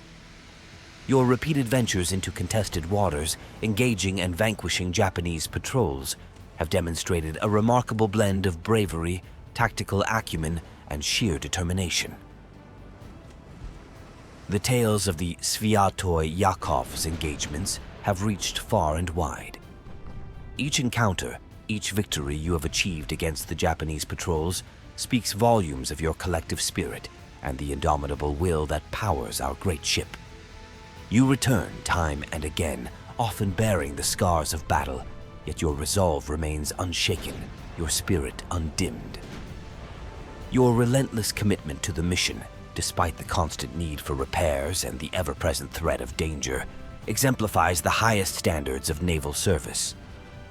The Sviatoi Yakov stands as a beacon of hope and strength, not just in the Asian theater, but across the entire Soviet fleet.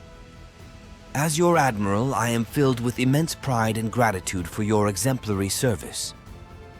The performance of the Sviatoi Yakov and her crew is a testament to the capabilities and valor of the Soviet Navy. You have set a standard for others to follow and have contributed significantly to our strategic objectives in this theater of war. I commend you all for your outstanding performance. Continue to sail with honor and distinction, knowing that you carry with you the pride and hopes of our nation. Your bravery and accomplishments resonate not just on the high seas, but in the heart of every comrade back home. With the highest regard and unwavering support, Admiral Alexei Ivanovich Petrov. Hey guys, Stealth here, welcome to episode 15.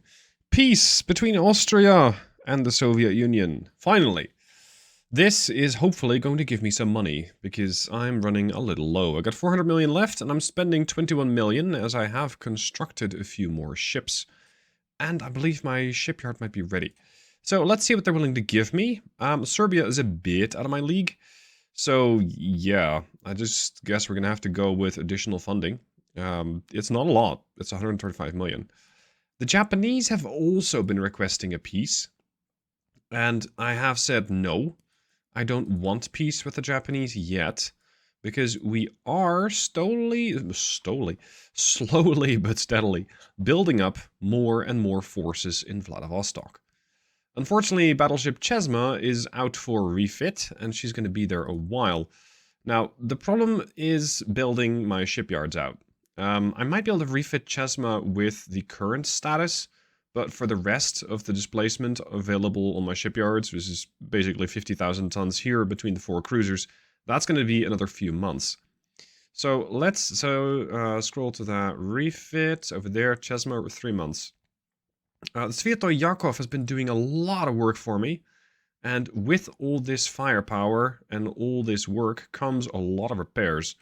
This ship has done a ton of work, and she's going back to the shipyard basically every single time. Now the Japanese, do you remember that I showed you in the previous episode that I had an economy of 61 million? They went, and now they doubled it. I'm not sure how they did that. Last time I showed you was March. I checked in May. It's now August, by the way. I checked in May, and they went, okay, no, that's fine, let's double it. So I'm not sure if the Japanese are cooking the books. I just had a look at my own footage and went, what the hell are you doing? How do you do this? But they just and doubled it. I don't know how. Must be some sort of AI nonsense. Now, what am I going to do about that? Not a whole lot. It's not something I can influence, but I can influence the amount of ships that they have, and I have been influencing that. and not necessarily in a good way from the Japanese perspective. What the Japanese have also somehow managed to do is incur the wrath of the Americans. So they're now at war with myself, the French, the Germans, and the Americans, and the Chinese don't seem to be particularly happy with them. So I will not be the only one hunting down their ships and potentially trying to launch invasions. Although the AI launching a naval invasion is something I think I have never seen. My reputation with the Americans, thankfully, is not necessarily bad. It's not great, but just look at the amount of ships that they got. It's a weird setup. They got all cruisers, destroyers and torpedo boats, but they have no battleship. I'm not sure what the AI is doing over here or what sort of doctrine they're following. It seems to be focused around smaller ships, and just a lot of them. Which means that if it ever comes to war with the United States, the Europa class, with all of her 8-inchers, is going to be extremely useful in getting rid of all these small units. As for Britain, 17 battleships there, 5 for the Germans, 2 for the Chinese, 2 for the Japanese, 9 for the French, none for Austro-Hungary, although they are building 20 ships. I wouldn't be surprised if there is a new ship in there somewhere, a new battleship. The Spanish have a fleet of an entirety 4 ships. They're building another 18, but their economy is basically destroyed. Like, there's no Spanish economy left.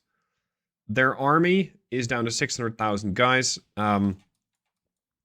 Soon, if the French manage to complete this invasion, there won't be a Spanish empire anymore. I think they'll be able to hold. This invasion is not new over here, and, well, I've been contributing, apparently. It's not new, but it has made absolutely no progress. As opposed... Oh, you have to be fucking kidding me. I was so close to taking this, and then I signed the peace treaty and completely forgot about it.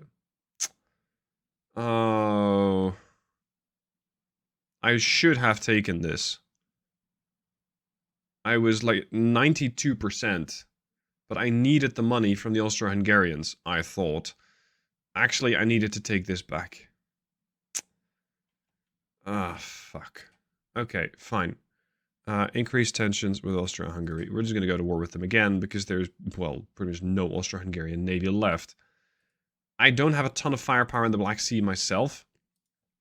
I'm focusing all my efforts on dealing with the Japanese, and my task force is currently here.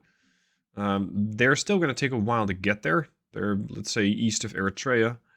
So if I want to send them all the way to, oh, I don't know, Vladivostok, it's going to take me another 7 turns.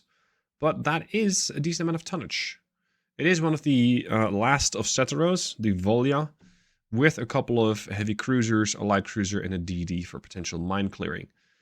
The plan is to stock up on ships here and then take the party over to the Japanese mainland. They'll not like that, but that is not my problem. Remember how I said that Sviatoyakov is busy all the time? Well, she's busy once again.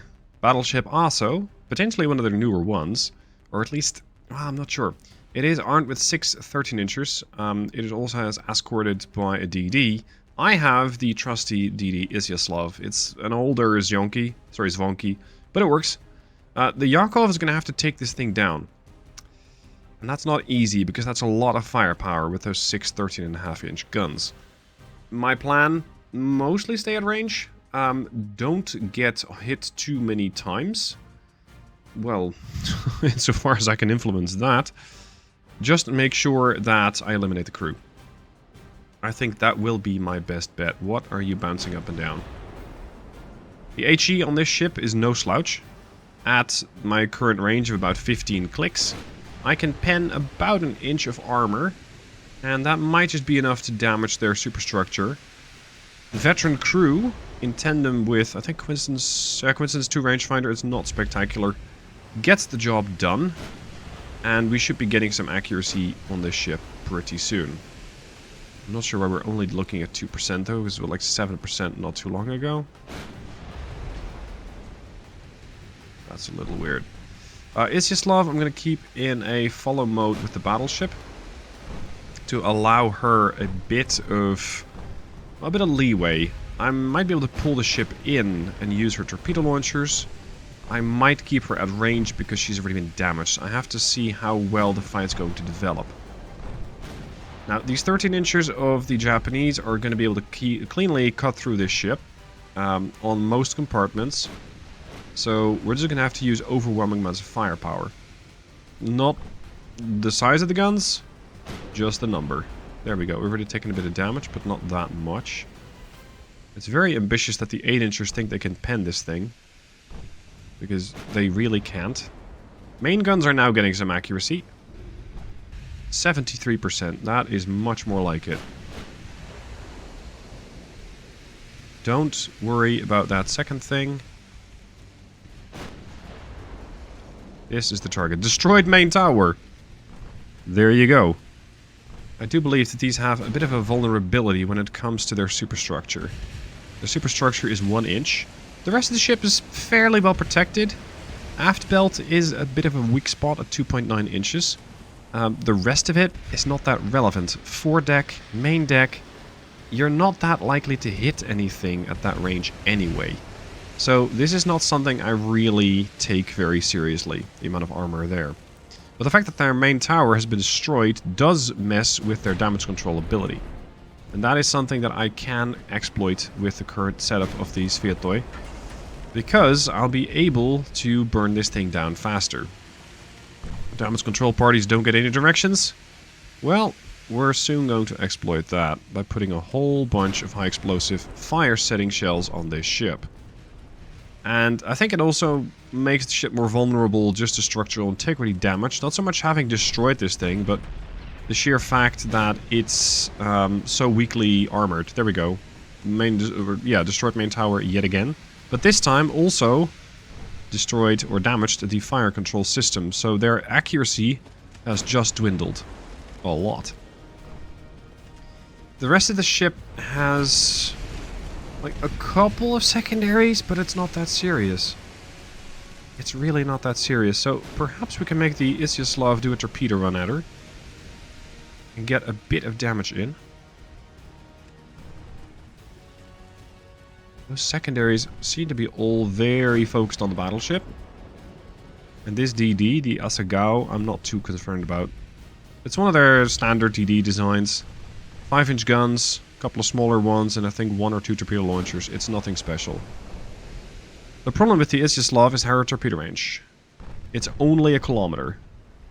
So we're going to have to use maximum speed and potentially a smokescreen to get towards the target as quickly as possible, drop torps, and then under the cover of smoke, get out.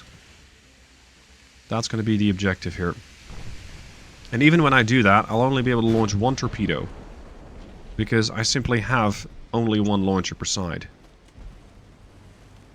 They are still not interested in taking shots at the Isyaslav. The Isyaslav has done a lot of battle over the past couple of months. And there goes the torpedo. With that, she's also crewed by veterans now. And boonk. 1200 damage. Well done. So, you got no great damage control ability.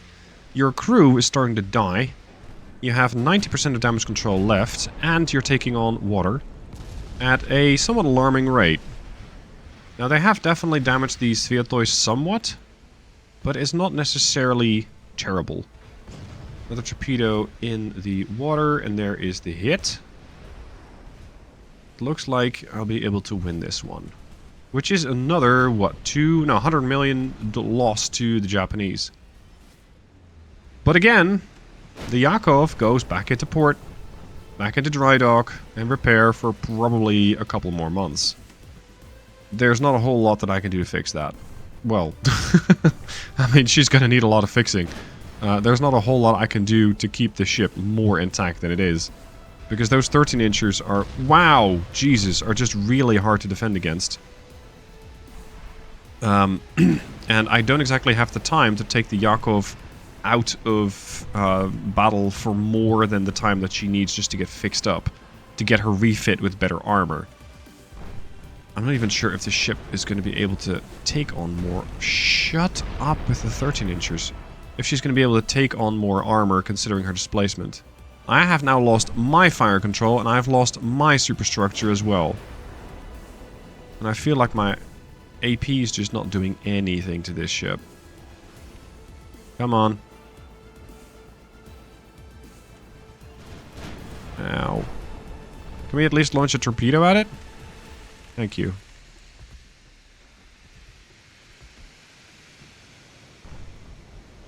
I just hope the ship doesn't slow down too much and still gets hit. Yeah, that should do it. 1100. Bit more flooding. Ooh, flash fire. Now you're gone. There she goes. If that DD does not show up again, I won't lose any sleep over it. Especially considering the loss of accuracy on the battleship. So I think it's in my best interest just to leave. And get my ships repaired once again. Now, the Yakov, the Isyaslav, and the Kuban are basically the hero units. They're the ones over here in the Asian theater, well, / Pacific theater, however you want to call it, that are doing all the work. They're doing everything in these battles. They're taking down convoys, they're taking down battleships, they fought cruisers. It's these 3 ships, because Chesma keeps getting delays on her refit as more ships come in for repair. And I'd much rather have the Yakov repaired than the Chesma refit. Although the Chesma in this fight could have been useful. Now, this Asagao is getting really close. And she did launch a torpedo at the battleship at some unknown point in time. But it was fairly recent. Come on. Oh, they even destroyed a gun of mine. How rude. That, what? What is that torpedo even going for? I'm in a turn. Yeah, that ought to do it. Now that you have taken on flooding, you're pretty screwed as is. Look at all the secondaries that the ship has. Wait, they destroyed 2 guns? Yeah. I only had one 11-incher left. The other ones had been destroyed. Wow, I didn't realize it was that bad. Extensive fire. On the DD. Well, it's fine. I got the 11,000 victory points that I kind of wanted to get. I'm a bit salty about not taking the province from the Austro-Hungarians, because that was an income of about 2 billion. Of course, I wouldn't get all of that. But it would have been so nice to get that. So instead, I guess we're just going to have to do a naval invasion of Japan. And ideally, do it soon. Because I'm thinking that the Japanese are going to be very, very concerned about their longevity. Seeing as they keep losing battleships everywhere. And the Americans are potentially going to send some visitors their way. Although they don't have a big presence here at the moment. Is anything happening over here? Because the Americans do have a lot of enemies. They're at war with Germany, I think. Yeah, they're fighting Germany, Italy, Austria-Hungary, Japan, and Spain. So it's entirely likely that the American ships are mostly tied up over here. There's an American task force. Well, task force. There's one torpedo boat next to the Strait of Gibraltar. Beyond that, I'm not really seeing the Americans. Anyway, let's just keep pestering the guys over here in Japan. Let's keep gathering our forces and prepare for a naval invasion. A little later, in, well, a couple battles / small skirmishes with the Japanese more, I am working on the invasion of Northeast Korea. Why here? Well, they didn't have a huge army before. So the moment that I attack, naturally they snap their fingers again, and a huge army spawns. 305,000 guys. But they decided to take a walk. And they're walking into South Korea. So this large army that you're seeing, the 305,000 men, might not be there to defend the place. They might just be an expeditionary force, which could allow me to take control over Northeast Korea. Taking this, while the Japanese are preoccupied invading Southeast Korea, would be a really nice boost, because that is a substantial amount of income. In order to get the required tonnage, I have combined the now overhauled Chesma and the repaired Yakov with a couple of the new Derp class heavy cruisers. Remember, those carry 14 9-inchers, as well as a bunch of 5-inchers. They're very versatile ships, but untested. I don't know how well they'll perform, but they do bring an okay amount of displacement to the table. Now, I am still building more and more ships. I am also building ships for Greece and Canada. The Greek and the Canadians are both interested in a Petrov. I'm not sure exactly what these guys are planning. If they're also, like myself, planning to invade something or somebody, or if they just like the look of this, so we say budget minimalistic class battleship. Up to them what they do with it, but they pay handsomely for the privilege of getting one. And for now, of course, it's going to cost me a pretty penny to build these things, but by the time that they're finished, I think they're going to pay like a 30 to 40% markup, which will keep my economy going for a while longer. To make sure that I put some downward pressure on the amount of expenses that I have mothballed a couple of ships over here. Basically, the most expensive ships in the Baltic Sea area are mothballed. I haven't had a conflict here since the start of the campaign. The only nation that I arguably could fight is Germany, but I think the Germans are a little busy. They are fighting the Americans. They're fighting the Japanese. My reputation with them is not great. That's definitely a factor. But I'm kind of hoping that when they do happen to go on the offensive, I can put down some mines and potentially walk my force from Lithuania right into Prussia, which would be a fantastic boost to my income. Eastern Poland to Western Poland, again, could be a very nice income boost. So that is a bit weird about the Soviet campaign. You kind of have to rely upon your army more than your navy. It's feeling like I'm triggering / influencing wars with other major powers that I can then take country or territory from. It's a weird way to go about it, but hey, if it works, let's do it.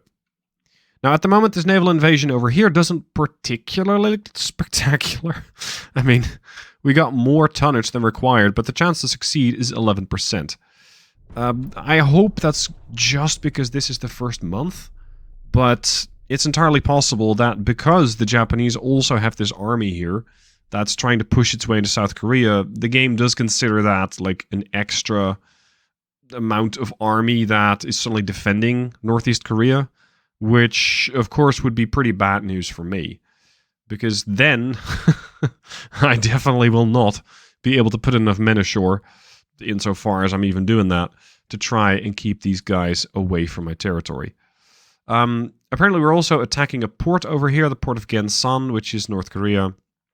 Take down a couple transports in the process, and do some damage to the port of Gensan, which isn't great, as I'm trying to capture that. Oh, they want a torpedo boat? Fine. If they want a torpedo boat, fine. Battle of Northeast Korea. The Soviet Union loses 12,000 men, and the Japanese lose 5,000. They want to buy the Rurik. No, that's a mothballed. They keep offering to buy this every single month. I'm not sure exactly how many times I have to tell them no, but I guess a few more times. Now, I was hoping that this chance to succeed was going to go up. It is, in fact, not going up. It's going down. No, it's staying steady at 11%. Still, we need a bit more than this. Delivering more tonnage over here, I don't think is going to do that much. The Comrade Cat is unfortunately still repairing, and I don't believe I have much more than like a... Oh, actually, no, I got the General Admiral Apraskin, as opposed to the General Admiral Aladdin. This is a new Europa-class battleship. It is, however, a base one. So I'm first going to have to refit that if I want to make it useful, but that means slowing down building on another ship. And I am working on building Petrov and Riga, and I've slowed down / suspended the Apostle Pavel. How long is it going to take me to refit this ship? 2 months. Oh, that's fine. It's not terribly expensive either, so I'll suspend the construction of the Riga, keep the Petrov going. It's going to be slightly less than a year. The other ship that I can still overhaul is Europa. She's from 1906. And I think that with the additional firepower and the better engines, she's going to be more effective. So let's overhaul her as well, and we're still with that under our shipbuilding cap. So let's hope this naval invasion proceeds as planned, and if not, we're going to have to strike somewhere else. Now, this is that situation I was just talking about a moment ago, the situation I did not want. The German Empire going to war with us. It's not what I wanted, but it's the battle that we're getting, so we're just going to have to make do. What are you guys doing? They're sending 5 torpedo boats against the Ivangorod, which is an unupgraded Comrade Cat version. If you want to run into a hail of 5-inch guns, on your torpedo head be it.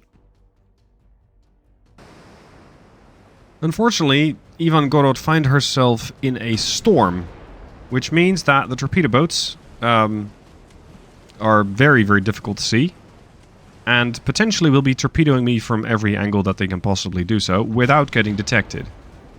Their torpedo range is probably well beyond me at this point. No, 3-3. It might be an older torpedo boat design from the Japanese, or they're using fast torps.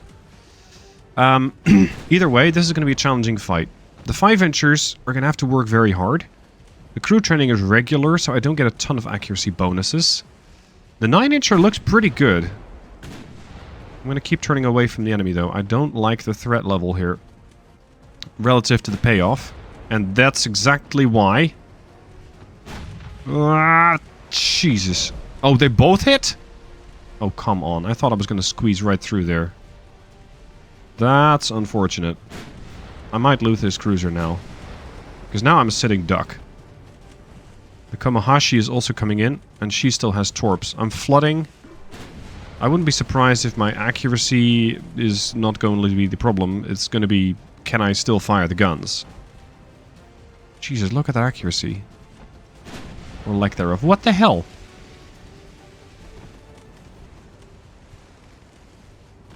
Whatever. We're going to try and cut across them. If we could... Ah, there it is. There it is. Come on, kill this thing before it reloads. Tough little ship. 12 hits. 17 hits, gone. Next, Komahashi. The problem is, I can't maneuver. I can turn to starboard, not to port, because my rudder is malfunctioning. So if Komahashi decides to launch torpedoes now, I hope that they run into the Hitose, not into me, because I sure as fuck can't dodge those. But it looks like this ship is a little busy with some other incidents aboard, so it might not actually be trying to target me right now. Now, I don't really have a rudder, but I got a perfectly good engine, so I'm going to use that to try and defend/defeat the Ataka. Hoping that my 9-inch guns aren't completely cross-eyed, but they do. It's already dead. Stop shooting it. This is going to get extremely dangerous. If this thing decides to drop torps, they basically have me dead to rights. Hold on. What about the reverse option? Oh fuck, this thing isn't set to reverse. Oh no. I remember now that these really old engines absolutely hate getting put into reverse, even if you're only doing like marginal speed. So I completely messed myself over there as I tried to get the ship going in reverse. And that sunk the Ivangorod. Unfortunate. I did take down 3 of them with me, but yeah, the cruiser's more expensive than that, so they get a lot more victory points than I did. Oh well. Oh well. So be it. So where does this new conflict leave us with the German theater? What do they have? What should I be concerned about? The area of Prussia over here has nothing. Danzig is empty. Kiel has nothing. Hold on. Did the Germans send their entire navy To Asia? No, they're parked in India? I don't understand this at all. That's 2 battleships and a cruiser. This is like everything. 2 light cruisers. That's 3 German battleships heading towards the West Indian Ocean. They're at war with the French, aren't they? They're not. Okay. Well, they might clash with the Americans here, making it so that they don't really do much. They got more coming my way. They're going to go all the way over there. Interesting choice. These guys are also all resupplying at Bombay? Why there? Anyway, the long and short of it is, the chances of them actually causing any issues here are extremely remote. The chances of me launching an invasion here is unpredictable. Because my, well, let's start with their army logistics is 100%. Because they got a good navy, they got a good economy.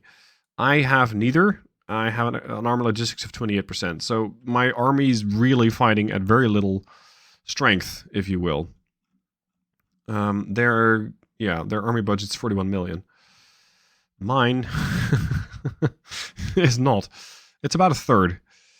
So it's not going to go that well. As for this invasion, I don't think it's going to work out. I think we're going to have to try and attack somewhere else. I think we got screwed over because these guys suddenly spawned in an additional army as they're taking the fight over to South Korea. And apparently, the guys over here in North Korea can attack both my landing forces and go on the offensive against South Korea. I'm not sure how, but that's AI magic. Admiral's Log. Entry by Admiral Sergei Fyodorovich Kuznetsov. I'm now in command of the Navy following Admiral Petrov's exit due to troubles with protecting our merchant fleet.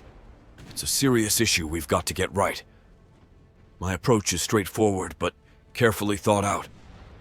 Firstly, safeguarding our trading ships is top priority. These vessels are crucial for our nation's needs and commerce. I'm implementing robust escort strategies and plotting smarter, safer routes to outmaneuver enemy forces. Secondly, we're revamping our combat tactics. It's about being strategic, hitting quickly where the enemy least expects, and avoiding unnecessary head-on clashes.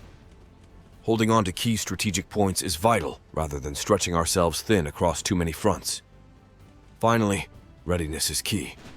Intensive training and constant preparedness are what I'm driving. Our sailors need to be adaptable, ready for varied challenges. Ships must be maintained not just for readiness, but also for peak performance. This approach is about being smart, not just strong. Keeping our ships safe, being tactical in our engagements, and ensuring readiness at all times. That's how we'll make solid progress. Challenges are ahead, no doubt, but with this focused strategy, I'm confident in our Navy's ability to rise and succeed. Hey guys, Stealth here and welcome back to Ultimate Admiral Dreadnoughts. It's episode 16 and as you've heard, some things have changed. We have a new Admiral. Admiral Petro has been relieved from command because he massively mismanaged the defense of the merchant fleet. The situation is a few months later than where I last left you, so let me catch you up. It is now December 1912, so it's 7 months after. Once again, I am trying to take some territory from the Austro-Hungarians. So far, largely unsuccessful. The only major offensive that we have some progress on is the one that has, 36%. That's about it. Now, the Germans are also on the move, and this has me very concerned. Because I do have a decent defense over here in eastern Poland, but the guys over here have an army that is substantially larger. There's 1.3 million men coming in, and that's just half. Because there's another 1.5 million coming in from the west. So it is entirely likely that I will lose this province, which would basically mean I'm going to end up with a net score. I have tried going to peace with Germany, but that is largely impossible. Now, over in the east, I have lost a lot of transports. My economy has crumbled, and this is really starting to hurt. because my naval budget, naval funds, it used to be about 500 million a month. It's now 477. So it is dwindling. And even as I try and build up more transport cap, I lose more per month than I gain. Tech budget has been cut to 20%, crew training's 50%, and I have now researched, or focused researched, on ASW, anti-submarine warfare. The amount of ships I have lost to submarines is it's just ridiculous, and I want to put a stop to it. So I'm going to be focusing on anti-submarine warfare. I want to put that on my DDs as quickly as possible. It's the only priority that I have right now. Because I have not a single ship capable of dealing with submarines. And the Japanese are pretty happy exploiting that one deficit. Over on the west, we have a confrontation that we're going to be running right now. It is my battleship. It's very old. It's the Ravel. Never seen this ship before, at least not on screen. 1900 Admiralski of Cetro class, and it has 11-inch guns, 6 of them. Facing her is what seems to be a far more modern, although that might be an assumption, Marlborough. It is owned by the Dutch, of all people, but the Dutch are the ally of the Germans, and as such, any of their ships are fair game too. So I suspect that what happened here, they either bought this from the Germans or from the Brits, and it is now serving the Dutch, although it is now effectively serving the Germans. So let's see what this ship brings to the fight. The Ravel has been reactivated after being mothballed in Klaipeda, and thankfully she has a trained crew, but the fact that she's so old, with old systems, old radar, well not radar, old rangefinders, that has me kind of concerned. So we're going to have to see just how well or how poorly this fight is going to go, because the Ravel, well, she's not tested yet. She's not battle tested. With her, we have the Kaskav, a scout class cruiser from the 1910s, I think. We have the Lieutenant Dadimov, and we have Varyak. These are all the scout cruisers. That might have had something to do with me selling off the heavy cruisers. The heavy cruisers that were part of the Baltic fleet, I simply don't have those anymore. So this means we're going to have to just use these guys as is. And, well, no heavy cruisers. The biggest guns that I have are 11s, followed by 4-inch guns. There's no 8s, 9s, whatever. There's no real anti-cruiser guns, and that does have me a little concerned. I first want to know what this battleship is, how much damage it can do, and I am very interested in taking it out, taking a big win, and then using that win to immediately go to peace with the Germans, because I cannot stop that invasion. And I don't believe that I have any resources that I can allocate to this particular area to try and fix the situation very quickly. Now, this does appear, at least visually, to be an older German warship. And as such, Dutch warship. It might not be that big of a threat. But it's not something I will easily discard. The plan? Use the Ravel as a tank. Because right now, the guns on this battleship, which are only 9.7 inches, they're not very sizable. They don't have a lot of firepower. They don't have a lot of oomph. They cannot pen the armor, at least not at this range. They're also low fuel, so this ship's going to be slow. So if Ravel can get close, I can then charge in with CLs and pump that battleship full of torpedoes. That's the plan. That's what I'm going to do.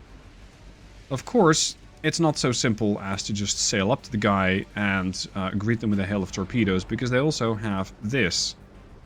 This has a couple of 7.3-inch guns, so it's, well, it's quite docile, I think. It's not that dangerous. It also doesn't have a whole lot of guns. It has 3 inches and 3.5, so yeah, to that extent it can be dangerous, but main guns, just 7 inches? I'm not that scared of that. So, again, tank everything with Ravel and then have the light cruisers, which are far faster at 29 knots, all of them, charge the battleship and take it out of commission. I just need to get a couple of hits in on this thing first. Slow it down a bit more of the CLs to catch up. And then we might be able to make something happen. Let's see, CLs. Off you go.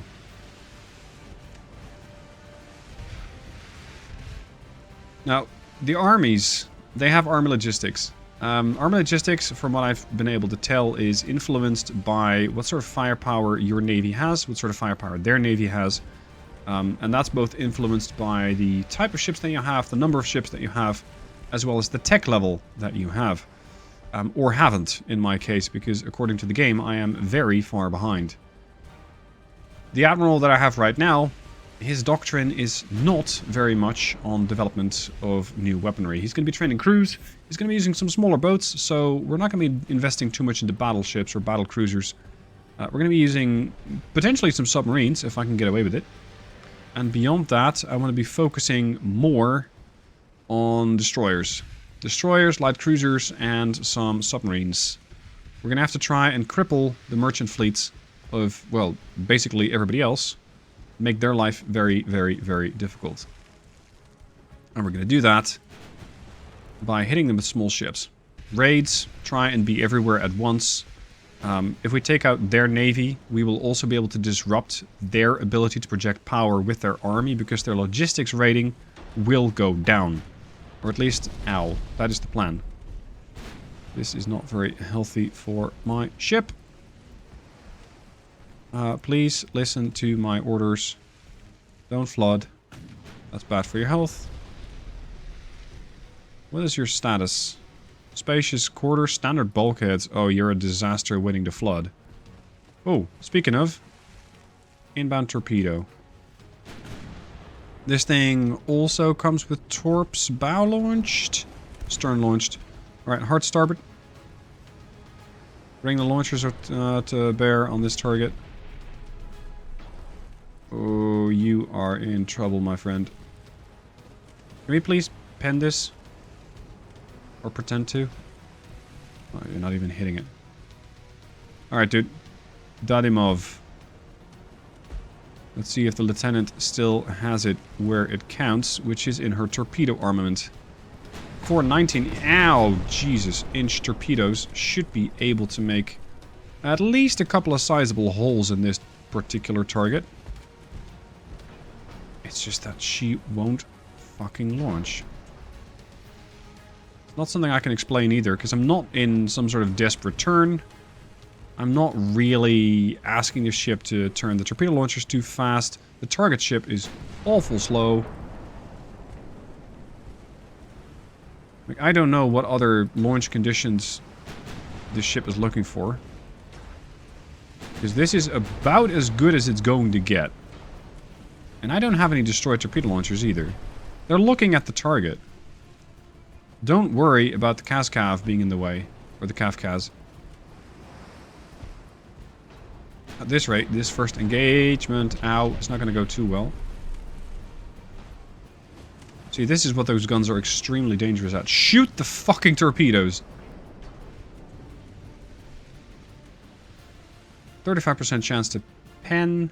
A 30% chance to hit. The only thing that I can imagine is that my ships are all very hesitant to launch. Because we're all getting in each other's way. If I launch with Varyag, yeah, there she goes. The Varyag just launched her torps. Kaz-Kav, oh, the Kaz-Kav also launched torps. Sorry, Kaz-Kaz.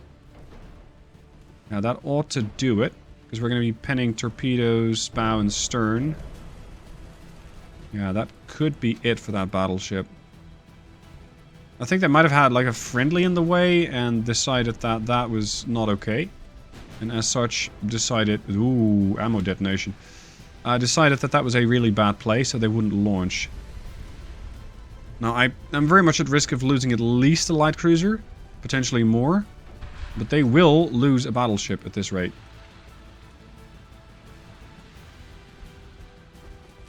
Look at that buoyancy. 28, 26. I hate to see the Dutch flag go down, but... Well... Somebody had to. Dutch just joined the wrong side. There she goes. Heavy flooding.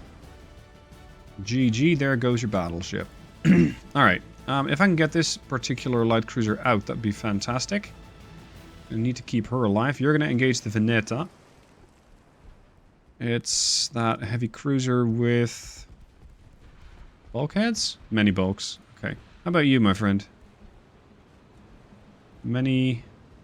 Many men, but few quarters. Or few bulkheads. Okay, I can make that work. I can make that work. I'm thinking, however, that with that 4.2, they can also make it work against me, but not that well. Not that well. Okay, use it. Ow, ow, ow. Ow. Look, dude, this is not particularly helpful, right? Pavel, how are you dealing with the Veneta? Because she still has torpedoes, but they are extremely short range. What are we looking at? 18 inches? Really fast. Oh boy. Yeah, that's no joke, that torpedo.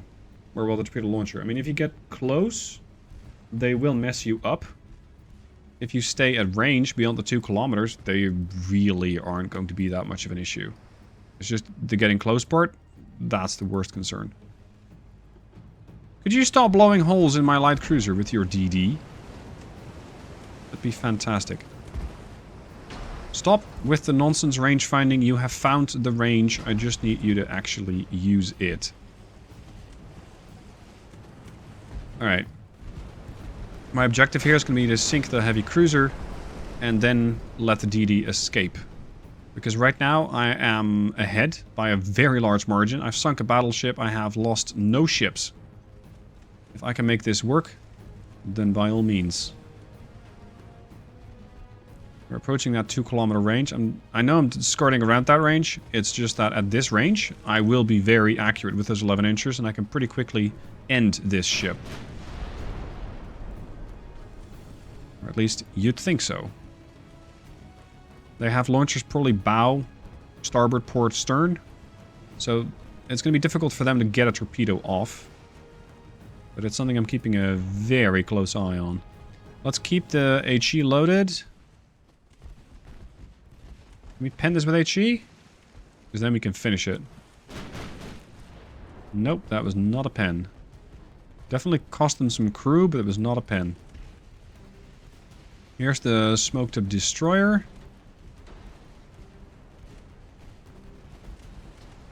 Come on, Veneta. There she goes, flooding again. And that destroyed... No, damaged the conning tower. This thing expensive. 70 million. Mine are 28 million, the heavy cruiser. Oh, sorry, the light cruiser. And this thing is 131. That's expensive. Boom. It's going to be a very expensive reef there.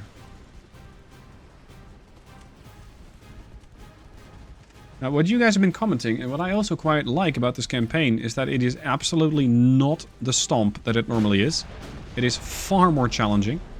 And it very much feels like I can sometimes win the battles, and win the wars even, but I can still lose the campaign. I can still lose more provinces, and then slowly have my economy bleed out. And I think that it's a very, very real risk, especially in the current situation. I cannot afford to lose provinces, especially with the merchant loss already compounding the effect of the loss of some of those transport ships. Well, I mean, the transports plus a loss of economy would be horrendously bad. So I'm hoping that this is going to yield about 13,000 victory points and immediately put a stop to the war with the Germans, because I do not need that right now. I cannot let them just walk in. And I simply don't have enough ships to take out half the German navy and force their army logistics down to stop that invasion. So I don't really have a lot of plays beyond just getting a whole bunch of victory points in a very short period of time and force them to go to peace. That's the plan. Whether the AI will accept it? Yeah. I don't know. We shall see. There she goes. Okay, so that was a very, very good win. Yes, it almost cost me the light cruiser Kavkaz, but she survived. 17,000. Damn. At this point, the AI is probably going to be scratching their heads going, yeah, was that a good idea? No, dude, it was not. It absolutely was not. You should have reconsidered before going to war with the Russian Navy. The Soviet Navy is potentially a bit stronger than you might have imagined. Yes, I will agree to your peace treaty. Okay, what else do we have going on? In the Baltics, we have a couple of heavy cruisers, but they are of the wrong type. 1 Comrade Cat, 2 Comrade Cats, 3, and the Durban of the Archangels. The Archangels are hopelessly outdated in this day and age, I am looking to replace them, but I don't really have a whole lot of ships to do that with. Now, these are very well-proven ships, but they have not been upgraded. They're the 1900 version of the Comrade Cat. We have a couple of heavy cruisers armed with 8.4s, 9.7s. Yeah, this is going to be no joke. If I can get some victory points against the Austro-Hungarians, that'd be great. I do, however, want to keep that war going. The reason for that is, if I stop it now, I will not have the opportunity to complete that invasion, yet again. If I can, however, take out their ships, and continue to take out their ships, that might give me an opportunity to deal a very healthy portion of damage to their economy. Whether that damage will stay there is entirely up to the AI, because, well, they can just snap their fingers and double their GDP. And with that, most likely double their budget for the Navy. So it's not something I can fully control, but I can at least try and take down some more transports. And especially as we're going to be focusing more on submarines and small surface craft warfare, we're going to have to try and take out their merchantmen that way. Contact with the ships. Austro-Hungarian, holy moly. You make for a stunning thumbnail, but I'm not sure if galleons are quite the way to go. How many guns does that have? The answer is yes, right? Yeah, it's... it's 1.8 inch. Okay. That's not going to have a whole lot of range, is it? Oh, you'd be surprised. What? What? 5.5 clicks. Okay. Unexpected outcome. That is substantially more dangerous than I had imagined, because that means they're almost in range. If these things go broadside, they might cause extensive fire overwhelms at a rate which is potentially something that will overwhelm the damage controls and burn down some ships, which would be bad news. Anyway, these are the ships that we have to fight. These are the ships we will sink. Unfortunately, I carry no torpedoes. They do. Out to 6.1. Damn, they got a good range. As long as these things don't go broadside, however, they shouldn't be that much of a threat, right? Can we please just make it look like we're trying to do some damage? There you are. It's still very, very limited, but until I know what level of armor they have, I'm going to stick to HE. It's guaranteed damage. Under this angle, I rather doubt I'll get a whole lot of results with AP anyway. Unless they're really poorly designed. Good armor quality. 4 belt, 6 inches. Main belt, ooh, 2.5. That's very curious. If you got a galleon like this, I would want to put that broadside. Which means you're exposing the main belt. I would want to have more armor on the main belt. They don't have it. So, if these things do go broadside, on their head be it. Because I do have a pretty decent chance of dealing crippling levels of damage to that. On top of that, it doesn't seem like they got maximum bulkheads, and my AP is penning. Because they got no superstructure armor. Boy, you better run. Good man. I'm going to detach Durbin. Durbin's a bit of a weird boat as the Archangel. She has the torpedo launchers, but they're only 1.5 clicks. Her armor is... no.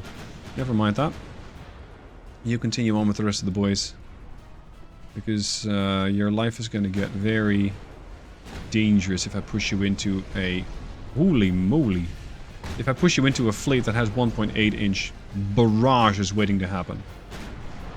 Kaiser and Elizabeth got messed up very, very quickly because she happened to be in the way. Target the wells. Continue to circle. Don't go pointing that at me. Just very inconsiderate. Okay, focus on eliminating the Kaiserin. I just want... There you go. I wanted to slow this thing down. And now I can finish off the Kaiserin at ease. without having to worry about the wells running away. Crap, Durban's flooding. There's one down. Tiger is next. Eliminate.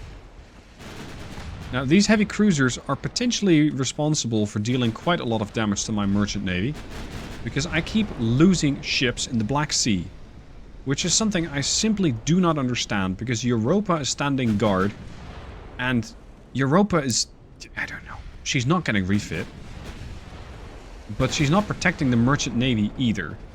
So I might just need to put her into the Black Sea, but if I do, I am going to be spending a lot more money on just keeping that ship out there. And let's say that money is something that is a bit hard to come by these days. I'm constantly having to make these trade-offs. Come on, sink the wells. And then sink these others.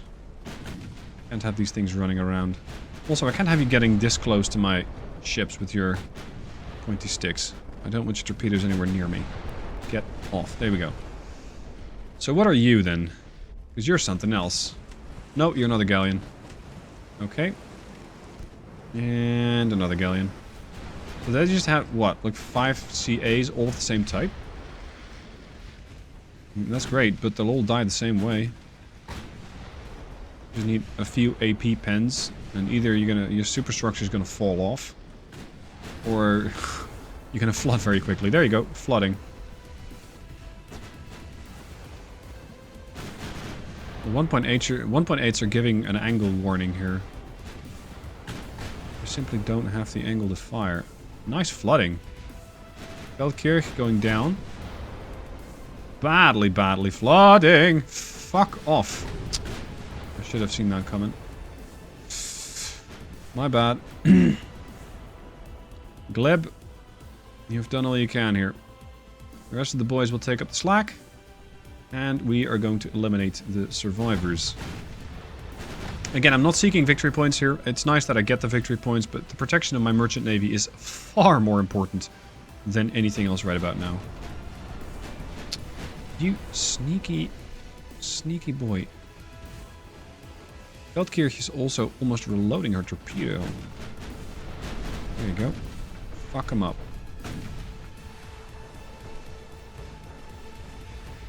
Flood him. Yeah, you're gone. Next. Last man standing. Not for long as I'm concerned for it. Torpedo launcher is almost ready on this boat though. Flood it quickly or start dancing around the torpedo again. Up to you. Torpedo away. Target. The Isaac. So the leader of the group, huh? Alright. I see how it is. Flash fire! Goodbye. Done. Alright, so that is a couple of heavy cruisers scored. The new Admiral is doing well. He's had nothing but victories. That was almost 18,000 victory points again? That is impressive. I like where this is going. Now, we've had the battles. Now we're going to have a look at the invasion fleet, because I also have that. I have a lot of wars going on, and not all of them going very well. Yeah, no. Not all of them going very well. Especially the landings over here are proving to be very difficult. I have a whole 12% chance to succeed. I do have the required amount of tonnage, yes, but my army is just awful. 29% armor logistics. So I think my army is basically fighting at 29% of their strength, which is awful.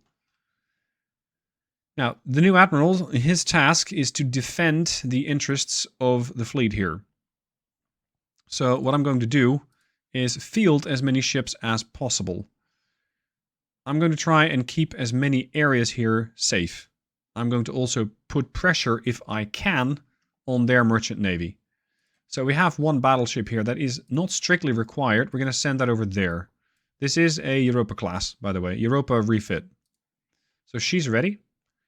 I also have like a heavy cruiser that I don't strictly need, and that can patrol the Sea of Japan. It's going to be a little outmatched against a battleship, though. So let's not. Sea of Okhotsk is not seeing any power projection from them. Yellow Sea is not seeing any power projection from me, nor the Japanese. And I'm hoping that my Chinese allies can keep that safe. As for the Black Sea, the situation here is that they got that submarine. It's only one of them, but it is annoying. They got another heavy cruiser, and there is all of this. A battleship, 7 CLs, 3 TDs, 3 TBs. So, I guess we're going to call the Ghostbusters. And we're going to have to not sail into a minefield if we can at all prevent it. Europa and Apostol Piotr out there now. Submarines. The new Wunderwaffe. I will take 25. I will take all of them. Look at how little that costs. You can't even build a DD for this. Boom. 75k per month? They still haven't fixed that? At least that seems to be adding to the build capacity. Hold on. This is something that I addressed in like one of the first iterations of the submarines. Where I went, hold on. How is it possible that we're seeing something like a bunch of submarines that cost you almost nothing? I mean, sure, they don't have a lot of firepower. But in numbers, you can mess everybody up with it. There. How long is it going to take? 6 months? 6 months. We got 30 submarines that we're building. It's bizarre. Now, let's spread these guys out. We're going to put a couple in Vladivostok. So let's say 1 through 4. Go to Vlad. Where is Vlad? Vladivostok, here. The rest of you. I want a couple in Korsakov. Because that is very nice and close to the Japanese. I'm going to set another 4 over there. Korsakov. When it comes to the Black Sea, I want to have submarines in pretty much all of my ports. I want to have them in Sevastopol, Novorossiysk, and over here in Poti. So a couple to each port, and that should give me a bit more protection. They're not great for protecting your own navy, but, you know, they do hunt the other navies. And that is something that is helpful. No. Yeah, Novorossiysk. Yeah, they can defend. All right. And the other one was Poti. All right. The rest I'll probably keep in reserve. That's another 14 submarines, which is just nuts. Well, actually, I might put a couple next to Germany. Like Klaipeda seems nice this time of year. Let's put another 4 over there. Lithuania. Over here, else, not really that interesting. The Germans are probably projecting a lot of power here, but it's relatively not that much now that one of their battleships has been vanquished. So far, so good. When it comes to further ship design, we got the derps. I think the derps are pretty good. I don't really have a new destroyer design.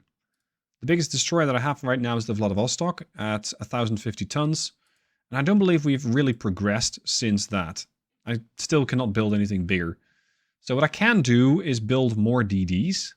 But I think that for power projection / merchantman hunting, I can just as easily use a couple of scout cruisers or other light cruisers. So let's see if I can get a new light cruiser designed. But I think I still have bad hulls, which makes it far less appealing to design a new CL. Yeah, we got the semi-armored cruiser 2. This is an ancient hull. They're pretty slow at 21.5 knots, 26 knots, light cruiser 4. Yeah. This thing is awful. This thing is definitely better, but I believe it's pretty much the same design. It's pretty much the Europa class. Oh, sorry, the Scout class. No, sorry, this is the experimental thing. Experimental hull. It's obsolete. I don't know why. I really like this hull. It's nice and sleek. But sadly, it is obsolete. I do believe it has the best gear that we have so far. So, yeah, there's not a whole lot else I can put on there. So, unfortunately, as much as I would like to focus on smaller surface combats or smaller surface combatants, I don't think I can. So for the time being, submarines is the way to go. Now that'll be it for the episode. Lots has happened and a lot more will happen, especially when those submarines come into fruition. Will take a few months, that's fine. Up until such a point, I do have another 3 battleships that I'm building, but, well, they're kind of delayed with the construction of 30 submarines and some repairs to other ships. Admiral's log. March 1913 marks a turning point for our Navy. We're moving in a new direction with the production of 30 coastal submarines. It's a big shift in strategy, and it's set us on a course that's got some folks questioning my decisions. But I'm convinced this is the right move. These subs are going to give us an edge we haven't had before. They're perfect for defending our coasts and can strike where the enemy isn't expecting. It's about being smart and using what we have in the best way possible. These submarines can sneak up, hit hard, and then disappear before anyone knows what happened. I know this is a change from how we've done things before. Change always gets a bit of pushback. Some of my staff have been hesitant, not seeing the full picture yet. But I'm working on getting everyone on board. We're training our crews specifically for these subs, focusing on tactics that play to their strengths. This move is about looking ahead, preparing for the future. We're not just building submarines. We're building a new kind of naval force. These subs are going to be a key part of our defense and offense. We need to be flexible, ready to adapt to new ways of warfare. So despite the doubters, we're pressing ahead. This is about strengthening our Navy in ways we haven't tried before. It's a challenge, sure, but I have faith in our sailors and our plans. We're going to show what these subs can do and how they can change the game for us. Hey guys, Stealth here and welcome to episode 17. I am happy to report the war with Germany is over, and this is at an excellent time because they were about to take some territory. Now, they did give me a decent amount of victory points, and with that, I can claim one, well, yeah, with the amount of budget I got, I can claim one of the areas that they have up for sale. Well, maybe not sale, but, you know, they want to get rid of it.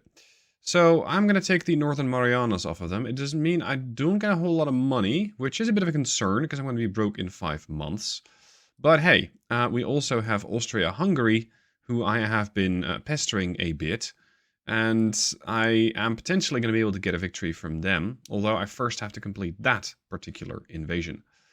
The Japanese, well, the Japanese, they keep sending out battleships. It's a bit annoying because it seems like the Japanese just snap their fingers and boom, they got a whole new battleship.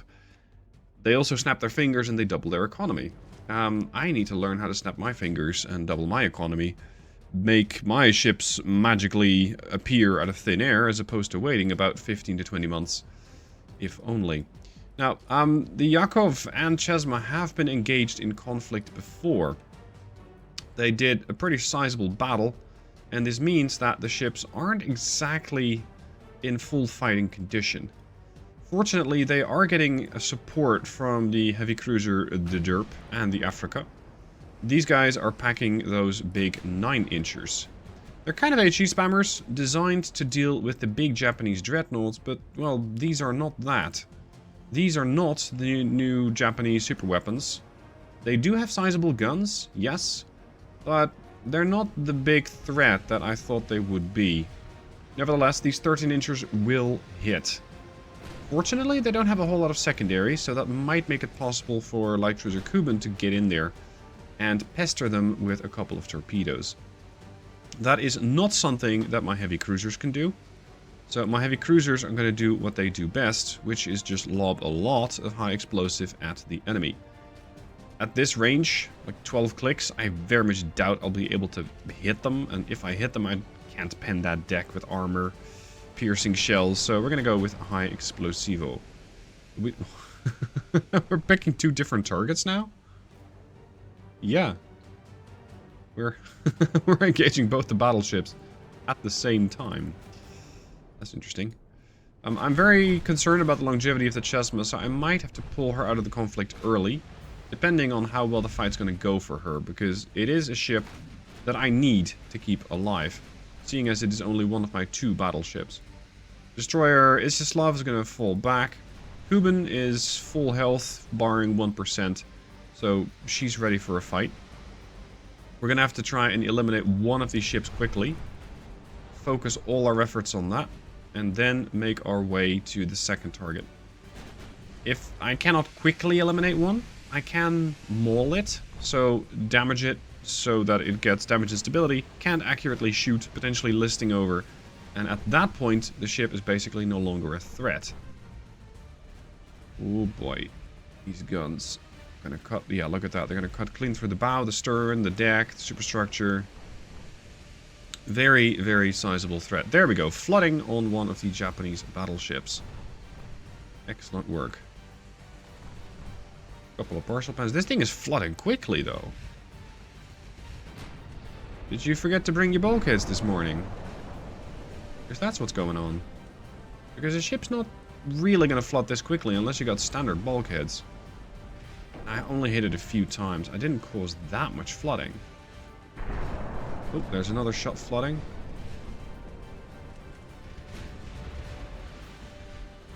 I'm really hoping that I can win the fight against the Japanese with such a victory score that they're going to be forced to give up a province. Alternatively, I'll get a whole lot of money from them, but I think I'd rather have provinces. Simply because at this point, I need provinces to get income. And my income at the moment, or maybe it's rather not the income, it's the expenses. They're a big problem. There's Mutsu. Trained crew, 7% chance to hit. The bow, no, starboard gun can't fire. And maximum bulkheads? Really? Standard crew quarters, so it's not like they're losing damage control. That was weird. How did you take that much damage from like one flooding? Ship is getting a lot of raking fire from the heavy cruisers. Sadly, they've done about 320 damage combined. So, like, they're not that dangerous. 22.8. A bit faster. Or normally they would be. I think Mutsu might be getting sacrificed here. Which is perfectly fine for me. That is another expensive ship. It is another, well, quite significant amount of power projection that they have. And the less they have, the better it is for me. I still won't be able to complete an invasion, especially since the Petrov-class battleships / invasion ships aren't ready. Or, well, for a long time, because I keep postponing them. But hey, I guess we're just going to have to clean up the other sides of battleships. Damage, 1.1 there. The Sviatoy has hit nothing? What the hell? Out of 400 shots, you've hit nothing? How? That is really bad. Yakov is one of our legendary ships. Why is it performing so poorly? That makes very little sense.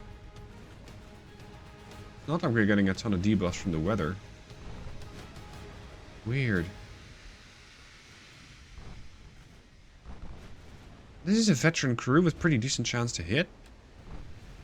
Go HE on everything. Because they've just not landed as... Oh, good lord. What the fuck? You're down to 1% structural integrity. Good lord, dude. I think it might be time to scrap the Chesma before the Japanese do it. Oh god, that was a big hit. It was 6k, wasn't it? Yeah. Oh no. Buoyancy holding at about 12. Kuban taking a big hit. Potentially in place of the Chesma. Chesma's dead in the water. Completely dead in the water. She can't go anywhere. Alright, Yakov, I need you to start stepping up and eliminate this ship. Because at this rate, we're going to lose the Chesma, and I cannot have that. Thankfully, they're heading away from the damaged Chesma. But, damn. Suddenly, the Mutsu is giving a lot of resistance. Guys, I need you to not cling to each other. Thank you kindly. Blocked, blocked, blocked, blocked. We're setting some fires, we're killing the crew, but it's not going fast enough. I need like one good flooding hit at the midships or bow, and she's gone. Sviatoy has a whole 1% accuracy, which is still less than half of the Japanese. Alright, let me just take these guys down. In the end, I decided not to chase down the surviving Japanese battleship. I did get the victory points, 9,000. And, well, the Chesma is extremely badly damaged. I'm interested in seeing how long it's going to take to fix her. Because, good lord, surviving on 1% hit points means that the Japanese didn't get victory points. But repairing Chesma, it's going to take, I think, 6 to 8 months. It's going to get really expensive. How is she doing? Where are the battleships? Here. She's at sea. She's not even getting repaired. Yeah, she's part of the naval invasion that's going absolutely nowhere. Oh, they increased the amount of needed tonnage. Well, that's nice. Okay. Let's get the Chesma home. We also got the Volya over there, which is another Offsetro class. Again, like an old ship. They finally arrived. We're going to just cancel this whole naval invasion. I don't think it's going to work out. And at this rate, I'm a little scared about what the Japanese can do to my ships. Hold on, these guys aren't too badly damaged. We're going to just keep you guys out here. Patrolling the Sea of Japan, power projecting, and potentially sinking some more of the Japanese transports. Economy-wise, the thing is going very, very poorly. We have 346 million left. We're spending about 60 million.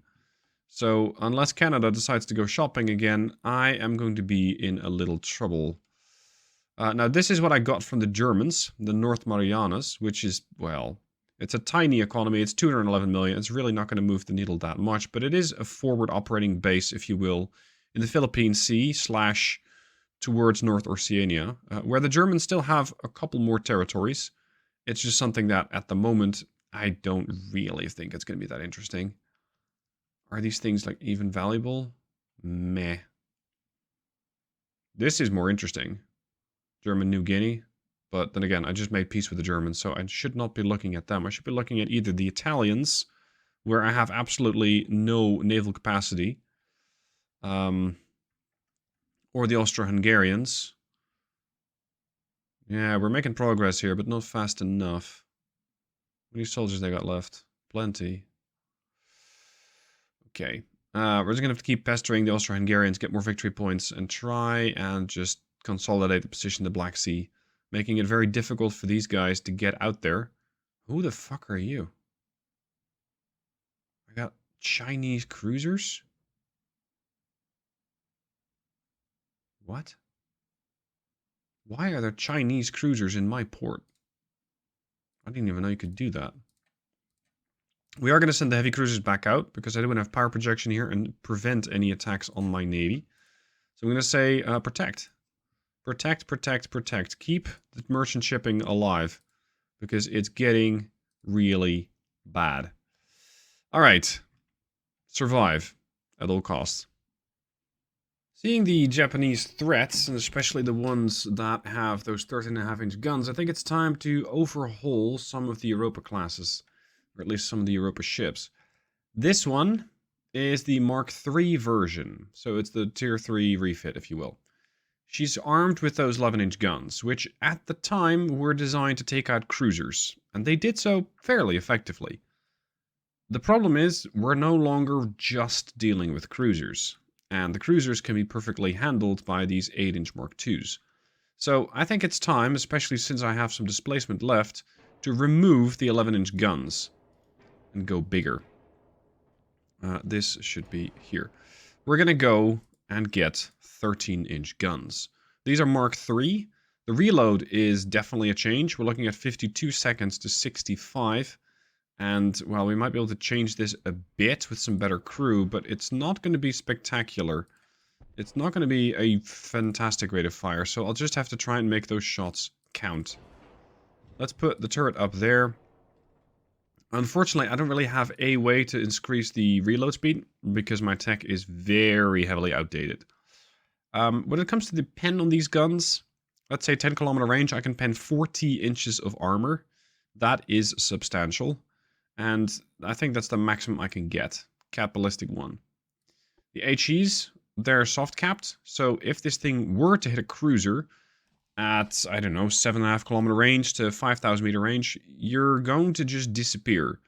Because I'll be able to pen the armor with a high explosive shell and deliver incredible amounts of damage to that particular target. The secondary guns, these 8-inchers, I'm keeping all of those. Unfortunately, it does take 5 months to refit this, which I think is a bit long. I'm not sure why it is that long exactly. Refit time, 4 months. That's probably going from the Mark II to the Mark III. But normally you can do this a little faster. Spending 5 months without one or more of the Europas is not something I really want to do. Especially considering that battleship Chesma sank. I didn't show it on screen, but she was eliminated, sadly. The Japanese landed like 1 or 2 good hits and... Sorry, no, the Chesma got scrapped. And another battleship that I had out there sank. It got taken out by the Japanese. So that was fun. Now, these 13-inch guns, I think they have enough pen. I don't really feel like I need to change their barrel length because it's going to upset the reload even more. I don't want to change the diameter either because I got enough punch on the guns as is. Rangefinders, maximum I can get. Torpedoes, best. Fast torps. There's just not a whole lot of progress in my navy. The previous Admiral, Petrov, he did okay, but because of all the economic challenges that he was facing, he did not have enough ability, enough money to really get the research done that he wanted. So unfortunately, this is the navy that we have right now. So 5 months, it's not great, but we'll just have to make it work. We're going to have to take one of these ships out of rotation every time, refit it, and then wait for that to be done. So it's going to probably be, I don't know, 15 to 20 months before I have all of these ships refit. Which isn't great, but, well, if the war with the Austro-Hungarians wears down a little bit, if it dies down, maybe I can pull both of the Europas on that side out of service. For now, I don't have any of the Europas ready for a refit. They're either deployed, they're repairing, they got things to do. The invasion here, slowly progressing, but the Austro-Hungarians are also on the move here. I don't have a lot of defense. I want to complete this invasion, and I hope that this invasion doesn't move too quickly. If it does, we're going to be in trouble. After a couple of months of building submarines, I'm now proud to say I have a submarine fleet. I have 30 submarines. The problem is, they're all coastals. So these submarines are going to be, well, potentially not that effective in the sense that they can't go anywhere. Also, I have noticed that I can move the submarines in groups of 2 because naval comms just don't allow me to do more than that. So yeah, we're going to be moving out a couple of these submarines and pestering the Japanese a bit more. Unfortunately, it seems like I can't even... Oh, there we go. I can still select the port. These submarines are not very heavily armed. They only have 2 torpedo tubes, a machine gun, and that's it. They're crewed by 12 people. They weigh, what, like 133 tons. Tiny boats.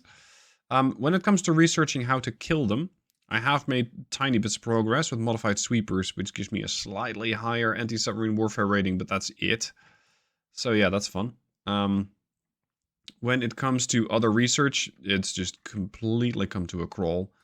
My finances are slightly better, in the sense that I sold another battleship that I was building, and this means that I have a nice, decent chunk of money. I am still working on some other ships, so, I mean, it's still going to take a bunch more time. And I want to still complete the invasion ships. So we're going to continue building Petrov. we're going to be continuing building the Riga. And there goes my money. Minus 24 million. It just flies out the door. I am going to be investing a bit more into naval funding, but this admiral is much more about protecting the transport fleet and crew training, so those sliders get more attention. And once again, I'm going to be broke in about 14 months. The Japanese seem to have lost quite a few of their transports. I keep getting pop-ups saying, hey, they lost transports, they lost transports. Is it effective? Nope. Their economy just grows like nothing matters at all. On top of that, they got 5 battleships. I have 1 in that area. No, 2 actually, 2. The problem is my battleship, one of them, the Yakov, is currently going through a refit. Where are you? Yeah, there it is. It's undergoing a refit, and this means the ship is currently unable to get deployed. So that is one ship that I simply don't have access to. The other one, the Apraskin, she's out here in the Northeast Asian theater to defend against attacks on my merchant navy and to harass the Japanese merchants. I'm hoping that I can also do that in the Sea of Japan with the subs. When it comes to the Black Sea, the situation is pretty stable. We have a lot more power projection than they do, but they have a submarine.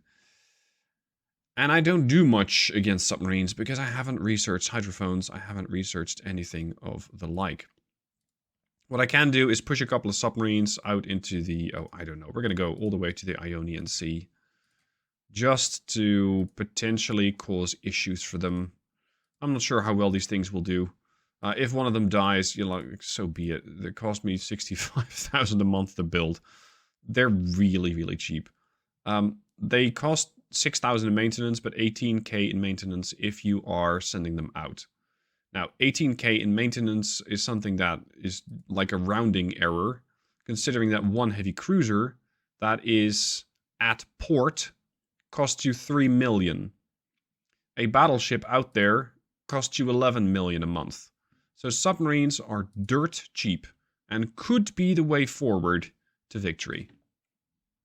Now, I'm not the only one using submarines, so very quickly, the 10 and 11 are engaging another submarine.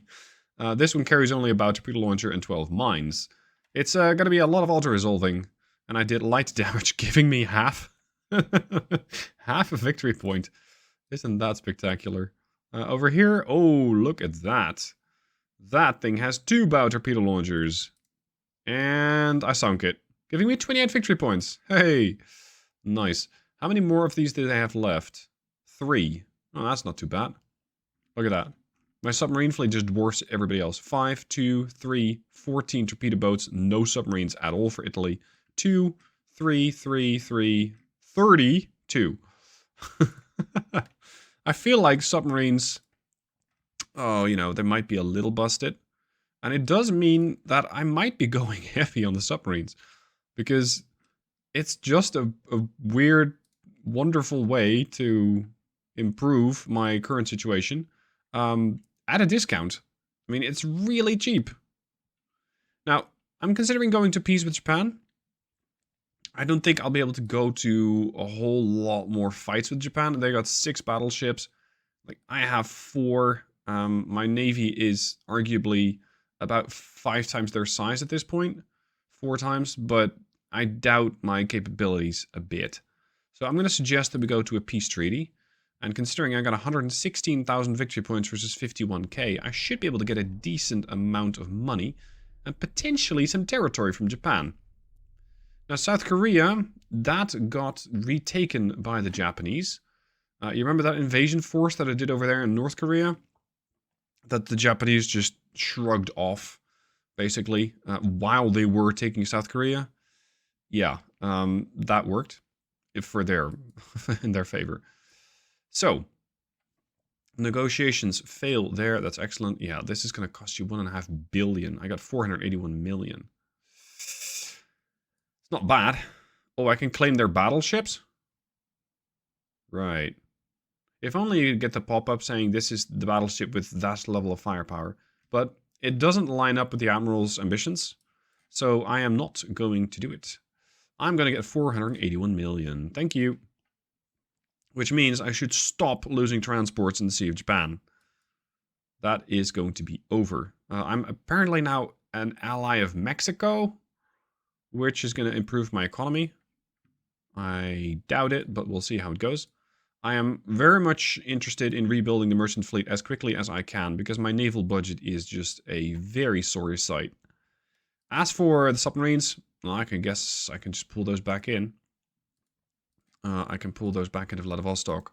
They've done what they came here to do, which is put a bit more pressure on the Japanese. And I can potentially save a bunch of money by getting some ships back into port. So let's see. The situation is such that I need to save money. Everybody's out in the Arctic Ocean, but they're in Murmansk. Is anybody at sea? Yeah, in the Black Sea. Northeast Asia, the Sea of Japan. That's the Abraskin that's coming home. The Yakov is getting refit in a month. That's perfect. And the rest of it should be fine. Now, we do have an ambush over here with 2 battleships. One is the Apostol Piotr, and the other one is the Admiral Senyavin. This is not a great fighter, because this is a Petrov-class battleship that the Greeks have taken / bought from me. We're going to take these ships and take down an attack raid of torpedo boats from the Italians. I don't think that the Petrov is at that much risk. She's big, though, but she's not very quick, so her turning circle should be good. And the other one, the Apostol Piotr, has a bunch of 8-inch guns and is not afraid to use them. So as long as these torpedo boats come at me single file, I should be able to make something work and deal with these in a very adequate manner.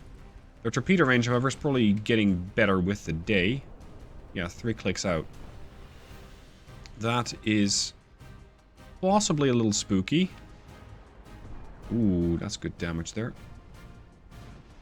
We're going to be inside of their torpedo range fairly swiftly.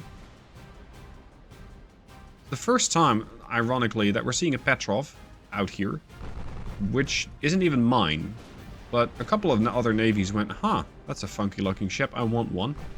Even though it's armed with 4 11-inch guns and 4 5-inch guns, and that is the entirety of their firepower. Like, that is all. Don't expect these things to be doing a whole lot of damage, because they were supposed to come in late. They were supposed to come in after everything else had been cleared out. I don't like the fact that there's torpedoes coming, thank you very much. So these things were really not supposed to see conflict, yet here they are.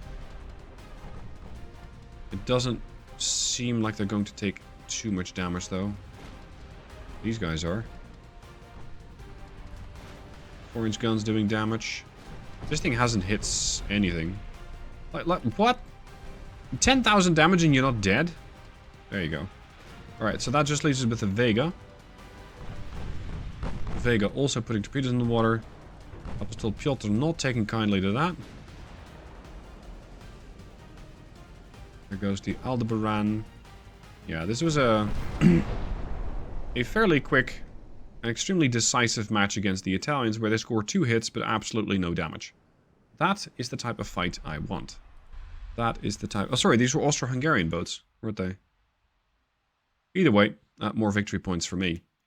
The war against the Italians is something I am considering deploying a Petrov 2 or potentially several, so that I might be able to take some territory of the Italians, but I'm not sure if there's any real areas that I can take that are also going to be valuable fight to the end.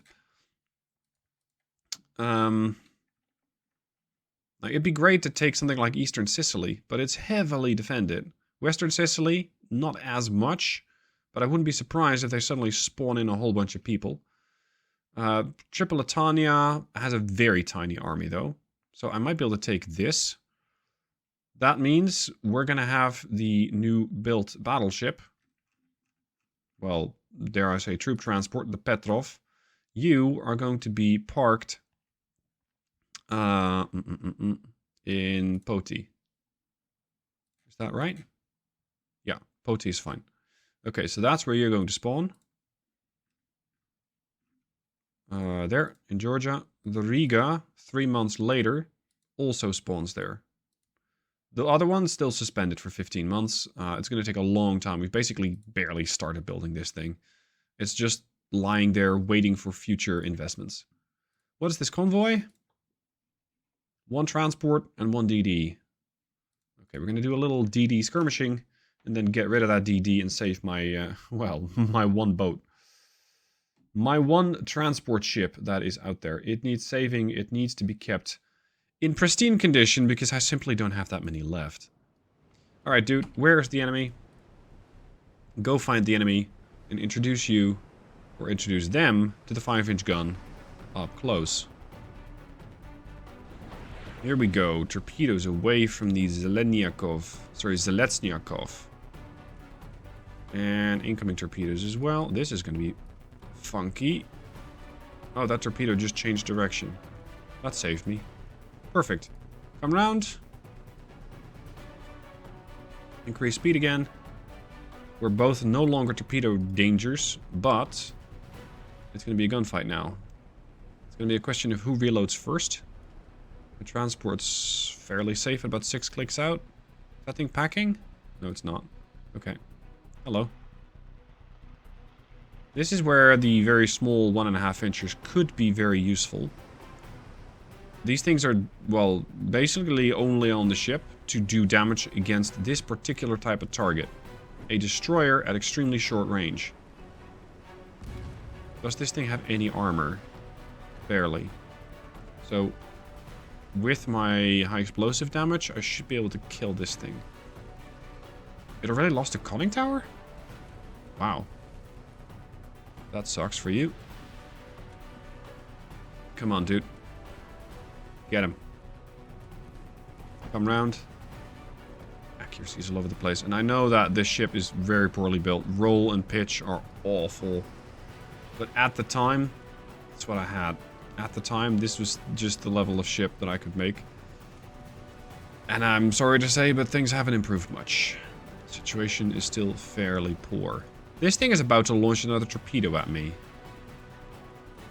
Potentially more than one. Yeah, definitely more than one. There it is. That's... oh, that's both your torps. So now I can kind of charge you and only have to fear your guns. Can you pen this? Of course you can. It's a DD. I'm not trying to fool. Accuracy with a ship that's this badly listing, tilting, scrambling, and moving at 22 knots against something inside of a smokescreen is awful. Come on. 600 meters out, we're still not getting a hit. Now we're getting something. Boom, boom. Boom, boom, boom, more boom. Oh, ow. Flash fire, dead. Beautiful. That took me 3% structural, so that was a very swift win. Nice. Gonna be a few more victory points. Not a whole lot, it's just a DD. But more importantly, I did not lose yet another transport. And considering that transports are what? They represent a ton of other transports, I think. So, a ton of money. I am very happy that I was able to save even just this one. Now, that is going to be the conclusion of this episode, that little DD skirmish. I'm going to continue building more submarines. I'm going to be continuing researching more submarines, and hopefully, eventually getting a better surface navy. But for now, submarines appears to be the way to go. And once we have leveled our economy and potentially taken some more territory here, maybe I can start working eventually on some bigger warships. But right now, submarines are the way to go. Admiral's log, July 4th, 1914. It is July 1914, and our new doctrine under my command is showing real results. The deployment of our submarines across strategic locations has started to pay off, big time. We're not just making waves, we're changing the game. Both Austria-Hungary and Italy are feeling the heat, with their navies and merchant fleets under constant pressure from our subs. These victories are not just about sinking ships. They're boosting the reputation of our Soviet Navy like never before. We're showing the world what we're capable of, and this is opening new doors for us. Orders for shipbuilding are coming in from other nations, recognizing our expertise and the effectiveness of our naval strategies. The success of the submarines has proven the doubters wrong and shown the value of adapting to new tactics and technologies. We're not just sticking to the old ways. We're leading the charge in naval warfare. Our crews, especially those manning the submarines, have adapted brilliantly, mastering these new vessels and tactics with skill and courage. This is a proud moment for our Navy. We're not only defending our waters and interests, but also setting a standard on the global stage. Our focus on flexibility and innovation is making us a force to be reckoned with. We'll keep pushing forward, using our submarines to maintain pressure on our enemies and to protect our nation. This is just the beginning. With our growing prestige and expanding capabilities, the Soviet Navy is poised for even greater achievements. Hey guys, Stealth here and welcome to episode 18. This episode, we are at peace with Austro-Hungary. I've said this before, however, the situation can very quickly change when it comes to Austro-Hungary. When these guys get some sort of itch or the season changes, I don't know what it is, they decide, well, enough is enough, and they just immediately go to war, right again. But for now, it's peacetime. Now, the situation is such that, unfortunately, I don't have enough money, / I don't have enough repair score to get Serbia from them. So we're just going to take 700 million. I don't need any of their most likely crappy ships. But hey, I got a $1.3 billion funding now, which is very nice. Before we signed this peace, however, what? No, we're not.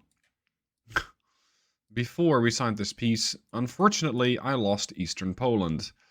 Austria-Hungary took this, I, however, took back this. And that did stabilize the income for the Navy a bit, but, well, not much more than that. Today, however, we don't turn our attention to the Austro-Hungarians, because I don't have to anymore. We're going to turn our attention to Tripolitana, which is defended by a very small army force of 4,761. What they have found off of their shore is a couple of the invasion-class ships. 2 Petrovs, they have the Apostel Piotr, and they have the Europa herself. So these boys are in for a treat. Naval invasion, Tripolitana. I need how much? I need 17,000. Yeah. No, we're way past that. We are way past that.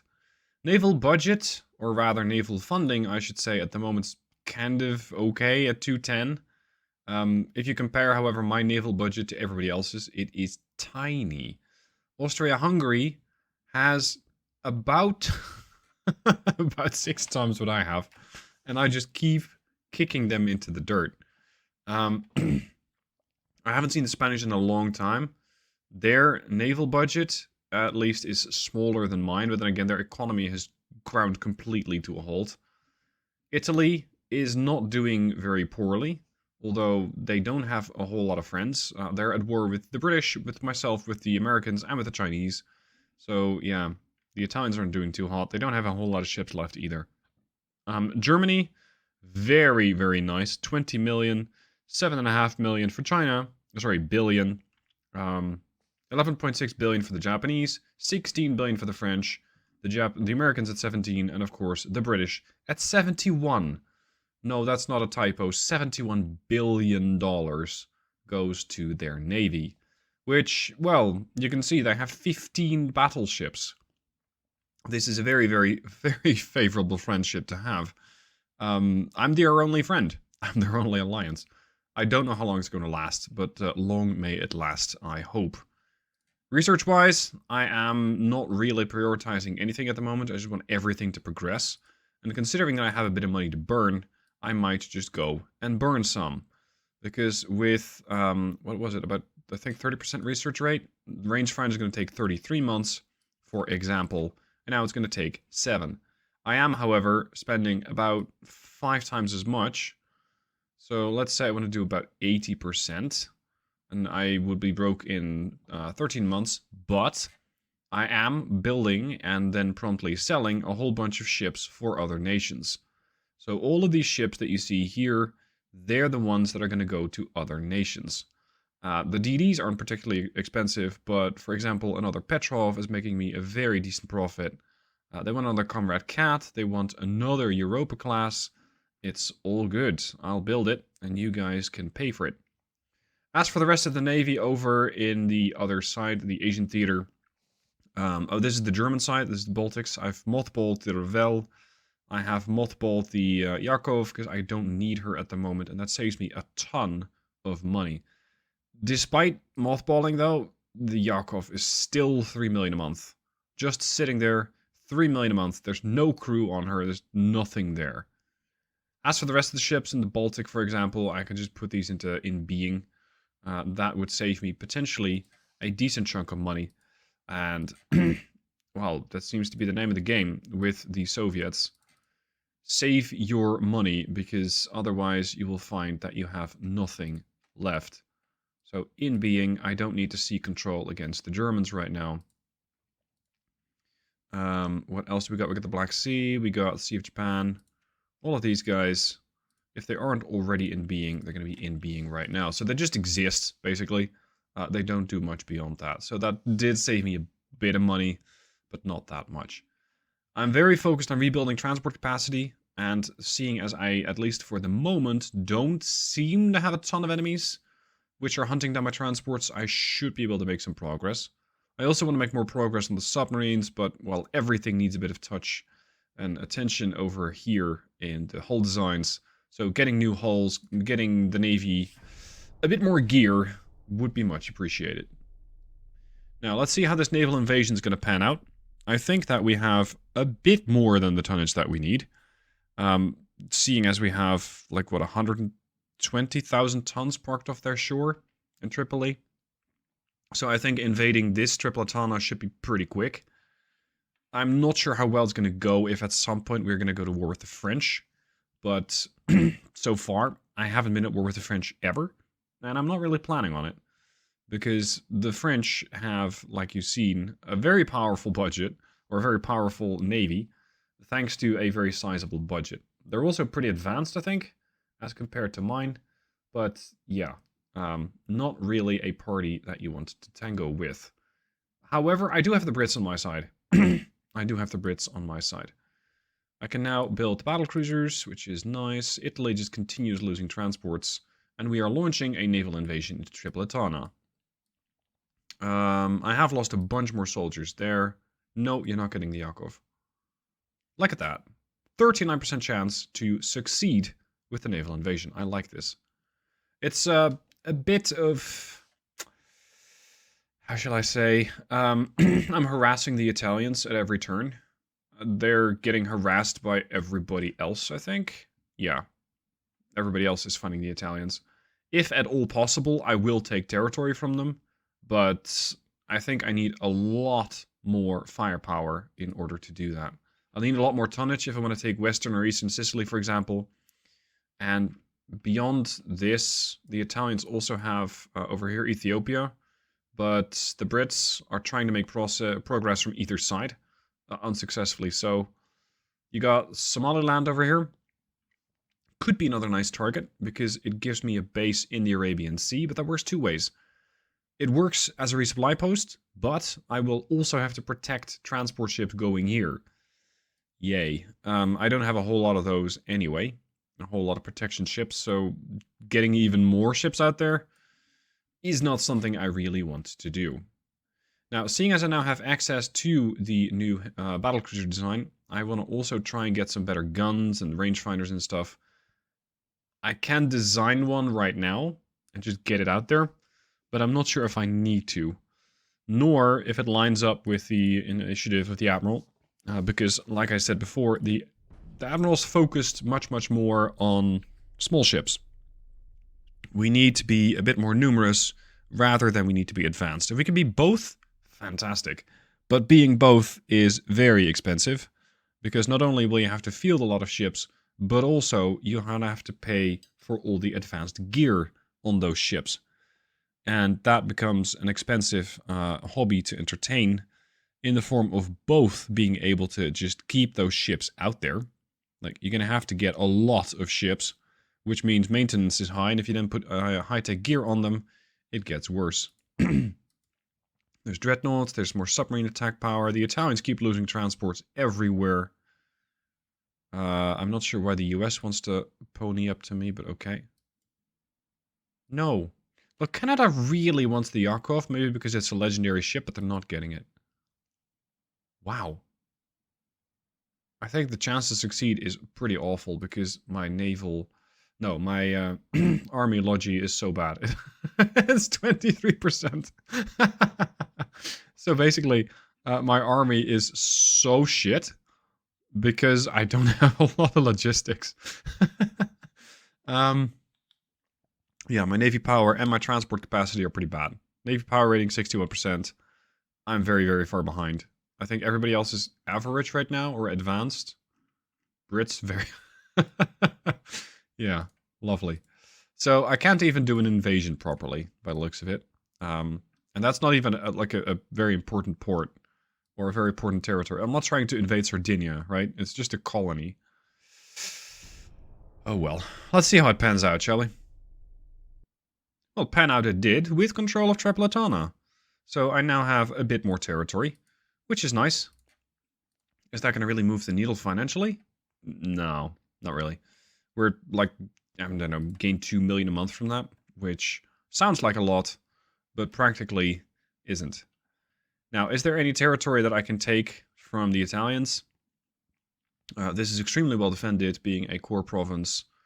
This, similarly awful. No, no. So we're going to have to either hunt down more colonies, like this, which apparently the Brits are on the move as well there. Maybe I can take Somaliland, or I can just go to peace. But if I go to peace, that means that I don't really get a whole lot of money, and my monthly balance is going to get even worse. So, as weird as it sounds, being at war with somebody all the time is actually beneficial.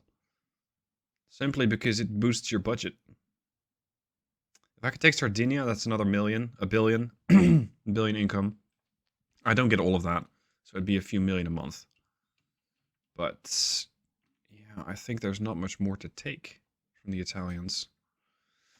I'm going to keep the war going, but for now, it might be a bit of a cold war, except for some occasional transport deaths. It didn't take long for another war to break out. We've seen these gentlemen before. I think soon we won't be seeing them again, because there won't be a Spanish Empire left. The French have taken over most of Spain already, and I'm not sure if they're angling to try that again, but, well, there's not a whole lot of Spanish resistance left. So, the situation is this. This is Spain. This is it. Northern Spain. Period. That's all they got left. Yeah, okay, there might be some colonies and shit, but their core territory is basically conquered by the French. And the French, because of it, are making a killing. GDP of 384 million, which is still less than half of Britain. It's bizarre. I think the game needs balancing in that regard, but okay. Their economy is booming. They're doing very well. I think it's only a matter of time until the French decide that they want to raise an army in Western Spain, or potentially Southern Spain, or, I don't know, Western France, and walk it casually into Northern Spain. I'm going to try and beat them to the punch. I'm going to try and get there first, because I have this invasion fleet. Let's send it out to Northern Spain. Can we expect any resistance? No. Well, actually not bad. 3 battleships, a battlecruiser. I'm just not sure where they are. And I might not be the first one to find them either. I am kind of worried about a situation developing in Asia, though.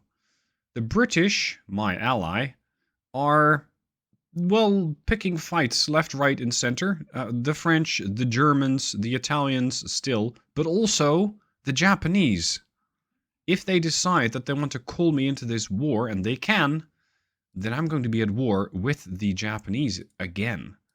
Which is really not something that I want to do, but it's something that I might be kind of forced into unless I say no, at which point I break the relationship. I break up with my ally. It's not something I want to do. So the alternative is then prepare reactivation of the Asian theater. The Japanese, they haven't been idle. They've been building a lot of battleships. Yeah. Okay. That's going to be fun. Interestingly, they got no heavy cruisers. That is an interesting aspect and lack in their fleet. Now, research has been progressing very swiftly after I pumped a whole bunch of money into it. I'm going to wait for the boilers to come up, although, not really required. I'm going to be building a ship that lines up with the Admiral's directives, which is fight smart. We are not going to use just submarines. Don't worry, we're going to use a battlecruiser. We're going to be using the battlecruiser to its original purpose of outshoot what you can't outrun, i.e., let's say there's a destroyer. Outrun that. Outshoot what you cannot outrun. So if you can easily run away from a battleship, by all means do so. If you cannot outrun the destroyer, you just kill the destroyer. It's probably not going to be quite that straightforward, but that is going to be the aim of this particular ship. Shoot and run. Shoot and scoot. Now, I haven't really seen a ship being used in a convoy raid in a very long time. It does not mean it doesn't happen, though. So that's something that I have to keep in mind. It is possible that I'm going to have to use this thing to raid converse. If it comes up, fine. We will raid the commerce. I am going to need more funnels. Yeah, that looks legit. Okay, funnel capacity is good enough. Main guns, 13-inch. Big guns, lots of firepower, but also the ability to run away. Unfortunately, they look a little out of place here. But, well, they sit, so they fit. Secondary guns or side guns can be 13 inches if only. Is it possible to throw Barbette over here? No. Yes. Okay, so yeah, we got our guns. We got our guns. These things are probably not even that heavy. It's 700 tons.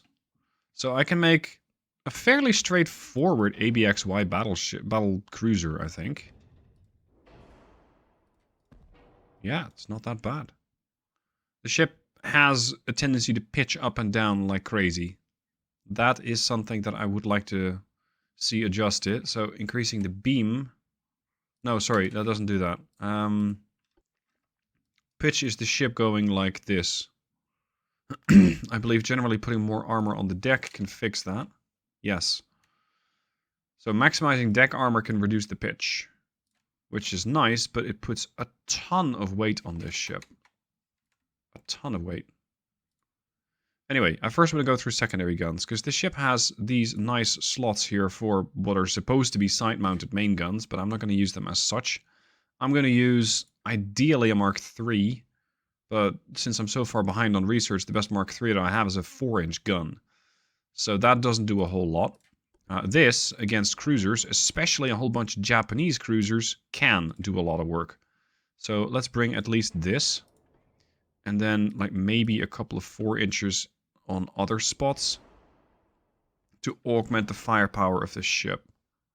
Can this sit here without it interfering? No. As for smaller guns, I don't think this ship has a whole bunch... Huh? Okay. So we can... Yeah. Cool. We can put the 2-incher on the 13-incher. I like it. Why not? I like it. Okay. Torpedoes. I don't think it's likely, because that would imply running at a battleship, which is something I'm not very eager to do. It's possible, but let's not, if we can avoid it. Oh, hold on. You gotta put more weight on the core of the ship. Like the center, the center of mass should be in the middle of the ship. Okay, you're gonna get 9 inches of deck armor just to reduce the pitch. Because the pitch is not gonna do me any favors. Yeah, it's about minus 7% base accuracy, so be it. As for the rest, let's give it 9 inches of main belt armor, 4 inches fore, 4 inches aft.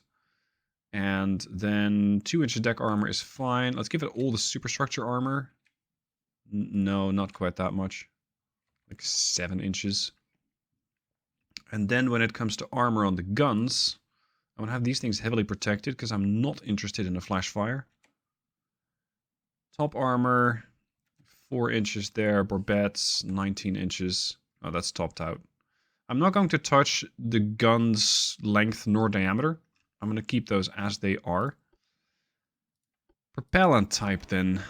Flash fire chance currently 54%. 17. Holy shit. Let's get the barbettes installed, shall we?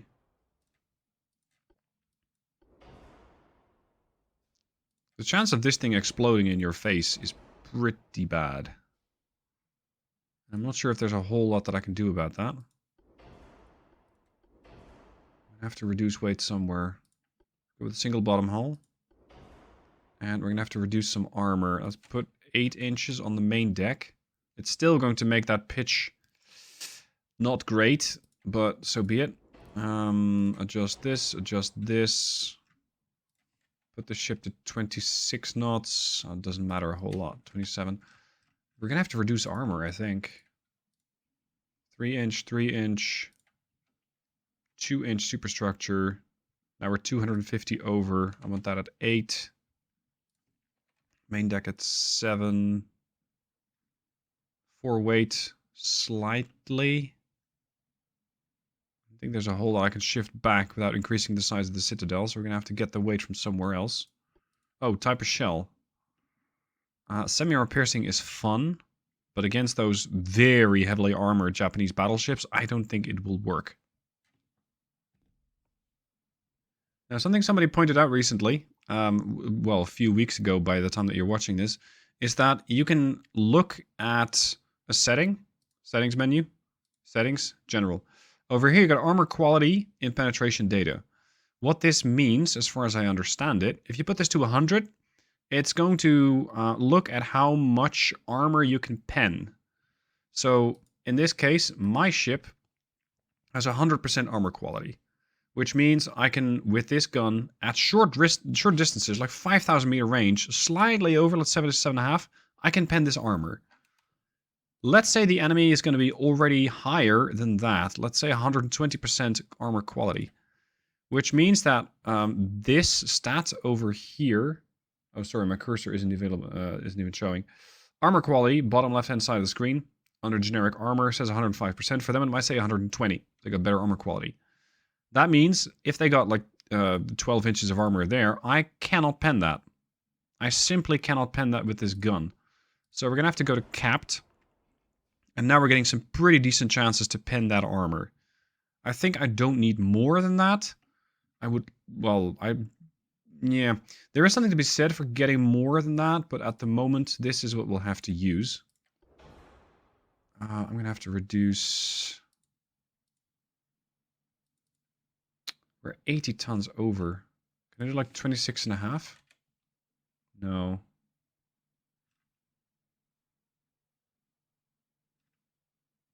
There really isn't that much that I want to save on. Superstructure armor. It's not great, but so be it. The Rostov class. Well, I don't think so. Kuban class. The Kuban light cruiser has been extremely useful. By now, she's very old as well. So I think it's time that we're going to eventually retire Kuban and change her name, or have her name be carried over by this new battlecruiser class. It's going to take me a while to build these.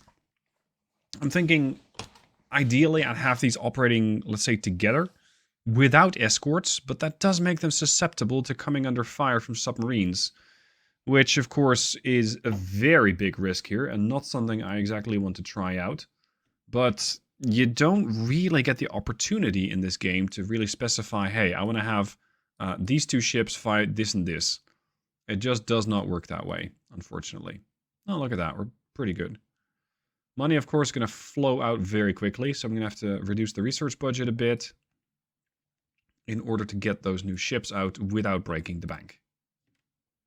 The invasion fleet that was originally headed to northern Spain turned out to be insufficient. Didn't have enough tonnage, which is fine. I will instead take the Canary Islands. And with that, I have actually a territory that's a lot more difficult to invade. So it is, well, it's a decent chunk of income. And I do gain this port, Santa Cruz, although it's, well, it's taken some hits, shall we say, after my ships decided to do some shelling of it. But we have the port of Santa Cruz, which is a nice resupply point over here on the western side of Africa. I don't have any territory here, but I do now. The Italians are still very determined to make an offensive back into Tripolitana from Fezzan Gadames. So far, largely unsuccessfully. They've taken a lot of losses. They don't have a lot of friends, and I do. So we're going to hold on to this territory. Now, the situation with Japan has me concerned. Japan always keeps provoking. We're now at minus 70, and I think it's only going to get worse from here. So what is this going to mean? Well, we're going to have to get some new ships. We're going to have to reactivate the ships that are here. We might need to get additional submarines out here, and I can now build Coastal Sub 2. This has 2 bow launchers, 2 stern launchers, and a 2-inch gun. This only has a machine gun and 2 bow launchers. Price-wise, they're about double. Build time, not that difficult. So let's get a couple of submarines built. I might start scrapping a couple of the, let's say, the base ones, the tier 1s, by the time that the tier 2s come out. Something else I just got is a new scout cruiser hull, which is not there, apparently. Oh, right. I always see this as, like, consecutive, but it's not. You get the light cruiser thing. Here, scout cruiser. 10,000 tons, scout cruiser. So I can now get a new light cruiser, which is a good thing, because my light cruisers are still from 1900. I have not built a new light cruiser, because all the Soviet hulls were pretty terrible.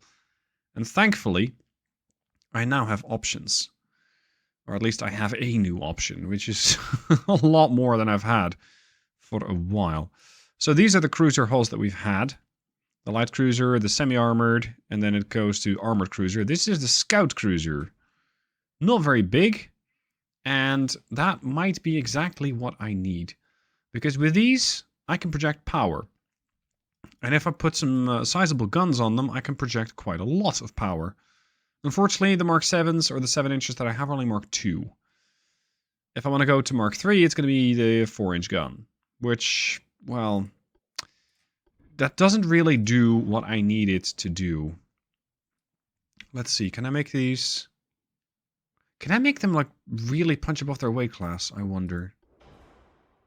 Is that possible? Is that feasible? Here's my plan. Pick a secondary tower that works.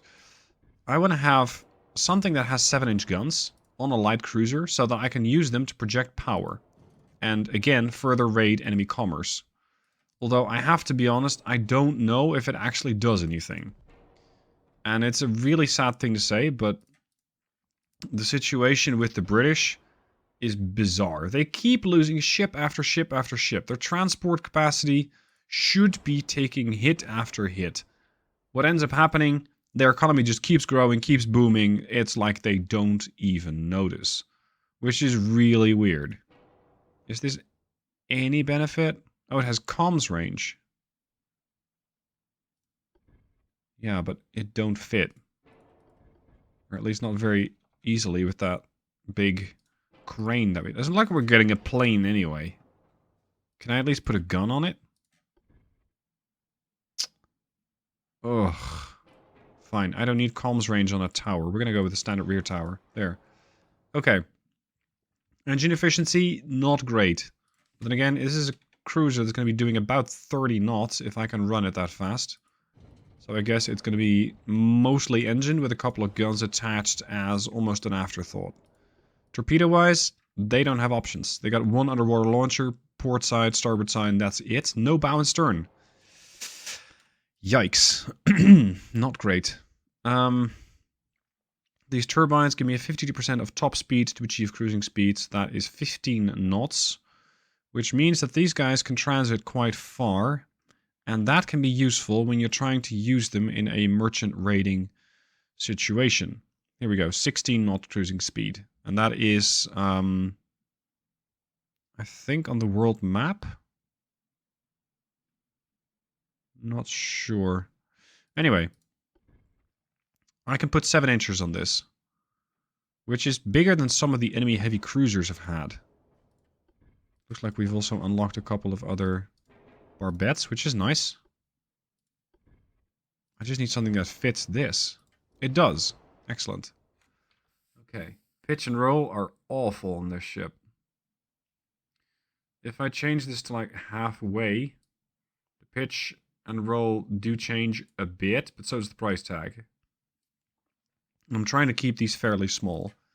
I think these guns are not exactly what I need for this ship. Let's go for 5 inchers and maybe upscale them to 5.9s.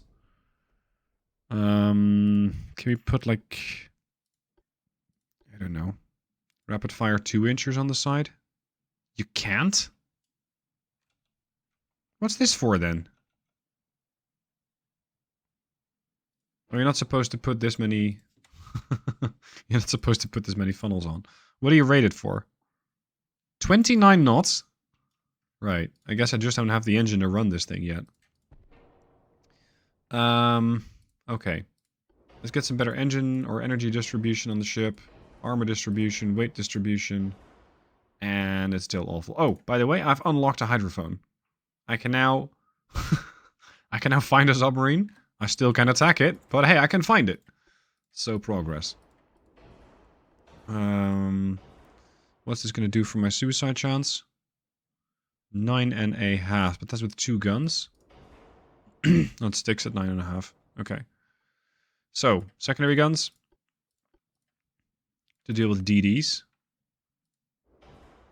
Oof. Not sure I like that. What about making these mixed armament? What if I put the 7-incher on here and on there? That should bring the weight distribution closer to the core of the ship. And thereby limiting the pitch and the roll.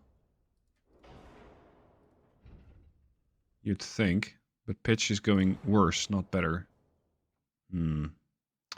Okay. That's unfortunate. Rangefinder. And now I have stereoscopics, but with the way the ship's going to be handling, I'm going to go with Quinston's rangefinders.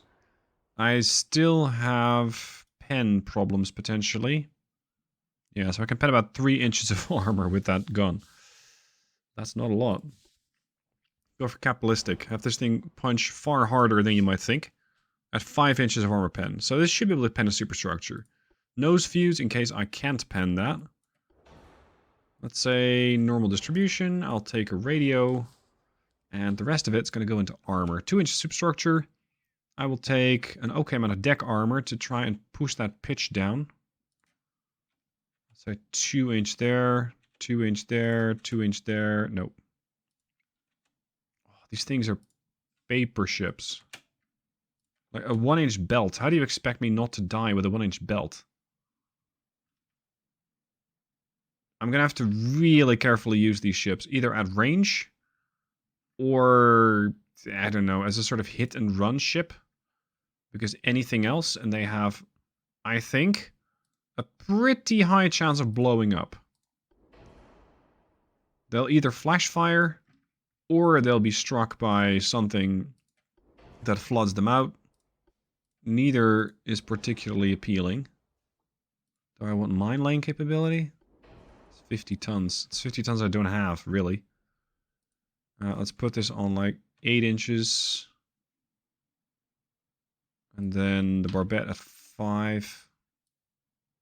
5.2 is fine. Make that 2-inch there. 2-inch there.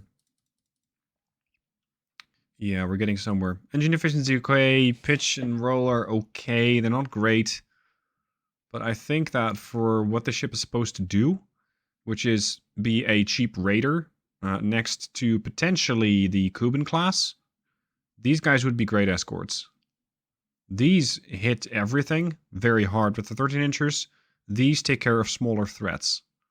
That's the plan. Okay, Let's save them. Let's get a few of these guys built. So how long will that take? 10 months. That's not too bad. Let's get 4 of these guys built. There goes the money. Holy moly. Sorry, research. You're going to have to take a backseat again. Because this is hardly something I can keep up for a long time. Do I want to continue the war with Spain? Not really. I think Spain doesn't have any good territory left. I think everything that Spain used to have has been gobbled up by somebody else. Well, Majorca. Balearic Islands. It's a very small place, financially seen. So, it's not that valuable, but it could be useful. So let's take the fleet over there. Potentially take out some more ships that happen to come in the way. And then... there's the Spanish fleet. Uh-huh. Okay, they might have some fight left. Admiral's Log, September 17th, 1915. I've drafted plans for a new class of battlecruiser.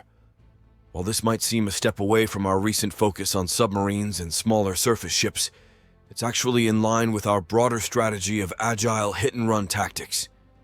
These battlecruisers are designed to be fast, hard-hitting, and able to operate independently, embodying our philosophy of striking swiftly and then disappearing. I'm eager to get these ships into service. With the growing number of threats facing the Soviet Union, we need a varied and robust fleet capable of handling different kinds of enemies and situations. These battlecruisers will give us a significant edge, allowing us to project power over greater distances and engage larger enemy forces on more equal terms. The design of these ships is innovative, focusing on speed, firepower, and stealth. They'll be able to strike hard against enemy ships and installations, then retreat before facing significant retaliation. This is about taking our naval tactics to the next level, combining the lessons we've learned from our submarine operations with the need for more substantial surface combat capabilities.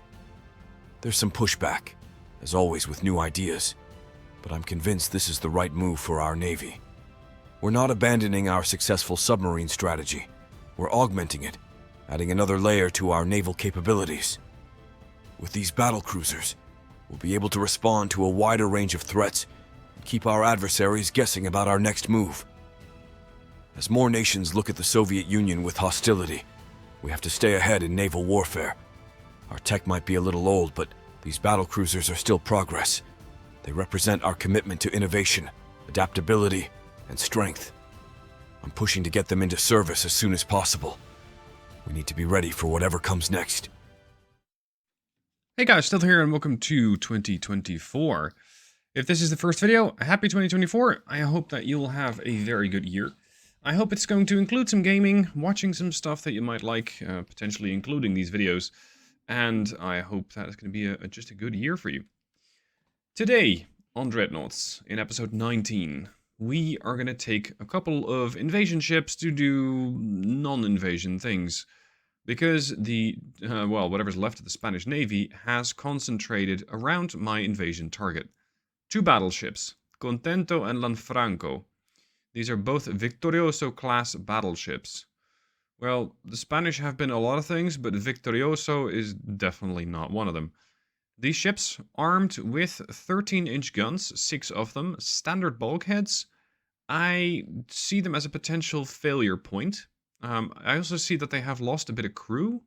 So either they don't have a ton of crew available. It's entirely possible that the Spanish, because they've been so decimated, haven't been able to fix these ships. So they might be half dead. Now, the ships that I have are the Proud Europa, with her refit, so she too carries 13-inch guns. But then we have Petrov and Riga, which are invasion ships. So they're very lightly armed. They don't do a whole lot of damage, but, you know, an 11-inch gun is still a potential threat to a cruiser. So let's see how well this is going to go. Time to start the fight. Although the enemy is immediately deploying a smokescreen to potentially either beat a retreat or just mask their approach. Whichever it is, we're going to have to take these guys serious because they just pumped a couple of torpedoes into the water here. That's a nice destroyer raid you got there. And it looks like that torpedo is not detected just yet. I did research hydrophones a while ago. I just haven't refit my ships to include those in their gear. So detecting torpedoes is still something done by the traditional Mark I eyeball. I.e., do you see torpedoes? If not, the first warning you'll get is if your hull suddenly starts making sounds that they're not supposed to make, and water starts flooding in. Now, I have destroyers of my own, but either this enemy destroyer is really far forward deployed, or the rest of the fleet is really far behind. I'm not sure which one it is. That's almost like my destroyer. Like 4-inch guns and a couple of 1.4s. Well, it doesn't matter. It's too late now.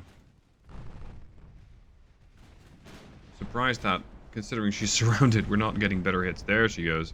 That was a 13-inch hit. That's more like it. And she survived?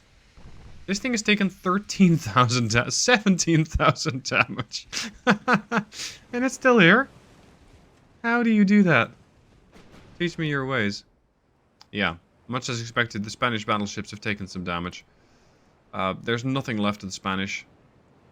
This is whatever the remainder of the, well, I guess once proud Spanish Armada has become. It's just a motley band of a couple of ships that apparently did manage to survive whatever the world has thrown at them. And the world has thrown a lot at them. I don't think a Spanish campaign is going to be very easy. It has been requested and it has been suggested, and I might get around to it at some point, but right now I'm playing Russia, so we're going to finish this campaign first. Now, what other than these 13-inch guns are these guys sporting? I'm seeing a couple of 6-inch guns, which from a destroyers is not fun. I was hoping to torpedo these guys, but considering the threat they'll pose, I'm not sure if it's a good idea, because my torpedoes aren't quite there. Like, they're 5 kilometers out.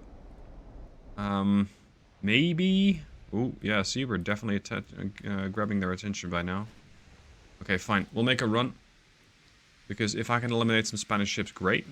I just don't know if there's any Spanish, let's say, repayment money. Reparations.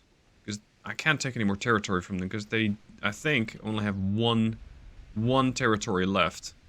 Which is, I think, northern Spain. The one I couldn't invade. But outside of that, there's just no Spanish Empire. There's no Spanish territories. Well, I mean, the islands we're going to. But I think that is about it. Now, this Contento has definitely... Yeah, right. Now the Contento detected the torps, but she was already turning to starboard. How do you explain that? If not for the omniscience of the AI. It's all-knowing, it's all-seeing, and it knows where your torpedoes are at all times, because they know... it knows where they aren't. I mean, this is just... It's just bullshit, as far as I'm concerned. Oh, this looks pretty good. Boom, boom. Didn't hit the intended target, but I hit a target. And didn't you have standard bulkheads, my friend? Didn't you have standard bulkheads? Shame if something happens to that. Real shame. I think the Lanfranco might succumb to that, and if not, it's going to be an easy one to pick off. The Contento, well, she's harmed, but she doesn't suffer any damage and stability yet, because that damage was done in a previous encounter. So it's not battle damage from present, and as such doesn't count. Vladivostok took some flooding there. Finish off the Lanfranco. She's down to 26% buoyancy. She's struggling. Let's make her struggle some more. Now, as I said, the Petrov is officially a ship that I use for an invasion. It doesn't mean it cannot fight. It has those 11-inch guns, and it has a coincidence rangefinder. It is a ship that can deal damage. And as such, I will put her in harm's way. Because it is an 11-inch gun. It's bigger than I have on my cruisers. So I might as well send her in.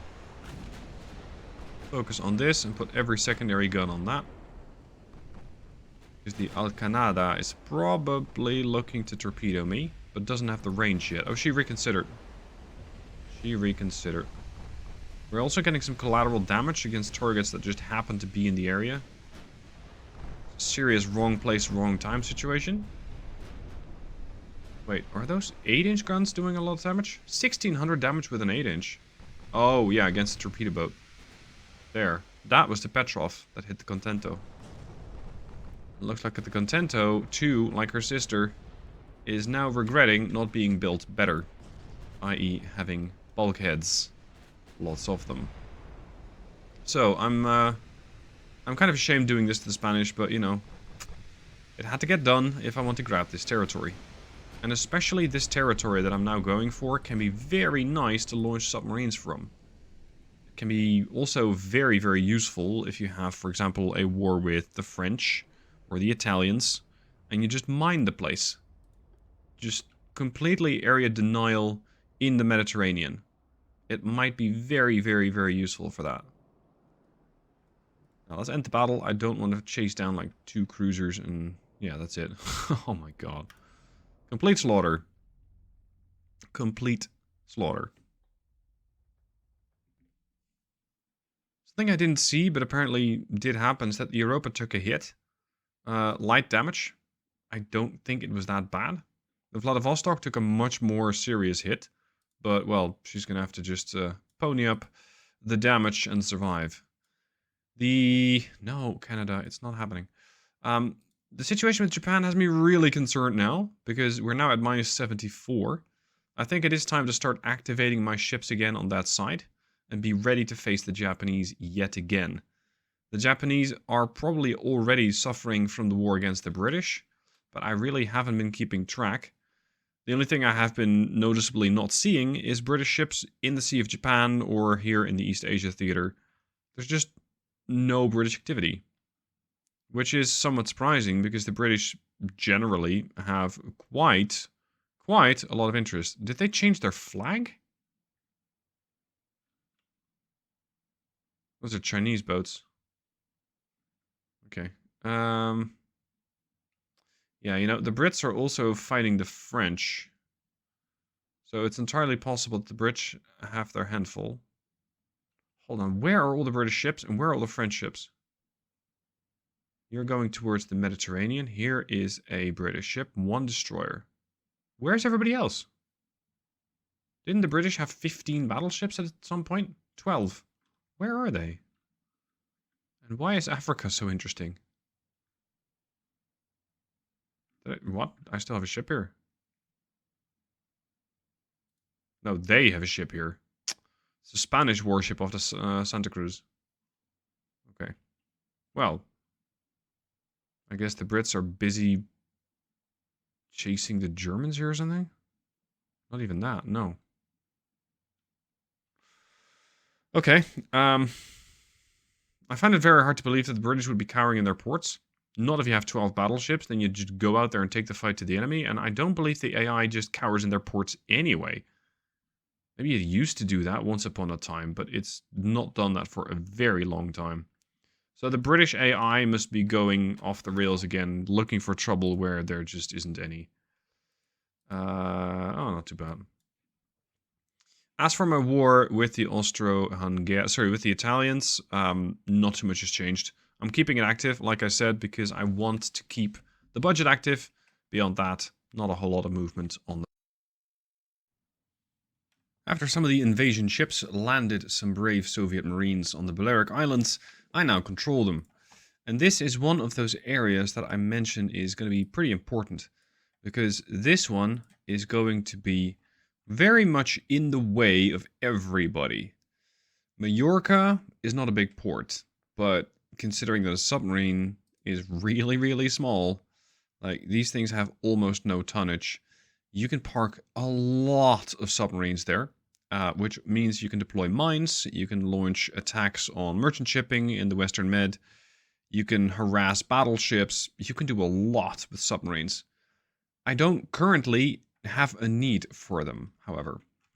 I don't believe my reputation with the French is so bad that I need to worry about a war with them. The British I'm not concerned about because they're my ally. The Germans generally don't operate here. The Americans I have an okay understanding with, I believe, yeah, 54. Italy has been pestered enough. The Japanese, however, that bar continues to go down. Now, I have been taking steps in order to prepare for the war. I.e., I am working on building, where are they, the new battlecruisers. It's going to take me a few more months, like 6 months, half a year. If I can delay the war a bit more, that'd be great. I'm not sure if I can, however. That is kind of a problem. I am not sure if I can. I'm also not quite sure where to send my fleet. Majorca is not big enough. Sevastopol is. I also have this port over here, Santa Cruz, but it's really quite small. So, yeah, I guess we're going back to Sevastopol with the ships that I still have left. Where's Europa? Did Europa just get beamed back to a port?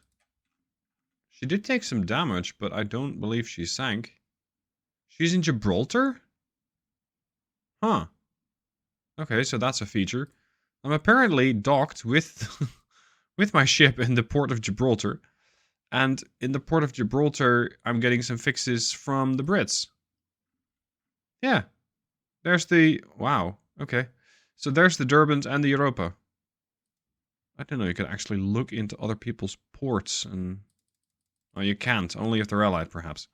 Anyway, I think I've done enough to Spanish. I don't believe they have much more to give. So at this point, I am going to take, and this is going to sound really harsh, the last of their thing, which is their money. If they have any left, because the Spanish economy, it's not quite what it once was. The Spanish Golden Age has very much ended, leaving them in a GDP of only 11 billion, which is 6 times smaller, almost 7 times smaller than my own. And I am definitely lagging behind the rest of the world too. So let's see if they still have something left in the coffers, and then prepare for a war over in Asia. Just as I'm turning my attention east, I should have been turning it northwest. The Germans, they're back. I can either cough up 113 million, thank you very much, or say that our patience is over. Hold on. Yes, I'll agree to a war, or to a peace with the Italians and go to war with the Germans. As long as I can keep a war going, I can... Oh. I can just keep something happening with my money, which is suffering enough as is. I have received no peace deal with Spanish. No, you're not getting it. I guess we're going to have to retask the fleet here to go... Well, no, these are invasion ships. Yeah, I have the place here pretty much locked down with submarines. I wonder how much we can actually do with the subs against their subs. Interesting. I do have a whole bunch of new submarines, which are... Oh, they're coming out basically now. I forgot to give them to a specific port, but there are a few in the Baltics. They're commissioning. Once that's done, basically a month from now, I can send these guys out and give the Germans the good news about how not to attack my ports. It looks like the German Navy, much like their other part, their counterparts like the Brits and the French, don't have their Navy here. They're all partying somewhere else. Where exactly? I don't know. They're just not home. But what is home is their army, and it's pretty formidable. That's 1.2 billion... Sorry, well, that'd be a lot. 1.2 million men in Prussia. There's not a whole lot that I can do to boost my armor logistics. I mean, I'm building my transport fleet. Beyond that, I don't have a whole lot to do. The transport capacity, Navy power, I'm working on Navy power, I'm doing research, I'm trying to get my Navy's power rating up, but it's proving pretty difficult. I don't really know what else to do beyond try to attack the Germans and deal as much damage as I can. Now that we're at war with the Germans, that does give me an interesting opportunity. I'm going to take my whole fleet from Korsakov and send it to Tsingtao. This is the Gaucho Bay territory. It is currently only defended by 14,000 men, population 60,000, so it cannot be that much. If I can conquer this, that would give me a nice boost to my income. Outside of that, the Germans do have the Caroline Islands, which is about 500 million. The Bismarck Archipelago for 790 million. And I believe that and the Indonesian seas? What is this part of? Yeah, it's part of the Indonesian seas, I guess. Timor, but it's 234 million. It's not that interesting. So, yeah, the Germans might be losing some territory here. I, however, might be losing some territory here. This is exactly what I was worried about. Prussia moving into Lithuania. There is a massive, massive German army. 3.5 million men on the move. Normally, you'd say, well, defender's advantage, you should be fine. Yeah, I'm not sure if that's really going to be true. We'll just have to hope that that's going to be true.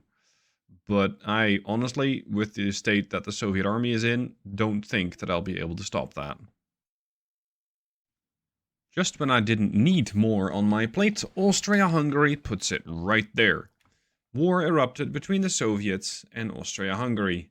Here we go again. There's not a whole lot that I can really do at the moment to try and, inflict any serious damage against them, I'm afraid. Because there isn't a whole lot of shipping as far as I see. They got 4 battleships. Well, actually, no, they have been building. Huh. It's interesting how the AI just goes and they have battleships. It's annoying. It's really annoying. My navy doesn't work like that. If only. What can I do against these gentlemen? I can send my submarines back out, that's what. We're going to put the subs back out to sea. If this is how these gentlemen want to play it, they're going to get submarined all over the place. And I am also fairly swiftly going to have access to my new battlecruisers, which will give me even more punching power.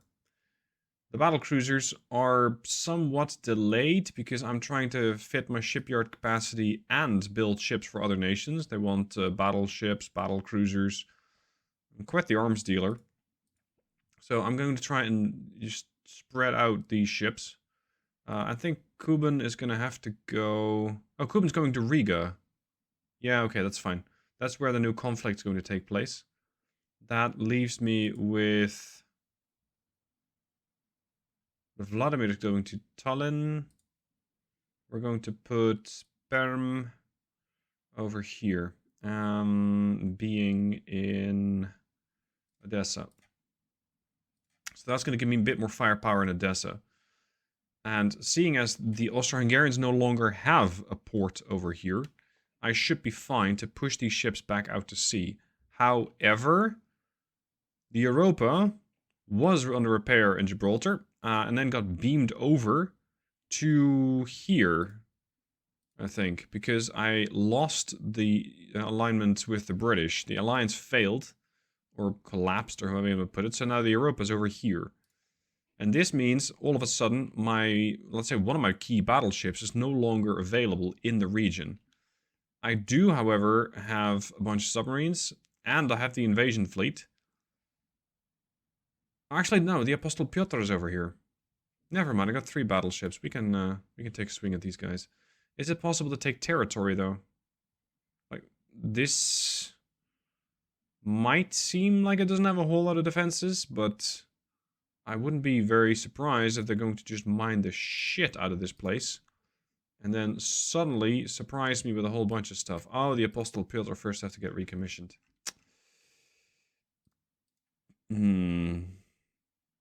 Where's the Petro at? Here. Get back in. The other one is the Yakov in the Korsakov port, but I'm currently not really using that. Also, my invasion fleet over here has arrived. I'm just not sure why I cannot launch an invasion against the Germans, because the naval invasion button isn't there. So that's a bit weird. Maybe... Oh. I don't have enough tonnage. That's what's happening. I need to get the Yakov commissioned as well before I'll be able to even get close to the amount of tonnage that I need. Fine. I can... They won't like it, but I can say I am going to cancel the sale of Khabarovsk to Mexico, giving me another 22,000 tons worth of battlecruiser. But Mexico is going to be really unhappy about that. And I kind of don't want to break the deal there, because that might mean that they won't be offering any more ships, and I need their clientele. I need their business. More importantly, I need their cash. So I guess we're just going to have to wait for the recommissioning. And hope that Austro-Hungary doesn't decide to do another land invasion. Because that's something at the moment that I cannot stop. Player 4 has entered the game. The Empire of Japan. Yay. Let's see if we can at least take the Spanish out of the equation. Oh, the British are also engaging Austro-Hungary. That's nice. I am going to be losing transports again, which decreases my already dwindling transport capacity and my armor logistics even more. The Brits are losing a ton of transports. The French are losing transports. Jesus. Come on, Canada, you can make a better bid than that. I will not accept that. Also, this. At the moment, the Austro-Hungarians don't bring enough men. I do. Hopefully I can hold this, but it's a lot of hopeful. Over here, submarine encounter, nothing too special. Over here's another submarine encounter. It's like two toddlers fighting, and sometimes they damage each other, sometimes they don't. It's not something I can really influence. I am trying to just block off power projection or block off merchant shipping here, and hopefully I'll be successful. But now that the Navy over here is going to be a little busy fighting, you know, everything from Japan, I might be a little too busy to try and also do a naval landing here. This is going to be fun. It's going to be very, very, very expensive. So I'm hoping that I'll be able to send out more submarines, send out more ships, and especially try and disable as much merchant shipping from Japan as possible. Because I don't really see another good way to deal with the Japanese. They are just so strong with their fleet, and they tend to also progress pretty quick through their technology. They got average tech. I am still classed as very far behind, I think. Yeah. So, yeah, it's pretty bad. Now, my GDP my growth has been really bad, but this is because I have not been at peace in a very long time. Nor with all these enemies do I expect to go to peace anytime soon. You remember those new light cruisers I designed in a previous episode? We're about to test them. This is the Abrek. We have the Kogul, which is an older scout class cruiser, and we have the Kafkaz, which is also a scout cruiser. They're defending 6 transports against the heavy cruiser Friedrich Karl, armed with 9 6.2-inch guns, as well as 10 5.2s. That's a lot of firepower for a heavy cruiser, but it's not that big. My guns are bigger. My speed is fairly similar at 27 to 28, and hopefully this DD is going to die very quickly. We need to defend this transport, because my transport capability is key. It's almost costing me the campaign, simply not being able to grow the economy, and as such, I need to do something in order to keep my transports alive. If that means sacrificing 3 light cruisers in order to do it, it might almost be worth it, as weird as that sounds, because light cruisers are replaceable. Transports are also replaceable, but arguably potentially more expensive in the long run. Now, over here, we can find the Kafkaz, which is the older scout cruiser. And here is the Abrek. I'm not sure if I'm pronouncing that correctly, but here goes. She's sporting those 7-inch guns, which have a fairly healthy amount of punch. This should give the heavy cruisers some pause. They can fire out to about 11 kilometers with AP. Whether they'll actually hit anything remains to be seen. Now, considering that these two ships are really quite dissimilar, I'm going to keep the Abrek in a separate div. I'm going to have her take a slightly different course, so that ideally she'll be able to bring both of those 7-inchers to bear, and potentially put a couple of holes in the the CA, the heavy cruiser, so that when I'm done making her slower, I can potentially pump her full of torpedoes with Kafkas. That is the objective here. I hope, however, that both the light cruiser classes are going to live long enough. Because these things are made out of paper. And paper generally doesn't do too well against a 2-inch gun, let alone a 5 or a 6. So life is going to get very interesting for all of these ships. There is the first bit of damage. Sadly, it's on me. Alright, Kafkas, full ahead flank. I think firing HE is definitely my best chance here. Ow. Things really hurt.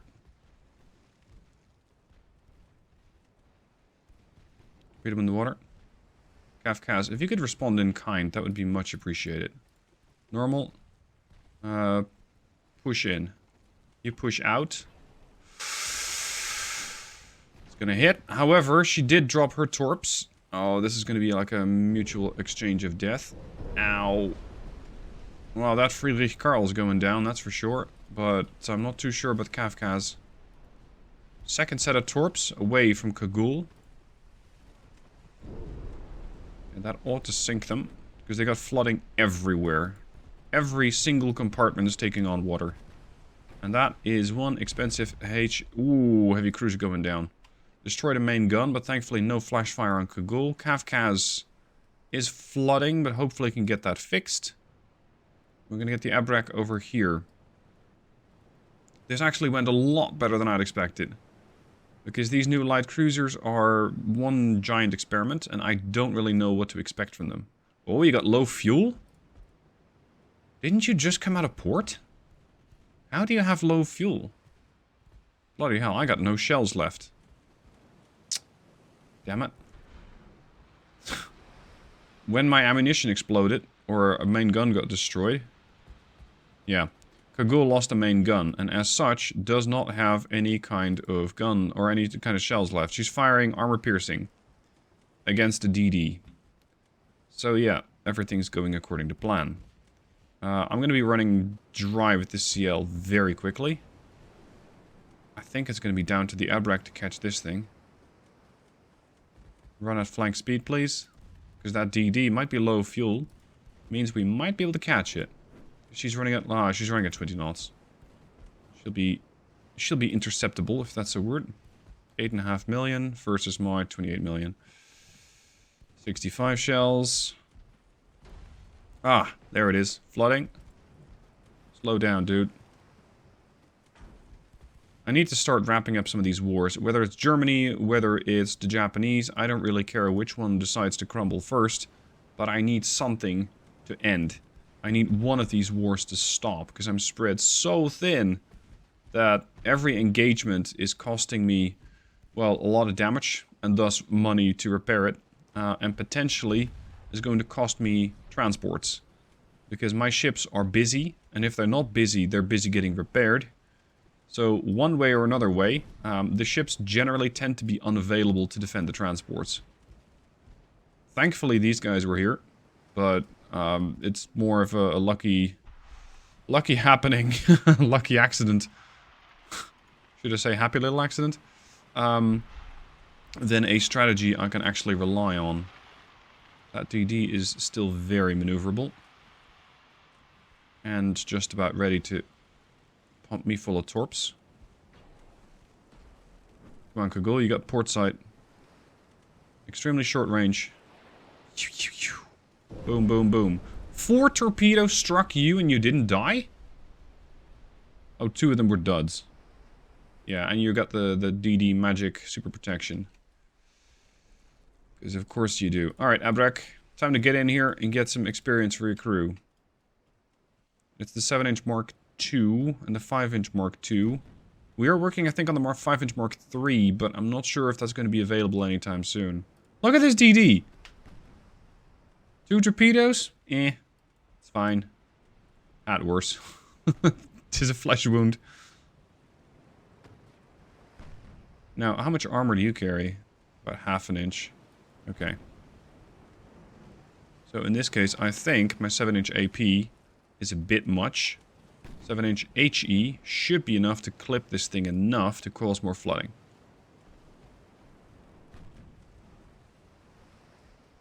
Don't do that.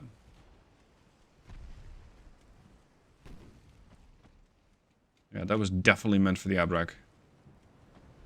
You're gonna have to be very careful where you place those next couple of shots. Have you even hit anything with the 7-incher? And you have hit nothing with the 7-incher. Phenomenal. Okay. Nevertheless, we will kill the DD. So hopefully the Baltic Sea is a little bit safer, as we are eagerly awaiting the return of some of my ships that are currently undergoing repairs. I am also going to try and pump this area full of submarines, just to try and contest the area as much as I can.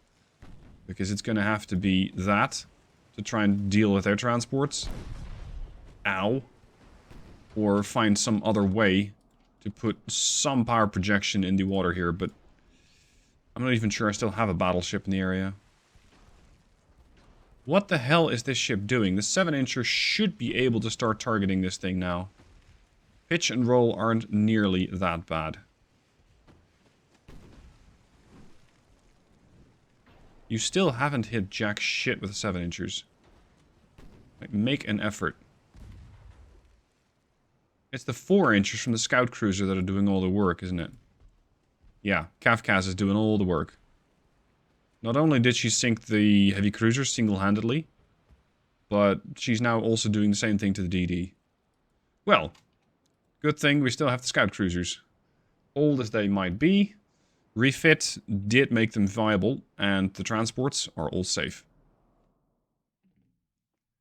Naturally, this is not the only transport that is at risk. There's another 5 over here, and the Conrad Cat, the OG Conrad Cat, is around to try and defeat the Kasagi and the Tama, which would give me some nice victory points against the Japanese.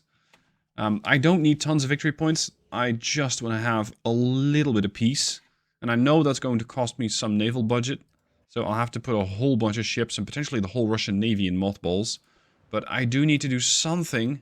Oh god. I do need to do something to try and get my economy back on track. And the way that it's currently going, I'm growing by, what, 0.1% per year or something stupid like that? Because I'm at war all the time. I need to give my economy a break. Give them some opportunity to come back from all this fighting and all this shipbuilding. And see if I can actually get some economic growth going. Now this fight over here is going to prove to be pretty interesting, because I'll only be able to see the target at the last possible second. No, it's not that bad. I thought the fog was going to be a lot denser than that, but apparently, even though I can't see the ship, my ship can. If your weather visually looks like this, then arguably my ship should not be able to see their ship. Because, you know, we don't have radar or anything to that extent. Look at these guns. That is some accuracy. It's a lot more accuracy than those 7-inchers had. Oh, they're the Mark III. That explains a lot. Let's keep the cat zigzagging. It might be a cat by name, but I'm not sure if she has 9 lives when it comes to dealing with enemy torpedoes. That Kasagi is going down quick. There it is. Hello. Could you not? These things expensive? 42 million? Damn. What did you put on there? They put a lot of speed on there. 33 knots. With 7,000 tons of displacement. That's almost twice what I have on my CL. That's a big light cruiser. What kind of other gear do you get? Turbines, cat ballistic HE shells. Okay, boom. Electrical turrets, 19-inch fast torpedo, stereoscopic rangefinder, hydro, and advanced radio. Yeah, that's going to cost you a pretty penny. But hey, the original Conrad Cat doesn't care about all your gear, and the 9-inchers hits just as hard. Now, of course, this is not quite the OG Conrad Cat, in the sense that, yeah, she got a couple of refits, so it's not the 1900 cruiser. But 15 years after her inaugural sea trials, she's still out there, and she's still kicking ass. Successfully, I might say. That's one CL down. This thing is This thing is cheaper. And both of those CLs combined. Now that's rich. That is really good. Alright, Kasagi. Curtains for you, dude. Did you forget bulkheads? No, you didn't. You even got many bulkheads and spacious crew quarters. Interesting. Shit, you just torped me, didn't you? Yeah, you did. Cease and desist. There's the damage. More pen. You mean HE? Ah, there's the flooding. That's what I was waiting for. Flooding hits. And now you're dead. Excellent. More transports saved. If only I could actually go on the offensive against their transports. Sadly, I don't know if it actually makes a difference. Because, well, I've sunk transports of theirs before, but their economies still seem to grow. Whereas if you, as a player, lose a couple of transports, your economy goes, nope, I can't afford to lose those guys, so yeah, there goes your economy. So that's a couple of victory points against the Japanese. The first of many, as far as I'm concerned. When it comes to Germany, I am ahead, but not by that much. Naval funding is looking very decent. Especially as I ended the war against Spain, that got me some decent money. Now I'm hoping that my submarines are able to do some damage against the against the surface element that the Japanese have here. There's 2 battleships. They appear to be going to this port here. I'm not sure exactly why, but okay.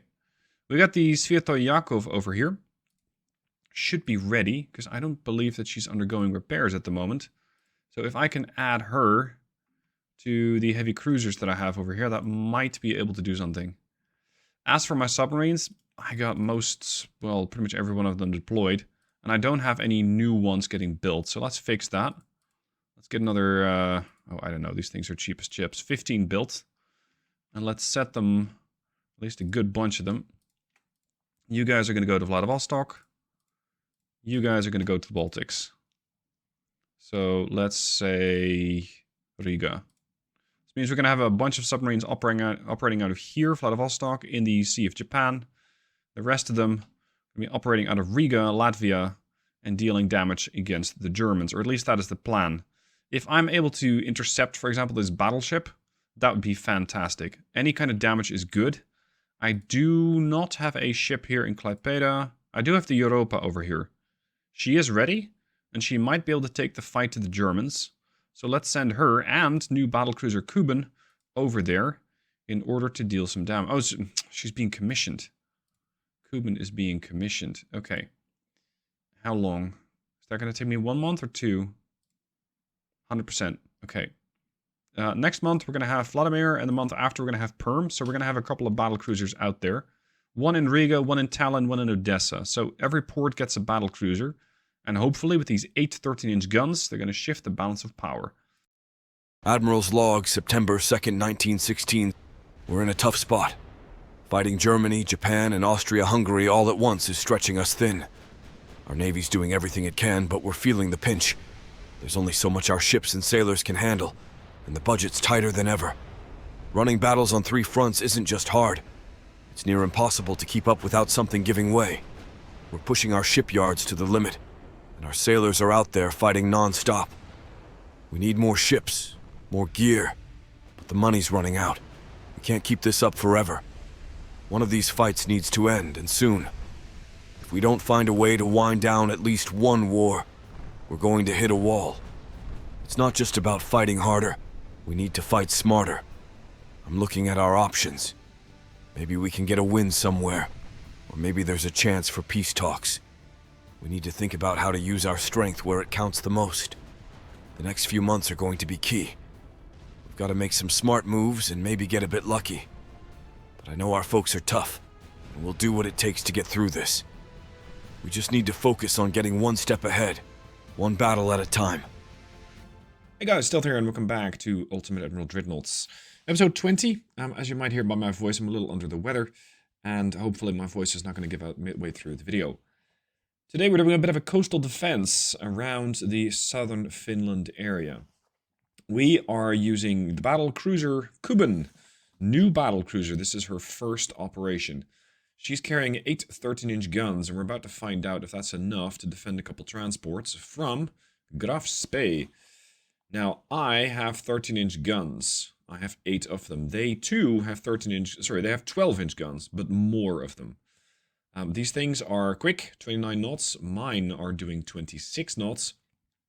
I am going to be very capable of intercepting the heavy cruiser, the CLs, the DD. I'm not that scared of that.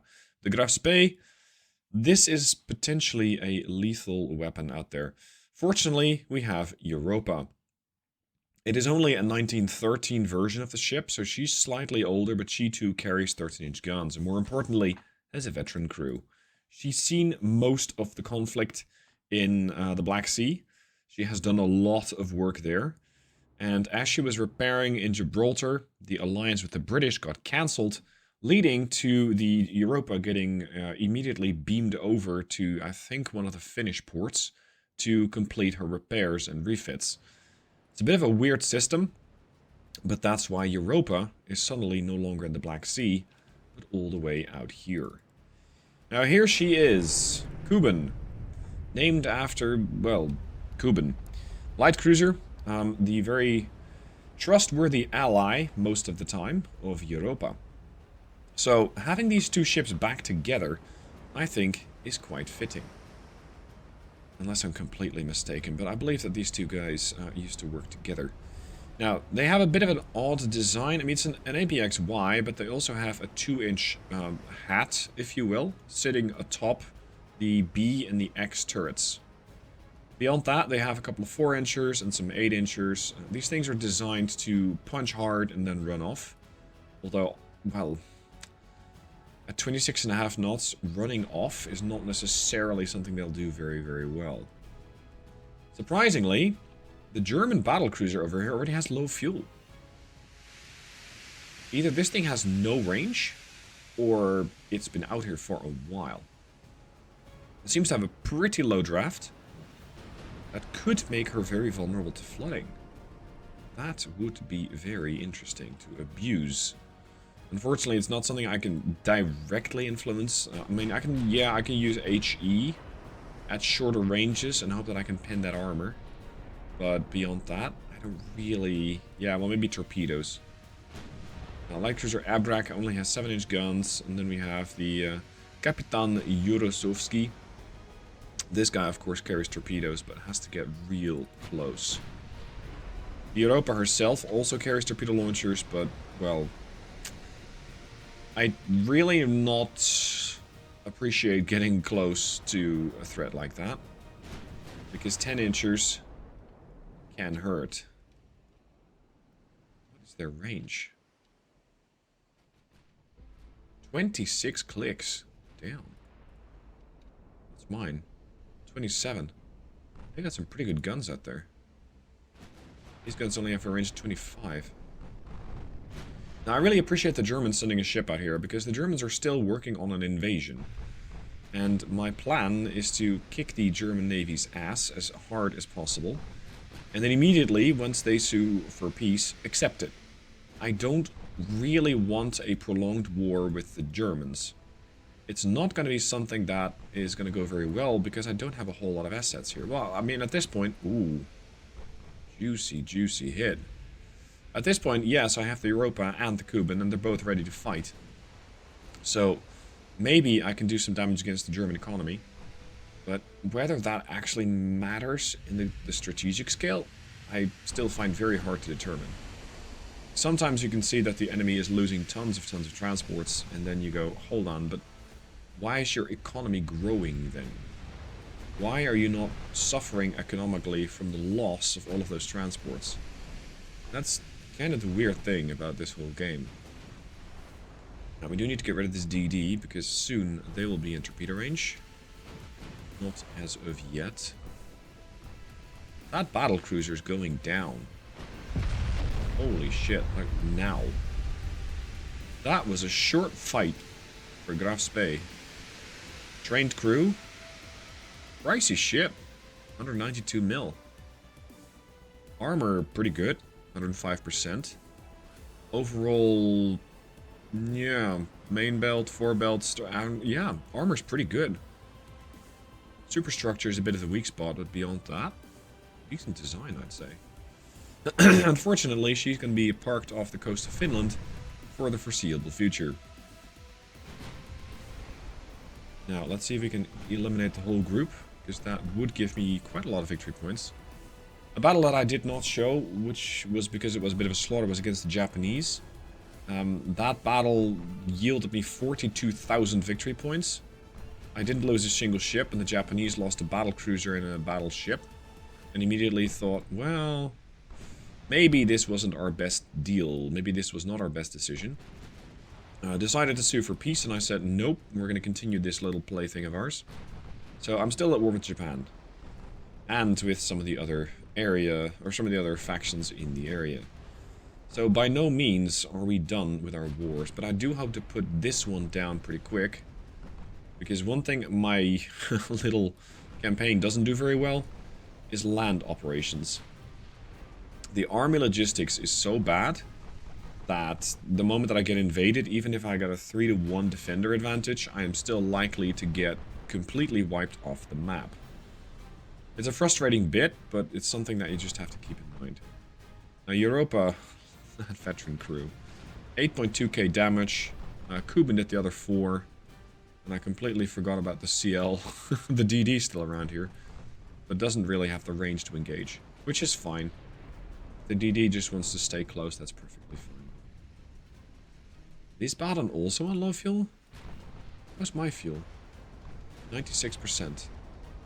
95. Excellent. So we're very good on fuel. Heavy cruiser Thor with 9.5-inch guns. Oh, it's a very old design. Definitely one of the older armored cruiser hulls. Yeah, this thing has no place being here. Not in the same area as Europa. They did bring a few more ships than I thought they would. But if only they'd rushed the light cruisers, I would have been in a far different condition. Ooh. Oops. Kuban says hello. I think the light cruiser Kuban is actually still around. Not sure. Now, this heavy cruiser might be old, but it's definitely capable of taking a beating. Come on, Thor. There she goes. Alright. So, I guess now we can say we killed Thor. That should be a blow to morale. HE on these ships are okay. The HE on the Europa is very good. At this range, oh, and by the way, I've set this, these AP and HE armor values, or pen values, to 100% armor quality. So the enemy has 55%, which means that my pen with HE is even better. We're dealing about 7.5 kilometer range, so 4.2 inches. Let's say it's a bit better than that. This thing has paper for armor, so one HE shell should put an end to it. If it is. That's kind of the problem. That was AP from Kuban. Or HE. Yeah, we got these guys in the bag. I wonder how expensive the loss of the battle cruiser is going to be for the Germans. I'm thinking somewhere in the range of about 15 to 20,000 victory points, and then we get some, let's say, some other snacks to go along with that. These guys do have torps. Yeah, we are sitting kind of inside of their torpedo range. Jesus, that's a lot of damage. Wiesbaden, toast. Köln. Torpedo's been destroyed. That just leaves the Frauenlob. She's also running on low fuel. And is getting completely hammered by Kuban. Now, this is a fantastic first battle for Kuban. One, because it's a fairly low risk engagement. And two, because it'll train her crew up. Meaning that Kuban is going to be even more deadly. That is the type of crew engagement, or, well, crew training, really, that I would like to see. There we go, 19k. Pretty decent prediction there. I hope the Germans come to their senses. I hope that they don't want to continue this war. I might be able to drag it out a little bit more. I do have a couple of submarines in the Baltic trying to stop a battleship from coming home. But whether the submarine engages or not is a complete dice roll. There we go. Yes, I will accept your peace treaty. It's a complete dice roll, and you never quite know what's going to happen. Like over here, I got 8 subs, and yeah, right there she is. The German battleship just sailed right through. Oh boy. That's a lot of assets. That's a battleship and a battlecruiser in one div, and then another. Okay, we're going to move here. We're going to try and put up a screening force, if you will, in the sense of sink anything that happens to have a German flag on it. All of these guys are set to unrestricted warfare. Hopefully, with that, I'll be able to sink some German shipping. Again, whether it works, I don't know. This is the thing I'm trying to stop. The Germans are trying to walk into Lithuania with 3.5 million men, and they have lost very, very, very little. I mean, losing 106,000 men on 3.6 million men? That's, it's not a rounding error, but it's not far off. When it comes to the defender, me, that's not so good. Now, victory points against the Japanese are looking very nice. Look at that. 146 points scored for the Japanese, 53k for me. And then we have the Austro-Hungarians. Not too much happening here. I do still have a submarine or 2 here. I'm going to have to bring these guys back because they are a little too badly damaged. You're going to go to Tripoli. It's nice there this time of year. As for the rest, the Germans seem to be bringing some ships home. Potentially because they are up to no good. Yeah, they're bringing a lot of ships home. Everybody's going to link up in the Baltic. More battleships. Yay. This is going to be very, very interesting. Very, very interesting. I do have submarines coming out eventually, like in 5 months. Half of them are set to deploy in Riga. But 5 months, these guys are going to get there a heck of a lot sooner. So it's going to be a very... Oh, there's another battleship. It's going to be a very interesting couple of weeks. Now, a conflict we haven't seen much of yet is the one with the Austro-Hungarians. It's about to change. We're engaging a battleship, a battlecruiser, and a heavy. With 2 battleships, but they're not really ideal. Apostle Petro, yes, she's an ideal ship for the job. 13 inches, she's just trying to find her footing. There she goes. Also with her, Petrov. A battleship / invasion ship with just a couple of 11 inchers. I'm going to do an overhaul of these ships. I want to have these things refit to give me a lot more firepower. Because they have a lot of empty hull space, and I can easily use that.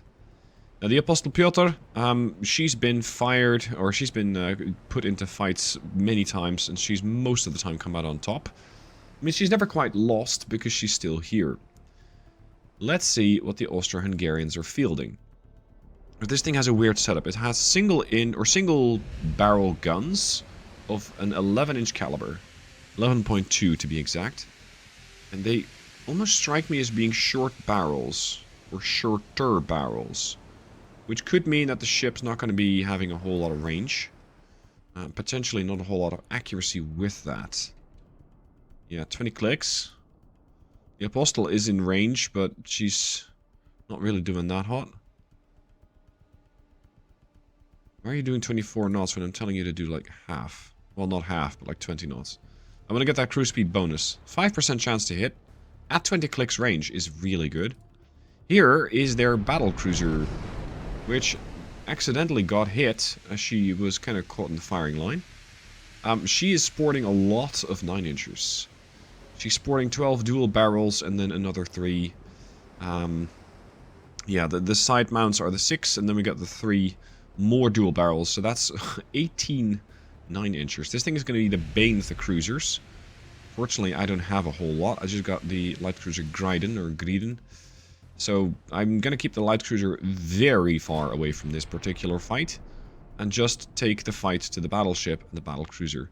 If I can sink those, I can take these guys out of this fight, i.e. the whole Austro-Hungarian faction, and hopefully, at some point, not have to worry about ships here, mothball the whole bunch, and hopefully be able to save a good amount of money here, because I'm still bleeding a whole lot of money, and I want to put that to work on researching more submarines or other smaller strike craft. The Apostle at this range is trying its level best. But I think that... This thing took a lot of flooding from that one hit that it took, by the way. Many bulkheads, maybe. Why the heck are you guys running off? That's a little weird. The Petrov, by the way, is not in range. She only has a range of 20 clicks.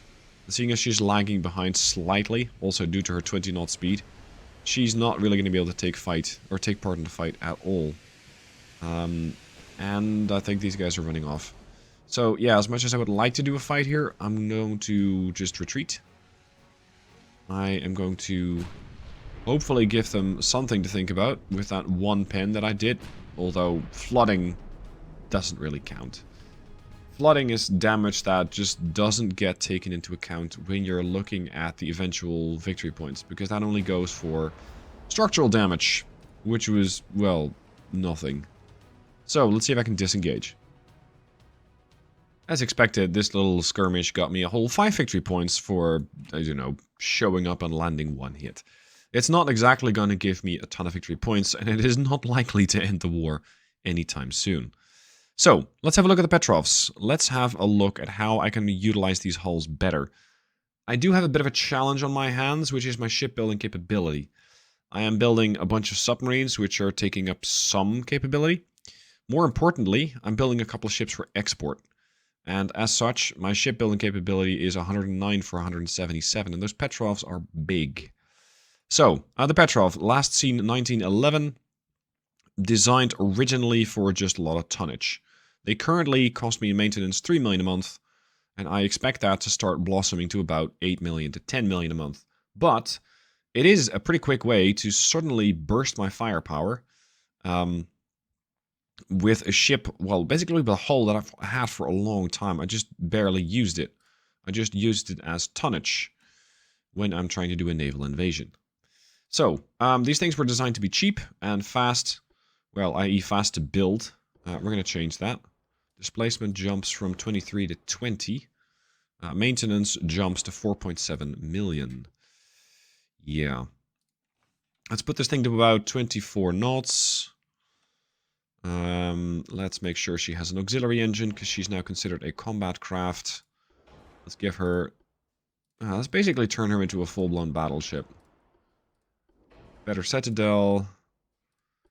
Some better propeller shaft. Better steering. There she goes. Maintenance, 6.3 million. That's without firepower. Coincidence rangefinder is fine. Although... well, stereoscopic could work. What kind of tower we got? 22 long-range accuracy.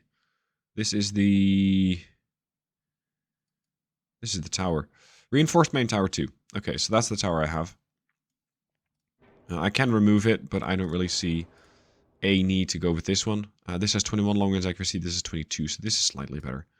Secondary tower, no upgrades there, I believe. This is rear tower 4. I mean, the tech hasn't really changed much in the last couple of years.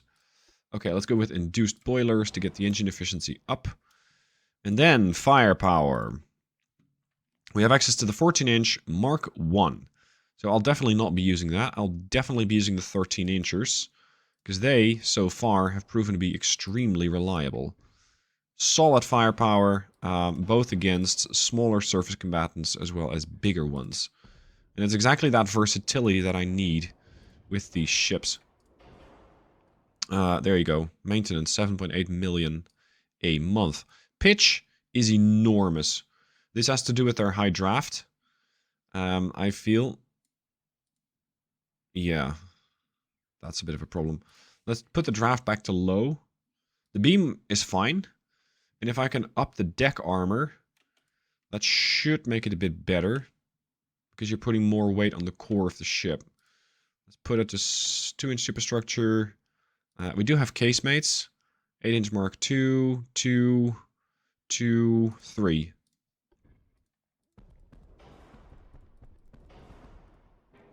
Alright, we're going to supersize these casemates. You're now 5.9 inch. Oh, sorry, that's the dual barrels. You're now 5.9 inch. Oh. Or not. 10% longer barrels, giving these things a pretty decent draft, I suspect. Yeah, 14 clicks. Excellent. Acoustics. Let's give you a hydrosonic system, or a hydrophone system. This way we can at least spot some torpedoes, or at least pretend. You're now also going to be a command ship. And when it comes to propellant, we're currently using TNT because it is fairly stable. 17% flash fire, 26%, or 29%. I'll take 17. Cordite is going to make it a lot more volatile, so I'll not do that. We're using cap ballistic HE and capped AP shells for dealing with high armor threats. And with this firepower, I should be able to pen light cruisers with ease with HE. Refit time, 8 months. I'm going to have to refit these things like one by one. Not only to save on my shipyard capacity, but also to make sure that I don't take too many of these out of operation for an extended period of time. Alright, let's see if we can condense this thing. Make the Citadel a little smaller. If these things can be 360-degree turrets, that would be fantastic. And I think they are. Now, I am colorblind, so it's a bit harder for me to see, which is why you'll see me just move the turrets around with R and T. Which is the rotating thing for the turret. Yeah, so that ought to work. Put this over there. Perfect. Like so. No, you're fine where you are. I just need to rotate the turret. This one. There. We still got a 4 weight offset, which is pretty severe. Tonnage-wise, I don't have a lot of options. I could try putting a secondary gun, like maybe next to here. Shift the weight aft. It's not really doing that much for me. I could also remove a couple of these casemates here. And I guess that's going to balance the ship out. Yeah, there we go. Pitch, still not great.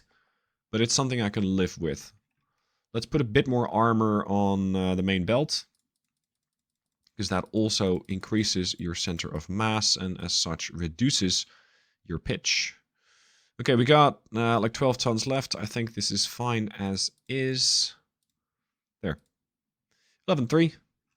Welcome to the Petrov Mark II. No longer just an invasion ship. We're going from a 3 million maintenance price to 8.3 million a month. But all of a sudden, we're going from 4 11-inchers and a random 5-incher to 8 13-inch guns with very heavy shells.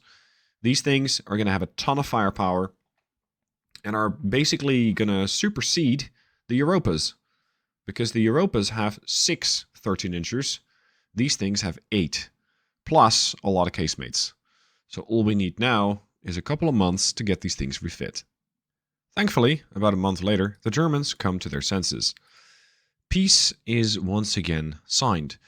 So, that is going to give me naval prestige and removes unrest. My naval prestige is currently a little under 1600.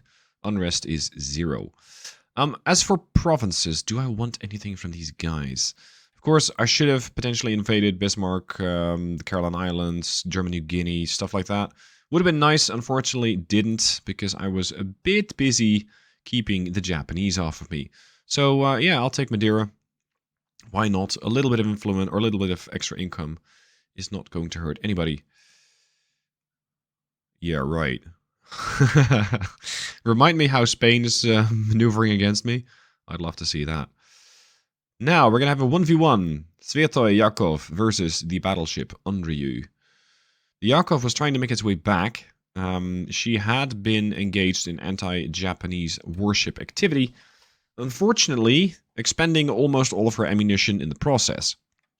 So she's going to be a little light on firepower. I'm not sure if she made it back to port yet, or if she's kind of getting intercepted on her way there. No, she's fine. She has her standard complement, she's crewed by veterans, and she has 100% fuel. She's ready for this fight. Can the Japanese say the same? Let's see. They do have a torpedo boat escort. Torpedo boats, I think, are largely outdated by 1909. To the sense that you can't build them anymore, depending on what tech you have. I think at some point destroyer hulls just make the torpedo boats completely outdated. And as such, most nations are, well, getting rid of their torpedo boats. Or in the case of the Japanese, I am working to get rid of their Japanese torpedo boats for them. This thing almost looks German. Interesting that they're not using a barbette for the B turret. That seems like a mistake. Their firepower is definitely more numerous with their 10-12 inchers. I hope that the Yakov, with her slightly bigger guns in the form of the 13s, is going to be able to pen this thing from range. And that if the Yakov takes a hit, she's going to be able to do better damage control due to her veteran and damage control parties. Maintain armor-piercing shells. Unless we're getting some sort of plunging fire, but I kind of doubt that. Still haven't found the range. 10 clicks. Come on, dude. Sure enough, we should be able to hit it right about now. There we go. 12% chance to hit. There's the torpedo boat. Put the secondaries on that. Don't switch to the new target. Thank you very kindly. Just use the secondaries. Chance to pen me with those 12s is pretty damn good.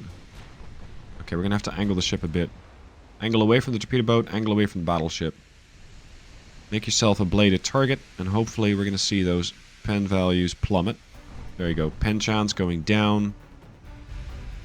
25%, 23%, the whole belt's now angled. Perfect.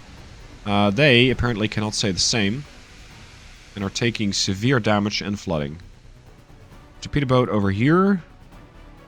Oh, ain't you a cute little thing. 2 torpedo tubes right on the stern. This thing just took a hit from... took 2 hits from an 8-inch. And seemed like it just shrugged it off. The battleship just seemingly took another big hit.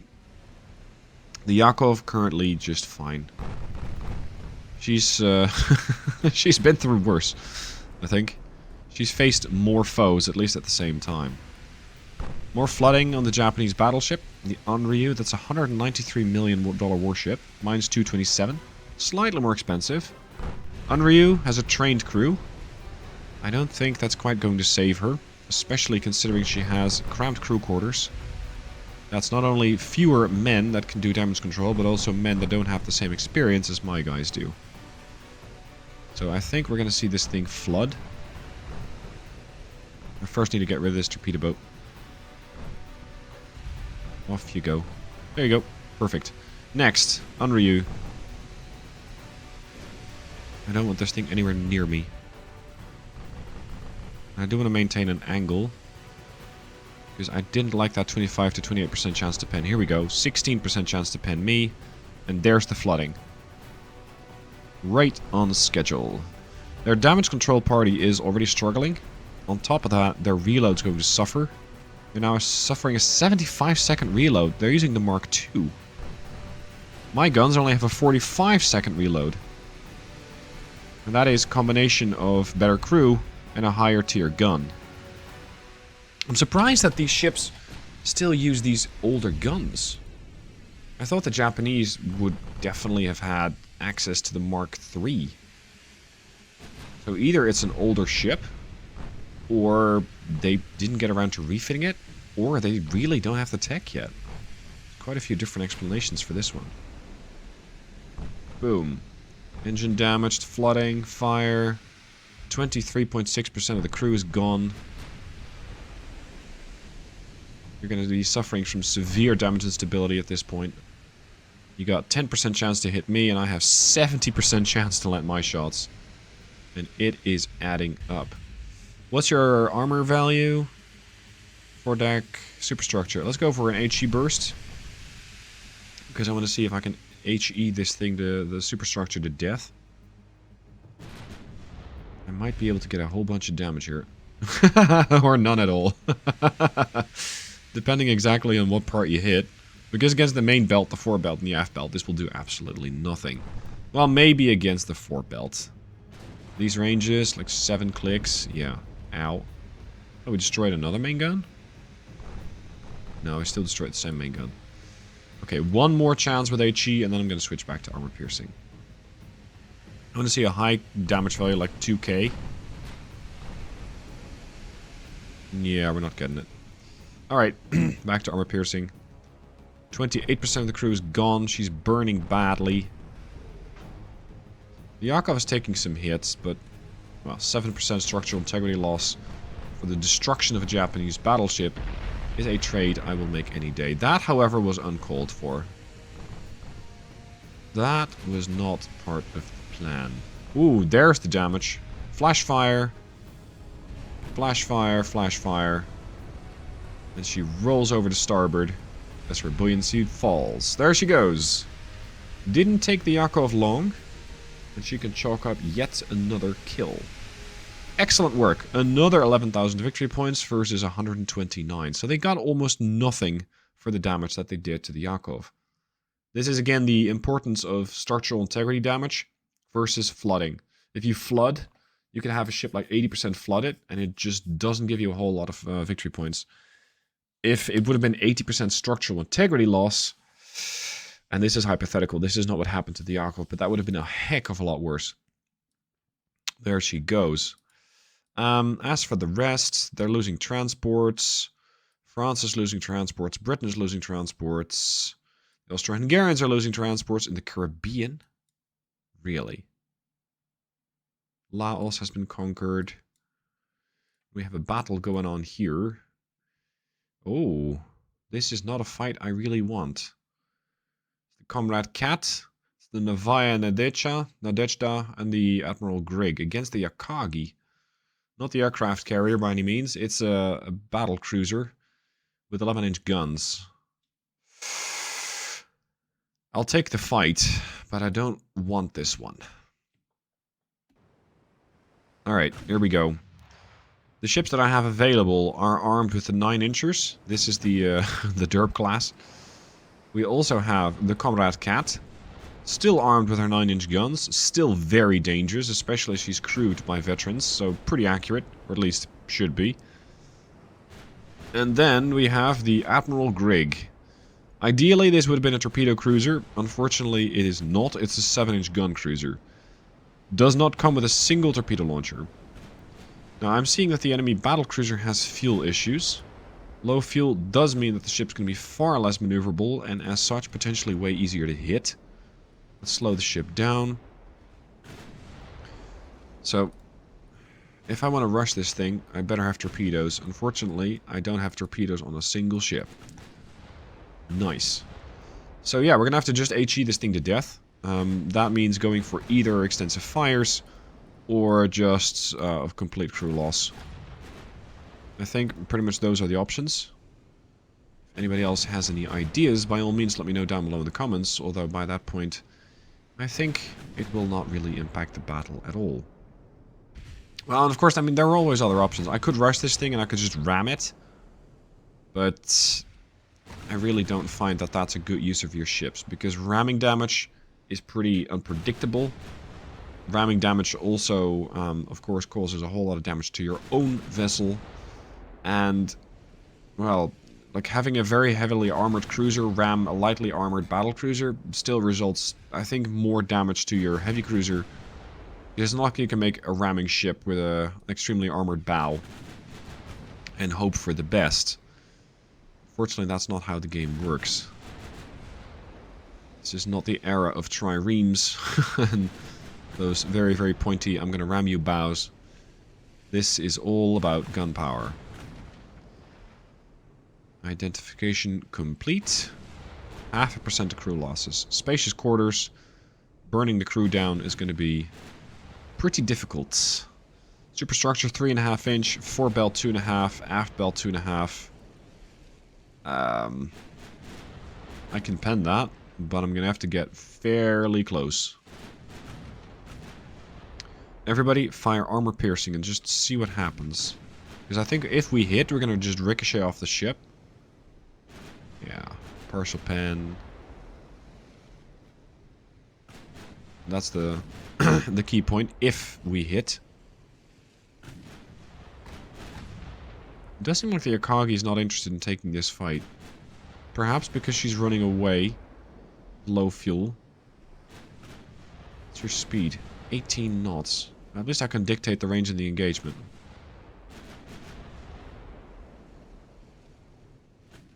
We're not even landing hits here. Oh. Wow. Flooding? What? Did we go through the deck? Through the aft belt? Okay. I guess it was the rudder compartment that got hit. But it just didn't really seem to register. Alright, let's see if we can just disengage. This fight's going to take me all the ammunition that I need for taking down other threats that might involve, for example, escorts for the Akagi in a future fight as I'm using the Yakov. So I think I'd be much better served keeping these ships alive and healthy. Getting, like, I don't know, 100 victory points, if that. And just letting this battlecruiser slip away, because my chances of taking it out without taking severe damage in the process is not good. Just the risk-reward isn't quite there. So we're going to smoke up with the Grig, we're going to disengage, and we'll live to fight another day. Successfully disengaged, 20 victory points for my trouble. I hope to find that battlecruiser another time, but with the Yakov, because the Yakov would eat that thing for breakfast. Another battlecruiser down would push me closer towards the 100,000 victory points, which is kind of what I'm chasing with the Japanese fight. Because at that point, I might be able to take one of their very sizable colonies. And that would give me the income that I need. Because income is something, well, I never have quite enough of. Well, well, well. Did you really make it to the end of this almost 12-hour saga so far? Hope you're enjoying the ride. More episodes are up on the channel by the time that you're watching this. It's the first time I'm uploading one of these mega cuts, if you will. So by all means, let me know down below in the comments how you're using it. If you're putting it on in the background in your office, if you're using it to sleep, whatever it is, your choice at all. Let me know down below in the comments. Thanks for watching.